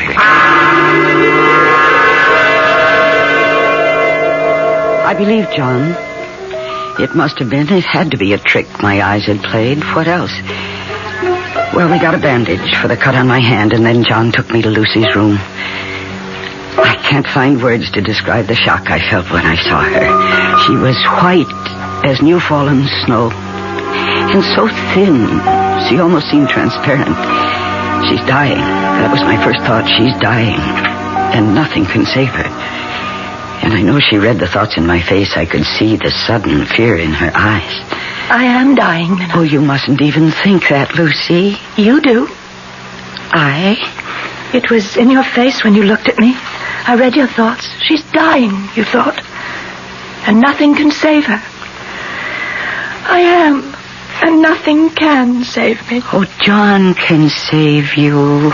And he will. He hasn't so far. You mustn't despair, Lucy. Despair, Minna? I don't have the strength to despair. You better go now, Minna. Go? Lucy, dear, I haven't seen you in nearly a year. We haven't even started to tell each other everything that's happened. Later. Not now. I'm tired. I want to sleep. Oh, well, in that case, I'll come back later. No, not till tomorrow. All right, whatever you say. But I'll just look in on you later. No, Lucy. You mustn't. All right, then. But stop upsetting yourself. Go quickly. Oh, good Lord. At the window. It's nothing. Go, Minna. It's nothing. Nothing. It's that bat. That huge bat that followed my car. Oh, I beg of you. Lucy, the thing is trying to get in. Look, it's clawing at the window. Is that locked? Is that window locked? Yes, it's locked. But locks are useless against Count Dracula. Oh, good Lord. Mirrors do not reflect my image, Miss Harker. Nor do locks keep me out. You were that bat. As the wolves you hear are not wolves, but like myself, vampires. Vampires? The dead, who live by night. The dead undead. No, this can't be happening. It's a dream. It's a nightmare. That's what it will seem like when you wake up. Huh? Yes, you're going to sleep now. And yet not sleep. You will remember all you've seen here, but when you waken, it will seem like a dream. A dream you'll tell no one, not even Professor Van Helsing, because you will not want to look foolish. You'll be ashamed to tell it for fear he will think you're a silly young woman. Enough.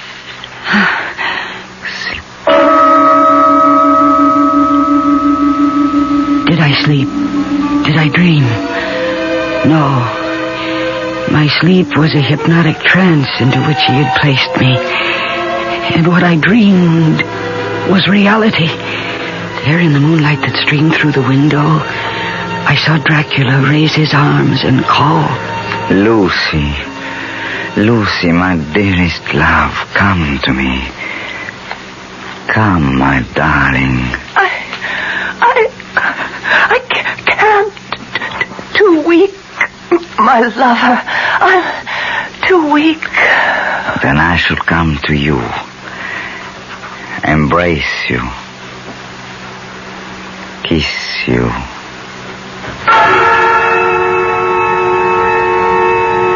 And now the strangest thing of all happened to me. As I watched what then took place, my love for my friend Lucy, my fears for her, made me feel as she must have felt, so poignantly, so deeply that, yes, I became Lucy. I watched Dracula as he approached my bed. There was a deliberate voluptuousness in him which I found both thrilling and repulsive. Lower and lower went his head as the lips went below the range of my mouth and chin and seemed about to fasten on my throat. I could feel the hot breath on my neck. Then the skin of my throat began to tingle. I could feel the soft, shivering touch of his lips on the supersensitive skin of my throat, and then two hard dents of two sharp teeth just touching and pausing there. I closed my eyes in a languorous ecstasy, and I waited. I waited with a beating heart. And then horror overcame me, and I sank into unconsciousness. I promise that the horror you have just experienced is nothing compared to what is to come. Think twice before you return with me shortly with Act 2. Hi, I'm Goldilocks, Ms. Goldilocks, if you please, and I'm a professional taste tester. Here at my taste test laboratory, that's TTL for short, I taste test everything from porridge to diet drinks. Actually, there's not that much taste testing in porridge these days. There used to be, once upon a time. I mean, that's how this Ms. got into the biz. But lately it's been diet drinks. I mean, with so many diet drinks going sugar-free, I've been really busy conducting taste tests. A rather unbearable assignment, to be sure. But then I discovered sugar-free diet 7-Up. Fresh, natural, delicious. My only problem is that sugar-free diet 7-Up tastes so good that it broke my Goldilocks diet drink taste-o-meter. Well, sugar-free diet 7-Up certainly has my seal of approval. This one's just right. Hey, Mom, what's for dinner? Hey, Mom, what you got? It's time to get ready for the great outdoors, and your ShopRite supermarket has everything you'll need for cookout dinners and fun in the sun. And for this week's dinners, ShopRite is featuring whole grade A frying chickens, just 37 cents a pound. Roasting chickens up to 4 pounds, 47 cents a pound. Choice beef rib steaks, $1.19 a pound. ShopRite Franks, 89 cents a pound. Get all your outdoor cooking equipment and many great food values at your ShopRite supermarket. She loves the family. She wants the best. She does all that she can do. She lets ShopRite do the rest. Hey, Ma, what's for dinner? ShopRite has the answer. This is WOR New York, an RKO General Station, your station for Mystery Theater.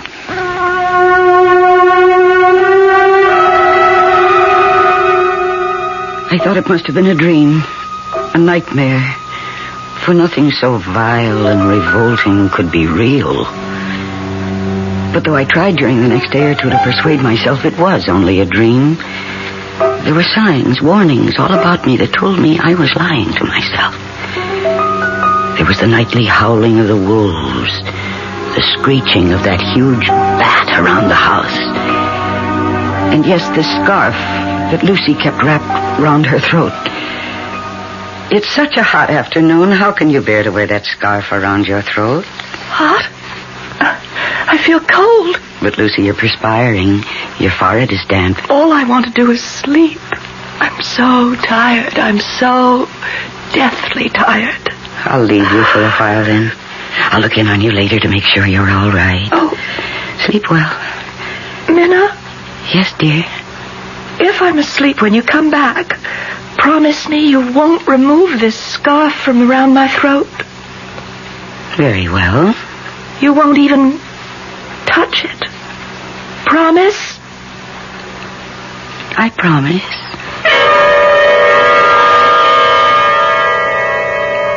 Later that afternoon, toward evening, Professor Van Helsing arrived from Holland. When John introduced me to him, he stared at me suddenly and hard, his eyes boring into me from behind his thick-lensed glasses. You are frightened, Miss Harker?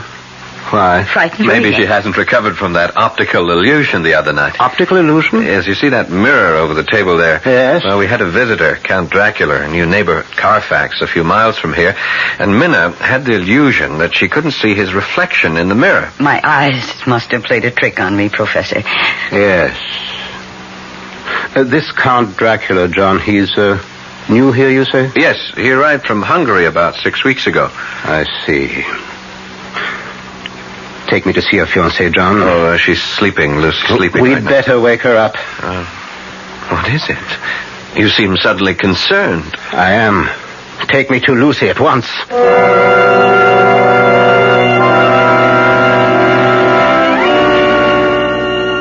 Wake her, John. All right. Gently. Very gently. Lucy? Lucy, dear. Come on, wake up. Here. Let me. Pulse weak, very weak. Eyes. Oh, she's not asleep. She's in a coma. What is her blood type? Oh. So is mine. Prepare for a transfusion, John. I will be the donor. And hurry, man, hurry. Yes, of course. Meanwhile, I shall have a look under this scarf. No, she didn't want the scarf removed. I'm sure she didn't, Miss Harker, but we're going to remove it. Aha. As I thought. What is it? Yes, Professor, what? Look. There are two little holes. Wounds. As if she'd been bitten by a large snake. No, not a snake. What then? What? We must be quick with the transfusion, very quick. And pray God, both of you, that I have not arrived too late.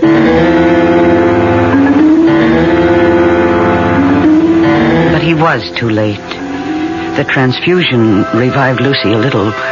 When we'd made her as comfortable as we could, the three of us, Professor Van Helsing, John, and I, went back down to the living room. And it was here that Professor Van Helsing told us the truth. The truth that made John Seward cry out. Vampire? You say we are dealing with a vampire, Professor? Have you gone out of your mind? My dear John, I don't blame you. Blame me? I should hope not. You ask me to believe me, a doctor, a man of medical science? Science? There's more to this world than science. But, Professor, a vampire? I can't believe that there's a vampire. I tell you that witches exist.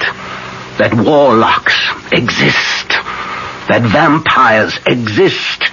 And we are dealing with one here. But if what you say is true... It is. Ask her. Ask Miss Harker. Me? You had an experience in this house that you are concealing. You choose to think it was a dream. When did it happen, child? Last night? No. The night before. Where? In Lucy's bedroom. Minna, what happened? I dreamed... No, it was no dream. All right, then. I saw... Oh, heaven protect me. I saw... You needn't tell me. No need to put you through that. I would if I didn't know who our vampire is. But I do know. Who? The man whose reflection she could not see in that mirror. Your new neighbor, Count Dracula. I don't believe you. I cannot believe you. If you can't believe me, at least trust me. Oh, I'll answer that. Wait. Yes, Professor. If that should be Count Dracula, you did say that he calls about this time each evening, John? Yes. Say nothing, do nothing to give away the fact that we are unto him. This is nonsense, sheer Do nonsense. as I tell you. You may answer the door now, Miss Harker. Yes. Good evening, Miss Harker. Count Dracula? Come in. And How is Miss Westenra today? Not too well, I'm afraid. She had to have another transfusion. Oh, I'm sorry to hear that, John. Very sorry to hear that. Thank you, Count. I do not believe I have met this gentleman. Oh, I'm sorry. No, you haven't. Let me present my old friend and teacher, Professor Abraham Van Helsing. Professor, this is Count Dracula. How do you do, Professor? How do you do, Count? I wished only to inquire about your fiancée, John. I'm sorry indeed to hear she is no better. If there's anything I can do... Thank you. Meeting you, Professor, has been a pleasure. Good night. Oh, Count. Yes? Mrs. Westenra keeps asking me to do this, and I keep forgetting. There is a custom in the Westenra family to ask visitors to sign the visitor's book. Ah, charming old world custom. It's right here. If you'll just wait a second, I'll get it, and then you can sign it. Is something wrong? It's a Bible. Well, yes. Why do you back away from me? Or are you backing away from the book? The holy book? I must go. No, you'll stay and face this book. You know. John, you fool. You shouldn't have done this. I had to have proof. I will make you pay for this. You shall pay. Oh, no. Not now that I have found out what you are. Oh, John. You think because you discovered my secret you can stop me? Fool. You've only delivered yourself into my hands. I meant to make Lucy one of mine, and that was all. But now you shall become mine, and you. Not I. Yes, and you. No, I beg you. I shall have you all, but first, Lucy, I shall take her. Take her. Now. She's mine. She's no longer of this world, but of mine. I leave you. Look, he turned into a bat. The bat. And he flew right through the wall. John, why did you do this? Why, after I warned you? I had to know one way or the other. I had to know. There's only one way to finish a vampire. Oh, the first thing you must do is find out where he sleeps during the day. Lucy! Professor, quickly. Professor! There is no hurry now. When he said he meant to make her his own, he had already done so. It was true. Lucy was dead. We went to her bedroom and found her. Dead. I felt as if I'd been stabbed to the heart. We buried her, my dearest friend, in the Westenra vault at Hillingham Cemetery, not far from town. Lucy is gone. Dead? No, not dead. Not dead, Professor. She has become the undead. She has become a vampire. Oh, what are you saying? John, listen to me. Believe in me. You didn't believe before. Believe now. Yes. I believe you. Go on. John, you feel you've been through hell. I must tell you that you have been through only the anteroom to hell. What do you mean? Now listen to me. Listen carefully. There is only one way in which a vampire can find peace, can be changed from the undead to the dead. What you must do, terrible as it will be, will release her soul from the horrifying bondage in which it finds itself. Her soul and Dracula's. Dracula's? What do you think a vampire wants to be a vampire? Oh, no. A vampire's soul is chained, pinioned, held mercilessly to this earth by Satan himself. And we who believe in God are the only ones who can free them. It is our duty to destroy them. Well, then let's destroy them. We shall, if you have the nerve to do what must be done. I have the nerve. Professor, you frighten me. I mean to, in order to prepare you. But no matter how well I prepare you, when it comes to doing what must be done, your sanity could snap like that. So first I will ask you both to take as much time as you need to think, to ask yourselves, how much do you really love Lucy Westenra? And be sure, be positive beyond all doubt that your love for her is greater than the hell that lies ahead for you and you this very night.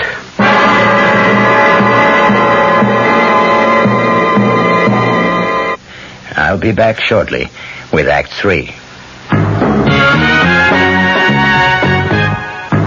When you drink beer, do you tilt the glass for long, hearty swallows? Or just tip it and sip it? Well, sipping's the thing for wine. But Budweiser beer is a hearty drink, brewed for zest and character. The best way to enjoy Bud is to drink it. Not chug-a-lug, just man-sized beer drinker swallows. That's when that famous Budweiser taste, smoothness, and drinkability really come through. Smoothness and drinkability that come only from natural carbonation and exclusive beechwood aging. Smoothness and drinkability, too good for any half-hearted sipping. So drink up. You'll see that brewing beer right does make a difference, and that when you say Budweiser, you've said it all. Anheuser-Busch, St. Louis.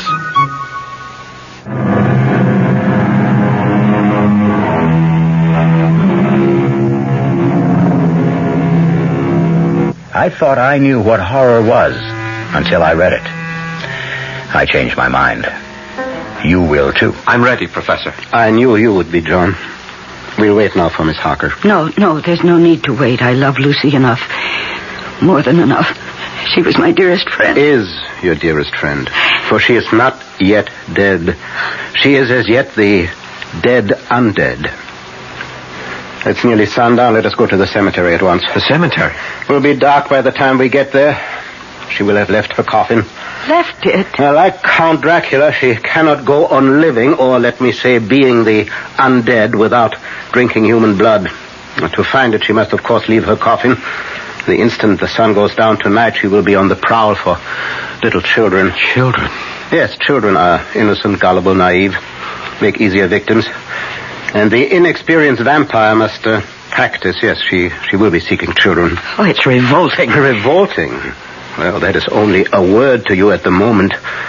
In a short time, it will be reality. Do you really think you can bear what is to come? I can. I must. Good. I have preparations to make. So do you, the two of you. Dress warmly. Warmly? But it's hot out. Child, there is no chill like a graveyard chill.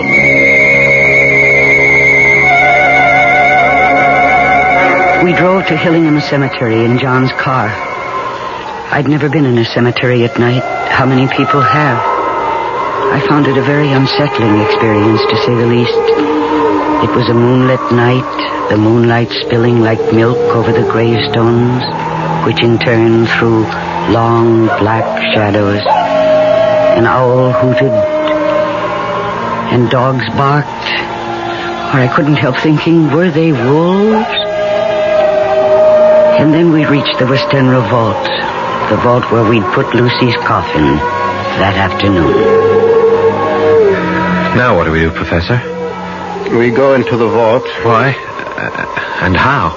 I have the key to the vault. How did you get it? I asked the undertaker for it, or rather told him to give it to me. He assumed I was a member of the family. You need not come with me. Not now. But why shouldn't we come? I wish to save you as much shock as I can. She will not be there in the coffin. It will be a shock for you to find it empty. Now, on the other hand, it will be less a shock than what is to follow. Yes, it will prepare you. Come, then. Now, I shall open the coffin now. If she isn't in it, how could she have got out? I could tell you, but it is better that you see for yourself later. Now, this won't take long. I need only unscrew the top part. There. Well, now to lift off the top of the lid. Yes. Empty. She's gone. Where? Gone where? In God's name, where? In search of the life-giving blood, John. In search of a small child. Oh, it's horrible. It's horrible. John? Yes? Come. We go outside the vault. Now to lock the door. Now, that's most important. And now, what I must do will take a little time. Yes, make yourselves as comfortable as you can. Make ourselves comfortable. Professor, what must you do? Well, I have here a paste made of garlic, flour, and water. I must seal off every crevice with it. Seal all around the door so Lucy cannot get back into the vault, into her coffin. She could? Through the crevices, yes. How do you think she got out of the coffin? I can't believe... Yes. It is unbelievable. But it is so. Now, forgive me. I must get to work.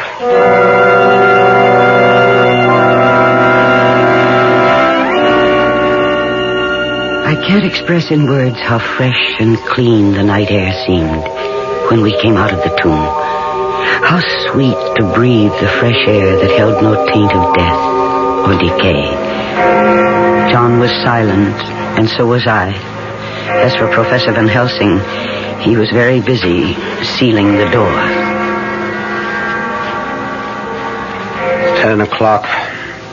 I hope both of you took my advice, dressed warmly. We have a long wait ahead of us.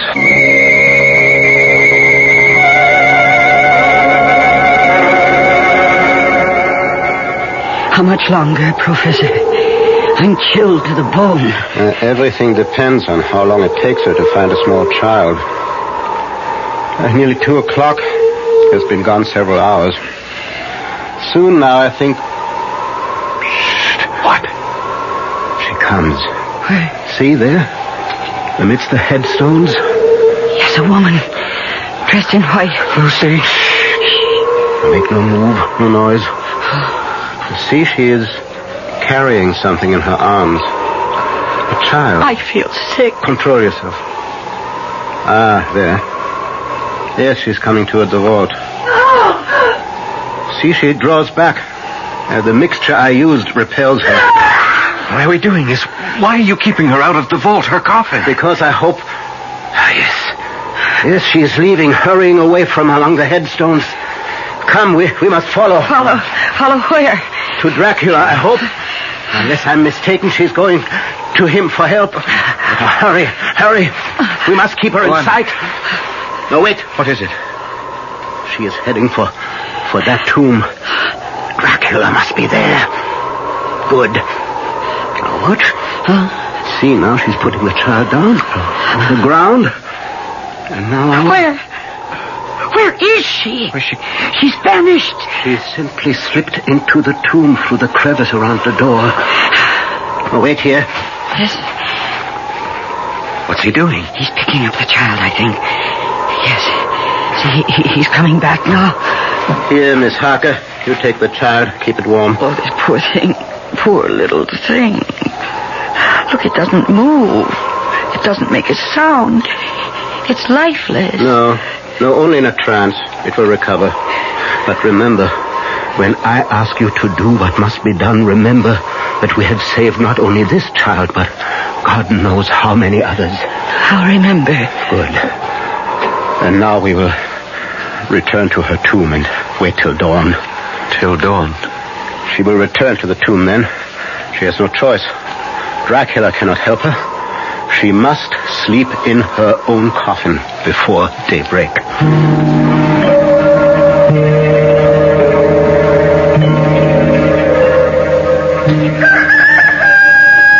How do you feel, Miss Harker? I'm all right, thank you.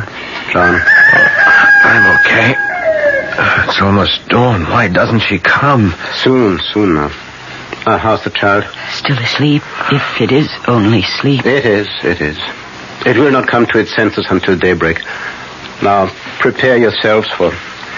In a very short time, now Lucy should... there. Yes, she's coming. And this time she'll be able to enter the tomb. Because you removed the garlic mixture. This time I want her to enter the tomb and her coffin. It will be there that you will do what must be done. Oh, there she is.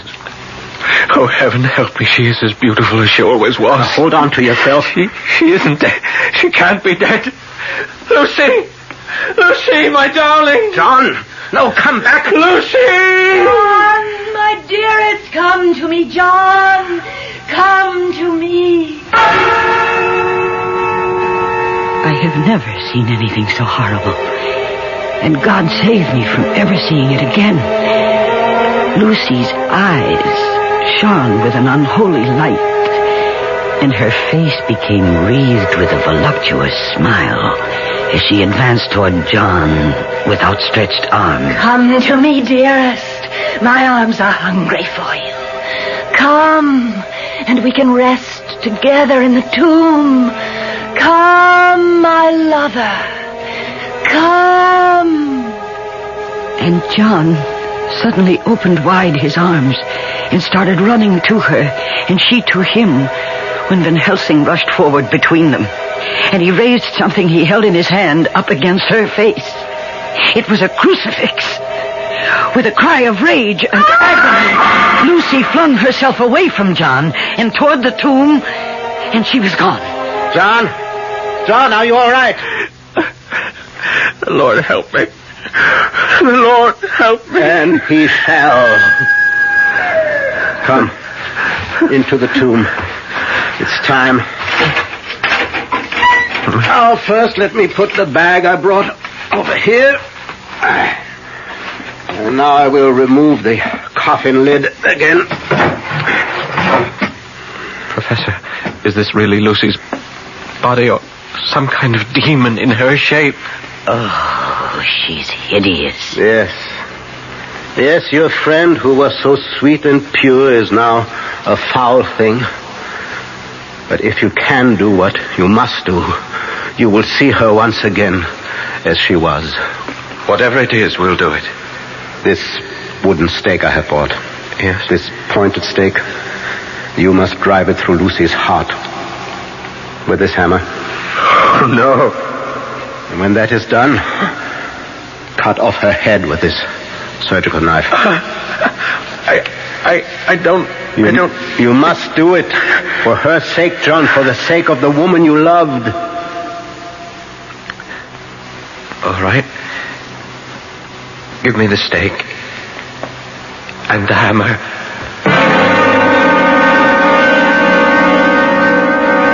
John took the stake in his left hand, the hammer in his right. I saw him tremble as he placed the point of the stake over Lucy's heart, saw the point dig into her white flesh, and then I could see him gather all his strength, all his self-control. He raised the hammer high above his head and looked at Van Helsing. Yes. John struck with all his might. The thing in the coffin writhed, and a hideous blood-curdling screech came from the opened lips. The body shook and twisted in wild contortions. John never faltered. He struck, and he struck again, driving the stake deeper, deeper, as blood from the pierced heart welled and spurted up around it. And then the writhing and quivering of the body became less. The teeth stopped champing, and the thing lay still. It was over. Is that enough, Professor? Enough. I think I'm going to... I've got you. There. Now go outside, get some air. No. Both of you go. You look faint too, Miss Parker. I must still her head. No. I have... You have done all that can be asked of you. No more. I will sever the head. Now go now, but before you do, look at your beloved Lucy for the last time.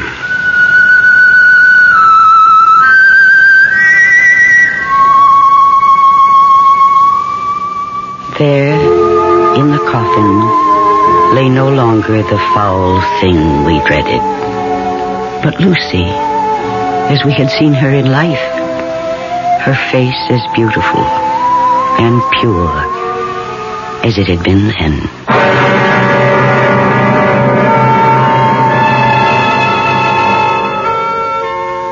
You will want to know that later on, Professor Van Helsing freed Count Dracula from his earthly bondage, and in so doing, brought his bloody career to an end. Unhappily, I must add that Count Dracula was only one vampire among... how many? I don't know. Hope I never find out. Hope you don't either. I'll be back shortly. Dear Thomas's, your new Thomas's onion English muffins are so delicious, my husband insists on them at every meal. It's embarrassing when we go to a Chinese restaurant. Dear Thomas's, for years I've been buying bagels and Bialys with my Sunday Times.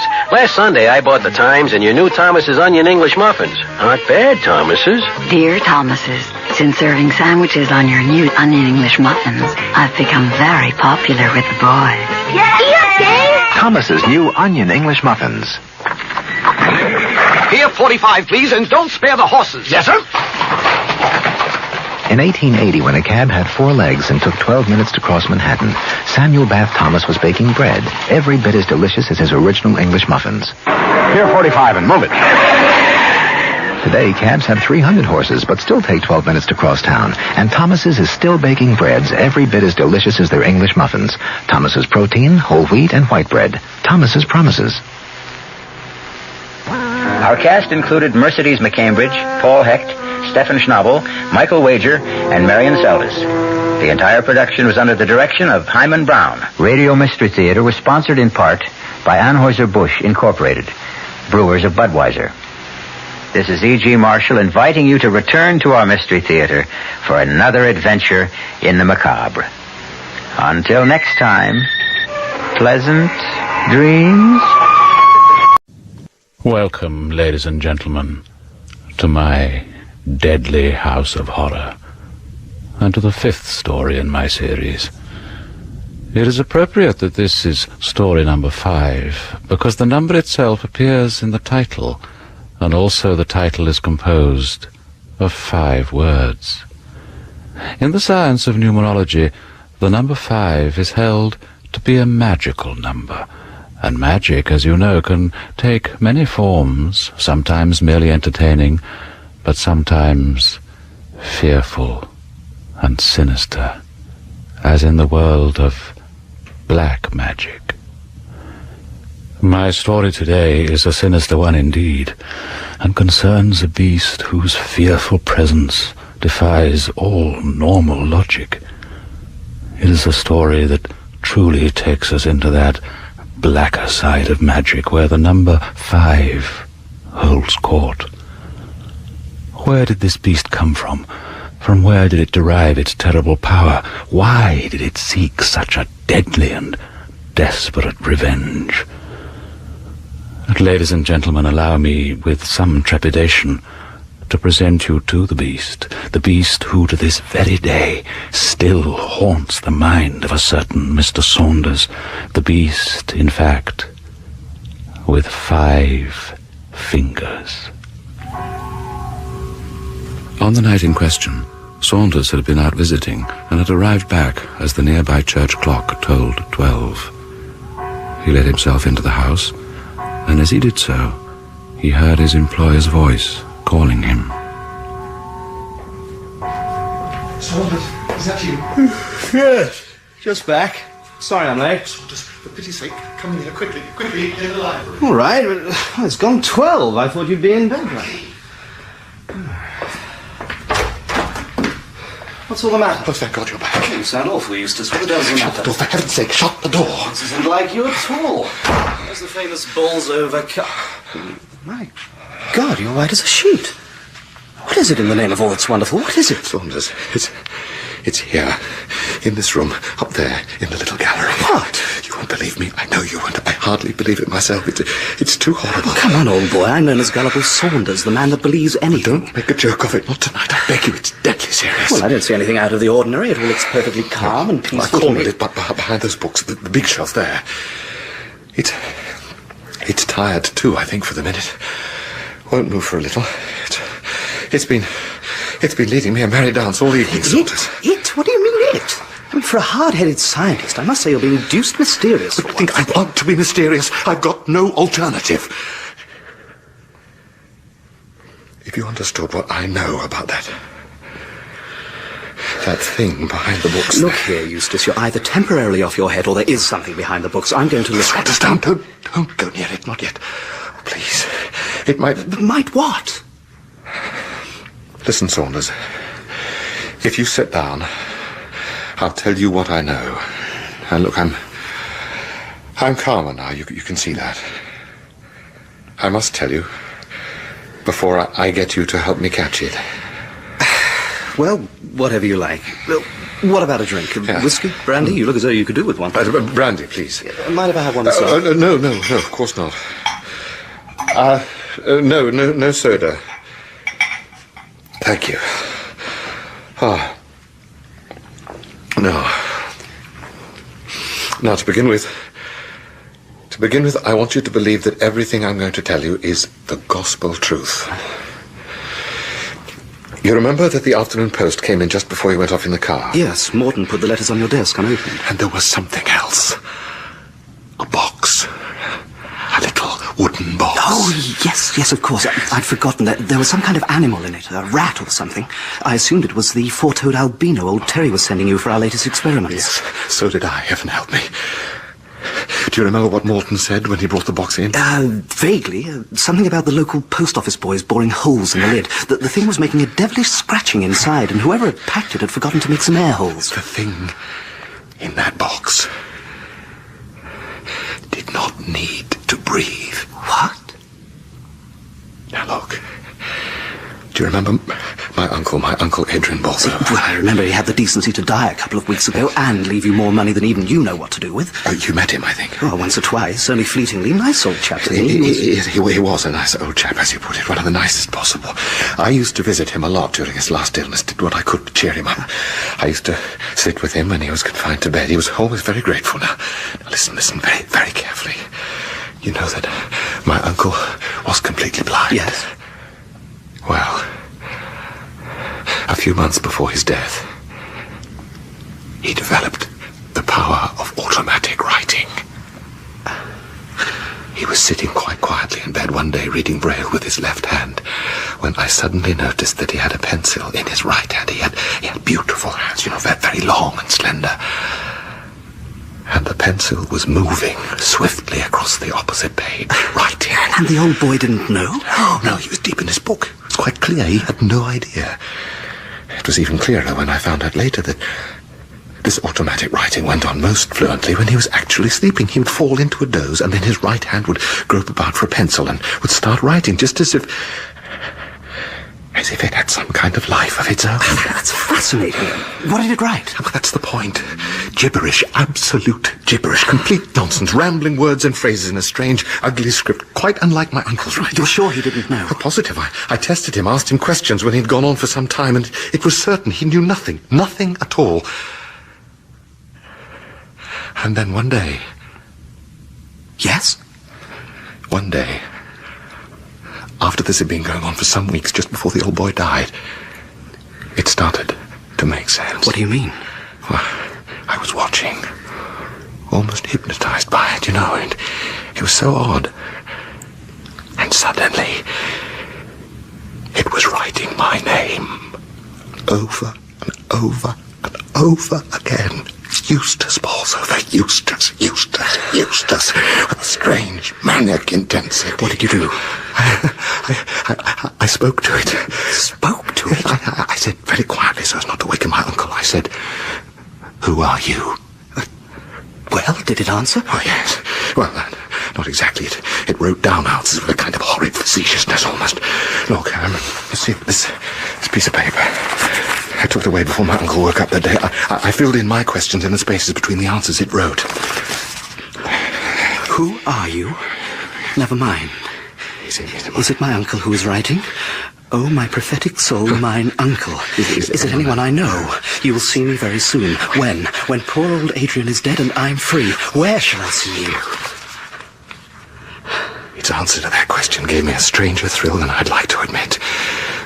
Do you see what it said when I asked, "Where shall I see you?" Where shall you not? It is a bit weird, isn't it? After you went out, I got a screwdriver and a hammer to open up this box that had come in the post. It was fairly dark. I'd only my old oil lamp on. You know, I hate the glare of electricity. I took the screws and the nails out and put a heavy book on the lid to keep it down while I went to fetch a cage from the lab.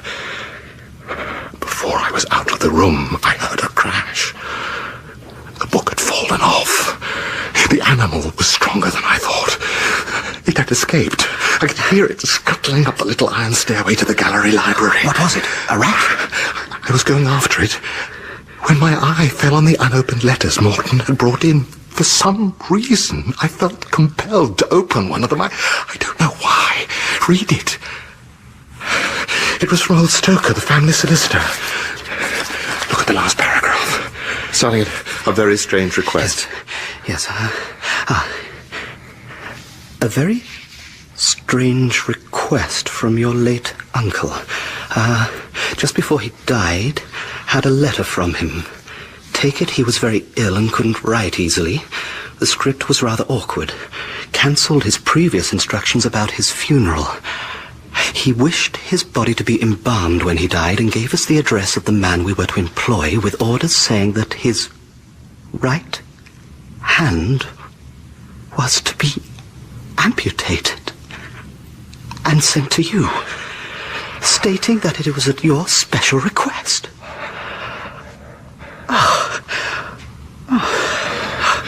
When I read that, I was suddenly more frightened than I had ever been in my life. I got up to my feet. Somehow, I climbed the stairs to the gallery, switched on the light, and about 6 yards in front of me, crawling along the floor, was a man's hand. My uncle's hand. It was like a hideous grey toad. I don't believe it. I can't believe it. It doesn't make sense. There, Saunders. Do you believe in all those books? It's throwing them down. Do you hear? It's throwing them down. It's insane. The whole thing is insane. If you mean that it's insane, I believe you're right. I told you it led me a devil's own dance the night before I trapped it. It can move like lightning, whatever it is. It was only by chance I forced it onto the shelf and jammed it in. I was exhausted and sickened by the whole business. Oh, it's got its strength back now, it seems. Oh, my God. Those were hurled at us. Me. Now we'll have to get up to the gallery to catch it. We must. Come on. But how the devil can we catch it? Don't know, but we must. That's all. I still can't believe it. I can't. It must be a rat throwing books. It's there. It's behind there. Put your own hand in there. What are you waiting for? Feel it, feel the smooth stump of it and those long fingers. Go on, feel it. Eustace, you must get a hold of yourself. It can't be a hand. It can't. Where have you... There. Do you see? It's out. Oh my God. It's coming down the steps there. Saunders, we must get out of it. It mustn't get out of this room. It's trying to open the window. We must head it off.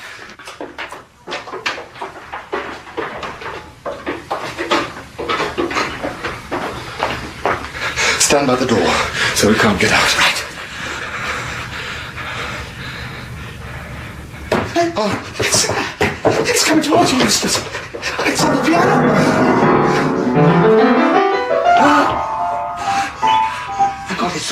I'm crazy. Oh, it's horrible. It's horrible. It's as cold as death. I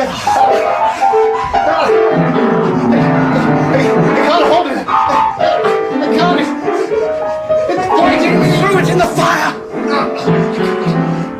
I can't do that. Saunders, for heaven's sake, look on my desk. There is a hammer and some nails. Oh, you can't mean... Yes, I tell you. There's the lid of the box down there. Yes. I'm going to nail it to it. Yes. That's it.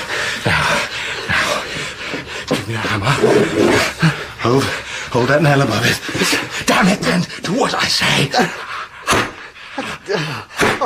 It's writhing. You're hurting it. Eustace, it's madness. Now, open the desk. You can stay in there till it dies. Whatever it is. If it can die. Now lock it. And the key goes in my pocket. Now, for the love of heaven, man. Brandy. More brandy.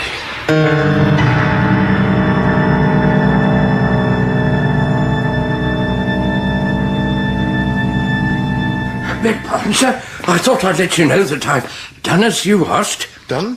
Done what? Well, sir, I found your note when I went into the library this morning. A draft must have blown it off the desk onto the floor. What in the world are you talking about, Morton? I never wrote any notes. Oh, excuse me, sir. I have it in my pocket. There it is, sir. It is undoubtedly your writing, Mr. Eustace. My writing? Oh, give it to me. Give it to me quickly. Heaven's name, man. Oh, do you think I could write this? Does it sound like me? Get a screwdriver, Morton, and break open the drawer of the old desk in the library. You need do nothing else. Do not open it. Only break the lock. Eustace Bolsover. Oh, why should I write to you about a thing like that when I'm in the same house as you, you stupid fool? I'm sorry, sir. I'm most deeply sorry. I did think it odd. I thought when you didn't come down this morning, you'd left the note for me last night. It was on the floor, just beside your desk, sir. And it is like your writing, Mr. Eustace. Yes, I grant you that. Oh, I'm sorry, Morton. You see, it can imitate handwriting. I mean, look at that letter to old Stoker. I beg your pardon, sir. Who can? Nothing. No, it doesn't matter. Well, what happened? I mean, you did it, you say. You broke the law. Yes, sir. First thing, I sincerely hope, sir. Oh, no, Morton, because I can't blame you, but... Well, what are you staring at? Is there anything else? Well, yes, sir. I'm afraid that one of your specimens from the laboratory must have got loose. A peculiar-looking creature. I saw it this morning in one of the corridors. What colour was it? Well, kind of greyish-white, sir. It crept along in a very funny way, sir. Most unusual. Did anyone else see it? Yes, sir. I'm afraid the maids did. They said it was... No, well, you'll excuse me, sir. They said it was a hand they saw. Emma trod on it once at the foot of the stairs. She thought it was a toad, only white. And then Jane was washing up the dishes in the scullery, and she took her hands out of the water and was drying them absent-minded like on the roller towel. And she found she was drying someone else's hand as well, only colder. Of course, I told them not to be silly. What's that? Eustace, it's out of the escape. I know. It must have squirmed off the nail somehow and found a pencil and paper in the drawer and pushed a note to Morton through the crack. Bathroom. I see it. I went in to wash my hands. I think it's mad. I've never seen anything more horrible. We've got to get hold of it again. It's the only way. Which bathroom was it? First floor, next to my room. Come on. Morton, get a cloth of some kind and follow us. Anything. Yes, sir, yes.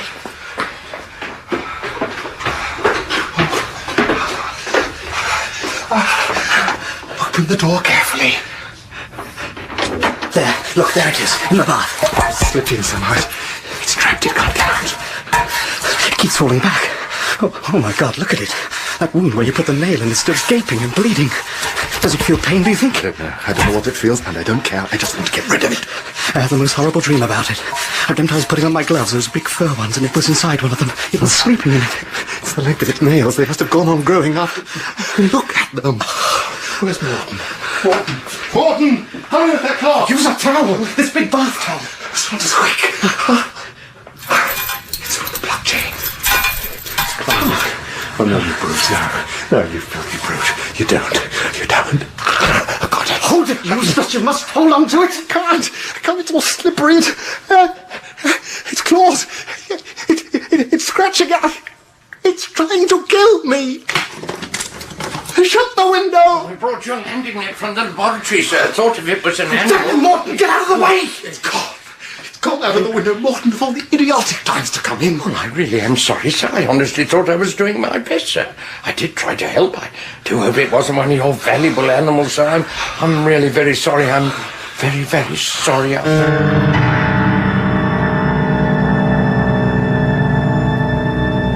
Do you realise neither of us have shaved today? Normally, I look reasonably respectable in the mid-afternoon, even if I've been working in the lab. I've got quite a stubble. Yes, well, I find the prospect of going into my own bathroom after seeing it there this morning quite frightening. Call me if you need me. Now, where's Morton put my razor? Oh, here it is. What's it doing? Oh my God! I can't bear it. I can't bear it. What happened? What's the matter? It was here, waiting for me. I turned to pick up my razor, stretched out my hand, and suddenly there it was, grasping the hand of the razor and slashing for my throat. It tried to kill me. It wanted to kill me. It caught my neck, here, see? When it realized that it failed, it dropped the razor and disappeared through the window. Why does it hate me? Why?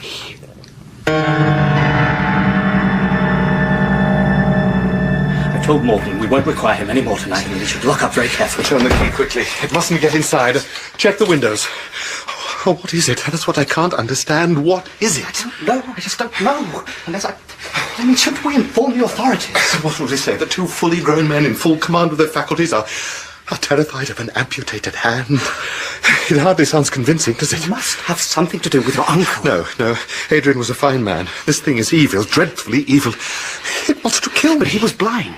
I suppose that made his hands more sensitive than most. Was he always blind? Yes, as long as I remember. But no, it's useless to try that tack. It wasn't my uncle. I think... What? Oh, I don't know. It's too fantastic. The whole thing is just too fantastic. Oh, what about a game of cards or chess or something? Oh, my nerve is going. Look, have some brandy. Yes, all right. There, that should help. Thanks. Oh.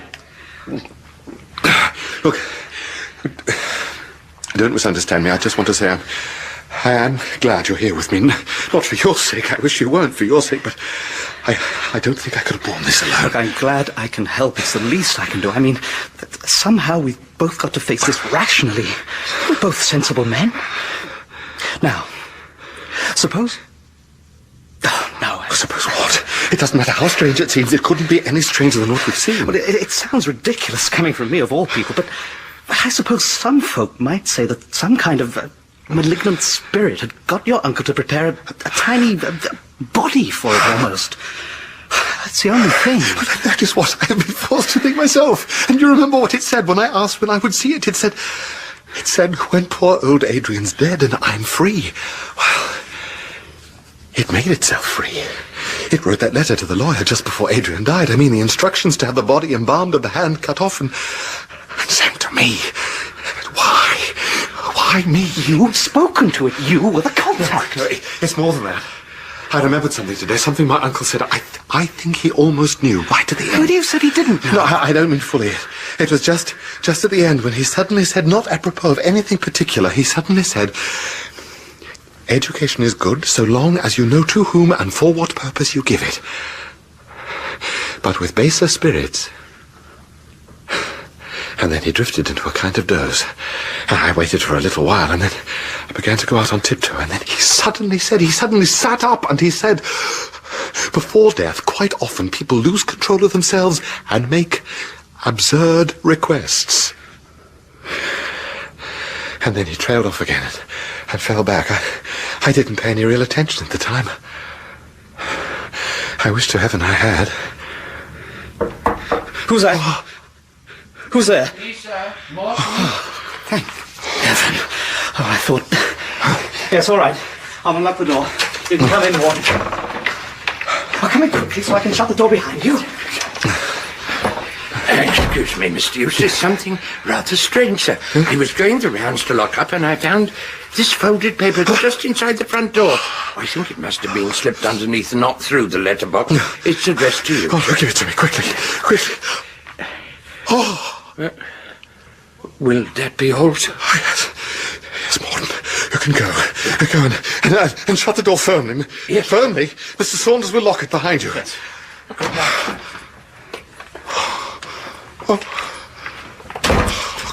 Look. It's from... Yes. Yes, I know what it's from. Let me see. Ah, yes. The old writing. Eustace, will 11 o'clock tonight be suitable for our last appointment? Saunders, I can't bear it. I can't...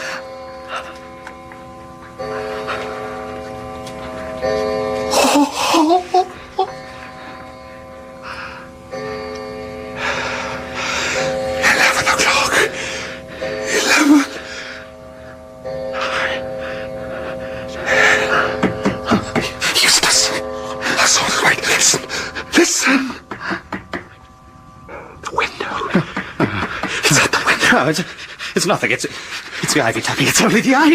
It isn't. You know it isn't. But you can't get in. Oh, thank heaven for that. At least the window is locked and the door... It stopped. It's gone. Oh, Saunders, why me? Why me? I'm no worse than other men. I've done nothing to be ashamed of. I am no worse than you, Saunders. You spiked it through with that nail. I think it was filled with pure malevolence at first to everybody. Then you nailed it. It can get in. What? It can. We forgot. The chimney. There's no fire. Oh! Quick, light the fire. Burn something. Anything. Burn it. Burn it. Give me a match. Thank heaven the fire's ready. It's no good. It's never good. Quick, get off the hearth. I'll block the chimney. Oh, where's the old reading lamp? There's oil in it. That'll get the fire going. Hurry, man. Hurry. Come on. Hurry. That's done it. Plenty of oil. It's blazing up.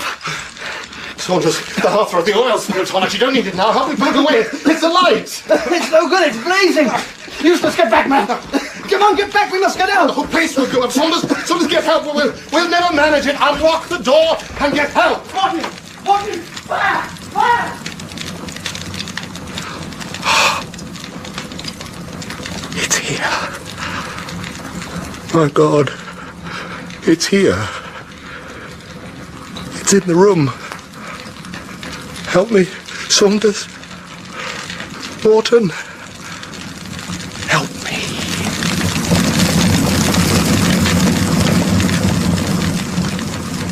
Rushing back into the blazing library, Saunders saw Eustace Bolsover spotlighted in a brilliant flash of light as the oil-drenched fireplace burst into flames.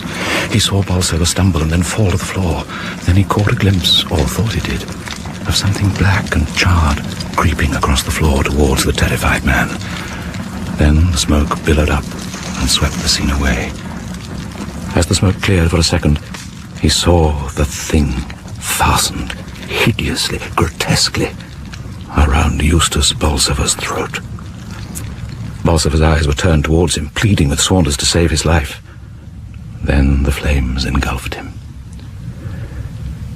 In the morning, Saunders searched in the smouldering ruins for some sign of his friend.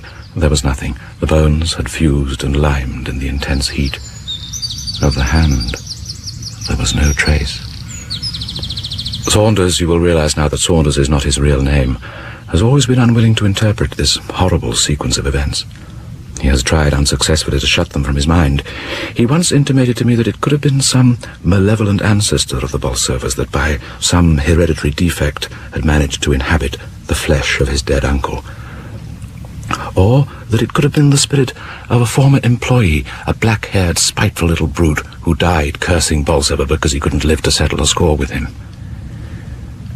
On my last visit to see Saunders, he produced from between the pages of a Bible a blackened fragment of paper, part of the last short note sent by the creature.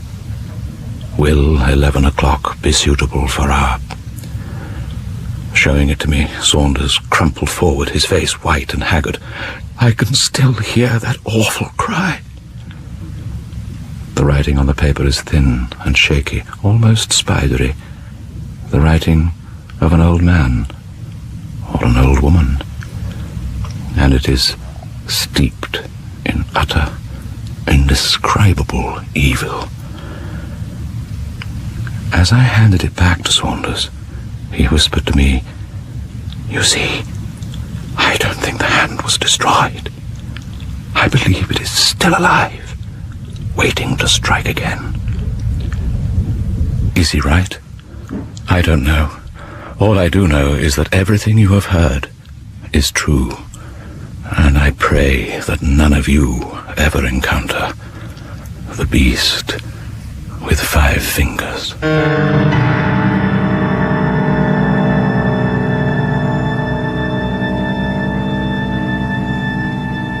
James Lawrenson was Eustace Bolsover, Kim Wall Saunders, and Cyril Luckham Morton. Our story was written by W.F. Harvey and dramatized for radio by John Keir-Cross. The director was Martin Jenkins. I am Edward D'Souza, the man in black. And I shall be back next week with another story in my series, Fear on 4.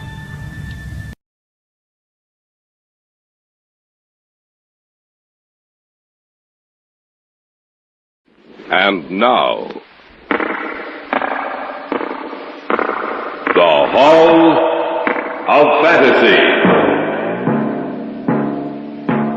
Welcome to the Hall of Fantasy. Welcome to the series of radio dramas dedicated to the supernatural, the unusual, and the unknown. Come with me, my friends. We shall descend to the world of the unknown and forbidden, down to the depths where the veil of time is lifted, and the supernatural reigns as king. Come with me and listen to the tale of the Sea Phantom.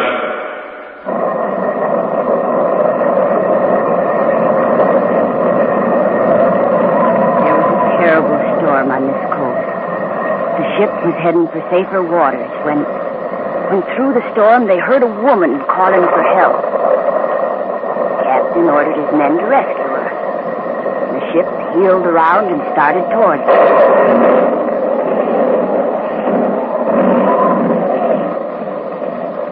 As they were getting close to her, suddenly the ship hit a submerged rock that tore open her hull. No one had a chance. For in a matter of minutes, the ship and all hands were lost.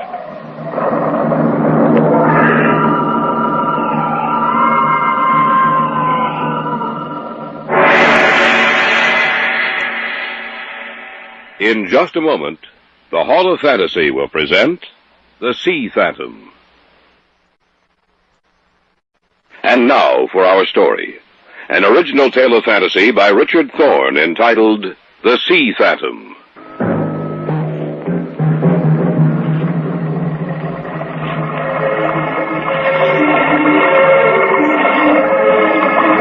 The house stands on one of 2 points of land that stretch out into the ocean, forming a small bay of the water and the shore between them. The tides rise and fall. The waves roll in inexorably. Sometimes the wind shrieks and howls in anger.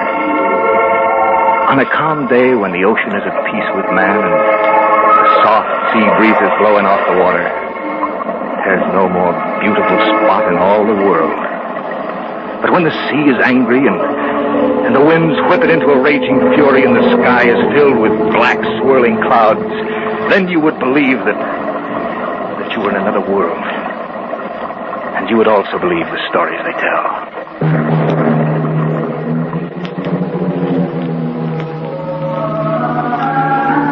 Don Fleming was an artist, and I, a writer.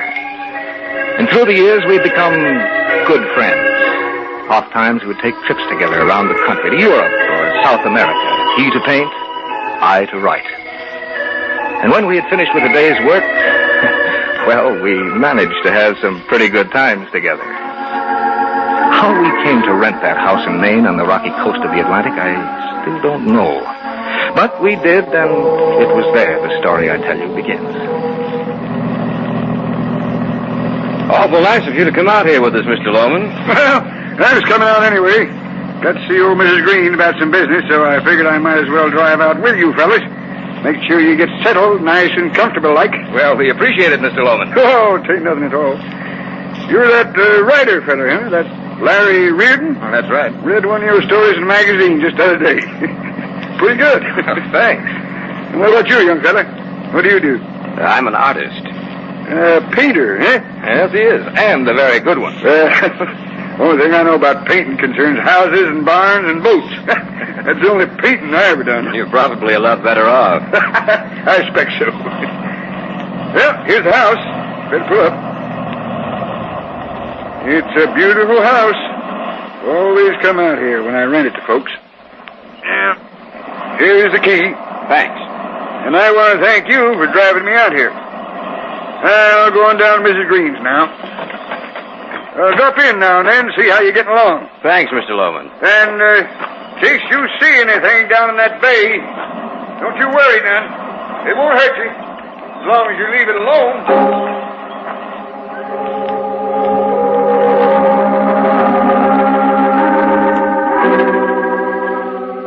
Both Don and I thought he was joking when he said that. He disappeared down the road, and we moved everything into the house.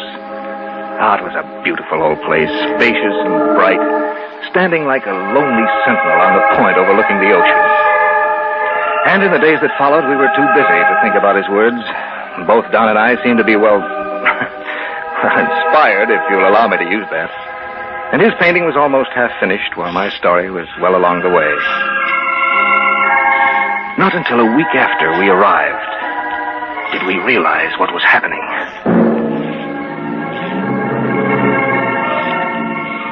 It was late in the evening.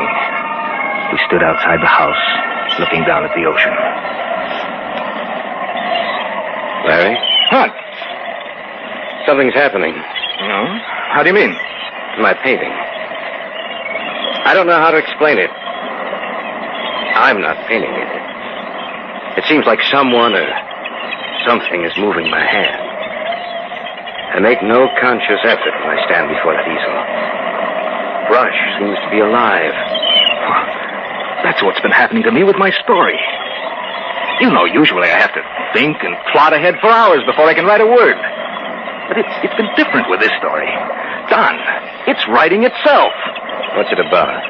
Oh, about a phantom ship that sails forever. You haven't seen my canvas, have you? Well, why? Because that's what I'm painting. The phantom ship. Strange coincidence, isn't it? Yes. Listen, I heard it. It was a woman's voice, crying for help. It came from somewhere down in that bay. There's nothing down there, Larry. I know. Hello! Anybody home? Who's that over there? It's Mr. Lohman. Oh. Oh, and look, there's a woman with him. I thought I'd drop in and say hello. How you getting along? Fine, Mr. Lohman. This here's Mrs. Green.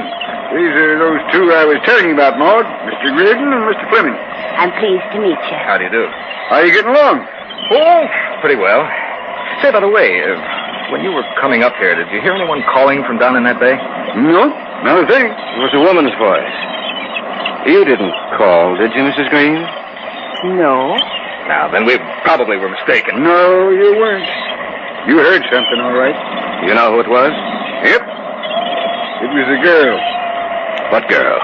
The girl on the ship. But there's no ship down there. Yes, but there will be. What do you mean, Mom? You tell him, Maud. All right, Simon. Well, it was almost 100 years ago, Mr. Fleming. There was a terrible storm on this coast. The ship, the Sea Mist, was forced into this bay. They were heading for shore when through the storm they heard a woman calling for help. The captain ordered his men to rescue her. They heeled around and started toward her. Then the ship hit a submerged rock that tore a gaping hole in her hull. Well, the Sea Mist went down in a matter of minutes. And all hands were lost. But how could anyone? It's true, believe me. Folks saw it on the shore. Saw the girl appear and the ship go down. No one knew where she came from. But who was she? Well, people said she was the captain's dead wife. The woman he murdered 20 years before. And that she'd vowed vengeance on all men. That's why I told you if you saw anything down that bay to pay no attention to it. Oh, we haven't seen anything. We only heard her voice. Now, you'll see the ship. Don't you worry about that. The waves seem to be rolling in much stronger than they were before. There it is again. Yep. That's her, all right. I can't see any. Wait a minute.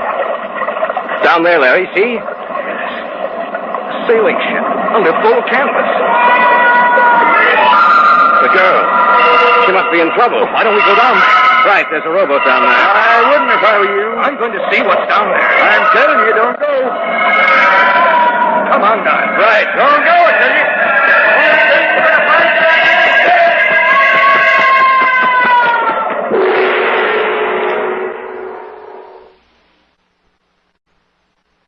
Back now to our story. An original tale of fantasy by Richard Thorne entitled The Sea Phantom.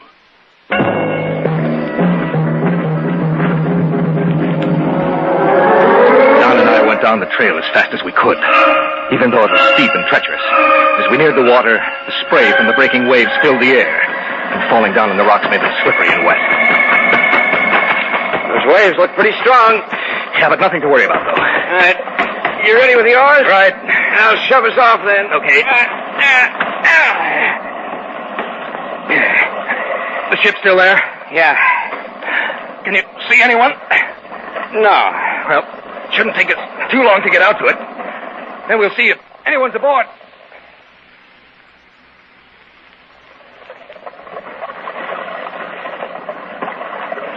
Seems to be quieting down.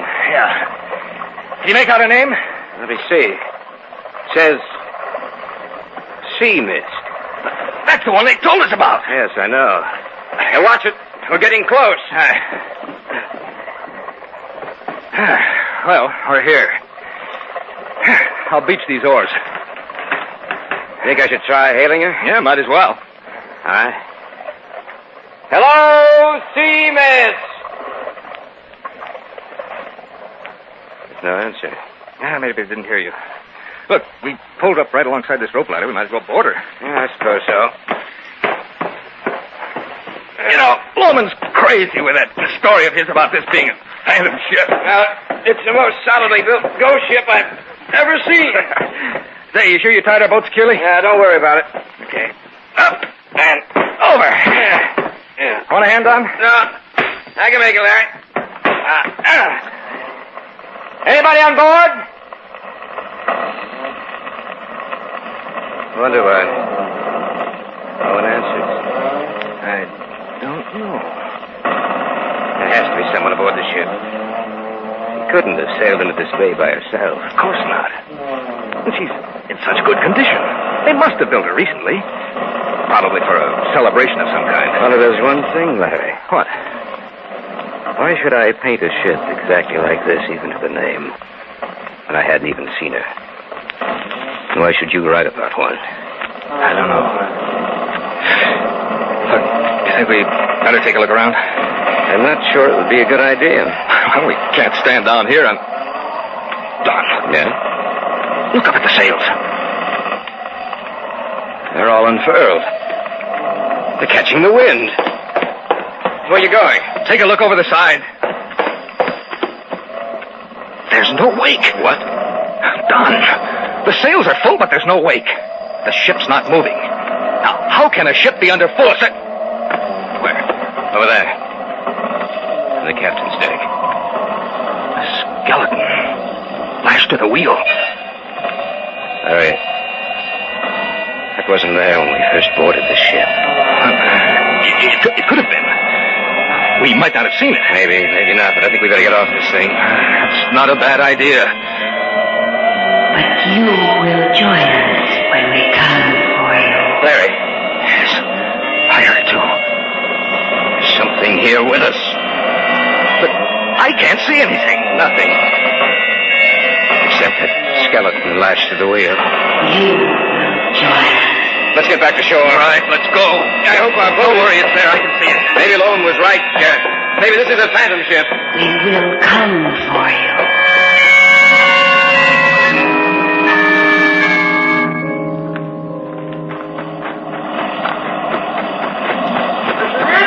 We're coming, Loman. Well, we were worried about you. We thought maybe you wouldn't come back. What happened out there? Yeah. What happened? We boarded her. And? What happened? Well... Listen. She's calling to you again. Let's go into the house. Good idea. You shouldn't have gone out there. We know that now. Looks like it's going to blow up a storm. Yeah, it's clouding over very badly. We'll go into the front room. I'll have to be leaving soon, Simon. I'll take you back home, Ma. Don't worry. I'm just interested in finding out what happened. What did happen out there? Well, like Don said, we boarded the ship. What was its name? The Sea Mist. That's the one, all right. And then what happened? Well, we looked over part of the main deck, but couldn't find anyone on board. Did you go down inside? No. Good thing you didn't. You mightn't have come up. We didn't see anyone by the wheel when we first boarded her, Loman. But suddenly, when we turned around, we saw a skeleton lashed to the wheel. And then we heard a voice. A woman's. A whispering voice saying, "You will join us when we come for you." Do you know what that means? No. I'll tell you then. Like I said, you shouldn't have gone out there. If you hadn't, nothing would have happened. Well, nothing actually has happened yet. Just that we went out there, and while we were on board, we heard a voice. That's just the beginning. What do you mean? What do you think she calls out for help for? She don't need help. She wants to get you out there, out to that ship. She's got her eyes set on one of you, or maybe both. Why do you say that? Because that's what I've heard. Now, mind you, I never saw it myself, and Maud hasn't either. But they say she's always looking for men for her crew, that she or the mate of the Sea Phantom will come to get you if ever you set foot on the ghost ship. Loman, you can't mean what you're saying. Oh, yes, I can. Like I said, I never saw it myself, but I've heard folks tell about it. And I've known men to disappear and never show up again. Remember what she said. You will join us when we come for you. When we come for you.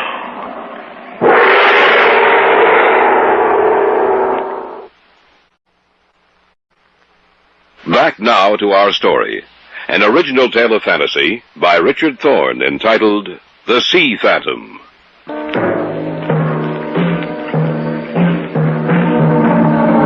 Outside, the weather was getting worse. The sound of the waves washing up against the rocky shore became louder. The wind became stronger. Four of us were in the front room of the house Don and I had rented. Simon Loman had just said, "And I've known men to disappear and never show up again." He's telling you the truth. "What should we do?" I wouldn't know what to suggest. "Well, we can leave." No, that won't do you no good. She'll catch you sooner or later. If I was you, I'd stay right here. She's going to take one of you, or maybe both. You'd better take me home, Simon. All right, Maud. I'm pleased to have met you, both of you. Same here, Mrs. Green. Let's go, Simon. Yeah. As soon as I take her home, I'll come back. Maybe I can help you some way. Now, be careful. What are we going to do, Larry? Listen, Don, maybe he's only trying to scare us. To play a trick on the smart city slickers. We've only got his story to go on. And the woman. Well, maybe she was in on it. Yeah, of course that's possible. Look, someone could have been on that ship when we went out there. And they could have waited until we weren't looking, then gone out and lashed that thing to the wheel, and they could have hidden and called out the words we heard. Why should they go to so much trouble to do anything like that? Sort of practical joke. It doesn't sound reasonable. I know, but it's possible. Yes, it's possible. And I think that's just what they have done. There is going to be a storm tonight. Yeah, bad one. I still can't believe that they'd go to all that trouble. Look, haven't we done the same thing on occasion? But we didn't go to such... Of course we did. Now forget it. There's nothing to worry about. Nothing at all. I wouldn't be surprised if Loman didn't send someone else out here tonight to tell us that the woman was waiting for us.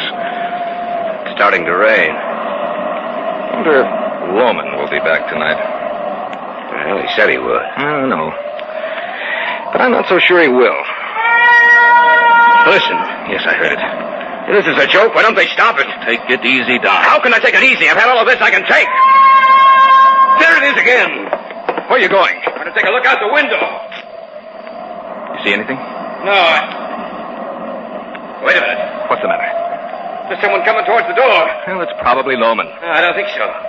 He couldn't have taken Mrs. Green down to her house and returned in so short a time. Yeah, I didn't think of that. Who is it, Larry? Who is that man coming towards the house? I don't know. unless they're carrying through that joke of theirs. I hope you're right. I hope it is. Larry, what? His clothes. What about them? They're not modern. He's wearing clothing worn by sailors almost 100 years ago. He's at the door. Okay, I'll let him in. Yes? I want to come in. Why? I've come for him. For whom? The man with the brush. What are you talking about? The crew was short one hand. That's why we put in here. Look, I've had just about enough of this. This thing has gone too far.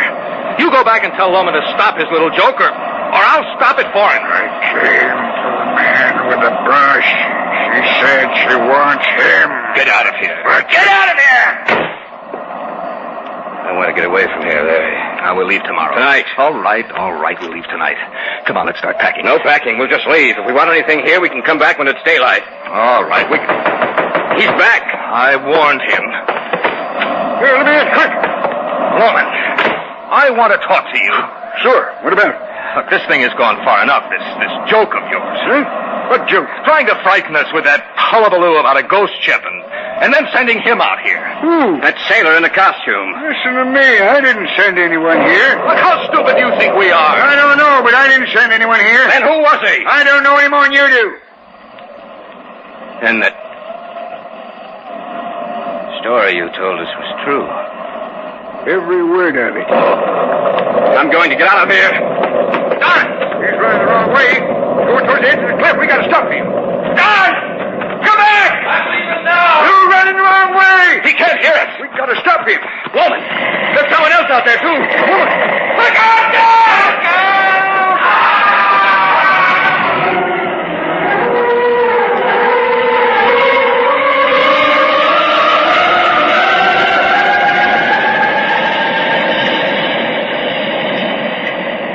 It won't do you no good to look anymore. Now that Loman, he fell over the cliff.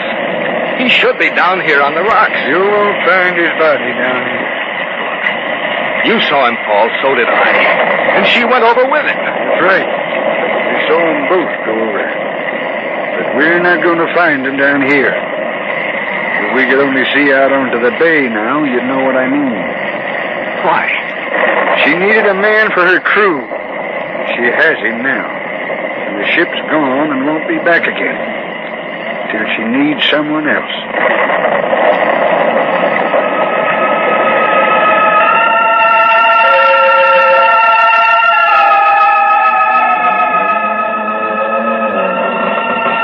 Welcome to the sea.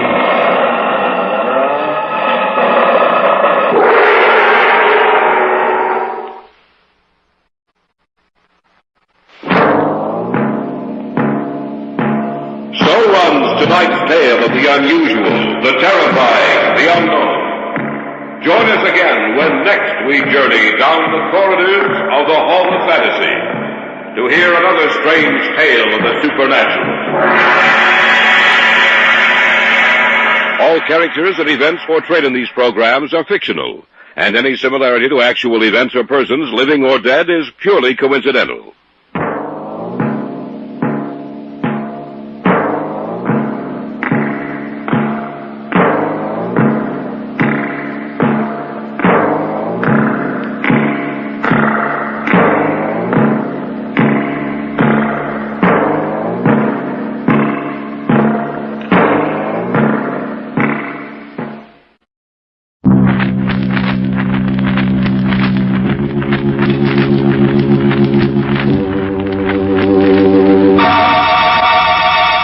Bromo Seltzer, made by the Emerson Drug Company, invites you through the creaking door for tonight's Inner Sanctum mystery, titled Beneficiary, Death, written by Ed Adamson and Bob Smith.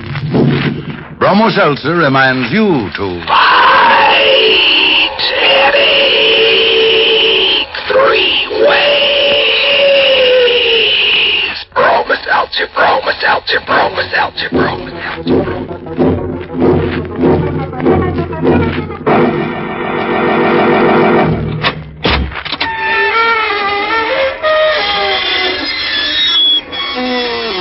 Good evening, friends of the creaking door.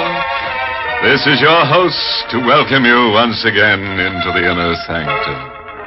Come in, come on in. Oh, I'm tired. Just finished my spring gardening, planted a couple of dozen of bulb heads. But I'm sure they won't be content to stay in their new loams. That's how things are here behind the creaking door. Whatever goes down must come up at night. Oh, by the way, folks, I want you to meet our laughing ghost. We call him Silly Willie because it's easy to tickle his fantasy. But Willie's not really so silly when it comes to getting rid of his mate. The first one left him because he started each day by beating her over the head with a club. Well, naturally, she got sick and tired of such treatment. But his second wife, a brunette, had a much more interesting conclusion. Willie buried her head in the sand at the ocean front. Now she's a beached blonde.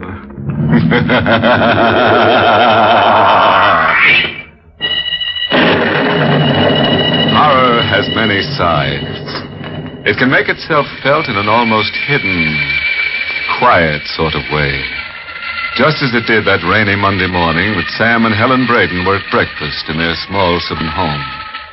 The Bradens sat in the kitchen nook near the window, the same as they'd done for 20 years. But still, this morning, things were not quite the same. Sam, you've just been sitting there staring out the window. You haven't touched your breakfast. I'm not hungry, Helen. You didn't sleep last night, did you? A little, on and off. You're just worrying yourself sick over nothing. Now, business is bound to get better. Oh, there's no use kidding you any longer. The store is on its last legs. The bank refused me the loan. Oh. Said I was a bad risk.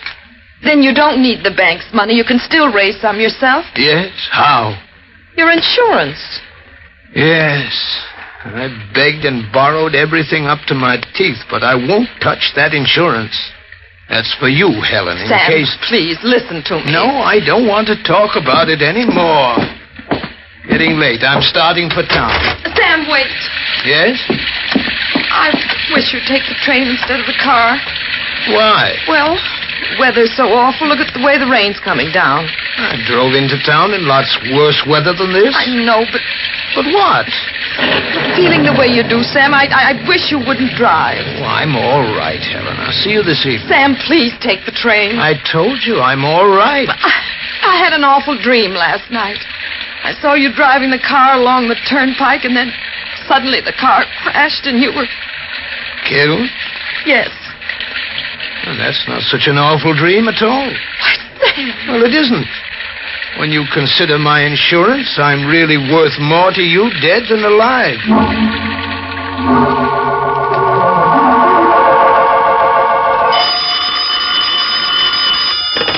Hello? Mrs. Braden? Mrs. Samuel Braden? Yes? This is Sergeant Land with the Merrick Police. Police? It's about my husband. Yes. His car was in a crack-up an hour ago on the turnpike. Was he hurt badly? I'm sorry to tell you, Mrs. Braden, but he's dead. Oh. Mrs. Braden?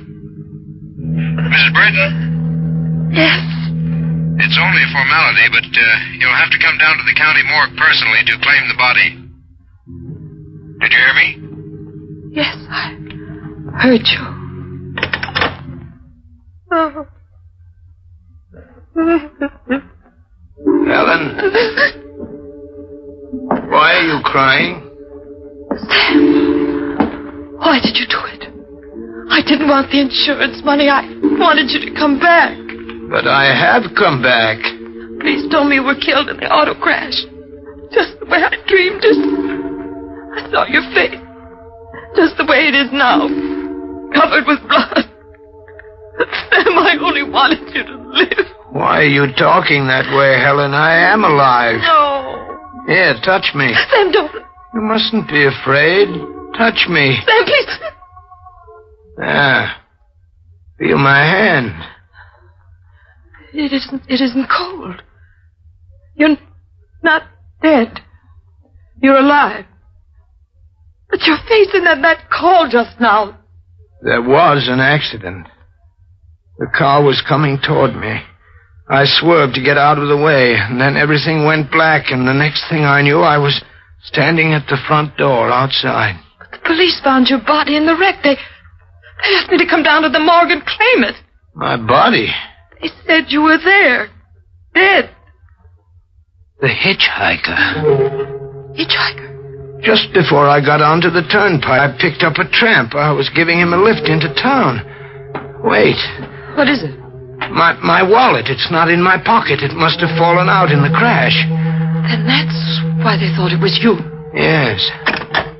Helen, what are you going to do? Call the American police and tell them you're alive. Put that phone down. But they should know. Put it down.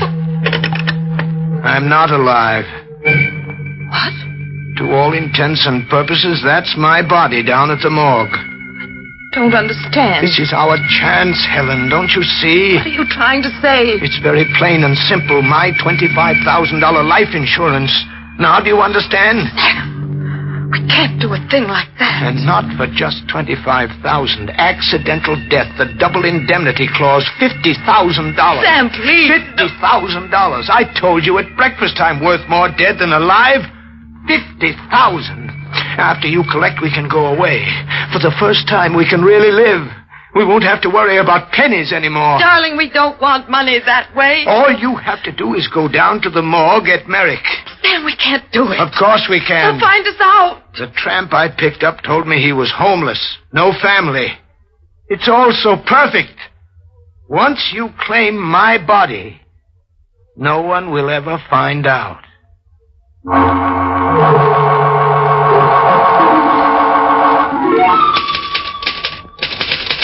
Now, Mrs. Braden, just one more thing to be filled out on this form. Where do you want your husband's body sent? To the Winston Funeral Home in Crestview.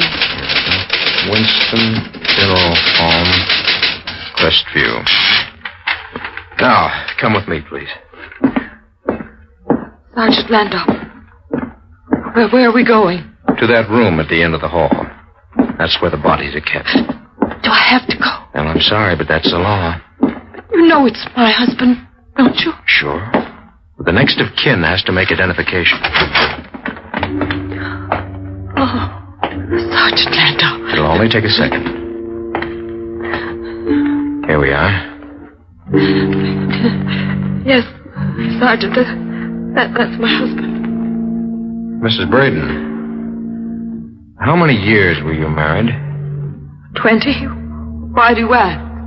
Well, it just hit me as peculiar, but it may be because you're upset by your loss. I don't understand. The body you just identified has been here in the morgue for 3 days. What? Your husband's body is here to your right. On this other slab.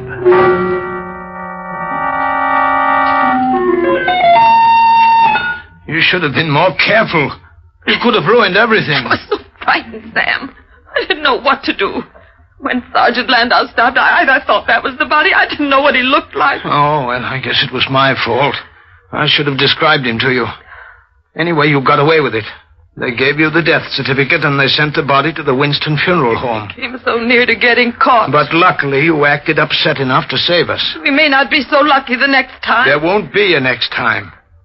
From here on, there won't be any trouble for us. Sam, please, let's forget about the whole thing. Are you crazy? Before it's too late.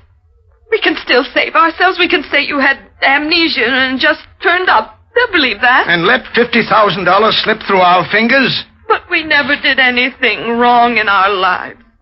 You know we're not the kind of people to do a thing like this. Someone's at the door.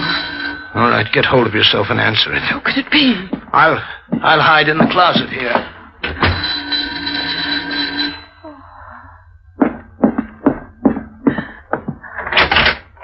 Mrs. Braden? Yes? My name is Granger. I'm from the Acme Insurance Company. Sure. I'm here in regard to your husband's death. Come in, please. Thank you. I'll just be a moment. I don't want to bother you unnecessarily at a time like this, but before the company pays you the double indemnity benefits of your late husband's policy, you'll be required to sign these papers. Now, you may mail them in if you choose, or you may sign them right now, and I'll take them back to the office with me. Oh, I'll sign them now. Very well. Oh, by the way, Mrs. Braden. Yes, Mr. Granger. Where will the services be held? The Winston Funeral Home in Crestview. Tomorrow? Yes, at 10 in the morning. I'll be there. You'll be there? I don't understand. To pay my respects. You see, Mrs. Braden, I knew your husband quite well some years ago when I sold him the policy.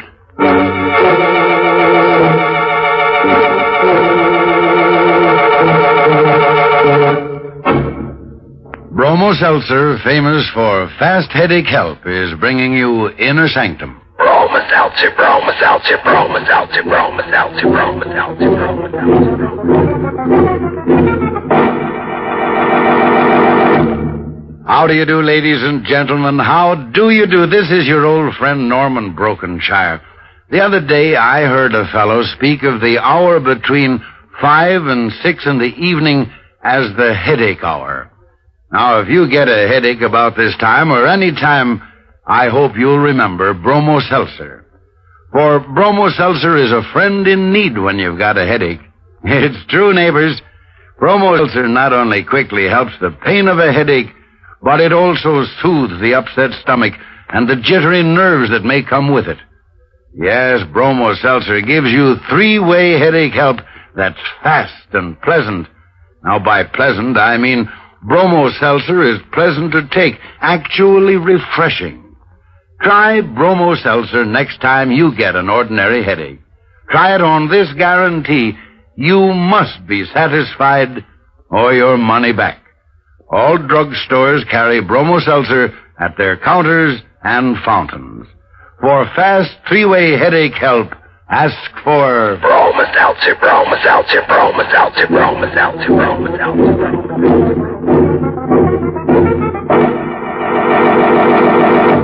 You know, personally, I feel kind of sorry for that Sam Braden.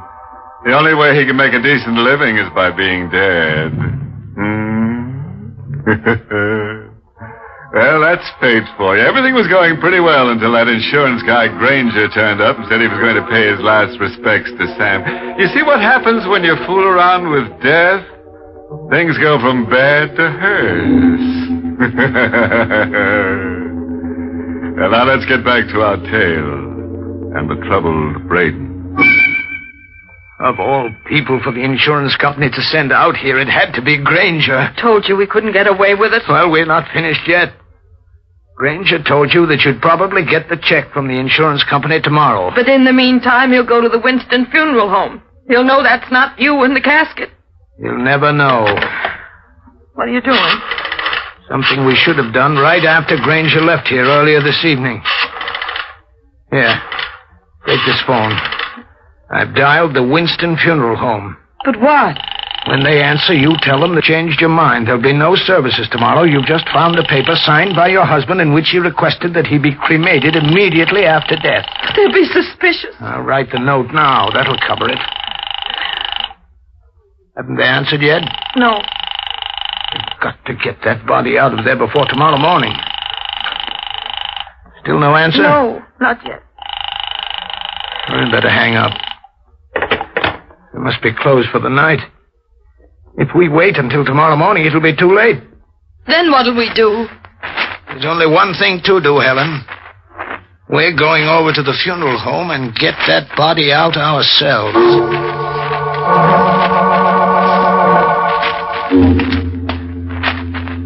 We'll try the back door down at the end of this alley. We'll never get away with it. I've had the feeling all along Will you stop talking like that, Helen? Don't you understand it's worth any risk we take to get that $50,000? But I told you I don't want the money. Wait and see. When you get your hands on it, you'll feel differently. Here's the back door. It's locked, isn't it? Well, of course. What did you expect? There's no way we can get in. Yes, there is. I'll break the glass panel and then reach in and turn the lock. Someone might hear us. You're just making things worse by talking that way. Besides, we looked out in front, didn't we? There's not a soul around. Yes, I'll need something to break the glass. What can I use? I know. Helen, give me your compact. Here. This compact should do fine. Sam, you cut yourself. I guess I'm not much of an expert on housebreaking. Don't you see we can't do any of this, right? Because we're not people for a thing like this. Then we make ourselves that kind of people. We'll manage. We did so far. I'll have this door unlocked in a second. There. All right, come on, Helen. Can't I wait here? No, I need your help. Come on. Sam, I'm so frightened. You mustn't be. Just try to think of the money. Just try to think of all the pleasure we'll have with it. We'll never enjoy it. We'll never have a happy moment again. Please, Helen, don't say things like that. Here are the caskets. Let's see what this tag says. Sarah Adams. All right, we try the next one. Samuel Braden. All right, Helen, you get down at the other end and help me lift the lid. Oh, Sam, please, I can't. I just can't. All right, I do it myself. Helen, what's wrong? What is it? The coffin. There's no one in it. The coffin is empty. But you had the body sent here from the morgue. Yes. And this coffin tag has my name on it. What could have happened to the corpse? Where can it be? Someone came in. Footsteps. They're coming this way. I can't let anybody see me, and there's no time to get out the rear way. Wait, I know where to hide. Sam, what are you doing? The only safe thing. I'll hide in this coffin. But what'll I do? What'll I say? I don't know, but try to carry it off the best you can. Good evening, Mrs. Braden. I had an idea I might find you here. Oh, you don't have to be afraid of me. I won't hurt you. Who are you? My name is Stephen Winston. You own this place. That's right. We've never met. How do you know who I am? I've made a point of knowing Mrs. Braden. As a matter of fact, I've just come from your house. I'd planned on having a talk with you about the ceremonies tomorrow. Oh, by the way, don't you know it's illegal to force your way into an establishment? Well, I tried to get you on the phone, Mr. Winston. There was no answer. I thought perhaps your line was out of order, so I came down. I wanted to talk to you, too. About the ceremonies? Yes. Do you mind telling me how you got in here? The rear door was open. That's odd. I distinctly remember having bolted it. However, first I have something very interesting to show you. Mr. Winston, what are you doing? Lift up this coffin lid. No, don't. Why not? I can't bear to see you. Well, that isn't the reason, is it, Mrs. Braden? That isn't the reason at all.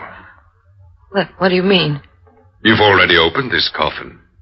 You know there's no body in it. Isn't that the reason? Yes. I thought so. You probably wonder what's happened to the body that was in it. Well, I'm happy to relieve your mind of the anxiety. I have the body down in the basement, hidden. What? Why did you hide my husband's body? You can drop the act, Mrs. Braden. I know that wasn't your husband's body. No. Yes, of course. I once met your husband. I rarely forget a face. The police would be very interested in your game, but, the police don't have to know, necessarily. What do you mean by that? Now, look, Mrs. Braden, I'm a businessman. The police don't have to know about this at all, providing you make it worth my while. You want money? Yes. $10,000 should seem to be a fair sum. I suggest, Mrs. Braden, that you get in touch with your dear departed husband and tell him my terms. 10,000. Or jail for both of you.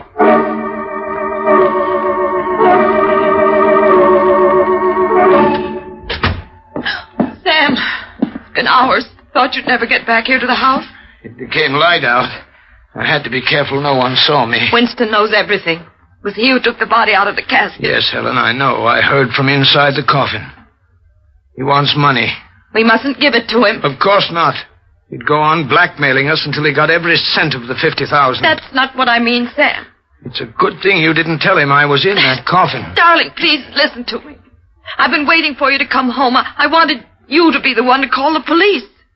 Call the police? You've got to. If we make a clean breast of everything now, they may not be too hard on us. We're not telling the police anything. Then Winston will. No, he won't. Winston is dead. What? I killed him. I buried his body where it will never be found. Sam. I had to do it, Helen. Things had gotten so that I just had to.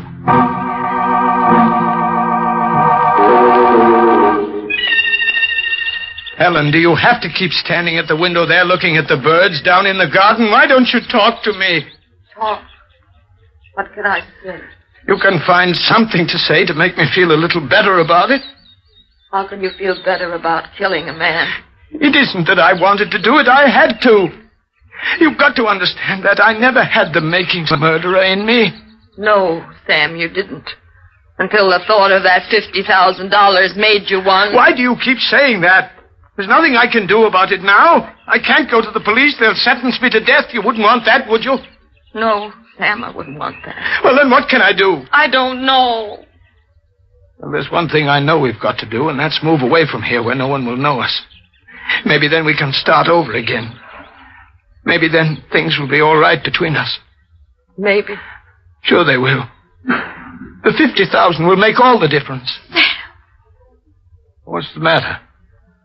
Why are you looking at me that way? We can't take that money now. After all I've done? After what you've done, that's just the reason. You're not making sense. We couldn't get anywhere without money. We'd have to get it some way.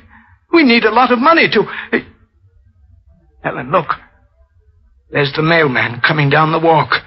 I bet he's got the insurance company check with him now. You better go down and see. All right. Why did you stop, Helen? All you have to do is go down the stairs and open the door. I've made up my mind, Sam. We're not taking the money. But you know we need it to save ourselves. Not that kind of money. Now, look, the mailman must have that check. That's why he's ringing the bell. It was sent registered. You'll have to sign for it. I'm not going down to get it. You are. Hurry before he goes away. Now, go on. Don't stop. Let go of me. I'm not answering that ring. Yes, you are. You're opening that door and signing for that letter. I have to drag you down. Helen, get out the steps. Helen. Helen. Helen. I didn't mean it, darling. I didn't mean it. I didn't. No, you didn't. You couldn't help it. I understand. Sam. Yes? The money. You can't have it now. I'd have to sign the check, and I won't be able to. I'm glad about that. Wasn't meant for us. Never would have brought us a happy moment. Helen.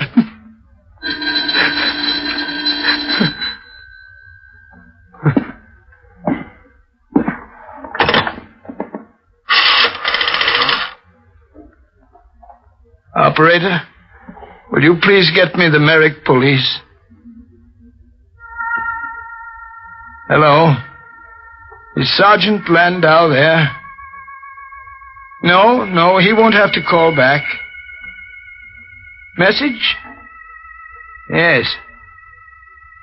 Just tell him that Sam Braden is on his way over.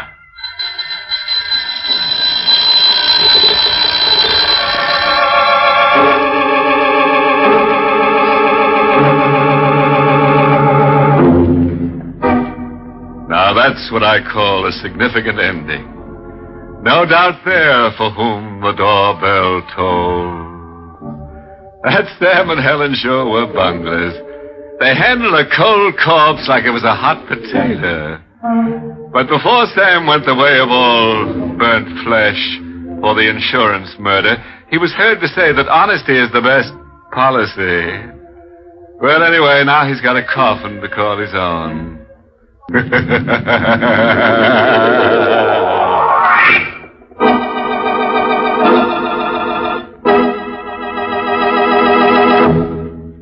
Say, neighbors, here's a fact I'm sure you'll agree with.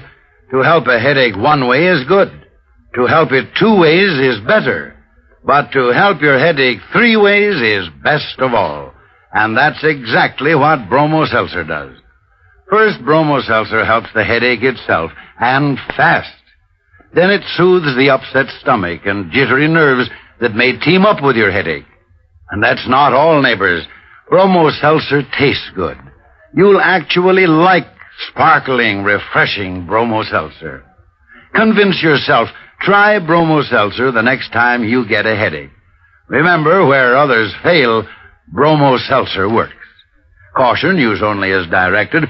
And, of course, if a headache persists or recurs, see your doctor. Be ready for fast headache help at all times. Get Bromo Seltzer today at any drugstore. And remember, don't just fight a headache one or two ways. Fight headache three ways. Bromo Seltzer, Bromo Seltzer, Bromo Seltzer, Bromo Seltzer, Bromo Seltzer.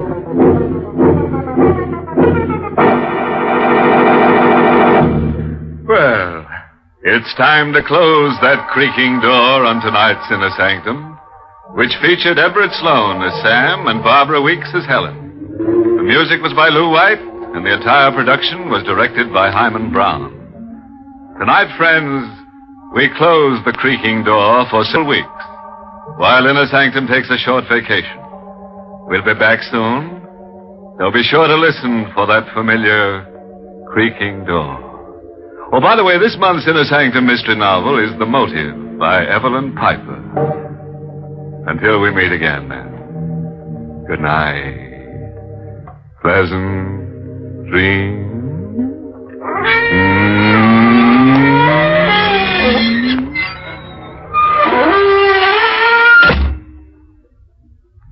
Hello, this is Jimmy Stewart with a special kind of an invitation for you. It's to hear the premiere broadcast of the Hollywood Star Playhouse on Monday, April 24th. Gloom of Night is the title. I'm going to be in it. I think you're going to enjoy this new series of plays. They'll be written by Hollywood's leading writers. And this is Norman Brokenshire speaking for Bromo Seltzer, inviting you to tune in next week, same time, same station, when Bromo Seltzer will present, direct from Hollywood, that famous movie star Jimmy Stewart in an original mystery thriller entitled Gloom of Night. In this exciting story, Mr. Stewart plays a mail carrier who is also a tall storyteller. He matches wits with a murderer single-handed because no one will believe his warnings. Don't miss Jimmy Stewart in Gloom of Night, brought to you next Monday night on the premiere broadcast of Hollywood Star Playhouse by Bromo Seltzer, Bromo Seltzer, Bromo Seltzer, Bromo Seltzer, Bromo Seltzer.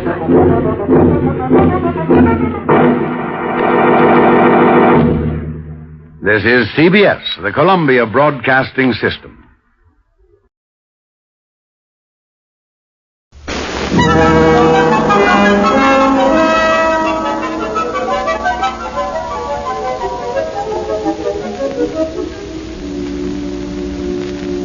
From London, we present Orbit 10, a play in 6 episodes by Peter Elliott Hayes.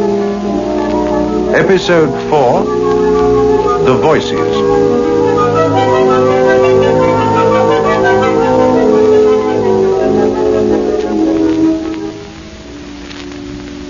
This is Tom Lambert again.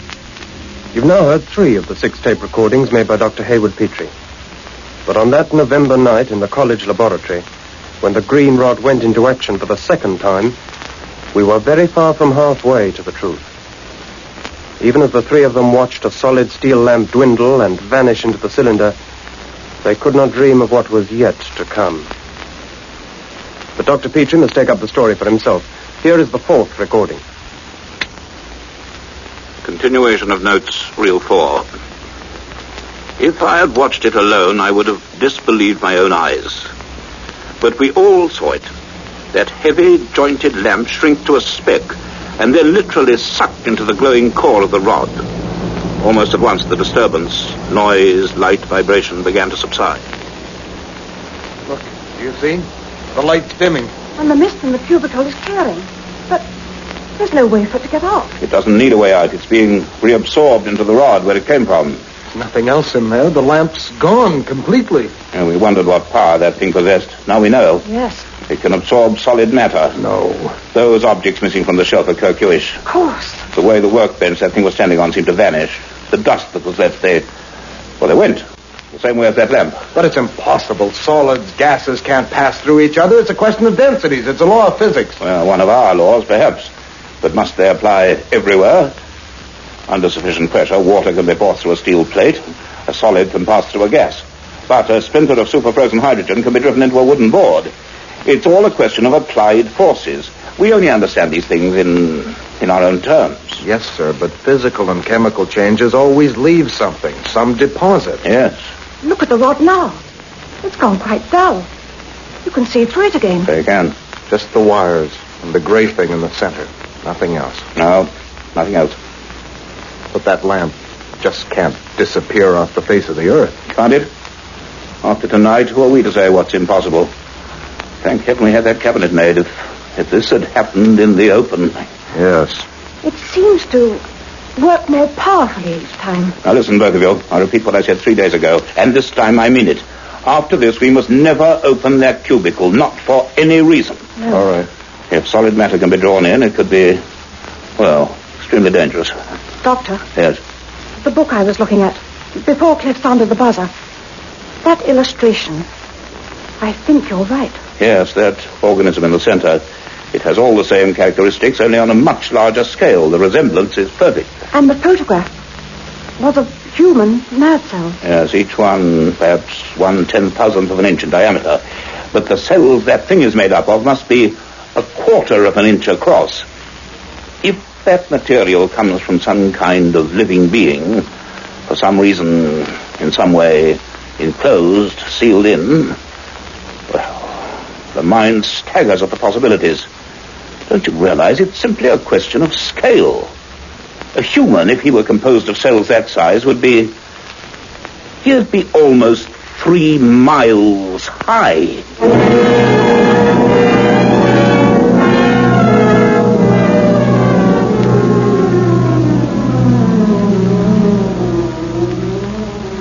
Later that night, leaving Clifford and Elizabeth on watch, I went alone to my study. I wanted to think.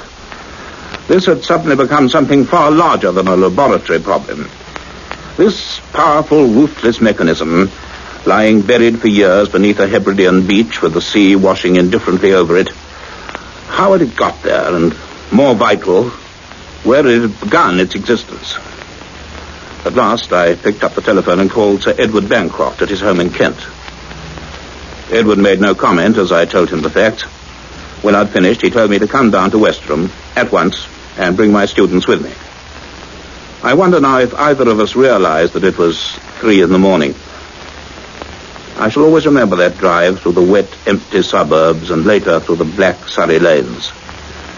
And at 4:30, we were sitting in Edward's panelled drawing room around the ashes of a dead fire with the first grey of dawn coming over the Kent hills. You was the pajamas and dressing gown, weren't you? Yes, of course. Don't usually receive guests like this.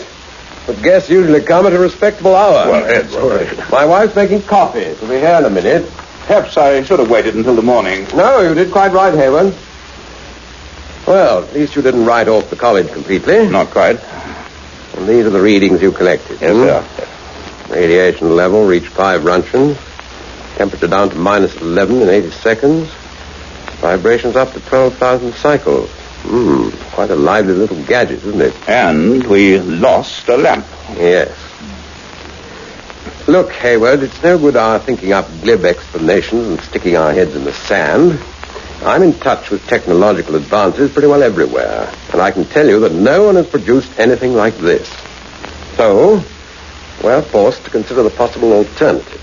that the cylinder did not originate on this planet. Not a new idea to you, perhaps? No, it's not. We've shot umpteen satellites into space. Some of them have stayed up. Some of them haven't. But what do we know about what comes into our own planetary back garden? Practically nothing. I agree. This could be our first contact with some other intelligence. Yes. The thing probably isn't meant to do any harm. It may be just a complex instrument hopelessly out of its element running wild. Imagine Sputnik 99 thumping down on Venus and disgorging sparks, radio signals, and guinea pigs. The inhabitants, if any, would be quite justified in taking a sledgehammer to it and asking questions afterwards. This could be something like that. Yes, but where in the solar system could it have come from? The composition of the planets is well known. None of them can support the kind of life to bring off an achievement like this. And I think, sir, our cylinder can bite a little harder than the average guinea pig. It can. And it'll take more than a sledgehammer to even chip it. Yes, so you've seen. We have indeed. Well, none of us is qualified to make decisions on this. In the morning, I shall give Charles a ring. Charles? Lord Heatherton, the Minister of Science. Oh, of course. Lives in Whitehall somewhere. We're getting a little out of our depth, Hayward. I'm afraid officialdom must take over. Yes, but whatever happens, I must have facilities to continue studying that rod. I can't stop now. I know, Charles, you have every facility. And the cylinder for the moment seems safe enough where it is. Oh. Don't look so glum, all of you. You may have made the most important discovery in the history of our world. Oh, I hope so, Edward, but, I don't know. I just wish there wasn't something about that thing that makes me want to throw it back into the sea. That's not like you, Hayward. You're tired. Been going at it too hard. Perhaps. We must take this one careful step at a time. Ah, here's that copy. Yes, poor old Heatherton. Cambridge, he was just rotten at high on that. I reached home as my housekeeper was laying breakfast. If my unshaven, disheveled appearance was a shock for her, there was one waiting for me, too. Almost at once, the telephone rang.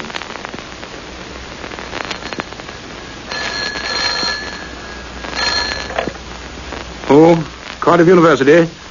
Yes, this is Dr. Petrie. Thank you. Hello? Good morning, Hayward. Morning. Trevor Hughes here. Good. Did I get you out of bed? No, you didn't. Good, good. How is Welsh Wales this morning? Cold and damp, but better than London any day. Hayward. Yes. You asked me to have a look at that colliery, Llanwellyn in the Rhondda. Yes, of course. Now, have I wasted your time? I got a group of my students doing some detecting, ones who come from that part. Hold on. I've a good mind to advise the dean to send them down, every mother son of them. Why, what have they done? A couple of them were keen potholers. They thought this was too good to miss. Worse, one of them had worked in a pit. Well? They went to Llanwellyn, but everything seemed quiet enough, including the pit keeper who was having a sleep.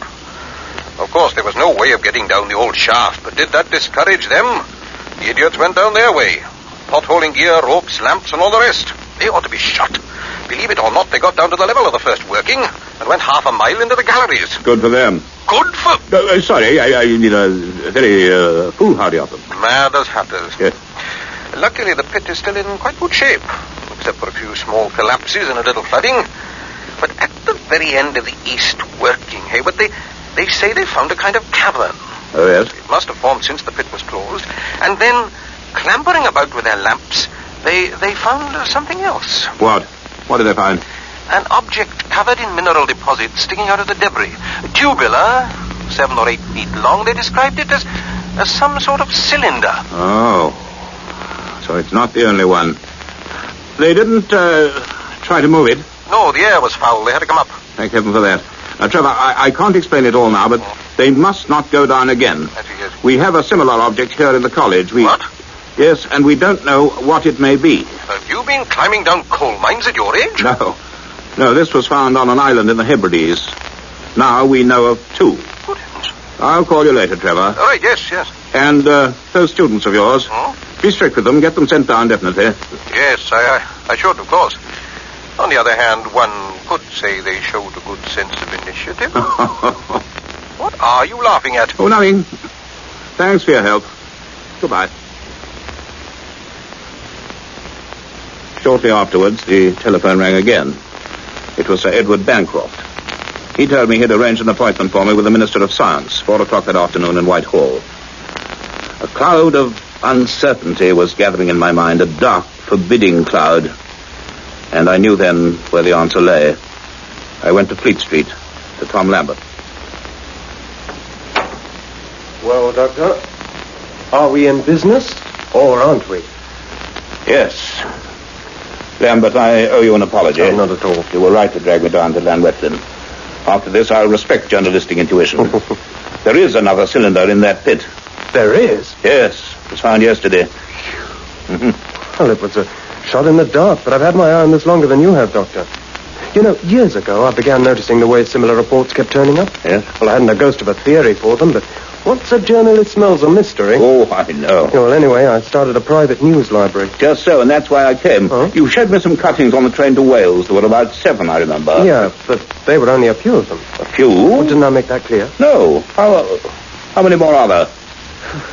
You better see the file. All of it. Should be in here. And I've only been at this for a few years.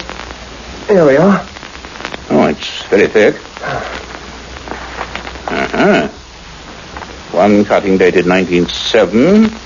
Mystery earth tremors in Lincolnshire. 1919. Strike at Kent Quarry. Narrow escapes as fissure opens. 1929. Frostbite in midsummer. Strange sounds on Exmoor. And plenty more going back for 50 years. 40 accounts in all. 40? And they all have a familiar ring, don't they, Doctor? Maybe even this isn't the whole story. Look, turn to the last sheet. One I came across by accident when I was in Jordan last year. Syrian village devastated. Humming heard as ground subsides. Green light. Vibration felt in Damascus. Good heavens. Yeah. And early this year, a half-finished block of flats in Belgrade collapsed without warning. Again, the ground just caved in, and again, workmen talked about a green light. Does that mean anything? Yes. Of course you don't know. The cylinder in our laboratory emits a green light when it functions. Good heavens. Yes. Syria, Yugoslavia, there could be others, perhaps all over the world. Lambert, this is vitally important. All such reports everywhere. Can we get hold of them? Tall order. The world's a fair-sized place, you know. Yeah, but the Press Association's not so little. If I can get my editor on our side, and the foreign news agencies would play, we can try. I think I can get you official backing for it. I'm seeing Lord Heatherton this afternoon. The minister? Is it that high already? Yes. Look, may I borrow this file of yours? I think he ought to see it. Yeah, it's all yours. And I just hope that one day that lot might make a news story. It may yet. Looks like something pretty big, doesn't it, Doctor? Bigger, perhaps, than we can even imagine.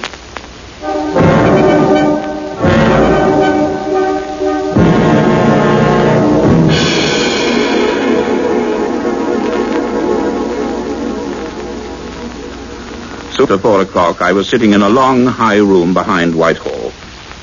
A log crackled in an Adam fireplace, its flames reflecting darkly on the disdainful portraits on the walls.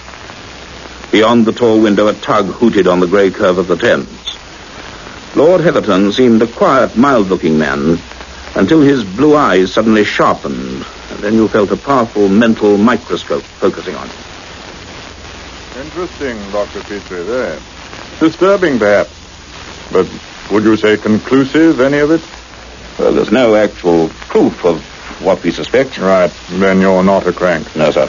Well, now, you've given me the technical data, your notes. Methodical, as I expected they would be. And I've talked with Bancroft, and he takes it seriously. Now tell me what you think, Doctor. Just what you consider we are up against. Well, I can summarize. We know of the certain existence of 2 cylinders. They can cause violent physical disturbances. They can also assimilate mineral and metallic substances, probably any solid matter. How do they do it? I want your theory. Possibly by some means of compressing molecular structures. This could account for the extraordinary shrinking process we have observed. When the object is sufficiently condensed, it passes into the interior of the rod and is absorbed. You might say it's digested without trace. But this is not limited to single objects. No. Beneath the ground, the cylinders absorb quantities of whatever stratus around them, soil, rock, sand, and submerged, I believe they even take in seawater. They seem to have quite an appetite, and some curious taste.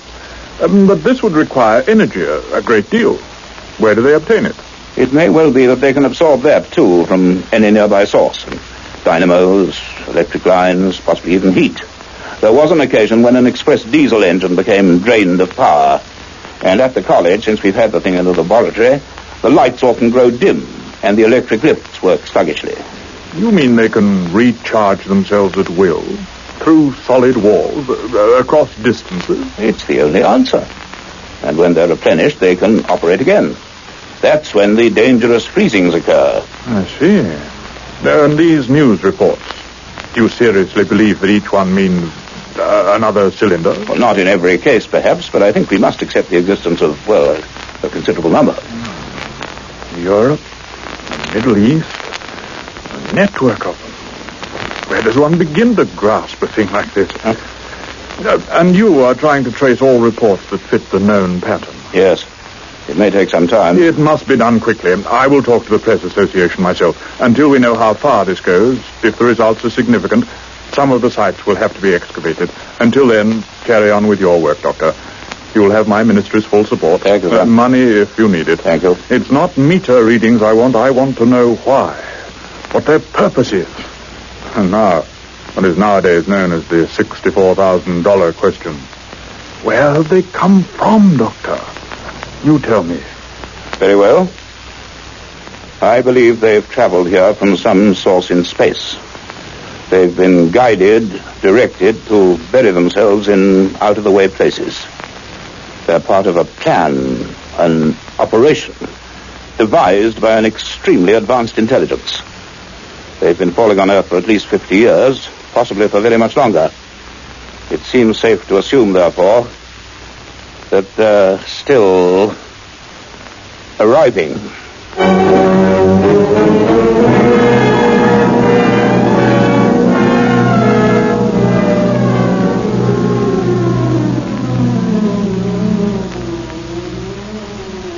It was coming nearer. At last we were beginning to glimpse the vast outline which only too soon was to become dreadfully clear. And things were not only happening in London. Since our return, we'd had too much to occupy us to give much thought to where it had all begun, the radio telescope on the Isle of Skara. But on that desolate headland in the control room beneath the huge brooding bowl, McCradden and Garrick were making discoveries of their own.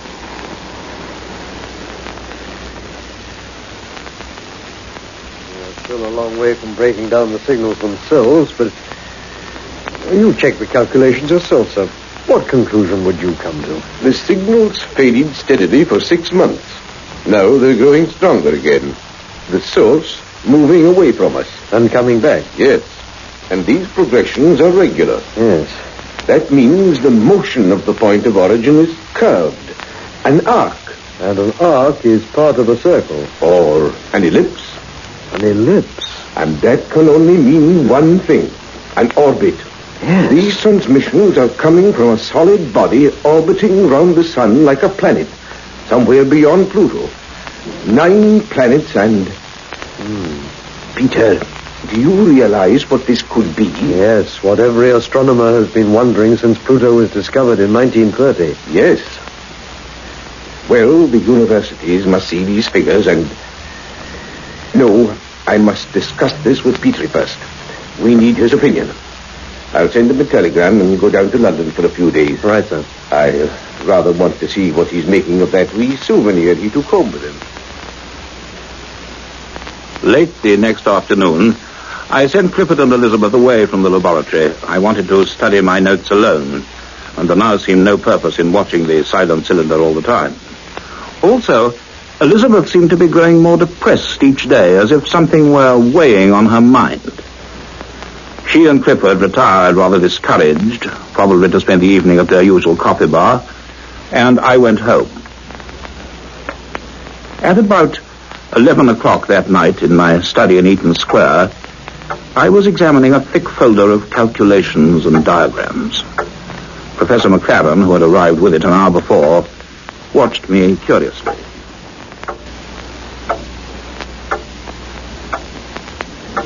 Well, is it or isn't it? Campbell, I want to be the first to congratulate you. These figures are conclusive. A large orbiting body within the solar system. There can be only one explanation. A new 10th planet. Orbit 10. That's it. It's been suspected for years. A planet so distant, so dark, that no telescope, even yours, can detect it. No, we would never have known without those signals. But that's where they're coming from, Hayward. Signals from the 10th planet. It must be enormous, possibly even larger than Jupiter. A vast, frozen giant. And its journey around the sun must take something like 700 years. I wonder, Campbell. Yes? Well, suppose those cylinders of mine scattered over the Earth have some connection with it. They take in solid matter and it vanishes completely. It's a fantastic process, and it must have a purpose. Is it possible that they absorb substances in order to transmit them elsewhere? To send them perhaps back to where the cylinders themselves came from?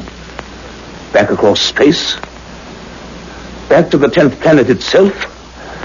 If so,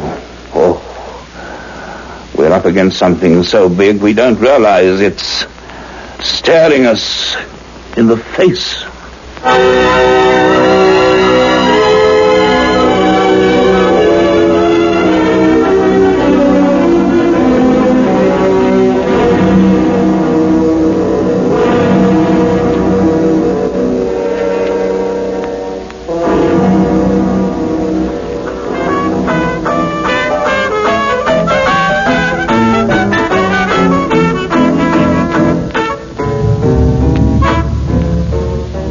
Like another coffee, Liz? That one must be cold. Oh, no thanks. I'm not hungry. I only said... Oh, I'll skip it. Well, if the Martians are on the way, they surely have a lulu of a technique. Nerve warfare. And we're the first victims. Any time now, we'll be at one another's throats. Oh, Cliff, don't. Don't say things like that, even in fun. Yeah, I'm sorry. Shall we talk about the weather? I'm tired. I think I'll go and... Oh, I left my file of notes in the lab, and I want to write them up at home. I'd better slip back and get them. Not alone, you don't. Petrie won't be there. I'll walk up to the college with you. No. I'd rather be on my own. I'll ring you tomorrow. Okay. I'll stay here a bit. Sorry, Cliff. No, forget it. Good night. Night.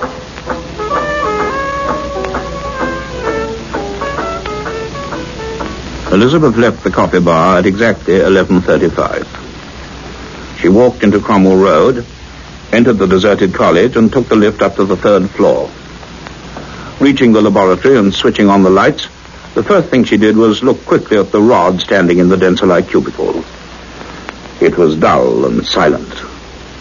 Elizabeth could see her own pale face reflected, distorted in its polished green surface. Automatically, she ran her eye over the recording instruments. The meter needles were all quite still.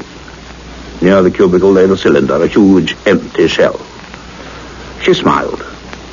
Already, dust was gathering on it. She collected her folder of papers from the bench and walked back towards the door. And then, she stopped. Even before she looked round, she knew. By the air becoming colder each second, chilling, biting, and by the slow flood of unearthly green light which bathed the wall, confronting her with her own black rearing shadow. And as she spun round, her breath made a white cloud and something crackled under her feet. Frost, forming rapidly, white and glinting. The green glare from the rod, growing fiercer, hurt her eyes.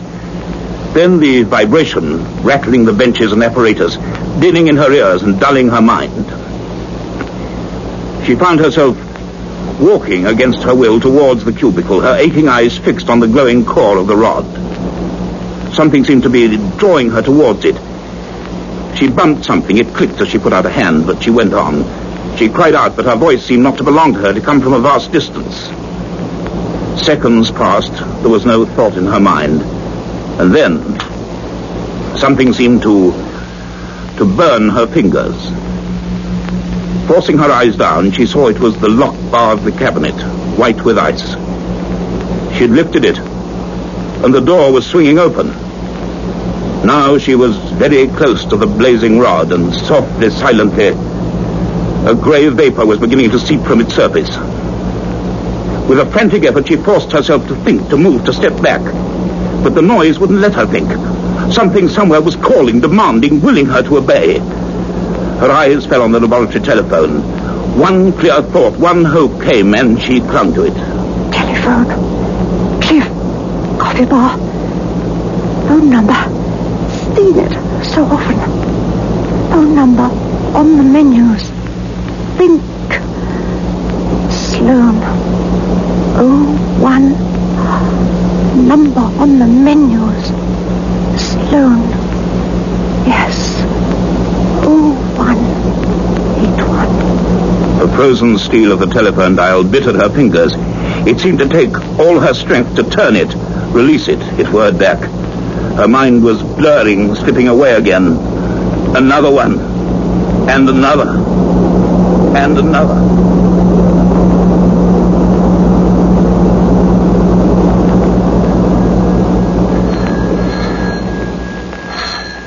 Hello? Oh, yes, he is here. I tell him.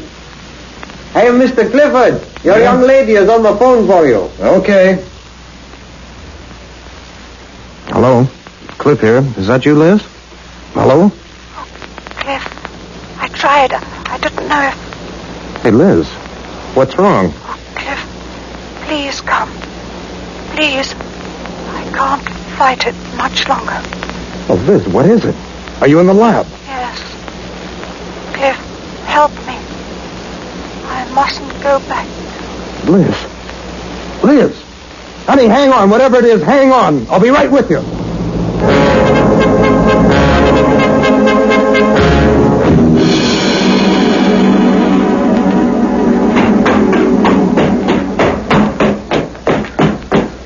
Liz!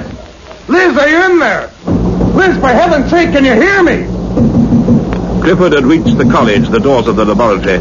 They wouldn't open. Something had fallen across them, jamming them on the inside. Peering helplessly through the glass panels, he saw grey, swirling vapor. The room was choked with it, and everywhere a wintry whiteness of frost and ice. He saw dimly the open cubicle and the rod glowing a dull green. The telephone and its receiver just clear of the floor, swinging slowly on its cord. But there was no sign of Elizabeth. The laboratory seemed quite empty.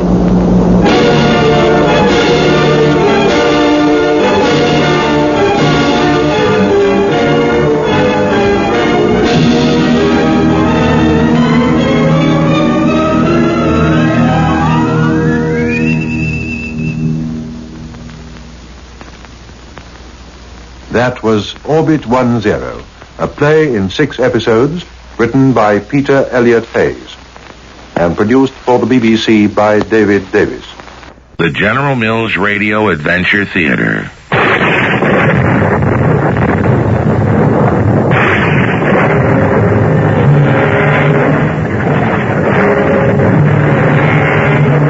I'm Tom Bosley. Welcome once again to the magic world of radio. Jules Verne was writing over a century ago, yet because of his vision of the future, his stories today, 100 years later, are still science fiction. For although much of what he prophesied has already come true, many of his predictions still await discovery or proof. None more so than the story I bring you today.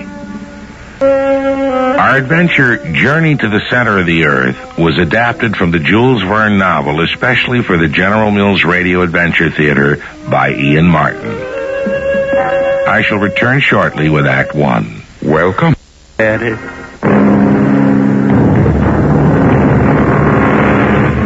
Professor Otto Lidenbrock was a man of such determined purpose that when he dedicated himself to some single goal, nothing could stop him. This is the story of him, of his orphan nephew Axel, Vicky, the girl Axel loved, and of a strange old parchment with a cryptic message that catapulted the professor into leading all of them into the burning depths of hell.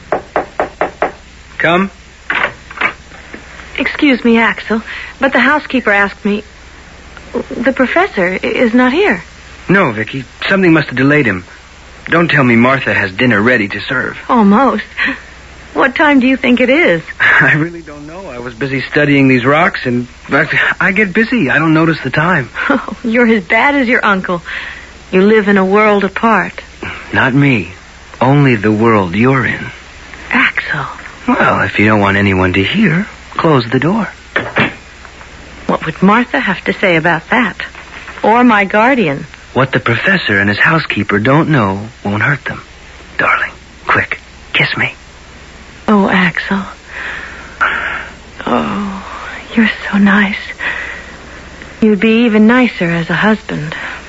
No, until you finish your medical studies and I my apprenticeship as a mineralogist to my uncle. We just have to wait. Oh, it's so long, Axel. To me, it seems longer than eternity. Axel, oh, there you are. Close the door. Oh, yes, Uncle. Now, Don't you recognize your own ward, Professor Lindenbrook? What? Oh, yes, of course. What are you doing in my study, Vicky? Well, Martha sent me to tell you that the soup is ready. To the devil with the soup, Ted. I'm busy, child. You go drink the soup. And now, Axel. Yes, Uncle. First I'll go with Vicky and explain You to Martha. will do no such thing. You will get that girl out of here and close the door. So I can tell you what I have found. It's fabulous. Fabulous. My uncle was curator of the Mineralogical Museum in Hamburg, and one of 2 or 3 of the most famous men in his field. He was a tall, vital man in his late 40s. He was renowned for his enormous intelligence, his monumental impatience, and a horrifying temper, more or less in that order. Imagine, Axel, to find a treasure beyond price by accident at a bookstall. Look at it. Heims Kringla of Snorro Turelson? But look at what I found inside it, dear boy. Now, what do you make of that? A piece of paper? No, parchment. Okay, very well, a parchment. Read what is written there. I can't. The letters look Icelandic. Wait, look at the signature. At least that can be read. Arne Saknussemm. One of the most famous alchemists of the 16th century. But what's his connection with this book? Don't you see, Arne must have owned this book. And this paper, he hid in it. I know enough to know. This is in code. It is a puzzle, a cryptogram. And I shall not rest until it is solved. I wonder if I had realized then what solving it would mean, if I would have accepted the challenge. Because it was only going to catapult him, and with him myself and the woman I loved, into an adventure bizarre and mystifying beyond belief. 132 letters of the alphabet in apparent disorder. What is the key? I have tried them in all sorts of mathematical combinations. Look at this sheet where I have written them vertically. Yes, come. Forgive me, but you've been locked in here all day. Martha wants to know. Tell Martha when we are ready for eating, I shall let her know. Yes, Professor. No luck with the cipher? How did you know about it? Oh, why, I told her about it, Uncle. There are no secrets between Vicky and me. Oh? How is that? You may as well know. We want to be married. Well, you may as well know I don't think either of you are ready for it. You're quite sure of that, Professor? You know, Axel can solve your old puzzle any time he wants. He can? Axel, how long have you known the answer? For several days. Then why haven't you told me? Because I'm afraid of what it may mean. Never mind that. How long are you going to keep me in suspense? Supposing I made a bargain. If the news is worth it, would you agree to Vicky and me being married? My dear boy, except that it is too soon, nothing would be nearer to my heart. But, well, is that what you want, Vicky? With all my heart. Confound it, all right, yes. Now let us waste no more time. What is the key? You stack the letters vertically. Now read them backwards. Great heavens. I can't believe what I think I read. It is in Latin. Not very good Latin. But it could be read thus. Descend into the crater of Sneffels, over which the shadow of Scartaris falls before the calends of July, bold traveler, and you will reach the center of the earth. I have done this. Arne Saknussemm. The Centaurs. We shall do it too. You and I, Axel. I suppose I cannot refuse that, but you must give me something in exchange. If we set out on this mad adventure, you must give your consent that Vicky and I can be married first. Well, I suppose if it is what you both want. Oh, you see, Axel, all it needed was the right kind of miracle. When, Uncle? Well, the sooner the better. Tomorrow? Yes, if you wish. Of course, we weren't married the next day, but before the week was out, poor Uncle Otto, he didn't quite know what he was letting himself in for. What do you mean, take Vicky with us? Do you realize the dangers, the hardships, the inconceivable problems we may face buried deep in the bowels of the earth? If you want Axel along, you must take me, too. Want Axel? I need him. I need his fluency in languages. She's a better mountain climber than either of us. She's trained in medicine, and she's no stranger to mineralogy. She'd be far more of a help than a hindrance. So very well. I shall argue no further. There is not time. But you had better prepare yourselves. We leave the day after tomorrow. There is only one boat service to Iceland on the 30th of each month. Unless we catch that boat, we would be too late to discover a realm no man ever has set foot in before. The inside of the earth. All the way down to the very heart of it.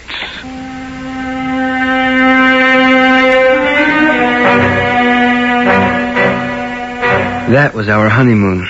That boat trip to Iceland. That cold, remote island in the North Atlantic. A honeymoon shadowed by the frightening thought of what was to come. At least for me, if not for Vicky. Oh, Axel, will you stop looking so gloomy? Come and look at the moon with me. I'm sorry, Vicky. It's a lovely moon, and a nice cool breeze, and I just wish our voyage would go on forever. How about our happiness? There won't be much room for that once we reach Iceland. You really think there is such a moment when the sun will cast a shadow that miraculously points to a strange opening nobody else has ever explored, and that once through it, we will all just walk casually to the middle of the earth? No. Then what's there to worry about?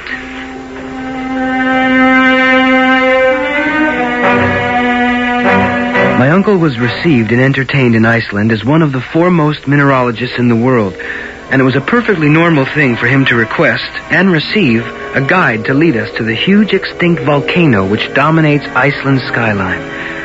Then came the incredible moment when at last the four of us, Hans Belke, our guide, my uncle, Vicky, and myself, having scaled the mountain itself and plunged deep into its volcanic crater, found there 3 chimneys, any of which from their dark and forbidding promise could be bottomless and might well be the passage we were seeking. 2 days we have sat here in this swirling fog, and there's no sun to cast a shadow to point out our path. Is it so important after all, Uncle Otto? Important? Only the realization of a life's dream for me. Supposing the sun's shadow does point to a place where we could enter and try to get to the center of the earth, what difference would it really make? If we tried it, we'd all be burned to a crisp. No. The heat is all on the surface. That was the theory of the man who is leading us to take this expedition, Arne Saknussemm, and who lived to prove it. But, Uncle, if he achieved this, why has no one heard of him? Because Arne Saknussemm was persecuted for heresy, and in 1573 his works were burned by the common hangman at Copenhagen. Then are we the only ones who know his secret? If he had one to preserve. But he left no indication of which of these chimneys is our pathway to glory. The sun will tell us if this overcast will just break and... There's the sun now. And the shadow. Look, it is pointing right to the center chimney. Just as Arnie said it would. You really believe all of this? Oh, yes, there is our route to immortality. When we go down that rock chimney, we will be the first human beings to explore the mystery of inside our planet. And to reach at last the center of the earth. Can you believe that somewhere there is a fissure in the Earth's crust through which people like you and me could descend 5,000 miles until we reach the very center of this spinning globe? And if you had the chance, since men have opened all the continents, sailed the 7 seas, conquered space, and revealed the mysteries of the ocean, since this is the only place left unexplored, could you resist the adventure? I'll return shortly with Act 2. The General Mills Radio Adventure Theater will return shortly.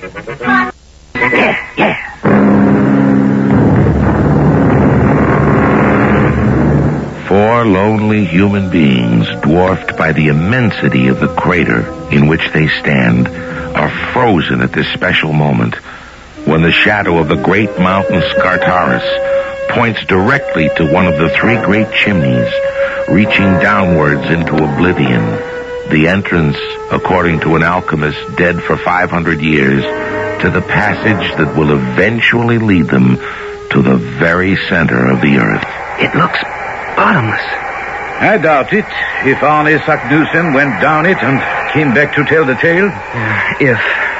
We can repel ourselves down there, but what about the food and supplies? They would go down by themselves, Vicky.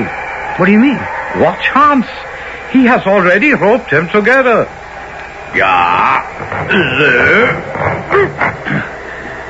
He just threw it over. It'll be waiting for us. Listen.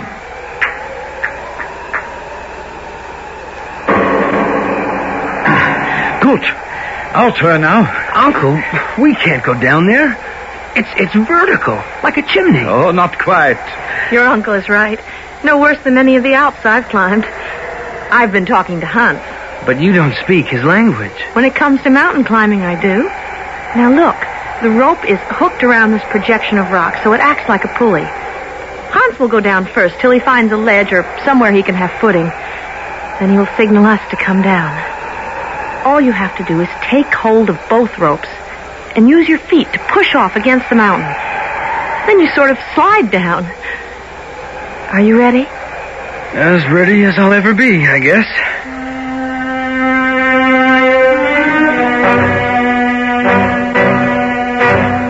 There's no bottom to this. Of course there is. Listen.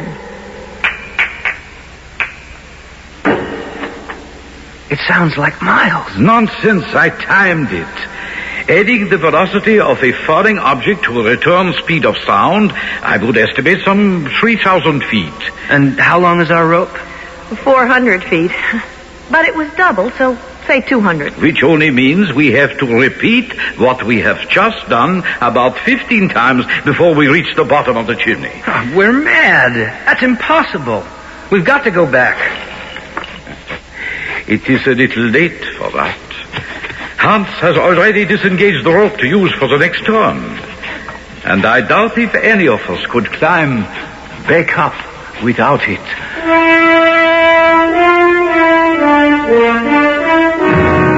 My uncle was right. It took 15 times, hooking the rope around whatever projecting rock we could find, to reach the bottom of that dark, narrow, dreadful chimney in the rock. By the time we reached bottom, exhausted, the last of daylight was fading, and looking up, the hole we had climbed into far above our heads was little bigger than a silver dollar. It was like looking through a gigantic telescope at a tiny star, a star which flickered and then went out as all of us fell into an exhausted sleep. Axel? Axel, wake up. Come to, my boy. Come to. I'm dizzy.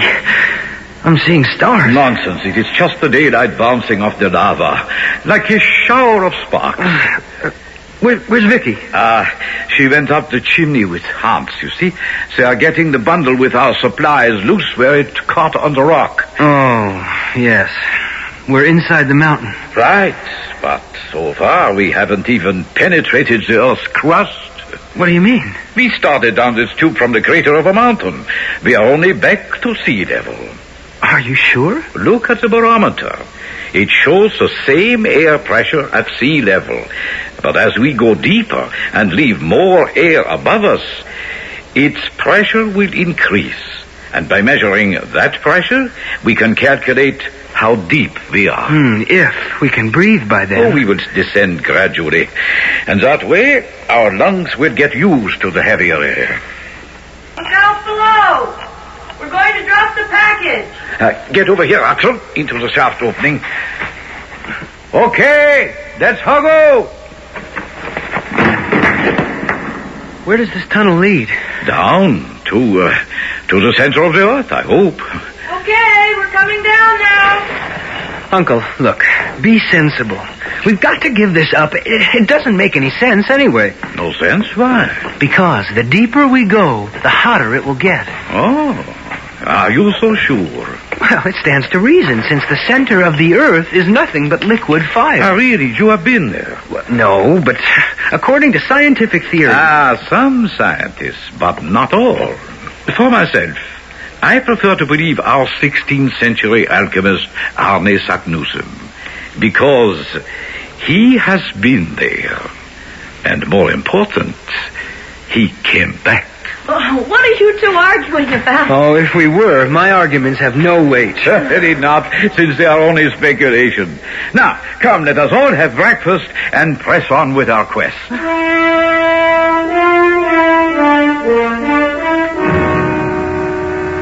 Well, Axel, how do you find the temperature after these first days? It's quite comfortable. And you, Vicky? Oh, I hadn't even thought about it. Well, why should you? By the thermometer, it is just under 60 degrees. Should it be more? My nephew would think so. Me? Why? When we left the surface, it was 41 degrees Fahrenheit. But according to most authorities, there is a 1 degree centigrade rise in temperature for every 100 feet. So, figuring the present rise in temperature by the Fahrenheit scale, could you estimate how deep in the earth we have penetrated? Well, that isn't very difficult. Less than 1,000 feet. Except, my boy, and I promise you that my figures are correct, we are now 10,000 feet below sea level. What does that mean, Axel? It means we are far below the deepest mines ever sunk in the world, and that the temperature ought to be at least 178 degrees. What? So much for preconceived ideas about the inside of the earth, huh? Now, do you feel better about continuing with our search? Water! What did Hans say? He said water. Whatever the temperature may be, we have only a 3-day supply of water. That's something no figures can change. But as soon as we get below this stage of lava rock, we will find springs. So, we're going on. But certainly. Well, there are 2 roads. Both of them dark and narrow. And there is nothing to be gained by hesitation. So, we will take the one to the east.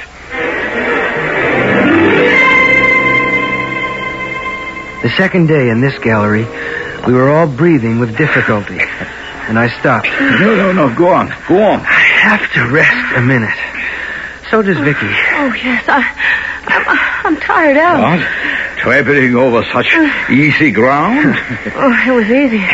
Till it started to go up instead of down. Up? Yeah, the slope has changed in the last hour. What? Well, it must go down again soon. We're very low on water. As soon as we get deeper, there will be plenty. Oh, perhaps we should turn back, Uncle. When we have come this far, when we are on the edge of making history, there is no turning back. I'm afraid we haven't much choice.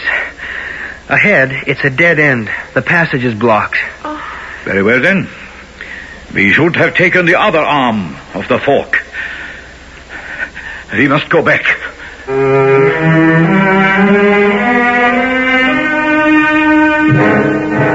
I won't drag you through the mental and physical agony of those retraced steps. Before we got back to the cavern, we had to ration the water. And by the time we arrived, we were parched and so weary we were ready to drop. All of us, except Hans, whom nothing seemed to affect, arrived half dead at the junction of the two galleries. Now come. We must pull ourselves together and try the other fork. What? Are you mad? We must go back and give up this expedition just when success is almost assured. The only thing that's assured is that if we continue, we'll all die. Very well, then. You must take Vicky and Hans to help you climb. Perhaps you can make it out of the chimney. What about you? I shall go on. And die? I don't believe so. The lack of water is the only thing that stands in our way. And as a mineralogist, I have every hope that within hours we will reach a layer of granite. And there, water should be abundant. Vicky? I think we'd better go with him, Axel. Even if we made it back to the bottom of the chimney, we'd never be able to climb out.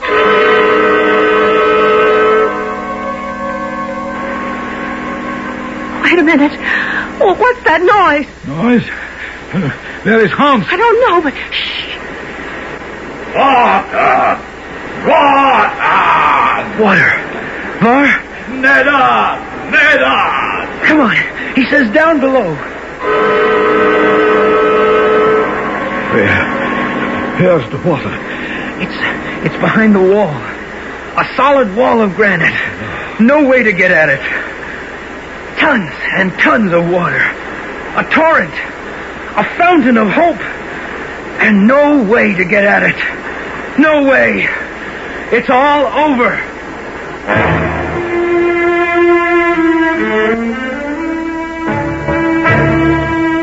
Are our friends to perish, buried alive, dead of thirst, when unlimited water is so near and yet beyond reach?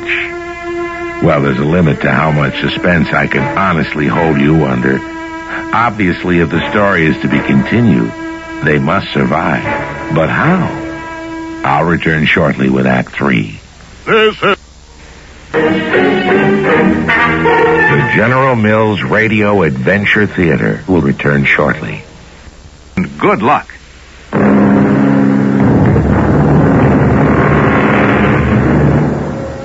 Three of our discoverers are slumped in parched exhaustion deep under the earth, deeper than any human being has ever penetrated before. But the fourth, the quiet man of few words, Hans, the phlegmatic Icelander with his incredible physical endurance, has left the others, following the granite wall, listening to the sound of the torrent behind it. And now, faintly, the sound of his effort to save them reaches Vicky's ears first. Axel, listen. What, Vicky? That sound. A pickaxe. Where is Hans? I don't know, Uncle. Pickaxe. He must be trying to break away the wall. Water. I think he's found water. Come on. Let's go. Water. Oh, look, he's found it. Martin, give up. What do you mean, be careful? Oh, what is it doing? It's hot. It's boiling hot. But it's really cool. Then it hits the floor. Follow it down, and we can drink to our heart's contents. That precious jet stream of water was to be more to us than something to quench our thirst. Like Kubla Khan that we had all read in school, it led us through caverns measureless to man, down to a shining sea. But I am getting ahead of myself. On the 18th of July, 3 weeks after we had left the surface of the earth behind us, my uncle stopped to make some calculations. Where are we, Uncle Otto? Well, by my calculations, we are 213 miles southeast of Sneffels. But that means we aren't under Iceland anymore. No, my dear. The Atlantic Ocean is now above our heads, but some 48 miles above. 48 miles? We must all realize by now that there is no way of turning back. You mean this is our life? Forever? Of course not, Vicky, if you have the faith I have. Remember, there was a man who went before, and he came back and lived to tell it. I must believe, so shall we.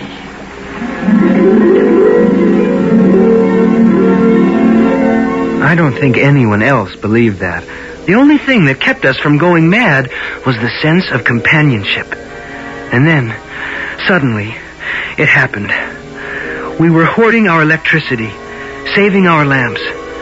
And on this day, feeling along in the dark, the nightmare that lurked in the back of all of our minds happened to me. Vicky, will you ask Uncle Otto if we can't stop a minute? Vicky? Uncle Otto? Hans? Vicky? I was suddenly screaming, panic welling up and catching in the back of my throat. Then, with an effort, I got hold of myself. What a fool I was being. I had a sure way to find my way back to the others. All I had to do was follow the stream of water. I bent down, and to my horror and terror, I found nothing but dry granite. The stream was no longer at my feet. I went mad with panic, running back in the dark, screaming, Vicky! Vicky! Can you hear me? Uncle Otto! Hans! Please!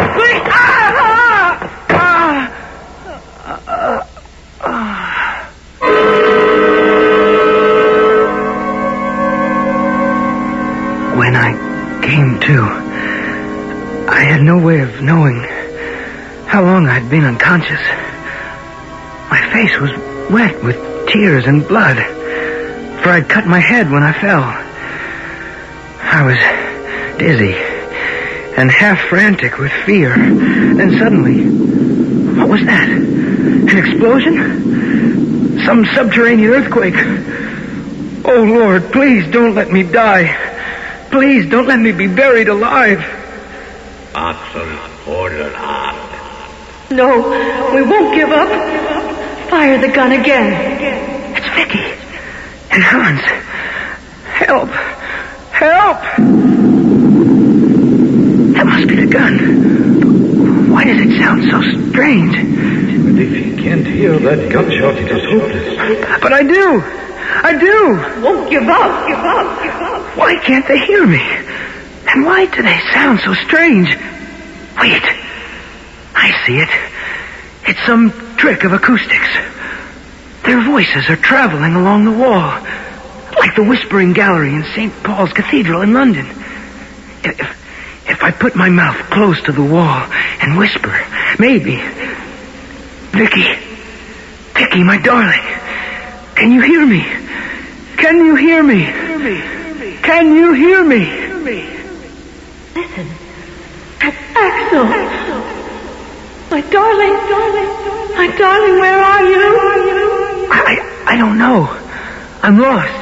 Axel, my boy, how wonderful to know you are alive and well. We have been hunting everywhere for you. Now, because there is a time lag in transmitting messages, let me get us together as soon as possible. I have my watch in hand. At the end of this, I will say your name, noting the exact second. The moment you hear your name, repeat it. The moment I hear it, I shall check the watch. By dividing the elapsed time, we will know just how far apart we are. Ready, Now came the agonizing wait. It was unbearable to know that my darling Vicky and the others were so near, and yet so... You see, exactly 20 seconds. Now, half of that is 10, and then 1,020 feet a second. That makes 10,200, approximately 2 miles. 2 miles? Now, all you have to do, Axel, is to find a path that takes you down. It is better that you come to us. I will tell you why. We are in a vast cavern, and all the cracks and fissures and galleries seem to radiate from here. So, on your way, boy. On your way. I love you, Axel. Just hurry to us. If our voices passed back and forth as they had, there could be no obstacle between us. So, weak as I was, I hurried along the corridor, guiding myself by touching the wall. But I made one mistake. I was careless of what was under my feet, and suddenly, it was as though the ground gave way beneath my feet, and I went slithering on loose rock, down, sliding out of control, faster, till suddenly the slide became a fall. I was jarred against projections, dropping down a vertical shaft, till my head hit a sharp rock, and all went black. Hello, darling. Oh, Vicky. Oh, thank heaven. You're all right. You're alive. I hear waves, and we're in the open. The sun is shining.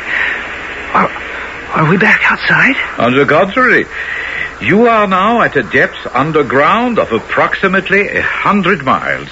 Oh, and how far from Iceland? Over 2,000 miles. Then we're somewhere beneath London, or perhaps Paris? Approximately. Incredible. What's that hammering? What's that hammering I hear? Come and see. It is Hans. He is building a raft for us. Out of what? Oh, pine, fir, birch. But there are no trees down here. Somewhere on the shores of this sea there are, or were at some time. This is fossil wood, mineralized by the sea, driftwood. It floats, and it will make a fine raft. Good dog, Hans. Good dog, Hans. But why is Hans building this raft? Well, so we can follow the example of that well-known chicken and get to the other side.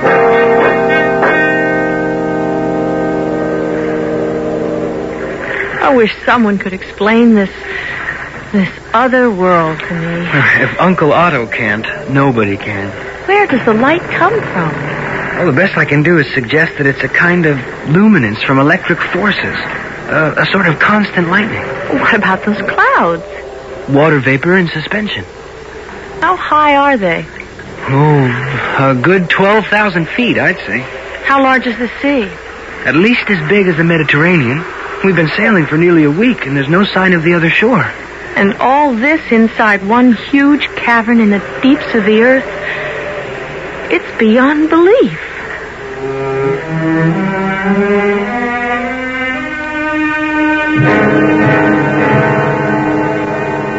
It was 2 days later that we made land in a heavily wooded area with mountains rising steeply almost from the shore. In one of them we found a cave and another miracle. The name of Arne Saknussemm chiseled in granite. But less than 100 feet into the cave, the way was blocked by a gigantic rock which fitted into the passage like a stopper in a bottle. Hans began to chip at it with his pickaxe. Now, it is hopeless. Even you could never cut through that, Hans. No, but Axel can. Axel? How? Let him answer that for himself. What have you got there, Axel? 50 pounds of our explosive. If we can't cut through the rock, we can blow it out of there. Hans, you cut a hole big enough. For traffic. Yeah, for traffic. Excellent indeed. Now, set your charge, Axel, while I make a slow fuse. That will give us time to get away from here before it explodes. Everybody aboard. Now I said, push off and pedal. I don't think there would be any danger. Better to be safe than sorry. The fuse burned faster than I expected. That's what I meant by being safe. What happened? The ramp! Hold on, everybody! For your lives! What is it? It looks like a bottomless pit. There must have been an abyss on the other side of the rock. The sea is pouring into it, and we are being swept with it. Hold me! Hang fast to the raft. We're being sucked into the center of the earth. The next 48 hours were a nightmare not to be believed. With the speed of an express train, the current carried us down on a wave, tearing through between the walls of the tunnel. We were tossed and battered about, but held on grimly. Nothing worse could happen to us, we supposed, until... Oh, what is it, Uncle? We're going up. How? The water has reached the bottom of the abyss and is now seeking its own level. It's carrying us up with it. We'll be drowned when it reaches the roof. So, there is a shaft over there. Paddle, Hans. Paddle.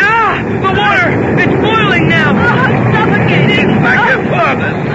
Pray, my little ones, pray. That is our only hope. Fate has flung us in the path of burning lava, and it has mixed up with the water. It is an eruption, and we are going to be spun into the air, hurled along with ashes, cinders, and a whirlwind of flame. But we are lucky. You call this lucky? It is the only way. We have a chance of returning from the center of the earth.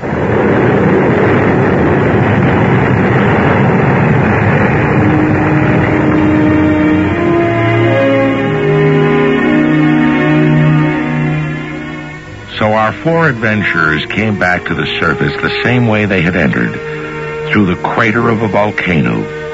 Burned, bruised, tattered, and exhausted, they were blown out of the volcano Etna in Italy, for that was how far they had traveled through the center of the earth. But they lived to tell the tale, and that is how Jules Verne's book begins and ends.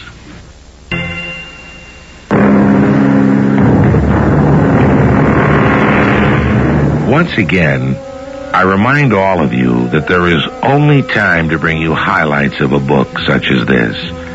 To enjoy it fully and to appreciate the genius of Jules Verne, the richness of his imagination, and the scientific knowledge that justifies it, you must go back to the book. It will bring you many hours of pleasure. Please, delicious.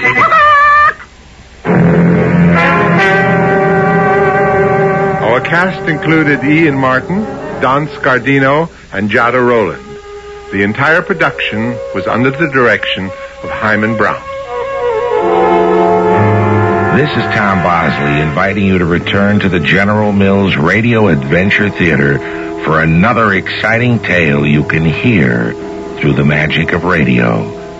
The General Mills Radio Adventure Theater is recommended by NEA, the National Education Association.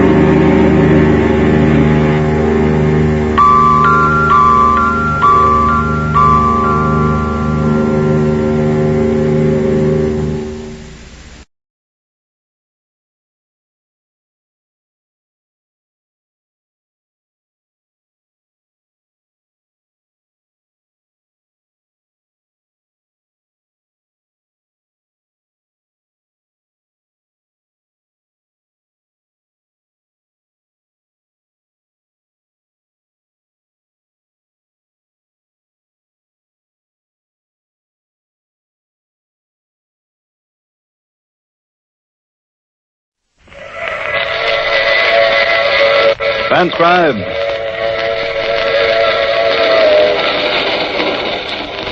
The Mutual Broadcasting System presents The Mysterious Traveler, Written, produced, and directed by Robert A. Arthur and David Cogan, and starring one of radio's foremost actors, James Stevens, in The Haunted Trailer.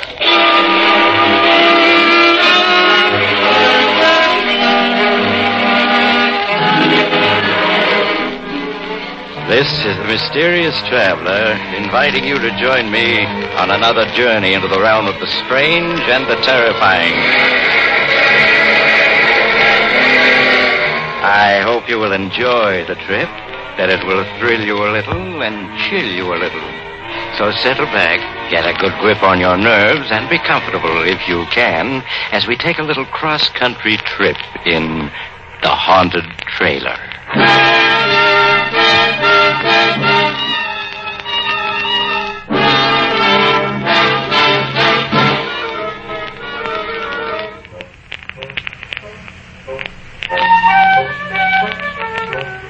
Before we begin, I have a question for you. Do you believe in ghosts? No? That's good. Then my story won't bother you in the least.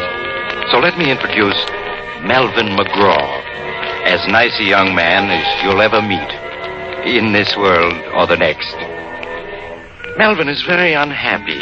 He has a story he wants to get off his chest. All right, Melvin, tell us all about it. Maybe it'll buck up your spirits.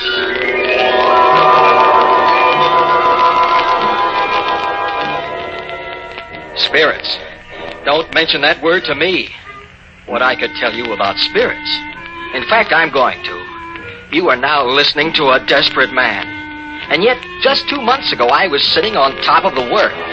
I was heading for California in my coupe, pulling a brand new trailer. In California, I had a girl waiting for me. Her name was Louise, and we were going to be married. We were going to take a 2 weeks honeymoon trip in the trailer, then settle down in a little vine-covered cottage. But I haven't the heart to go into details.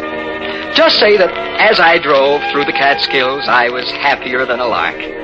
I'd made a late start, so I drove until well after dark. Then I found myself on an empty stretch of road in the mountains with a bad storm coming up. I didn't want to drive through a storm, so when I came to a tiny, dark railroad station, I pulled off the road beside it and made myself comfortable in my own trailer. In no time at all, I was asleep. But about midnight, a terrific clap of thunder woke me up. I sat up, bumped my head, and blinked. The storm was raging outside, and the trailer door had blown open. It was banging back and forth. I got up to close it, but before I reached it, it shut itself, firmly. I was about to get back into my bunk when somewhere in the darkness a voice spoke. Ah, now this is something like. It was an odd, unearthly sort of voice, and at first I thought I'd just imagined it. Then it spoke again. A house on wheels, furniture and everything. Some fun, eh, chum? They never had nothing like this when I was alive. Then I realized what must have happened. I'd left the radio on, and I was hearing some late program. I reached over to click it off, but it was already off. Puzzled, I found the light switch and turned it. The trailer was empty, except for me. I was staring around in perplexity when I heard it again, that strange voice. Over here, chum, in the easy chair. That's right. Now, can you see me? Can I see him? I rubbed my eyes, then rubbed them again. There was something white and misty sitting in my easy chair. Something that grew more and more solid as I stared at it, until I could see it quite plainly. Like looking at a disreputable old man carved out of a chunk of London fog. It was... the only thing it could be was... That's right, chum. I'm a ghost. My name is Spike Higgins. Pleased to meet you. What do you mean you're a ghost? There's no such thing as a ghost. Oh, no? Then listen to this. Oh! Did you ever hear a more ghostly groan than that? Or maybe you'd like to hear a banshee scream. You like it, chum?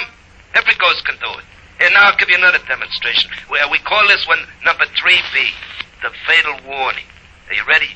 It'll curl your head. Are you prepared to meet your fate? Beware. Beware. Stop.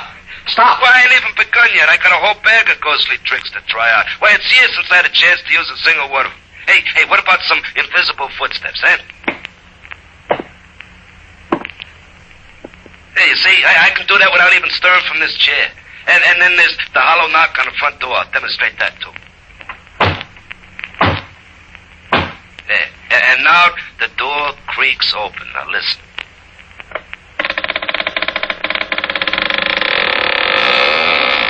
Hey, see? Now, just suppose you was alone in a deserted house at night and you heard all them noises. What would you do, huh? I'm asking you, chum. I'd run like the dickens. Yeah, I bet you would. Anybody would. And now do you believe I'm a ghost? Or should I give you some more of my repertoire? No.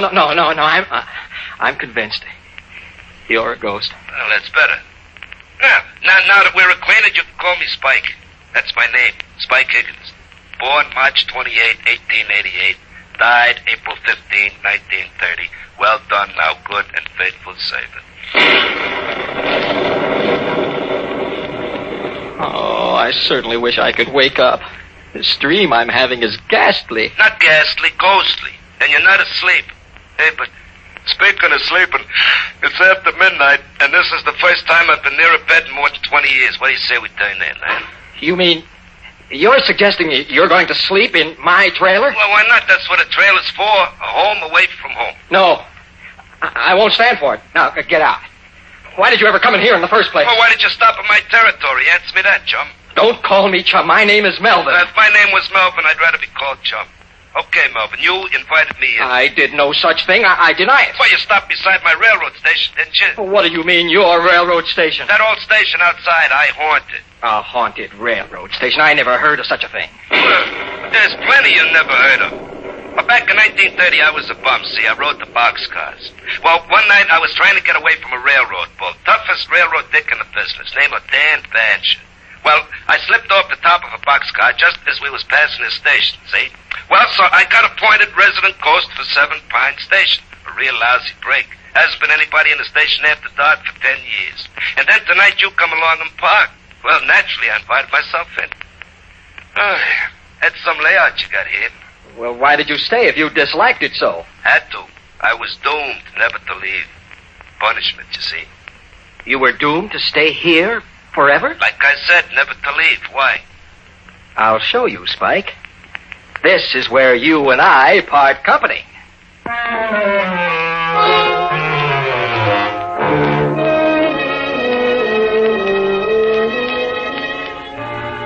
I know you think I was dreaming, but I wasn't. I was sitting there in my trailer talking to the ghost of a very disreputable-looking hobo.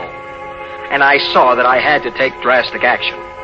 Spike had said he was doomed to stay there forever. But I wasn't. I hurried out of my trailer, climbed into my coupe, started the motor, and pulled away from there. I didn't stop until I'd gone 20 miles and left Spike Higgins' ghost safely behind me. Then I found a spot off the road, stopped, and went back to my trailer, completely bushed. Oh, boy, now for some sleep. Oh, I'm dead. Watch your language, Melvin. I'm dead, not you. Spike. Here I am, Melvin, in the other bunk. No, you can't be. You said you were doomed to stay forever back at the railroad station. Well, I said I was forbidden to leave. I didn't leave. You hauled me away in your trailer. So now the curse is broken. I can go any place I want. Then go. Any place. I don't care where, as long as it's someplace else. Oh, but I like it here, Melvin. Nice, cozy, good company, plenty of scenery. I'll tell you what I'll do. If looking at me bothers you, I'll merge. Then you won't be able to see me.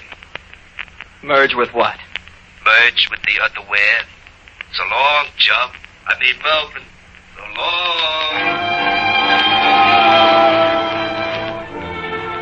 long. He was gone.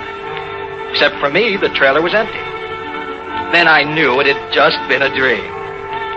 I took a stiff drink of scotch and tumbled into my bunk. Next morning, the sun was shining. I thought about Louise and cheered up.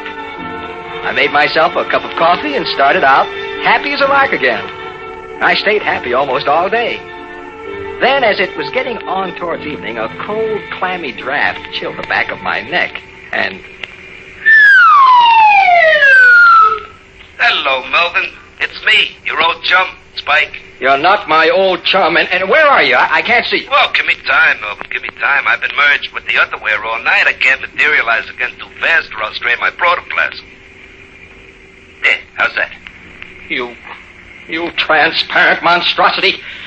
I thought you were just a dream. Oh, have I got to convince you all over again? Okay, I'll run through my repertory for you. The ghostly groan, the dying scream, the scream of the banshee, the hollow footsteps, the squeaking door. No, anything but that. I couldn't stand it again. Well, okay then. Oh, but I left one out last night. The mournful howl of a dog. You know, in every ghost story, there's always a dog howling someplace. Well, that ain't a real dog. It's just a standard ghost sound effect. Yeah, like this, see? Oh, no. My nerves can't stand anymore. Melvin, chum, you're gonna have to toughen up. You're gonna be hearing a lot of them ghostly noises, and you just gotta get used to them. What do you mean? Well, you and me are gonna be seeing a lot of each other. I am now the resident ghost of this here trailer. Congratulations, Melvin. You own the first haunted trailer. Oh, don't be ridiculous. Nobody ever heard of a haunted trailer. Well, they're going to hear of this one. You'll be famous all over America. Oh, that's absurd. A haunted trailer. Why not a haunted ferry boat, a haunted boxcar, or a haunted Pullman? What, do you think there ain't? Why, there's a haunted ferry boat, makes the crossing at 125th Street every stormy night. And then there's a haunted boxcar. Never gets where it's going. Pal of mine rides it, name of Boxcar Benson. And speaking of trains, didn't you never hear the Phantom Express? The Phantom Express? Yeah, it's an all-Pullman car job, and nobody rides it but hobos who've been given a reward, see? It only travels by twilight, and it goes 1,000 miles an hour. Always traveling, never stopping. That's heaven for us poor restless hobos. Indeed. Yeah, so what's so funny about a haunted trailer? Now I ask you.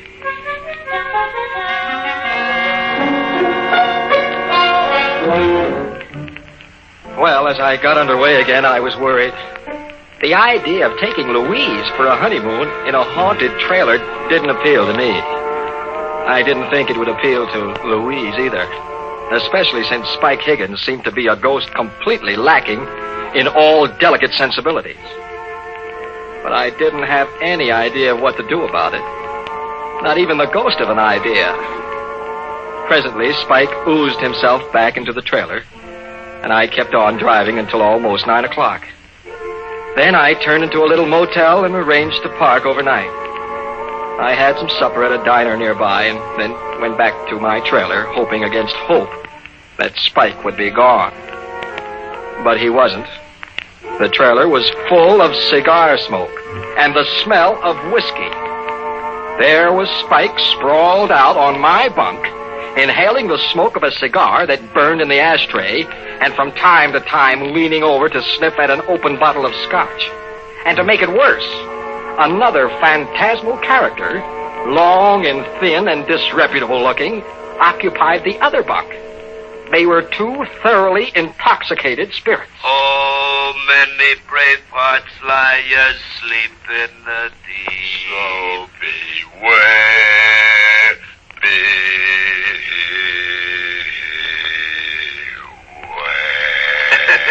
Spike, what is the meaning of this? Oh, hello, Melvin. Hey, Melvin, I want you to meet an old pal of mine, Nitro Nelson. Pleased to meet you, Melvin. I'd shake hands if I had any hands. Spike, I asked you a question. What is the meaning of this? Why, Melvin, we're just celebrating, that's all. I ain't seen Nitro for pretty near 25 years, so we're having a little fun. We're just a couple of high spirits. You get it? Huh? Very funny. Well, get this Nitro ghost out of here at once. This is my trailer, and I don't want him here. Yeah, sure, Melvin. It's your trailer, only I'm the resident ghost, see? I got full rights to extend hospitality to any other ghost, ghoul, phantasm, spirit, spook, boogeyman, werewolf, vampire, or poltergeist I want to. Look it up, the Spirit's Handbook, Section 7, Paragraph B. Besides, Melvin, there's a lot worse things than me that Spike could have invited. You know, some of them werewolves now. Brother. All right. Let's not talk about it. Just thinking of such things makes me nervous. But you'll have to stop singing. Suppose somebody heard you and came to investigate. Oh, well, okay. And anyway, it's time to turn on the radio. Turn on the radio? For what? But to hear it, stupid. Let's see, yeah, this ought to be the right station. May I ask, merely out of morbid curiosity, what program a ghost would listen to? Well, you don't have to ask, you'll hear it.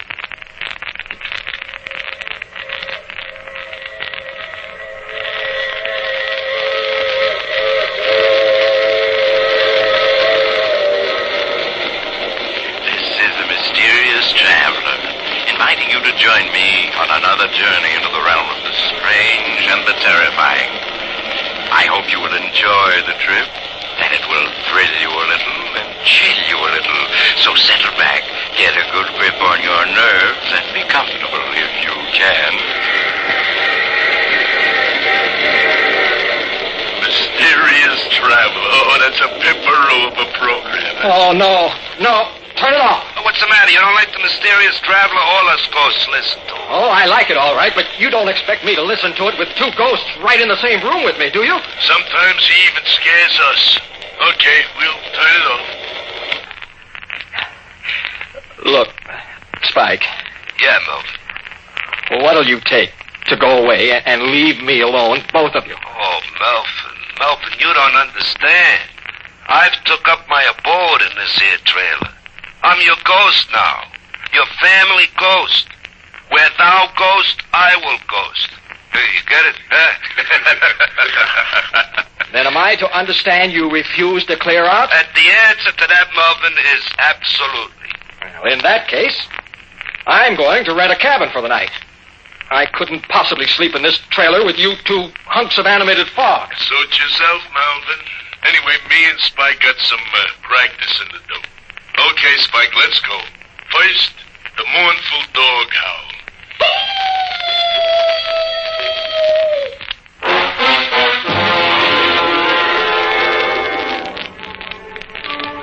That night, I slept in a rented cabin. The next morning, I drove on westward with my two phantom passengers and tried to pretend they weren't there. I almost got used to them. I suppose a man can get used to anything, even to having a permanent cold chill running down his backbone.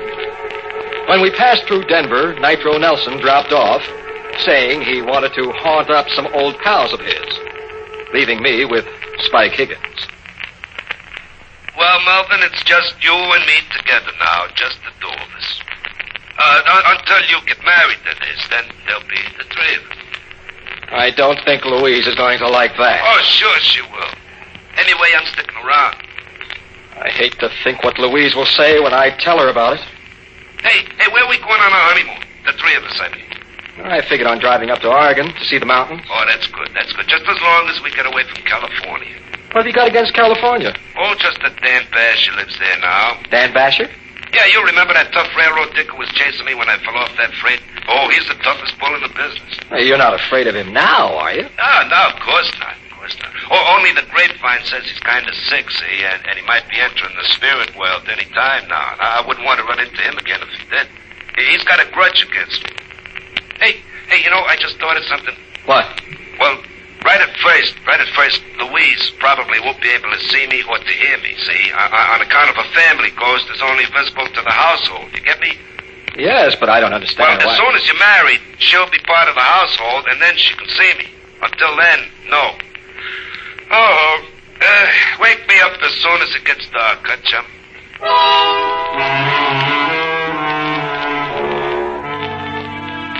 3 days ago, we reached Santa Monica. I rented parking space in an auto camp and immediately phoned Louise. Melvin, darling, I'm so glad you're here. I've been worried not hearing from you. Oh, I'll explain all about that. When can I come and see you? Well, I'd better come see you first, Melvin. You see, my uncle isn't well, and the doctor said he must have quiet. I'll be there in an hour. I hurried back to the trailer and tried to clean it up. Spike Higgins' ghost lay on a bunk and watched me cynically. Hey, take it easy, Melvin. You're no good at housework. You know, this place needs a woman's touch. Now, listen, you. You've got to promise not to frighten Louise. I told you, Melvin. She won't even know I'm here. I certainly hope not. That would ruin everything. Here she comes now.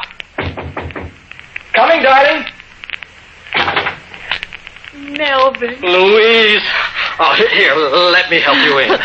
Oh, thank you, Melvin. So this is it. The trailer you wrote me about. Uh-huh, darling. Look, here's the stove, and an icebox, and a built-in bar. A bar? Uh-huh. Oh, now, Melvin, you know I disapprove of spirits. I resent that. Be quiet. Why, Melvin? Oh, excuse me, darling. I wasn't talking to you. Well, then who were you talking to? Oh, it's hard to explain. Look, Louise, here's a writing desk that folds into the wall, and a regular easy chair. Well, it's very nice, Melvin, but all the same, we're not taking any spirits along on our honeymoon, bar or no bar. Oh, she got a surprise coming to her. I said to be quiet. Melvin, how can you talk to me like that? Come on, show her who's boss, Melvin. I told you to shut up. Melvin! I won't stay here and be insulted. You can telephone me when you're ready to apologize. With that, Louise stormed out. That evening, I had to plead with her on the telephone for half an hour before she would consent to let me drive out and see her at her home. Oh, really, Melvin, you were very rude this afternoon. Oh, I'm sorry, darling. I'm overwrought. I apologize. Well, you do look rather haggard, Melvin. And the way your hair stands on end, you really should do something about it. I wish I could. Louise, how soon can we get married? Well, I don't know. It depends on Uncle Dan. Uncle Dan? Uncle Dan Basher, my mother's brother. He's very ill. The doctor just gives him a few more days. Your uncle is Dan Basher, who used to be a railroad detective? Why, yes. And he's dying? I'm afraid so, Melvin. But you needn't look so pleased about it. Oh, sorry, darling. Look, I must talk to him now. Oh, but the doctor said he can't. Just for a minute, darling. It's very important. Well, maybe just for a minute. Come this way. This is his door. Uncle Dan? Yeah? Do you feel strong enough to talk? What about? Well, it's Melvin, my fiancé. He wants to meet you. Send him in. Come in, Melvin. Oh, thank you, Louise. Look, I must speak to your uncle in private. Oh, but Melvin... I'll explain later. That's a good girl. Thank you, Louise. Good work. I can never get rid of her. What do you want to marry Louise for, anyway? Oh, I love her. It's a pretty poor excuse for getting married. She's like a mother, my sister. The reason I spent all my life on the railroad. Well, that's what I want to talk about, sir. Do you remember a certain Spike Higgins? Do I remember him? If I could ever get my hands on him. Do you know him? I know his ghost. He's haunting my trailer. He is, huh? I'd certainly like to meet up with him. Oh, I'd certainly like you to. He's outside now. My trailer is parked at the curb. Well, in that case, I was figuring on postponing the event for a few days. But for the privilege of meeting up with Spike Higgins' ghost. Yes? Lad, go outside and wait. I'll be out in a couple of minutes. In the spirit.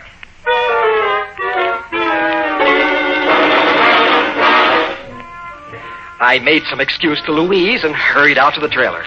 Spike Higgins' ghost was lolling on my bunk. Oh, out so soon, Melvin? What's the matter? Oh, nothing, Spike. Nothing. Hey, you're up to something. What is it? Nothing, I tell you. Oh, relax, Spike. Relax. I got a funny feeling. Uh-oh, someone's coming. What do you mean, someone? Another spook. He's coming in here. Hello, Spike. Dan Basher. In the spirit, Spike. I've been waiting for this meeting for a long time. Oh, no, Melvin, you double-crossed. After him. Quick, Mr. Basher. Right, you are, lad.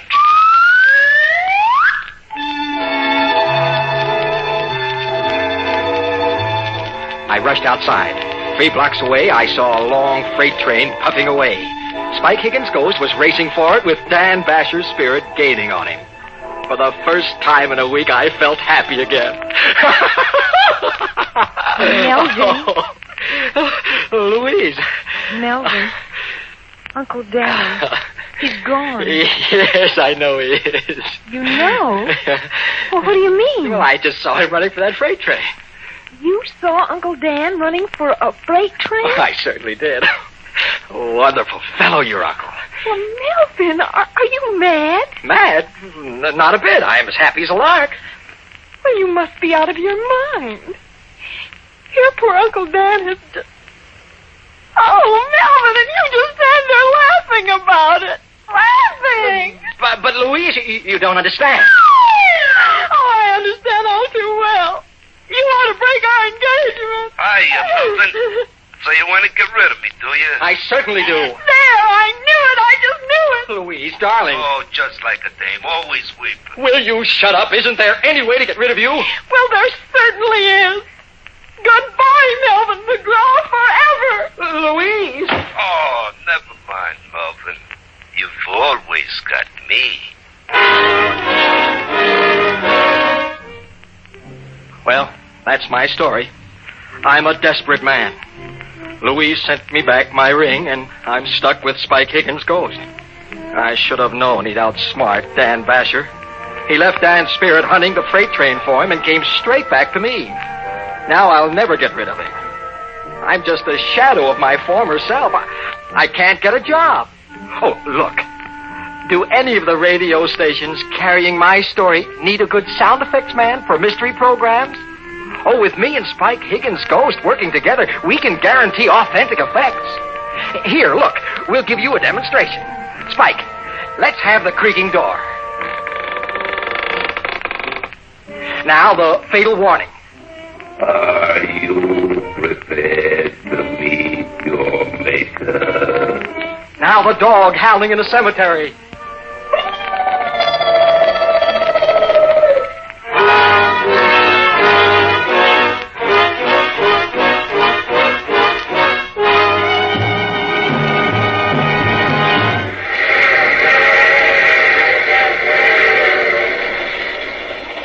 This is the mysterious traveler again. Dear me, what an odd story Melvin had to tell. Really, I don't know whether to take it seriously or not. A haunted train. It would be just the thing for my summer vacation. I do know a haunted telephone booth where I make all my calls. Oh, but I'm just joking. There are no such things as ghosts. Are there, Spike? Oh, of course there ain't. Well, the whole idea is ridiculous. You see? Oh, you have to get off here? I'm sorry. But I'm sure we'll meet again. I take this same train every week at this same time.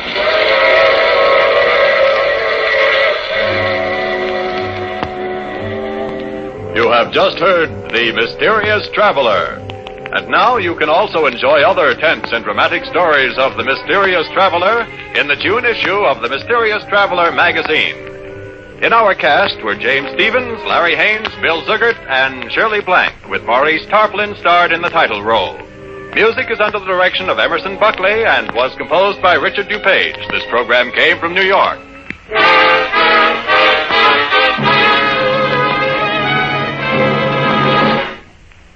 The dramatized stories of crime and the events leading up to the capture of the perpetrator are the order of the day on True Detective Mysteries.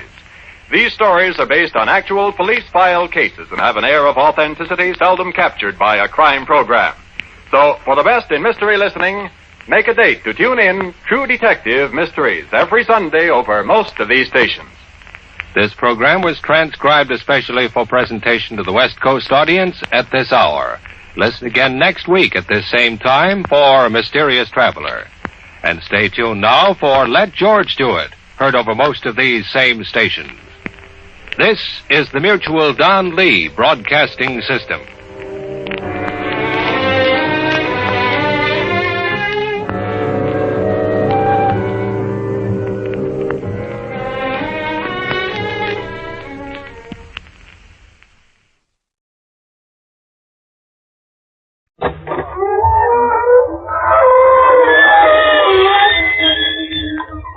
Good evening, friends of the creaking door. This is your host bidding you enter the inner sanctum. Come in, come in. And now for tonight's tortured tantrum. Ever have an ancestor who's dead but won't lie down? Can't happen, huh? Okay, Bub, hang on and we'll demonstrate.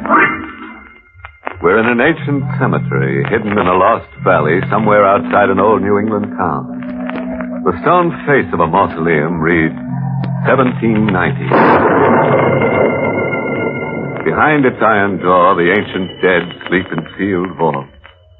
Beside the dead, trapped in the mausoleum, is a man. He's haggard, glassy-eyed, like a man suspended between life and death.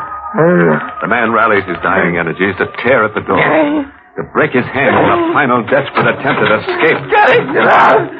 I gotta get out of the fortune's not good! It's not good! Sanger! You can't let me die! Don't let me die! The ransom is yours! Go! Drink it all of it! Here! Take it for yourself, only stop!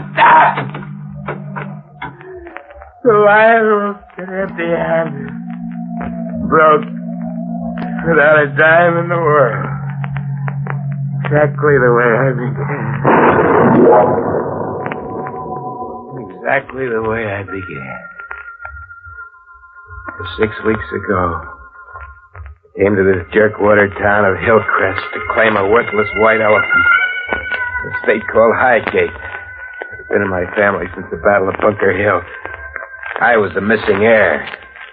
Finding me cost the trustees more money than the estate was worth. That's the picture, Mr. Lyon. It's a big estate, but the land's been neglected too long, and the buildings are about ready to fall down.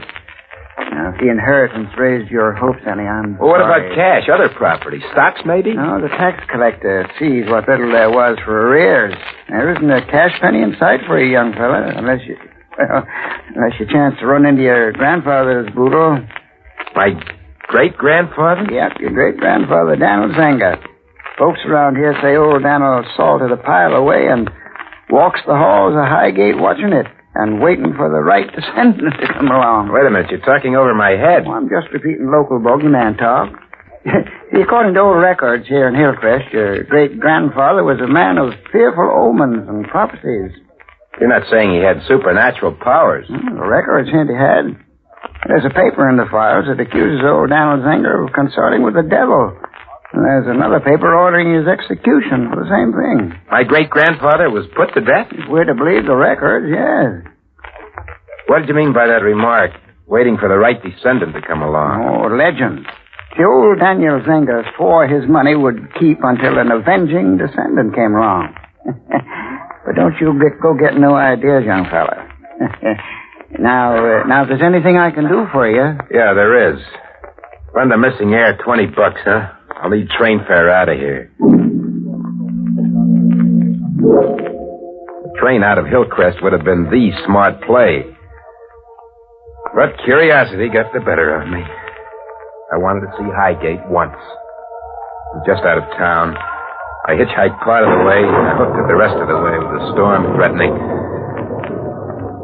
Highgate was more run down than words could describe. I stood outside, watching the shadows pile around that big heap of junk. It had a look about it, as if once it pulled you in, you were shut away forever.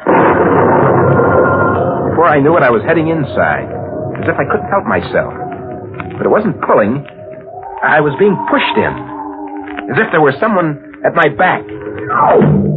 I was inside, and the door banged shut. It was the wind, I told myself.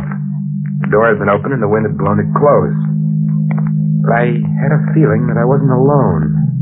I felt a presence near me, pushing me toward a sputtering yellow light in a square library room. No. Who are you? They Waters. You wouldn't be Theodore Zenger then. I'm Ted Lyon. What are you doing here? At the moment, making notes. I'm the town librarian. What are those books you got there? The remnants of Daniel Zenger's personal library. There are many fascinating writings here. My great-grandfather's writings, you said? Yes. In addition to his other reputed talents, Daniel Zenger was a prolific penman. What do the manuscripts say? I can't tell as yet. The language is English, but much of it is in an old, obscure dialect. I would need to examine and interpret them. That is, if you have no objection. No, I haven't. You can make a bundle of the stuff, take it along with you, and dope out what it says on one condition. One condition? Uh-huh. That you tell me what it says first. I dropped around to see the old librarian the next night. Shades were down. Library hours were over. Old Hillary Waters let me in. His face seemed to be burning with excitement. I've made an amazing discovery. A most amazing discovery. Your great-grandfather was put to death. Oh, that's no discovery. Don't interrupt, please. I have documentary proof that Daniel Zenger was a man of extraordinary vision and prophecy. Shall I present my proof? First tell me, was he rich? From all indications, fabulously rich. He accumulated a princely fortune. And he did what with it? I cannot say. But that is of minor importance. It is the remarkable scope of his prophecies I am principally interested in. Okay, spill it. What did he prophesy? In these manuscripts, written in the 18th century, in about the year 1790, Daniel Zenger predicted Napoleon's defeat at Waterloo, our civil war between the states, and the rise of Abraham Lincoln, and the First and Second World Wars. You're kidding. I'm in earnest. There were other remarkable predictions. Your name is Peter Zenger, Lion. 4 generations removed from Daniel Zenger. Yeah? What about it? This obscure passage I came across in his book of predictions. In the 4th generation, a lion will come to the crest of the hill. And then, over Highgate. Well, what are you eyeing me for? Me? You're thinking the reference is to me? Yes. I must think that. A lion. That is you, plainly. Theodore Lyon. And you're the 4th generation. And the crest of the hill is Hill Crest. This town. And you're the master of Highgate now. What does the rest of it say? He will first silence the waters, then capture the jewel from the king. Thirdly, after 7 days of wanton darkness, he will fling a tarnished stone into the earth, and a flame in the sky will show him the 4 keys. There's a final line. Read it. And the lion will sit with a ransom at his feet, and the winds will steal him from the wrath of the world. Funny change had come over the old librarian. He looked as if he'd run out of the room if I wasn't standing right smack between him and the door. I started toward him slowly. That prophecy you read to me, if there's any truth in it, it means that if I complete the 3 steps referred to in those clues, I'll reach a certain 4 keys and lay my hands on a fortune. Yes. It purports to mean that. That's not quibble, huh? It means just that, period. Now, boiling certain words down, words like silence, capture, and fling. The 3 steps mean 3 murders. Believe me, it is madness to accept or even interpret them literally. Let's skip the weasel talk. It boils down to those 3 murders, doesn't it? No. Liar. First, he will silence the waters. That's you, Hillary Waters. I must first silence you. No. It's insane. You can't run away, old man. I've got to silence you. The chair came down on his skull and he dropped. Then my thumb on his windpipe for a couple of minutes. And I'd satisfied the first clue to a princely ransom. I'd silenced the waters.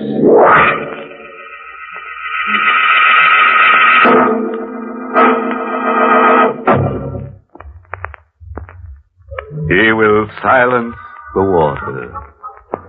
Is there anybody around whose name is stream, flood, lake, or maybe river? Old Librarian Waters had a look in the book, and the prophecy took. His name's Muddy Waters now. a lion will reign over the high gate. Yeah. If our hectic hero keeps on exterminating quaint old scholars, I predict a lion will take it on the land. Let's verify my prediction, shall we? Okay, lion, roar. I propped old Hilary Waters on a chair at his desk. There wasn't a telltale mark on him. He looked as if his heart had backed up on him while he was poring over his books. I moved into Highgate. But old Daniel Zenger's second clue burning in my brain. He will capture the jewel from the king. What did it mean? Couldn't even begin to figure it out. All I could do was wait. And watch. A month dragged by. And one night at the railroad depot, I watched the signal flag go up. Watching the trains roar by and sometimes stop was a way of getting a peek at the world outside of Hillcrest. I watched a girl get off. Young. Made up and dolled up in a style that yelled for a second look. She looked like my world. A big town, bright lights, fast talk. I moved toward her like a guy in the desert starts for a pitcher of water. The funny thing, she was coming right at me, too. Could you direct me to the nearest hotel, handsome? I could even carry your bags there. For a price. A local wolf, What's the price? Smile. Okay. Now pick up the bag. I'm Ted Lyon. You? Ruby Myers. Your business in Hillcrest? What are you, the local DA? No, I'm just a guy with time on his hands. I'm an advance agent. Advance agent? Ballyhoo. I nail up posters, hire a local hall, and I start the promotion and publicity going. It's really a man's job, but we women do it better. Who are you publicizing? Slugger Conlon, the middleweight prize fighter. Conlon's barnstorming, putting on exhibition bouts. He'll be here Friday night. Well, what are you doing after working hours? Between now and Friday night? Oh, I haven't thought about it yet. Got any suggestions? Honey, sister, I got 1 million.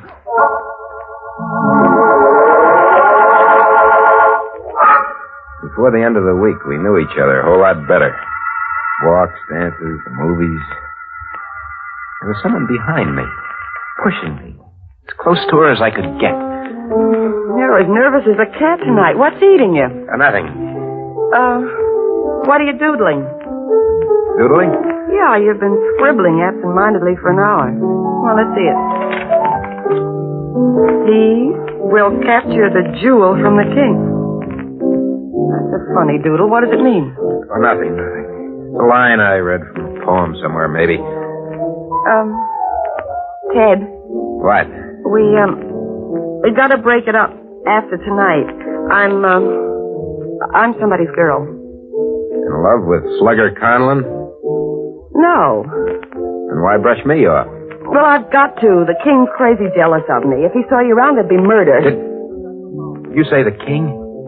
Did you call Slugger Conlon the king? That's his nickname. Well, what's wrong? Nothing. Just the idea of losing you, that's all. Ruby. Yeah?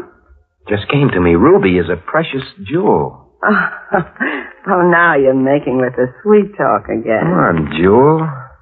Let's have a last dance before the king claims you.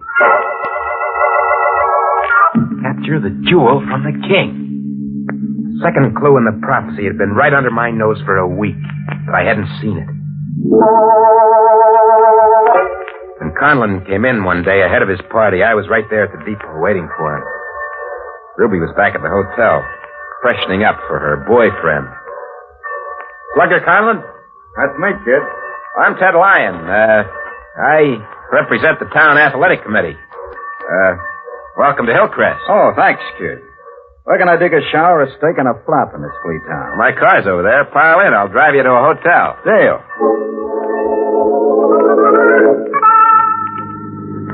The town's all head up about the exhibition bout, King. You know my nickname, huh? I've put on a show. Just everybody turn out. $1.65 a head. Hey, how far to town is it? Another half mile. What are you stopping? Flat tire. There's a break for you. I'm going to love this town. Well, where do you keep your jack? Don't bother worrying about the jack, Conlon. Hey, I don't see no flat. Say, what gives? What's the gun for? You, King.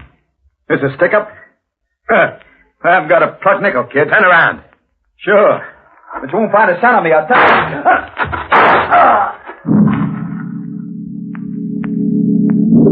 The king was dead. I buried him in an abandoned quarry, baggage and all.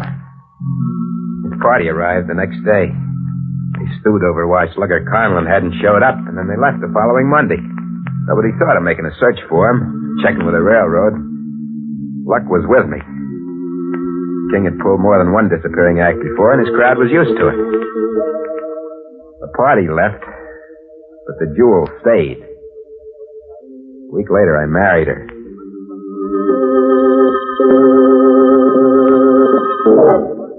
Where we honeymoon, handsome? In Highgate. We'll spend 7 days there, alone. Thirdly, after 7 days of darkness and want, there was only one way of interpreting the third clue in the prophecy. I closed Highgate to the world, and I settled down to 7 days of darkness and famine. It was slow agony. But without it, I'd never find the 4 keys. Without it, a lion could never sit with a ransom at his feet. At first, Ruby resisted. Soon she began to suspect that she'd married a crazy man. Ted, I've got to get out of here. You'll stick for 7 days. No, not even 7 more minutes. I'm getting out of here right now. You'll stick it out, I said. You'll stick it out if I have to chain you to the floor. You're mad. You're crazy, raving mad. No food, no daylight. Just endless dark. But 7 days passed. I was ready for the next clue. He will fling a tarnished stone to the earth, and a flame in the sky will show him the 4 keys. Fling a tarnished stone into the earth. What did it mean? Ruby! Oh, leave me alone. Leave me, darling. Come outside, Ruby, into the daylight. Ruby, I'll make all this up to you. All this suffering, I swear I will, Ruby. I'll sit with a ransom at my feet, and you'll sit right beside me, and there'll be gold and trinkets. No. You'll sit in the hot seat, and I'll sit 20 feet away with the witnesses, watching you burn. What do you mean? Watching me burn? I sat there starving with my body dying by inches, but my mind was alive. I could think. I figured out your lazy doodling and all your crazy recitation. He will capture a jewel from the king. I figured out what that meant. You better stop talking, Ruby. Try and stop me. King. Slugger Conlon. I know why he never showed up that night. You met him and killed him. Ruby stood there, pale and beat up looking, accusing me. The clothes were ragged. She'd lived in them for 7 days and 7 nights. The hard illusion of beauty was gone. Hunger had aged her 7 years. The jewel had lost her sparkle. The tarnish of a misspent and wasted life was all over her. He will fling a tarnished stone into the earth. There was a voice behind me. The voice of someone whose hands were pushing me toward Ruby. Pushing me toward the 4th clue in the prophecy. It was old Daniel Zenger. You're going to kill me. Yes. I didn't know then, Ruby, that you were the jewel and the tarnished stone both. It's no use trying to resist, Ruby. I'm too tired to resist. My fingers on your throat for just a little while. It won't hurt. Too much. She hung limply in my arms, and I flung her to the earth. And then there was a flame in the sky, a lightning spear. It seemed to fix in the sky, pointing like an arrow on an illuminated map. The flame in the sky will show him the 4 keys. I followed the arrow across the countryside. There was a wind behind me, pushing me on. Old Daniel Zenger was behind me, driving me. I reached an ancient cemetery that was hidden in a lost valley. Then the flame was gone from the sky. And in front of me was a mausoleum. The date on its stone face read 1790. And under it was a family name, Keyes. The door was unlocked. I turned the knob and opened it.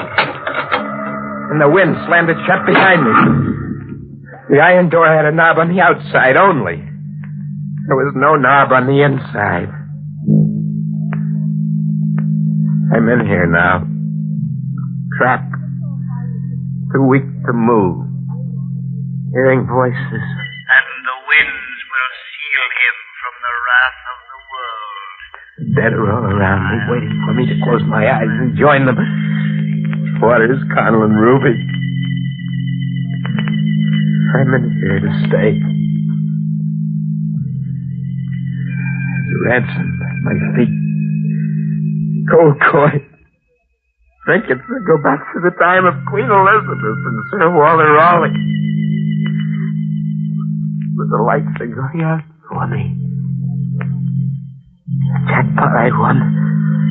No good to me now. No good to me. The lion will sit with a ransom at his feet, and the winds will seal him from the wrath of the world.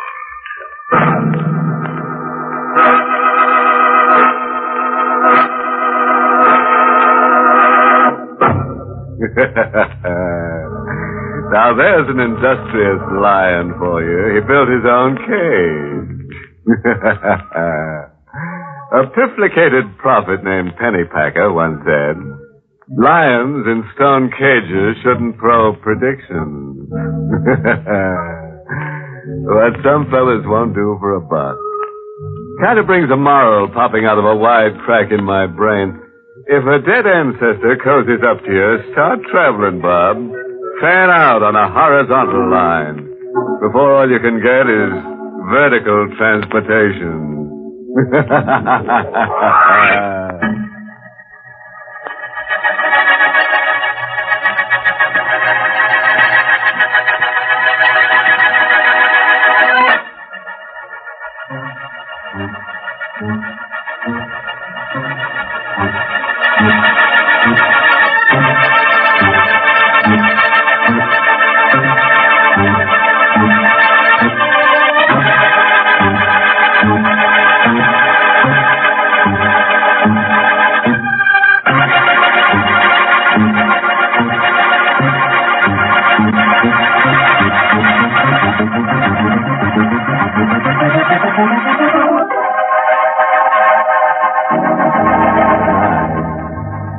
Pleasant dreams.